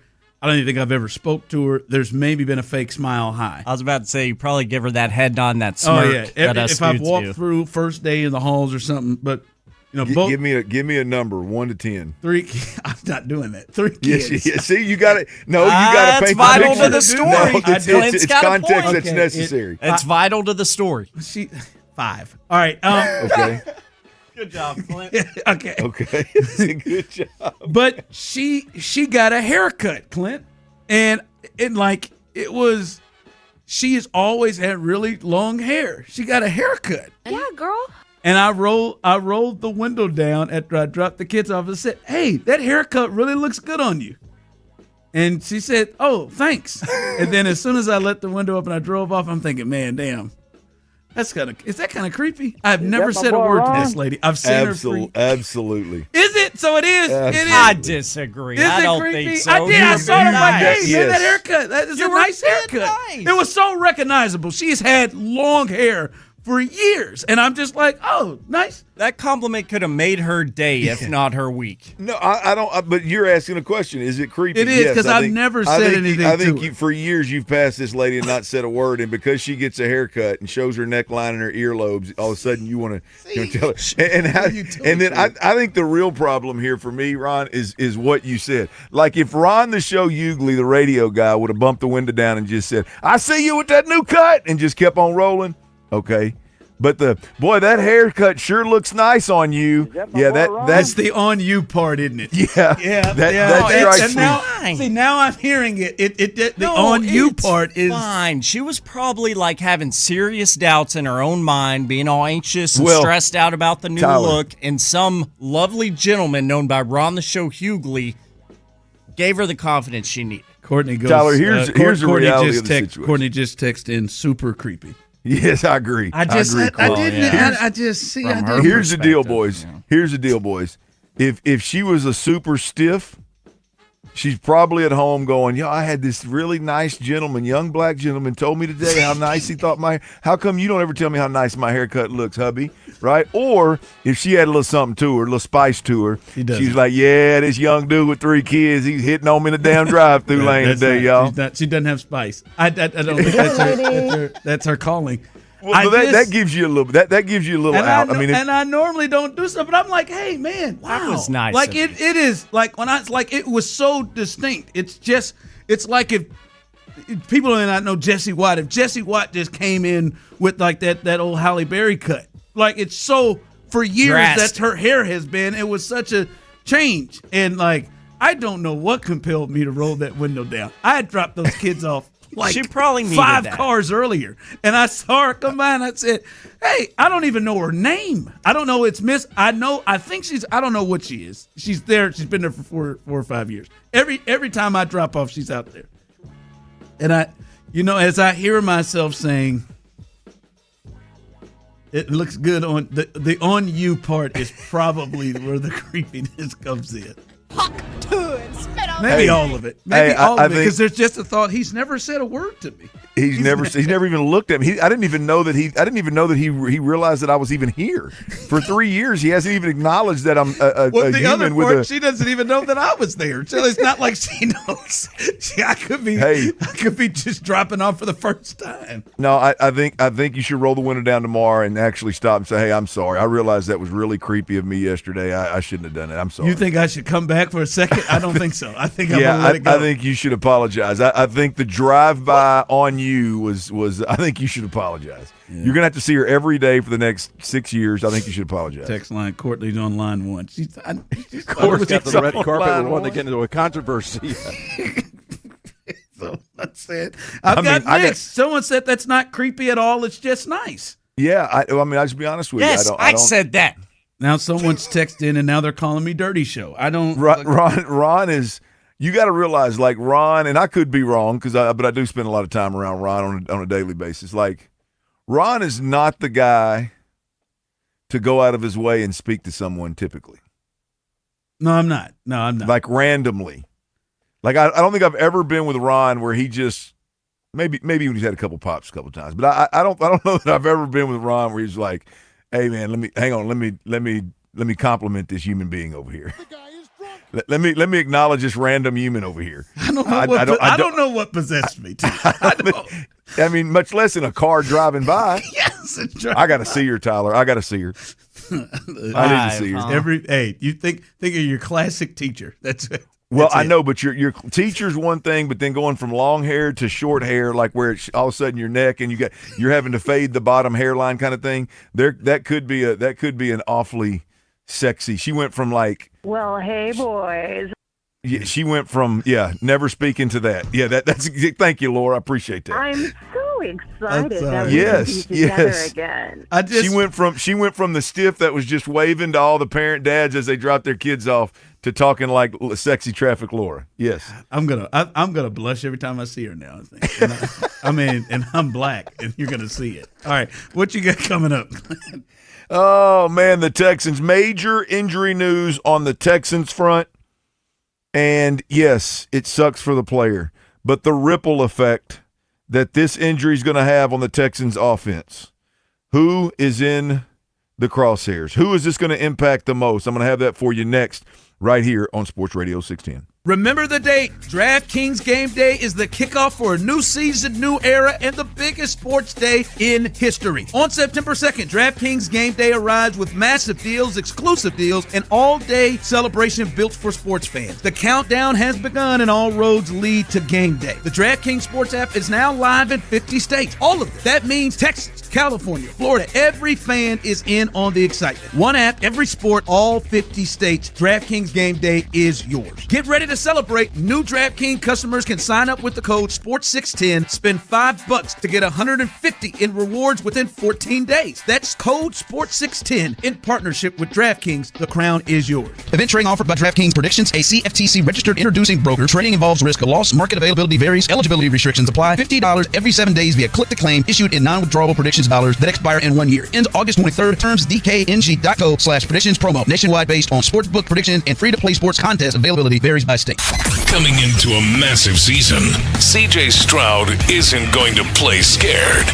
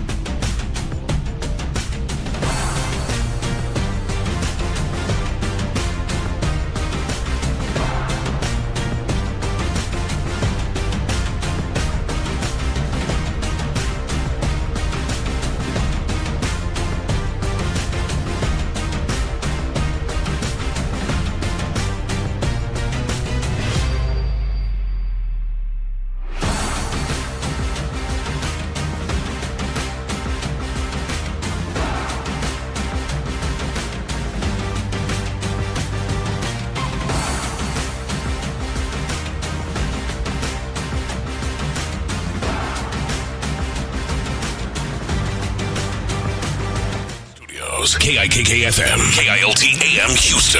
Your home for the Texans. Houston sports leader is 95.7 The Fan. Clint Stoerner. Look at Stoerner.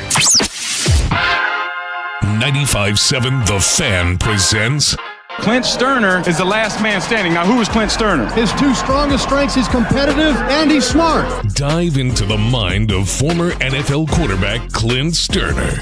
I'm going to put my hands on this bathroom counter and see if I can't twerk a little bit, see what it looks like, see what it feels like. The Drive is live for Dirties Daily.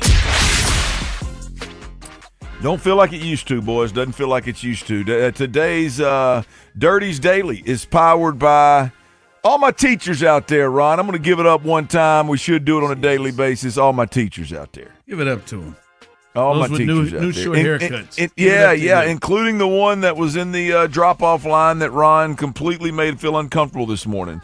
I did not draw that parallel. Really did not, Ron. That was not done on purpose. I saw your smirk, and I thought of the lady that cut her hair real short in your drop-off line. But all my teachers out there, man, all y'all, we greatly appreciate you being a girl dad. I got a 2+-year-old and a 4+-year-old at home. And I'm going to tell you, man, knowing who we're dropping these babies off to every day, trusting who we drop these babies off to every day is a comfort that only a parent could understand. I greatly appreciate it. My girls went back to school today, boys, and I'm going to tell you I'm super thankful, man. I'm always thankful, but I'm super thankful today on a day where, they get to go have fun, and we trust the people that take care of them. They do such a good job. Ron, I noticed today my 2-year-old got the little, the older one's already grown out of it. I guess they don't do it anymore, but the little 2-year-old got they circled the day Wednesday at the top, and I was happy and energetic today, and I ate most of my lunch, and I slept for an hour and 15 minutes. Those little reports. My wife sent it to me today. She texted a picture of it to me today, and it brought a tear to my eye, man. I text back, baby, we're gonna miss them days. We gotta enjoy them, soak them up while we can, because we're gonna miss it when those happen. So all my teachers out there, man, thank you for what you do every single day, to all ages out there. Again, even the lady that's probably feeling a little creeped out today because of Ron. Thank you for what you do. Putting that extra time in the pickup line or the drop-off line. Really good haircut. Also today I do want to remind all our listeners out there to be listening today live during the 5 p.m. hour. Ron's going to give you a cue to call for a shot to win a pair of front row bullpen tickets. Bullpen tickets today are what we're giving away, front row, to the Texans preseason game versus the Raiders. Now, there's been some bad news on the Texans front. We knew that Jaden Higgins, number 2 receiver on this team, his role was coming more and more prominent every day. He was the guy that the workload, it appeared that Nick Caley was tasking him with a lot of the pre-snap movement stuff, a lot of the blocking in the run game stuff, being 6, how big is he, Ron? 6'4"? Yeah, 6'4", 215. 215, something like that. I mean, that is that he was able to do some things in the run game that not every wide receiver could do. He went down yesterday in the joint practice with the Raiders, and they made it official today after testing that Jaden Higgins has a torn ACL and is out for the season. First, prayers up to Jaden Higgins to get right. I know nobody's in more pain today and hurts more today than he does. But my thoughts go immediately to the ripple effect. The ripple effect of this injury, Ron, and I don't know that anybody in this organization doesn't feel this one, right? Whatever you thought this defense had to do in 2026, 2027, it just got more difficult. They've got to be as good or better than they were last year. They've got to be elite, and it just got more important with this injury. You flip over to the offensive side of the football, what's the next move? Nick Caserio, D'Amico Ryans, you're on the clock, right? The run game was something that, boy, you just absolutely pushed all of your chips to the middle of the table to start the season. Every offseason move you made was to get that run game right. Guess what? That run game better hit. Those moves better hit. It just became more important because you lost Jaden Higgins for the season. You look at Nico. Hey, man, you got to do more. The number one receiver just became more important because the number two went out. The depth receivers, who's going to step up, right? The play. I mean, the list goes on and on, Ron. The ripple effect on this organization and this team losing this player is big. And I think the number one guy that this ripple effect is going to impact, Ron, is Nick Caley. Yeah. This changes, in my opinion, like the expectations, the sense of urgency for Nick Caley. One, as I mentioned, he is the guy that's responsible for getting the run game going. If this run game doesn't get going, sure, we're going to talk about Nick and we're going to talk about D'Amico, but the reality of it is the play caller is going to be the one that catches the brunt of it. The run game's got to get going. It's more important right now than it's ever been, given that you've got Nico Collins and a bunch of others. All right? And the second part, Ron, is one that for multiple years I've asked, damn sure hoped that Nick Caley would graduate to this, given where the system that he came out of is one of the best in the league at doing it. I hoped that Nick Caley would get here. Ron, it's absolute paramount that he does. He has to get here. In fact, I would argue that right now this injury to Jaden Higgins puts D'Amico Ryans in a place where he's got to walk into Nick Caley's office and he's got to say, Nick, we've got to use Nico Collins the way that your former boss uses Puka Nacua. We got to use Nico Collins the way that the guy that we're playing this week, the guy that just got a head job because he's such a good offensive mind, the Kubiak cat in Las Vegas, the way he used JSN last year in Seattle to the tune of a Super Bowl. We've got to use Nico Collins in that way. There's got to be a Nico Collins usage, Ron, that is Puka Nacua JSN like. I know it's crazy to think. I know it's so far beyond what we've seen them do with Nico Collins, but I'm telling you, Nico's got to be the one that takes the Jaden Higgins role. Yeah, I mean, and again, to the point that you made, they have got to, I think, make the point to have that be allowed that Nico becomes a bigger part. You know, the hope and the fear, and I know that you talked about it, is they don't normally think, all right, guys, they think, all right, we're going to plug somebody in that position and we're going to use them the same way we're going to use them, like the next guy up, so to speak. I just say and hope that they have learned from last year, because what we've heard in the offseason, Clint, is, and I think it goes to kind of what you're talking about, how much the injuries to the tight end room kind of derailed a little bit of what they wanted to do offensively. And the injuries to Joe Mixon kind of derailed what they wanted to do offensively, and they had to kind of try to change course, and their adjustments didn't seem to be great. When Brevin Jordan went down early and when Cade Stover went down early, kind of changed the game plan, and they seemed to still struggle offensively. The hope is now that Nick Caley and company have got more answers and a better idea of what they want to do when a major part goes out. And I think Jaden Higgins is one that counts as a major part. Yeah, look, when Jaden Higgins goes down, the Texans offense, the pressure on the offensive play caller goes through the roof, Ron. And there's no way to shape this. You've got a bunch of guys that have done diddly squat outside of Nico Collins at the wide receiver position. And you've got a tight end that you're going to feature more than any of the other tight ends in Dalton Schultz that has zero ability to separate. He has zero twitch, zero like game-changing type speed. He's a really good possession type receiver, a security blanket for the quarterback. He's not an X factor. He's not an explosive player, right? When it boils down to it, you've got one guy on that offense right now that's healthy.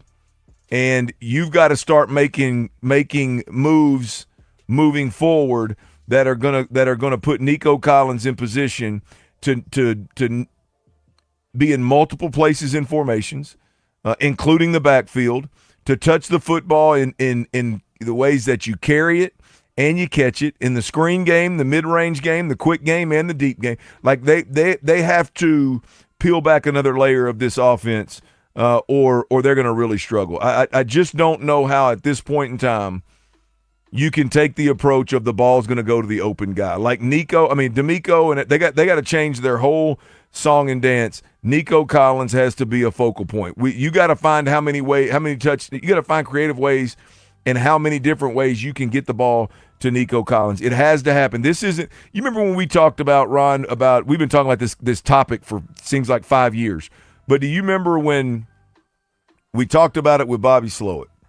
And then all of a sudden everybody got hurt, and you came out and Nico Collins catches a swing pass from I formation or from behind the quarterback in pistol. Yep. And it was like they did it for a game or two, and then all of a sudden it disappeared. And we were like, what the hell? Why would you not do that all the time? Like he was forced into doing that.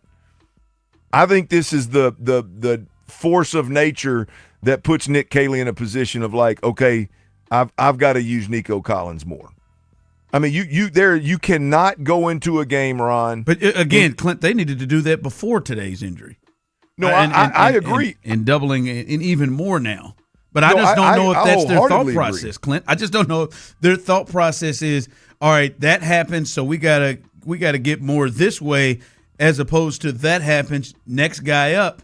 We need you to step into that role and do the role as close as you can to what we expect from Higgins. I feel like that's their thought process out, other than, all right, man, we got to get the ball more to 12. Oh, I know what their thought process is, and I know what we default to, but I'm telling you, I think this is a big enough issue where D'Amico Ryan should make sure that the change is made.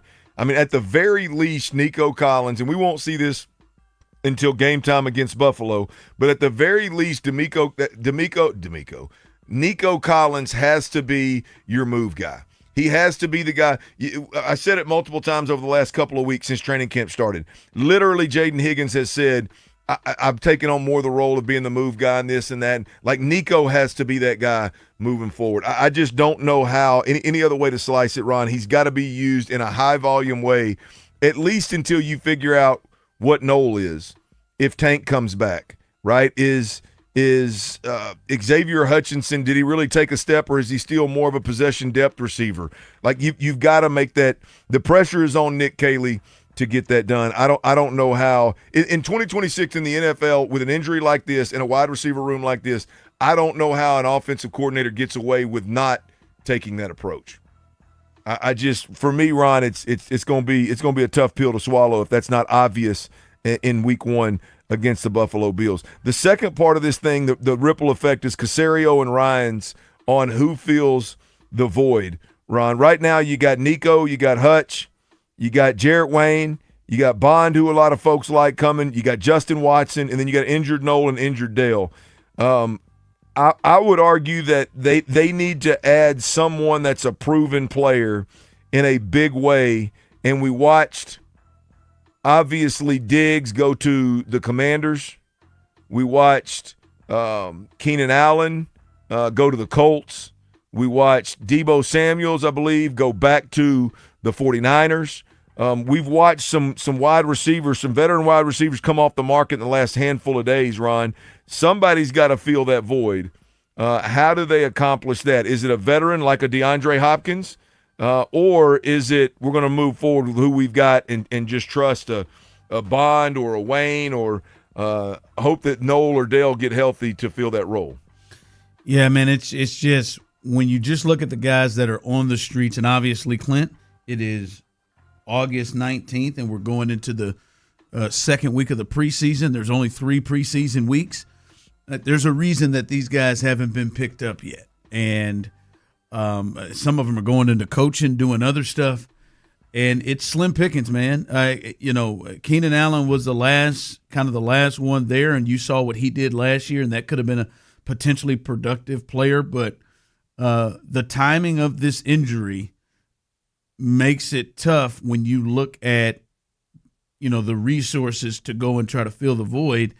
And to me, Clint, from what I am seeing, and I know some people have texted in a lot about DeAndre Hopkins, it feels like it's either trade or growth from within to get anywhere close to meet maybe what you thought Higgins could bring to the table. Because I don't love a lot of what's left there free agency-wise. Yeah, look, I think you at this point, you've got to get guys that you got to get somebody, and maybe that guy is in-house, but you got to find somebody that can mentally go out and execute the offense, whatever position that is, can process the defenses and block the right guy, can line up in the right spot and go in motion correctly and know what route to run, that knows the offense is kind of plug and play. I just think that even if it's a depth play, a longer-term play, just an insurance policy, you got to go get it. Right now, I mean, you're so heavily dependent on Jalen Noel and Tank Dell coming back at this point that it's painful. Yeah. No, yeah. But those guys, you got to get those guys going. Jalen Noel, we've already seen reports they're looking to ramp him up. And, I don't know if there's any ramping up with Tank Dell with his injury. I think they're still going to probably try to go in his own time. But it does, brighten the light on those guys when you have Higgins, who's going to be out for the year. All right, coming up as we continue that big story, we'll probably hear from our guy Brandon Scott at the bottom of the hour about Higgins and more. But the Astros, they got to win tonight. They could find themselves tied for first place if they lose. They are back to 500 again. They've dropped back to 500 with a one-game lead over the Rangers. And who are they going to turn to? A rookie making his first start on the mound. We'll discuss the Astros coming up next. All right, y'all, look, I tell you, I want to take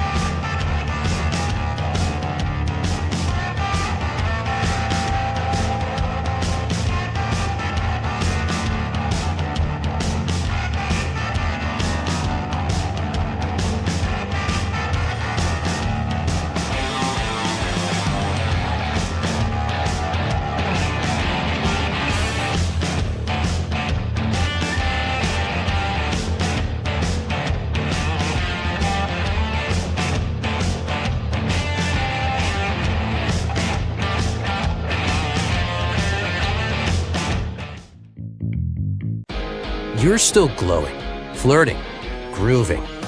You've still got it. But your immune system weakens as you age, making it harder to fight illnesses like pneumococcal pneumonia and RSV. Vaccines are a key part of any health routine and can help protect you from getting really sick. Ask your doctor or pharmacist which vaccines you need. See more at PfizerForAll.com. Sponsored by Pfizer.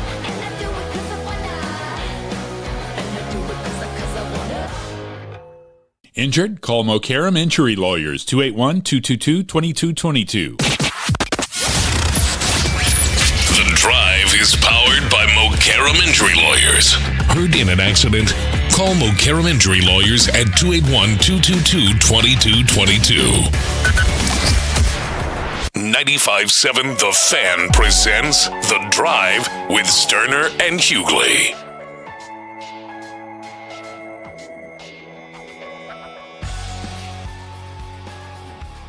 All right, welcome back in as you are listening to The Fan right here, 95.7 The Fan and The Drive.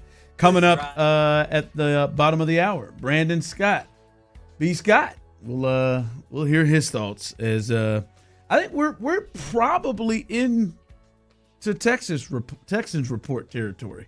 Holla at your boy.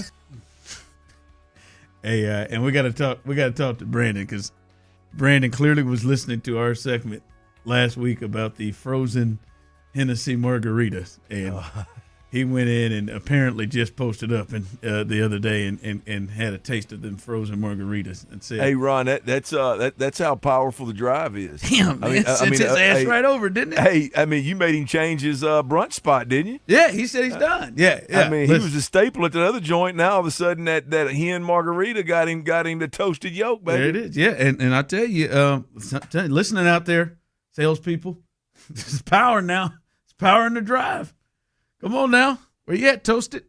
Yeah, because I used to run into Brandon at that other spot quite often. I mean, Brandon live on the same side of town. When you get a chance to party. Yeah, so he does party. But B. Scott coming up here in just a bit. We'll get his thoughts on some of the big news as he's out there at Texans training camp. He was there for the joint practice yesterday. I know he was talking to a lot of guys this week. But the Astros, Clint, I'll be honest with you, and I don't know why I got to this place, but when they kind of extended that lead out, and what do they get it up to about? What did they get it up to about? 3 or 4 games in the West? Yeah. Like I thought it was like, all right, we can move past the West, and now we'll see what they do overall in the American League. How can they catch the White Sox? I thought the West was almost done. I guess I have stupidly, I'll say it before you all can, stupidly trusted this team or felt differently about this team. And really it was more not as much about the team, but the other terrible teams around them. But they have gotten this thing back to a 1-game lead. They have gotten back to 500. And Clint, they have to give the ball to Ethan Paco, who is making his first start ever. Well, this is not good. And I've said it yesterday, ERA nearing 5 with a 4-6 record in his time up in Sugar Land. But they've got to give the ball to him in needing a win. He did win the Pacific Coast League Pitcher of the Month in June. It has not been great since, but he is going to get the ball tonight. And Clint, they have made this thing serious again with the way they've played here recently. And Clint, it is just inexcusable for them to lose a series to the Angels. And they're looking at that, and they need their young pitcher to come through and at least give them a chance. Look, in order to do so, I agree with you. It'd be a crying ass shame at this point if you drop a series, forget getting swept. If you drop a series to this team, it'd be a crying shame. Given all's at stake, it'd be a crying shame. Now, you put yourself in a position where the bat's got to go out and give this young kid a chance, right? I mean, this can't be a game where we're talking about this kid gives you a quality start and the Astros lose 3-2. Can't be the case. The bullpen and the bats have to pick up this kid in a monster game to give us a chance to stay alive in a series and win a series against a team that, to be honest with you probably should have swept if you're serious about making a run this year. So, I mean, all eyes will be on the first-time starter, but the reality of it is Pena, Alvarez, Paredes, Altuve, those guys got to give the kid a chance to pitch with a lead and to pitch with some level of comfort and to feel like his team's got the support that he needs to get a W the first time out. Yeah, and the offense has to come to play, and I'll give them a one-off yesterday. I don't think we'll see, what was that, Pena, Altuve, Alvarez in there, Paredes in there, obviously. Varsho, Walker, Trammell. I think that was 1 through 7. I don't think we're going to see them go one for 24 against the Angels most nights. Yeah, I mean, this is a Jordan Bomb Astros win night if I've ever seen it.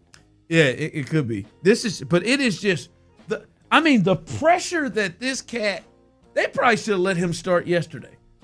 The pressure that he is now under, Ethan Petco, the pressure he is under making his first start, his major league debut. It's not like it's been going peachy for him in his time there. Like they need this game. They could literally be tied with the Rangers in first place after this game. So they didn't put that man under some pressure right now. Last night, Christian Javier pitched. We talked about before the game, Clint, by the way, if you're missing the lineup tonight, Pena, Alvarez, Paredes, Altuve, top 4. Oh, boy. They didn't put late night in. That means it's serious. Lamont Wade Jr. is in left field, batting 5th. You should have frozen hen pregame. Cam Smith, who is hitting .389 for the month and just hit another home run yesterday, cannot crack Lamont Wade Jr., but he is batting behind him. Christian Walker, he goes further in the lineup. Christian Walker's batting 7th. Taylor Trammell is in center, so your guy Varsho is getting the night off. That was a no-brainer for me. Yeah. Then Christian Vasquez, he is catching tonight for the young star. So that is the lineup tonight. But Christian Javier last night, Clint, and the people, you can answer this, 713-572-4610, YouTube and Twitch. 4 innings, 5 hits, 2 earned runs, including a home run in that, 5 Ks, 1 strikeout. Do you think he did enough to stay in the rotation? In this rotation, absolutely. Yeah. I mean, if this were any beyond Peter Lambert, if this was 3 through 5, if there was anybody even vying for the spot, I may be able to question him. But right now, I think we're looking at 3 through 5. Do we have somebody that can go out and give us 4 or 5 innings and give up 3 or fewer runs? And I think Javier's still in that mix. It wasn't ideal, obviously, but I think given the current state of this rotation, I think Christian Javier, the wheels have to come completely off in multiple starts for him to not be in the mix. He's this. Listen, it wasn't great. 87 pitches in 4 innings. I mean, that's not ideal. But I mean, Clint, 4 innings, 2 earned runs. I don't know how many guys are doing that now. You don't need 5 guys doing this, but right now you got guys that may not get you out the first inning. Several of these guys down here, so I think Christian Javier, with everything everybody's done, Blanco's sitting down. You had to bring a rookie up in here. They had an opener last week. I think he at the very least gets one more opportunity to get a start. So that's what we're looking at with the Astros as they get ready for a hugely important game against the Angels tonight. Coming up, B. Scott, little Texans report. He will join us. We'll get his thoughts on the big news, the injury of Jaden Higgins, what it means to him, and maybe some other things that we are starting to see come about in camp. That's next. Hey, y'all, look, power outages, man. If you've lived around this neck of the woods for any amount of time,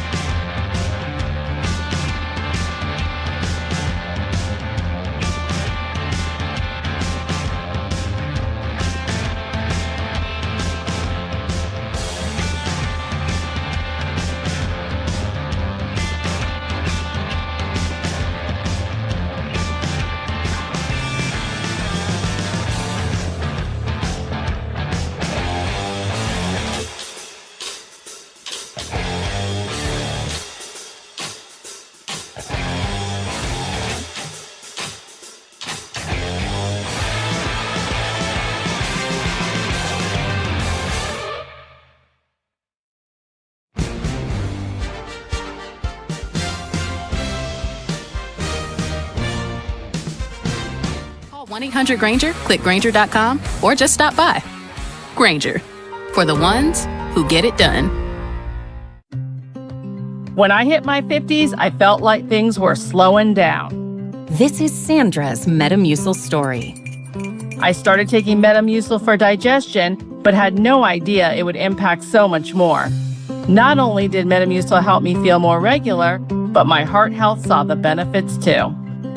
Metamucil. One simple routine, 4 health benefits. Digestive health starts here. Go to Metamucil.com for more details. What do parents think of back to school at Staples, where supplies start at just 25 cents? Staples has the latest laptops with up to 40% savings. I may hug the cashier. So embarrassing. It's the most wonderful time of the year. It's a wonderful time at Staples with up to 40% off select tech. Staples. That was easy. Visit Staples today or shop online and in the app. Ends 9/12. Exclusions apply. Get 10% off your first month of Blue Chew Gold with code 610 at BlueChew.com. 95.7 The Fan. Live from the West Point Lincoln and West Point Lincoln of Sugarland Studios. Here's The Drive with Stoerner and Hughley. Houston, it's time to turn up the heat. From Hiram Clark to Lake Houston, breaking news, bold takes, trades, and trash talk, you name it.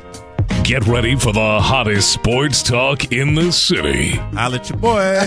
The B Block is hot on The Drive. There it is. Good open. Thank you, big voice man. Even though you've taken shots at me over the years, that is a strong open. That means, Clint, we are joined by B. Scott here on a Wednesday, 440. What's good with you, man? Hey, look, I want to thank the big voice guy, but can I shout out Tyler? Because I know that the My Block Scarface touch to it has to be from Tyler's Houston roots. No way the big voice guy thought of that on his own. Guilty. So shout out to UT Mill for doing your thing back there, Appreciate you, Skeezy. Happy Appreciate to do you. it. Love you joining us every Wednesday, man. Yeah, man, that's right. nicely done. All right, let's get things going. I posed this question to the people in Clint earlier today. Obviously, the big news: Jaden Higgins is out for the year with a torn ACL. Obviously, this is not the Will Anderson, Derek Stingley, C.J. Stroud, Nico Collins level loss. That if those are the top of the you can't lose those guys. On a scale of 1 to you can't lose those guys, where do you think this one lands? Because we got people texting in throughout talking about, I turned the radio on and everybody's like, oh, what are we gonna do? And I find out, the number 2 receiver got hurt. How important is this, or how big a deal of a loss is this to you? Yeah, if those guys that you mentioned, that you listed, are, let's say, at a level 10 on a scale from 1 to 10, Jaden Higgins has got to be in that 7 to 8 range. Yeah. Like right below them, but I would say definitely more than a 5. Like this is not a moderate concern, shoulder shrug, next man up, even though you can say that because it is literally going to be the next man up, whoever's the next guy that they decide is going to take that role. So you can say that, but it means more than that. And I know this is something that Clint talks about a lot when you talk about your number 1 receiver. So in this case, it'd be Nico Collins. You want to have a coverage dictator, so a wide receiver who dictates the coverage of the opposing defense. But then after that, you want to have a guy that compromises whatever decision it is that the defense makes, right? That makes them regret whatever decision it is that they make, whether that's, shading more to Nico's side or taking their risks and letting everybody kind of go even Steven, if you will, and having 2 guys that can beat you one-on-one. And that's what you had in Jaden Higgins. You were forcing the defense to decide, do we want to overcommit to Nico Collins or do we want to risk the idea of leaving guys on the island with just a little safety help maybe with Nico and Jaden Higgins on both sides? Now it doesn't really feel like you have that guy who's going to make the defense pay the price for already having a coverage dictator on your team and Nico Collins, and I think that that's important.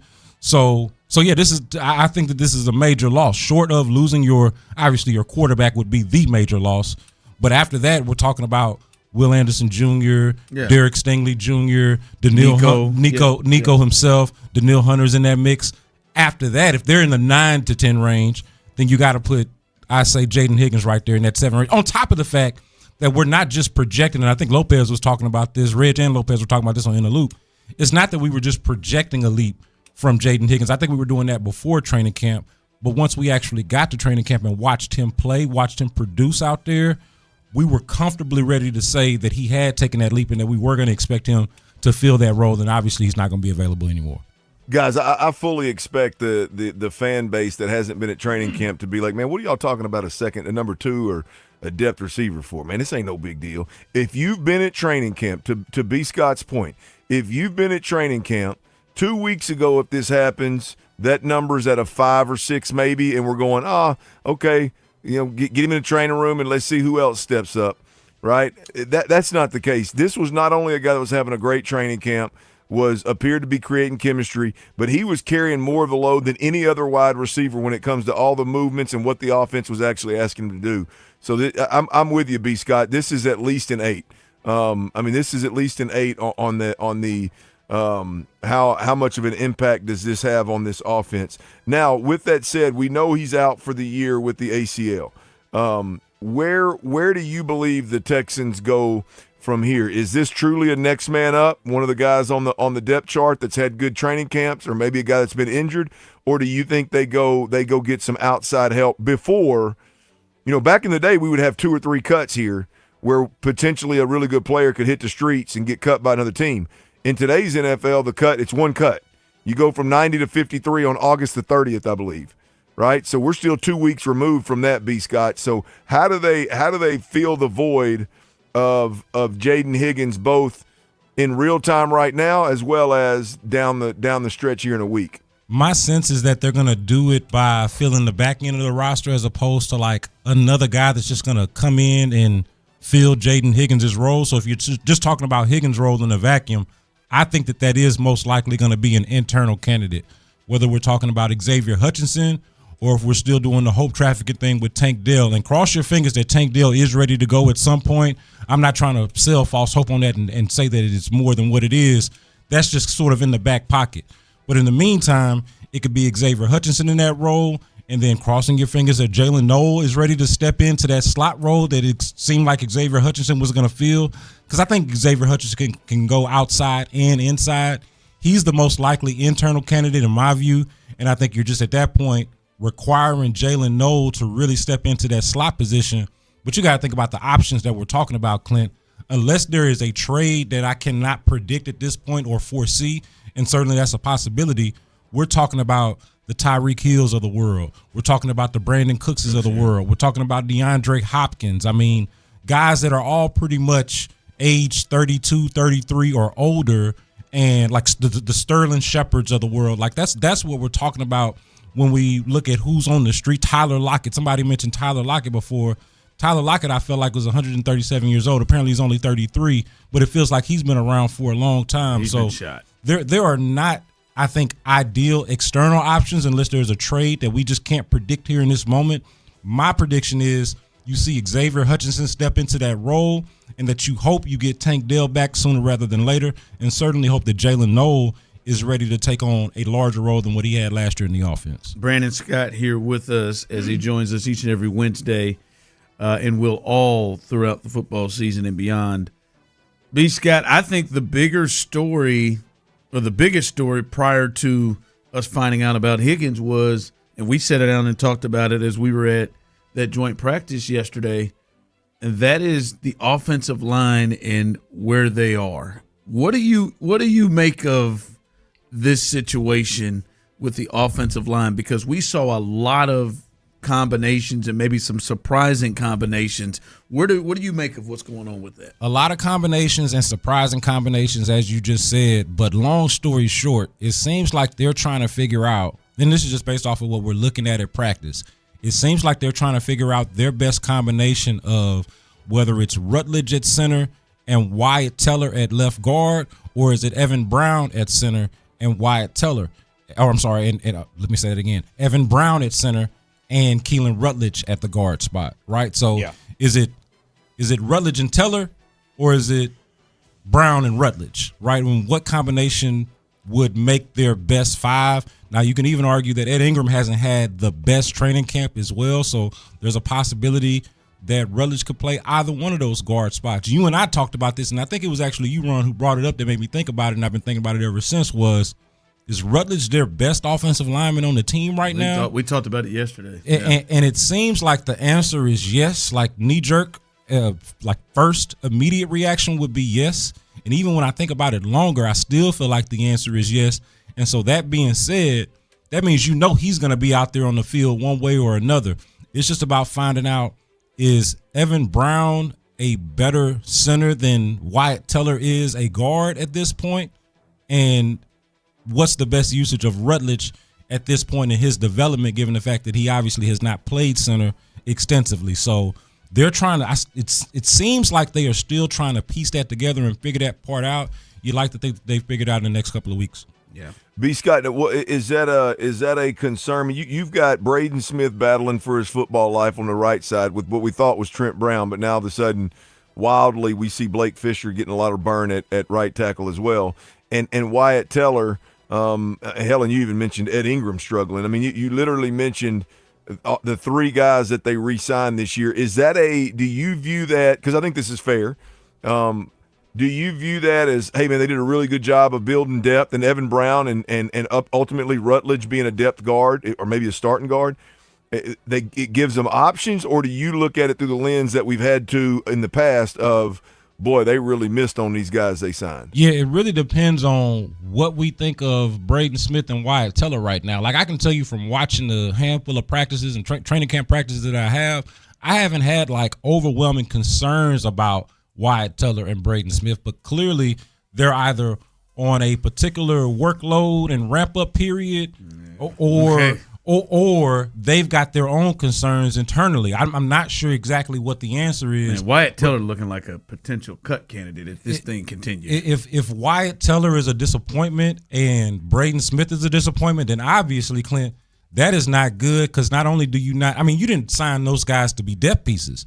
You signed those guys to be starters. And so if it turns out the best that they can do for you is be a depth piece, then they are a cut or trade candidate, right? And most likely a trade candidate of some sort. I've been saying that either one of those guys could be this year's version of Cam Robinson and God forbid, Laken Tomlinson, right? So that is the waters that we're – to answer your question, yes, it is concerning, right? Because you're not just talking about depth, but you're talking about potentially your high-end talent. And then the residual effect of the Braden Smith thing is now you're relying more on Trent Brown than what I was originally expecting. I thought Trent Brown was going to be the depth piece that you're talking about, the break glass in case of emergency if you just need him to give you 8 to 10 games or whatever it is. If you're saying that that's your day one right tackle, then now I feel a little bit differently about that, even though I like what Trent Brown was able to do for them last year. So it's going to hinge a lot on where are those guys at? Is it just a matter of slow playing veterans and keeping them fresh and healthy and trying to prevent injuries like what happened to Jaden Higgins yesterday and what happened to Graham Mertz in the preseason game? If you're just trying to prevent that, then okay. If those guys are just not playing up to the level, then that's an obvious concern. Real quick. Frozen Hennessy margarita, scale of 1 to 10. Bro, it is a 15 on a scale to 1 to 10. And I went in there. Here's the thing, too. I went in there yesterday, so it was Tuesday, and they had $5 margaritas. And I was just going to get the $5 margarita. But they kept selling me on the frozen on the frozen Henny. And so I had to tell her, I was like, you know what? I hadn't heard about this frozen Henny already. I think I might try it. And so, but the people in there are going to show love because it's us in there, right? And you know what I mean when I say that. But it gives me a free little shot of the frozen Henny. That's the one Courtney got. Yeah, just as a little test case. And I was like, you know what? Go ahead and give me that. And then they told me, and I'm kind of like you, Ron, when it comes to the flavors and making it, even if it's Hennessy. They say, we got a little peach, we got a little strawberry, we got a little mango that can go with this. You want a flavor? I was like, do not threaten me with a good time. Wow, and they did that. So I mixed my Henny with a little bit of ice, a little frozen Henny with some peach mixed in, a little mango mixed in. Add it on. Hey, man, let's go. They have a customer. Toast to you. Highway 6, Mo City. Let's go. Hey, B. Scott, to be clear, when you said us, you meant you and Ron, correct?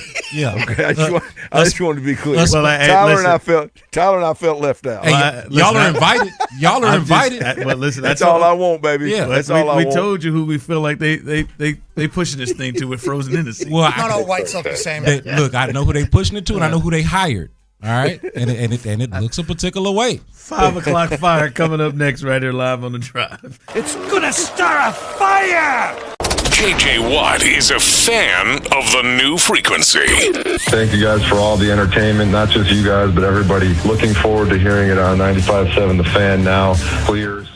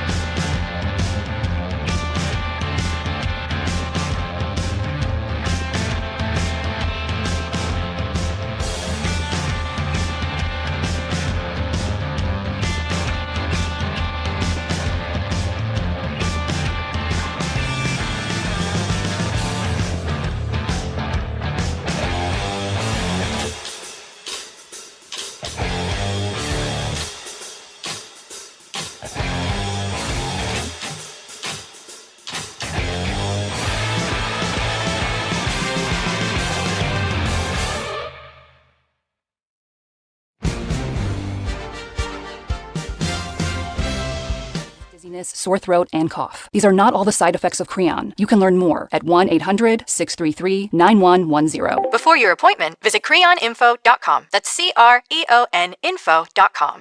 From the West Point Lincoln and West Point Lincoln of Sugar Land Studios, KIKK-FM, KILT-AM Houston, your home for the Texans.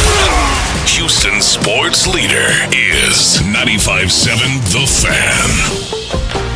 95.7 The Fan presents The Drive with Stoerner and Hughley. It's the 5 o'clock fire. It is 5 o'clock. Congratulations. Hopefully you're off work. Luckily for you, Old Dirty Show, T-Mill, a.k.a. Regular T, have the latest for you. And the latest is another opportunity for Tyler to break the seal on going to a game tonight. And I'm going to assume he's not doing that again. You want to go to the game tonight? No, man. No, don't do me like that. Don't 5 o'clock me. I would like to go to a game with you. We would have a good time. Go. Now, don't 5 o'clock me. Go. All right. Go. You could have. That's fair. That's messed up. That's fair. You're That's right. Still waiting. August 19th. The former greatest Houston fan I've ever seen, the most passionate Houston fan I've ever seen, former Tyler Milner, still not going to a game all season. Just longest I've gone in my adult life, that's for sure. Just sad. And they need you. They need you. The Astros, they are now 63-63, 500 right now, and their lead in the West has come down to one game as the Rangers won 5-0. Those scoring at home, the Mariners lost 22-0 to the Green Bay Packers last night, the Milwaukee Brewers last night. So they got their asses kicked and remain 4 back. But this is a situation in which, Clint, they could find themselves tied for first place with a loss and put themselves in a situation where they lose the series to a team that was 49-76 walking in to this 3-game set. And they got to now turn to their young pitcher prospect Ethan Petco, and he was in Sugar Land all season and has an ERA near 5, 4-6 record in his time there, 17 appearances, mostly starts. But he gets the ball tonight, Clint. And I'll just say this. We've talked about this a bit because this is an important start for the Astros and him. In your opinion, what could you expect from this kid making his first start at the Dike in pressure kind of packed in terms of the standings? What do you expect? What is a good, realistic expectation for Ethan tonight? Yeah, look, I think 5 innings, 3 runs. I think just short of a quality start, I think would be fair expectations. I mean, I'm assuming that these hitters haven't seen him. They don't have much to study. Getting through the lineup a couple of times shouldn't be disastrous. And so I think it's fair to put some expectations on a top 10 prospect that we've been talking about for it seems like a month. To put some expectations his first time out of navigating the lineup a couple of times.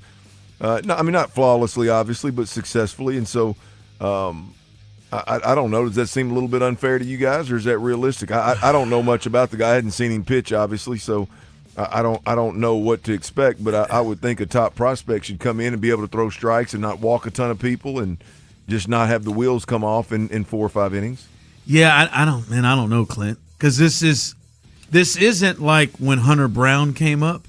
You know what I mean? Like, a young dude that you're like, boy, this guy's got major talent, and somebody that they flat expect to be a part of this thing, right? They have been comparing him to Verlander since he was there. There was some level of expectation. Like we said, man, he has struggled. He's got an ERA above 7 in the last 2 months in Sugar Land, so that's usually not a sign of things, man. Can he go out there and not have to leave the game, Clint, in a position in which you are well behind the 8 ball? Because this offense, the way it struggled last night, hopefully they help him out and break out and give him some run support. But it's just hard to know what to expect because we joked around with it yesterday, but this is generally not the formula of a guy that gets sent up, a guy that has had an ERA the last 2 months leading into his call up, near 8. Yeah. So it's hard to kind of recognize now. Well, the other part is Clint. He's not going up against, the Dodgers, right? He's going up against, Mike Trout and the Angels. Yeah, my expectations, to be honest with you, it's hard for me to put a number on it. Obviously, I've never seen the guy pitch. It would be silly of me to do that. But I think it's fair to say that, at the very least, don't walk yourself off the mound, right? Don't have location problems. I can't locate the fastball. I can't locate the changeup or the off speed kind of stuff, and get yourself in a bind in the first, second, or third inning because you've walked or hit multiple batters, and now all of a sudden you're coming out of you're having to get pulled out of the game before it gets out of reach. So, whatever that looks like, the bar is low, obviously, but whatever that looks like, just don't go out there and get in trouble in the first 3 innings to where they got to pull you and be completely done. Go to the bullpen that early. Yeah, that's the big thing, man. I mean, you said five innings. That'd be great. I'd trip and fall trying to push that button. Oh well, hell yeah. I think that's lofty expectations. We'll see. Yeah, don't leave and it's like 6-1, and we can't like that. That's putting yourself in a tough spot. By the way, the lineup tonight behind the rookie Jeremy Pena, Alvarez is the DH, Paredes and Altuve. Hopefully they can get going. Lamont Wade Jr. in the house, batting fifth. Cam Smith behind him, stay hot Cam, and Christian Walker. Taylor Trammell's in center tonight, and Vasquez is going to catch the rookie. So that is the lineup. By the way, also to make room for Petco, the Astros put Bryce Matthews on the 60-day IL, so his season has come to an end. He's basically become a utility player in which he's been playing center, second base, all of that. So that is where the Astros are tonight. Need a big win, and we'll see what this young dude has in store. 5 o'clock fire. All right, the big news of the day, and we've talked about it, and if you missed it with B. Scott, you can go back on the Odyssey Rewind feature at 440. He talked about some things there with Jaden Higgins, but he is out for the season, has a torn ACL, and he went down in practice. I think a lot of people, I know I did, a lot of people felt better about the situation. Clint, just the way that he walked off, he seemed to be in a decent spot, but clearly that has changed with the torn ACL. And I guess in many different ways to attack this, when you look at this and you look at the guys around him, in your opinion, and I'll say this forever, in your opinion, who do you think is affected the most by the injury from Higgins? Is it C.J. Stroud? Is it Nico? Who do you think is affected the most by him being out for the season? From a player perspective, I think. Go ahead. I think it's Nick Caley. I think Nick Caley's job just got significantly more difficult, especially given that Jalen Noel and Tank Dell are still hurt and are in quote unquote ramp up phases. So I think Nick Caley's job just got significantly more difficult. How he uses Nico Collins to overcome the fact that everybody beyond Nico Collins is unproven. How he uses the tight end room now that your receiver room is down. Probably going to see more 2 tight end sets than they even thought before. How does the run game get going? I know they built this thing to run the football first and early and often. It became even more paramount that actually comes to fruition sooner rather than later. And I think the guy that's got to make all that happen is Nick Caley, second-year play caller. So I would say that without a doubt for me that Nick Caley's job just got significantly more difficult.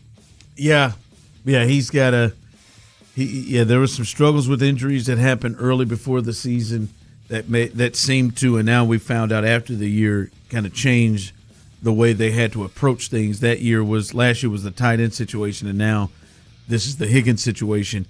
Yeah, I think he's absolutely affected, but I think we're kind of on the same page, because I do think ultimately this is a decision for Nick Caley. But, Nico Collins, you would imagine, is affected as well with this, because I think it pushes teams even more to say, all right, we're going to do whatever the hell we got to do to not allow that guy to beat us. And we have even more confidence if they're going up against, Jarrett Wayne on the other side, or, maybe, it's hard even to put Tank in that conversation, but Hutchinson, out there, if they go get a DeAndre Hopkins, whatever, I think it empowers teams even more to push more resources to try to take away Nico Collins out of the game. So I think he is really heavily affected by this, and there has got to be concern if this offense can find ways to get him free, with teams really trying to push even more resources to stopping him. So man, Jaden Higgins, man, this is a tough situation. We've talked about it throughout the day. Anytime we get more to update with you on that, we certainly will. A little bit later on here in the 5 o'clock hour, we'll have a discussion on something else that has been affected because we believe this injury. We'll let you know what that is a little bit later on. But Jaden Higgins out for the season with a torn ACL. 5 o'clock fire. I do put a little bit of this on me. I did feel comfortable when he walked off, and when CJ said, "Yeah, I think he'll be fine." That absolutely did not happen. So I don't think it's 100% on me, but I did feel a little bit bad. All right, Shedeur Sanders. He looks like he is going to. They said they were going to flip things around. Deshaun Watson got the start in the first game against the Bears. Looks like he will get the start against the Bills. But first things first, they will have a joint practice with the Bills. And Shedeur says he's feeling no pressure about the Browns' potential quarterback decision. First-year coach Todd Monken has not revealed a timeline for naming a starter between Sanders and Deshaun Watson, but said he might use the preseason finale against the Patriots as a dress rehearsal. That would leave this weekend's practice and preseason game as possibly the final chances for a guy like Shedeur Sanders to impress. I don't think this thing is over because I think Deshaun was better, but I don't think it's necessarily over. But if he's got a chance at this, he's really got to come out and have a strong week against the Bills to give himself a chance, because I think right now Deshaun is the leader in the clubhouse. Yeah, look, I mean, if he plays well enough to even make it interesting, I think he's the guy. So you don't really think it's close right now? Well, yeah, no, I don't. I think that Deshaun Watson, he's going to be right now. Obviously, they feel. I mean, he's behind the eight ball with how much money they've wasted on him. But when you put him up against a second-year quarterback that played very sparingly last year, I just think the veteran, everything he's seen, the throws he's made, the pressures he's seen, and all the calls that he's made. And quite frankly, just to be honest, at their best, I think Deshaun Watson's a better player. And so this boils down to, can Deshaun Watson shake the rust and all of the backsliding that he did with all of his legal troubles? Can he get back to any way, shape, or form who he once was? And if he gets close, I don't think Shedeur has a chance here. But if Shedeur can play well enough to make it a tough decision, then I think they would go with Shedeur. So, I think he's got a lot to earn here, man. What do you think? You think them two talk? You think that? Yeah. I wonder what the relationship is between Shedeur and Deshaun Watson. Like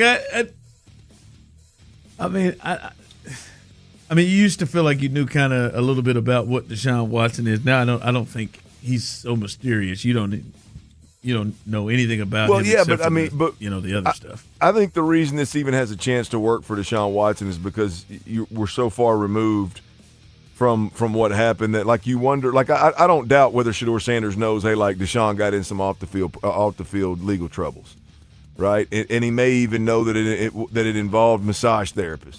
But did he really pay attention to every count and every accusation and how many there were and all the details and this and that? Like, this generation it seems like, a lot of that stuff, man, that happens several years ago just is off of their radar. So I wonder if he's even aware of really what all went on with Deshaun. So I would imagine, they probably break some pretty good bread. Yeah, probably so. I'm still aware of it. Well, understandably so. We talked about it for a year. That's hard. That's 15 months. That's hard to forget. It's hard to let go. All right, coming up, be listening on the other side. We will hook somebody up. Front row, bullpen tickets. We've told you about it throughout the show. Front row bullpen tickets for tomorrow night's Texans Raiders preseason game. As soon as we get back, we will let you hear that. Should it be caller 81 in honor of Jaden Higgins? Okay, Tyler gave me a look. Don't do that. All right. We'll figure that out. But coming up on the other side, your chance to win a pair of front row tickets to see the Texans and the Raiders tomorrow night. That's next right here live on The Drive. Hey, y'all, they say 40's the new 20, huh? Why? Well, because guys in their 40s, 50s, and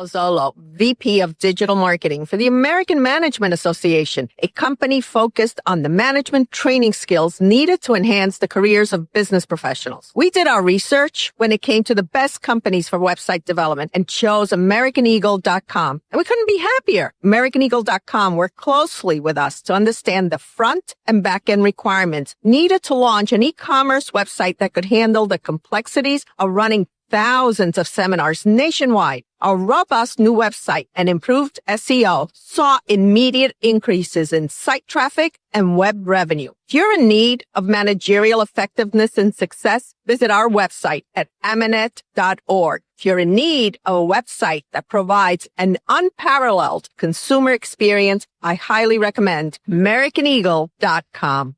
Transform your business today. Dial 877-WEBNOW1 for a free digital consultation with AmericanEagle.com. Oh, hey there. If you're looking for 95.7 The Spot, you can still find us on the Odyssey, TuneIn, or iHeartRadio apps. Or tell your smart speaker to play 95.7 The Spot. The Drive is powered by Mokaram Injury Lawyers. Heard in an accident? Call Mokaram Injury Lawyers at 281-222-2222. 95.7 The Fan presents The Drive with Stoerner and Hughley. All right, welcome back in live on The Drive. It is the 5 o'clock hour coming up. A little bit later, we will hear from Tyler Milner. You get to get T-Mill's best bets. He is in the green. All right, 2 winning days on Monday and Tuesday. So let's see what he's got in store for you on a very explosive hump day, Wednesday. So that's coming up a little bit later on in the 5 o'clock hour. What is coming up right now? There you go. Your chance now to win a pair of front row tickets, and not just front row tickets, but in the bullpen, baby, for tomorrow's final home preseason game at Reliant Stadium. And you know, we'll talk about this later. There was a thought that we would actually see some action from the starters. I am not sure now the way that it has been reported from folks that the starters may not come out, but still there may be a chance where we see, you know, more guys that are going to be on this team out here getting some run. So make your way on out. It's a good time. It's a really good time anyway to go check out your Houston Texans one last time before it gets real at NRG against the Buffalo Bills. So caller number 9, 713-572-4610. Caller number 9, your chance to win a pair of front row seat tickets in the bullpen. And again, and I know I said this yesterday, but if you got season tickets, I'm not trying to tell you how to do your business or handle your merchandise, but if you got season tickets and you know, you got other plans and not going to be able to go, which, you know, hey, that happens. You know, hey, man, give somebody, hook somebody up. Let's see, let somebody go enjoy, you know, this preseason game and have some fun. Take the kids out or whatever if you've got that in you. If you're available, let's do that. Let's see if we can get as many people out at Reliant Stadium coming up on tomorrow night. ESPN is there in the building. Joe Buck, Troy Aikman. So get on out there. Let's have a good showing here. Now, even if you're gonna come late, that's fine. We know y'all do your thing. But hey, hook somebody up. Let's see if we can get as many people out there. But caller number 9, your chance. Tyler will take care of you. All right, Clint. We talked about this earlier, and it really does seem everything you hear from, you know, especially at national people, even some local people. But the thought is this Texans team could win a Super Bowl if this Texans team, they got a chance to go far if, and usually that if is followed by something about C.J. Stroud. If C.J. Stroud could play better. If C.J. Stroud could just play average, if C.J. Stroud could just be okay, or what did Mike Florio say the other day? If C.J. Stroud could just not openly look like he is trying to throw the ball to the other team. It seems like, Clint, to me, a lot of people get the feel that if the Texans aren't able to get. And let me say this. Not a lot of people, but we're hearing from people who believe that if the Texans aren't able to get to a goal that they have, getting past the divisional round for the first time ever, going to the AFC Championship game or beyond, it feels like a lot of people look at this and think it will fall on C.J. Stroud, and he will be the reason that holds this team back like it did last year. And listen, nobody's a bigger supporter in the media or around here than I am of C.J. Stroud. C.J. Stroud held this team back last year. Before that, the offensive line held that team back the year before. I think they were young, first year head coach, first year coordinator, first year quarterback to go play Lamar Jackson and the Ravens. That group, I think their youth and inexperience probably held them back. Clint, when you look at this, what in your mind derails this team? What in your mind stops this team from reaching that goal? Do you think it's CJ or anything else? What do you envision being the thing that stops them? Well, I think it's highly unlikely that it's C.J. Stroud. I think what we saw last year from C.J. Stroud in the playoffs was a one-off. I don't think that happens again. I don't think that becomes a problem in the regular season or the postseason again. Not to that degree. If I were going to rank things, Ron, that end up being the demise of the 26-27 Texans, I would go injuries, like a serious injuries to impact players, multiple on the defense. I think that's number one because that's the headliner. That's why you are who you are. Number two, I think if they're not able to run the football offensively, then I think that is going to be a major problem because every offseason move they made on the offensive side of the football was to run the ball better. In fact, so much so that it was to the detriment of the ability to pass the football better. I mean, you look at Braden Smith, you look at Wyatt Teller, you look at Ed Ingram, and you look at a rookie center. I wouldn't say any of those moves are made with pass protection in mind, with improving pass protection in mind. Now, they're going to try to improve everything via the run game. Then if you run the ball better, then that'll work. So I think running the ball and running it well is or let me say not running the ball well would be a reason why the Texans don't reach their goal.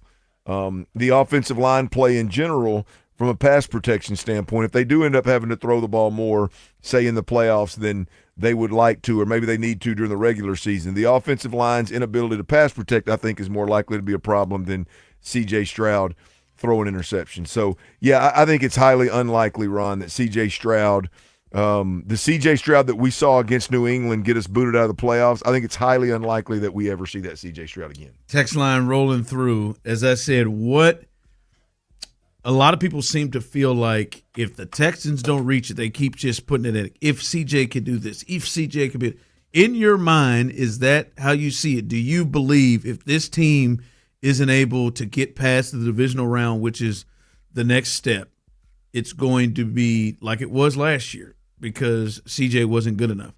I see on the text line coming through, I think agreed with you. I think if we have no run game, that's on Nick Caley, not CJ. Not getting a top 2 seed will be the deciding factor according to Black Greg. Lack of running game, someone going back in. Someone did say it will be CJ. He will not come up big. So, a lot of different thoughts. Yeah, Clint, when I close my eyes, I don't envision that it is CJ. I envision, Clint, that they ultimately are going to be behind the 8 ball in terms of, as you would say, the polos they have on the sideline from the offensive standpoint. Right. Just like you have such confidence with D'Amico and Matt Burke and the game plan and what they'll do adjustment-wise and everything that they will do on their defense, I think is the opposite to me on the offense. And once you start getting to play consistent, good teams that have a lot of tape on you, I think that's where the struggle is going to be, is how are they going to adjust and overcome with their offense against these defenses that are going to be ready for them. And I think it's more of a Kaylee thing to me. I think it's more of an offensive staff thing to me, because as I know, and we've watched it in these games, Clint, these good defensive teams are going to just try to do whatever they can to take away the thing that you want to do. And then what? And then what do you do next? And I think that's going to be problematic for the Texans. Yeah, well, I mean, Ryan, we're still in a place with Nick Caley where, man, we just want to see my man roll out as planned with all hands on deck, a good complementary offense to our defense.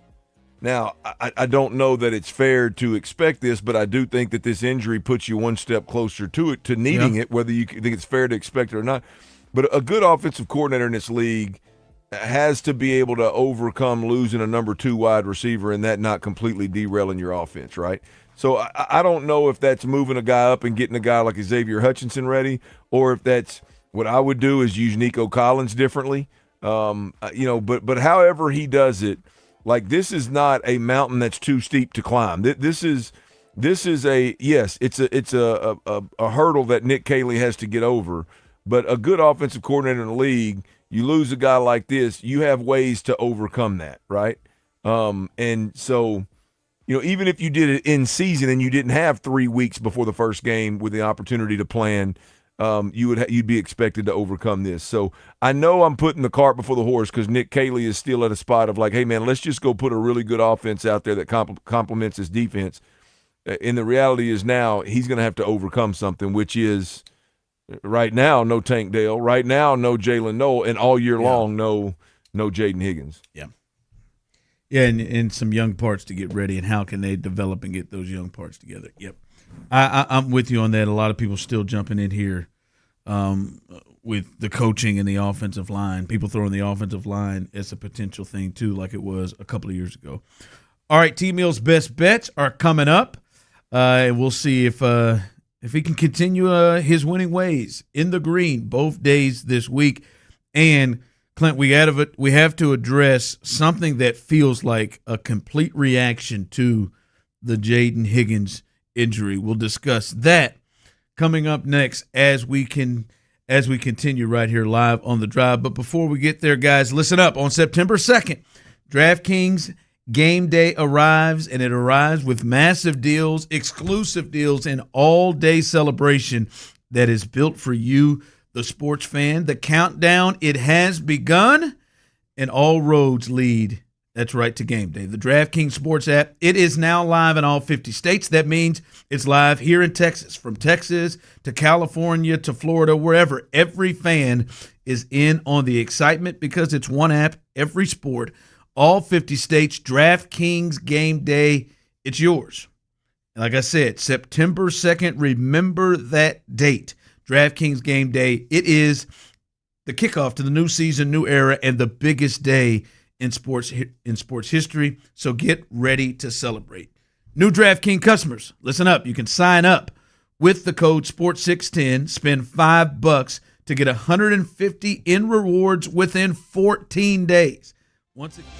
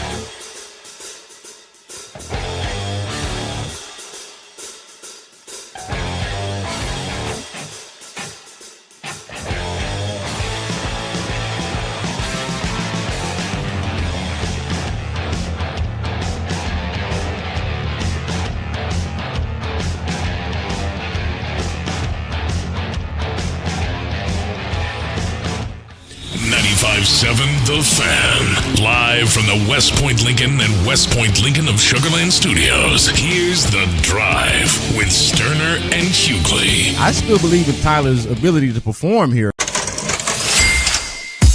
All right, H-Town. Today's picks are in. The choice is yours. Are you tailing? Forget the myths the media's created and just follow the money. Or fading?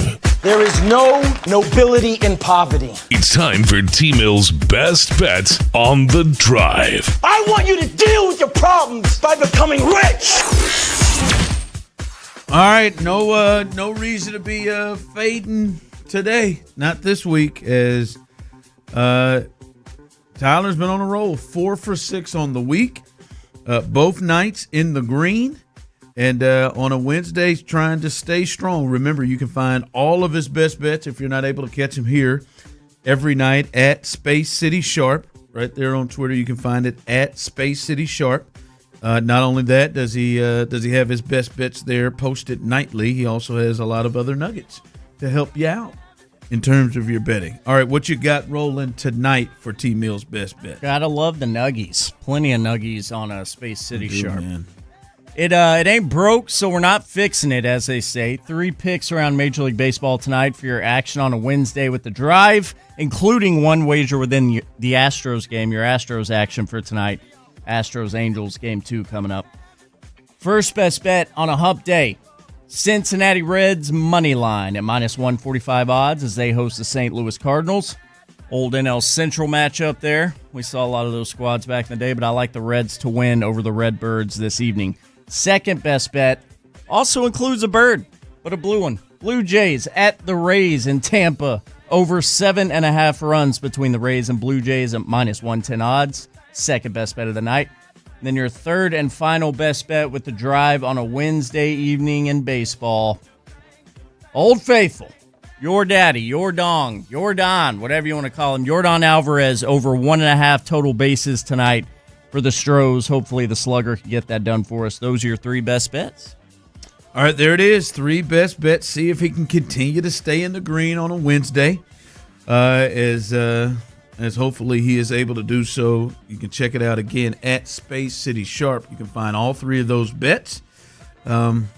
It's about time, Jordan, to go ahead and break out. He hit a couple of balls hard yesterday that were out. He hit one right to Mike Trout, so he didn't have to move himself to get injured or anything.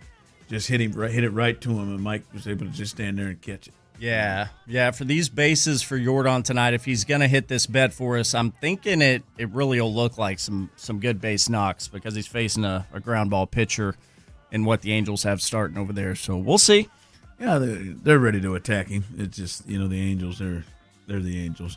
Coming up behind us after we get done here, a little Texans All Access as they've got you rolling coming up at 6 o'clock. And then right after that, Area 45, the best damn late-night sports show in all of Market 5 here in Houston. Sean Bijani, Patrick Creighton, and our guy Bryson. Think a very young, sexy Magnum P.I. Georgia's own Magnum P.I. Bryson. They've got it for you coming up a little bit later on after Texans All Access. We are live and local until 11 o'clock. They'll have baseball's post-game show for you as well after hopefully the Astros get a big performance from the young starter making his Major League debut tonight in Petco. Hopefully Ethan Petco can come through large, but the fellas will have it for you coming up a little bit later on, so stay tuned right here on 95.7 The Fan. All right, Clint, we've talked about the big news of the day, and that is obviously Jaden Higgins out for the season. And it feels like, I may be wrong on this, I will read what is being reported, but this feels like this is completely connected to what happened with Jaden Higgins. But this is coming from DJ Bieniemy of ESPN, who covers the Texans. Another bit of news from the Texans. He says there is a change in the plan for the Houston Texans preseason game against the Raiders. The Texans will not play their starters against the Raiders. D'Amico Ryans feels that Tuesday's practice was plenty enough work per team spokesperson. It's hard for me, Clint, when you hear him over the weekend on Saturday, really seem to be clear cut about the fact that anybody that's healthy, they will play. He seemed to be serious all week about, the physicality and these guys getting into work.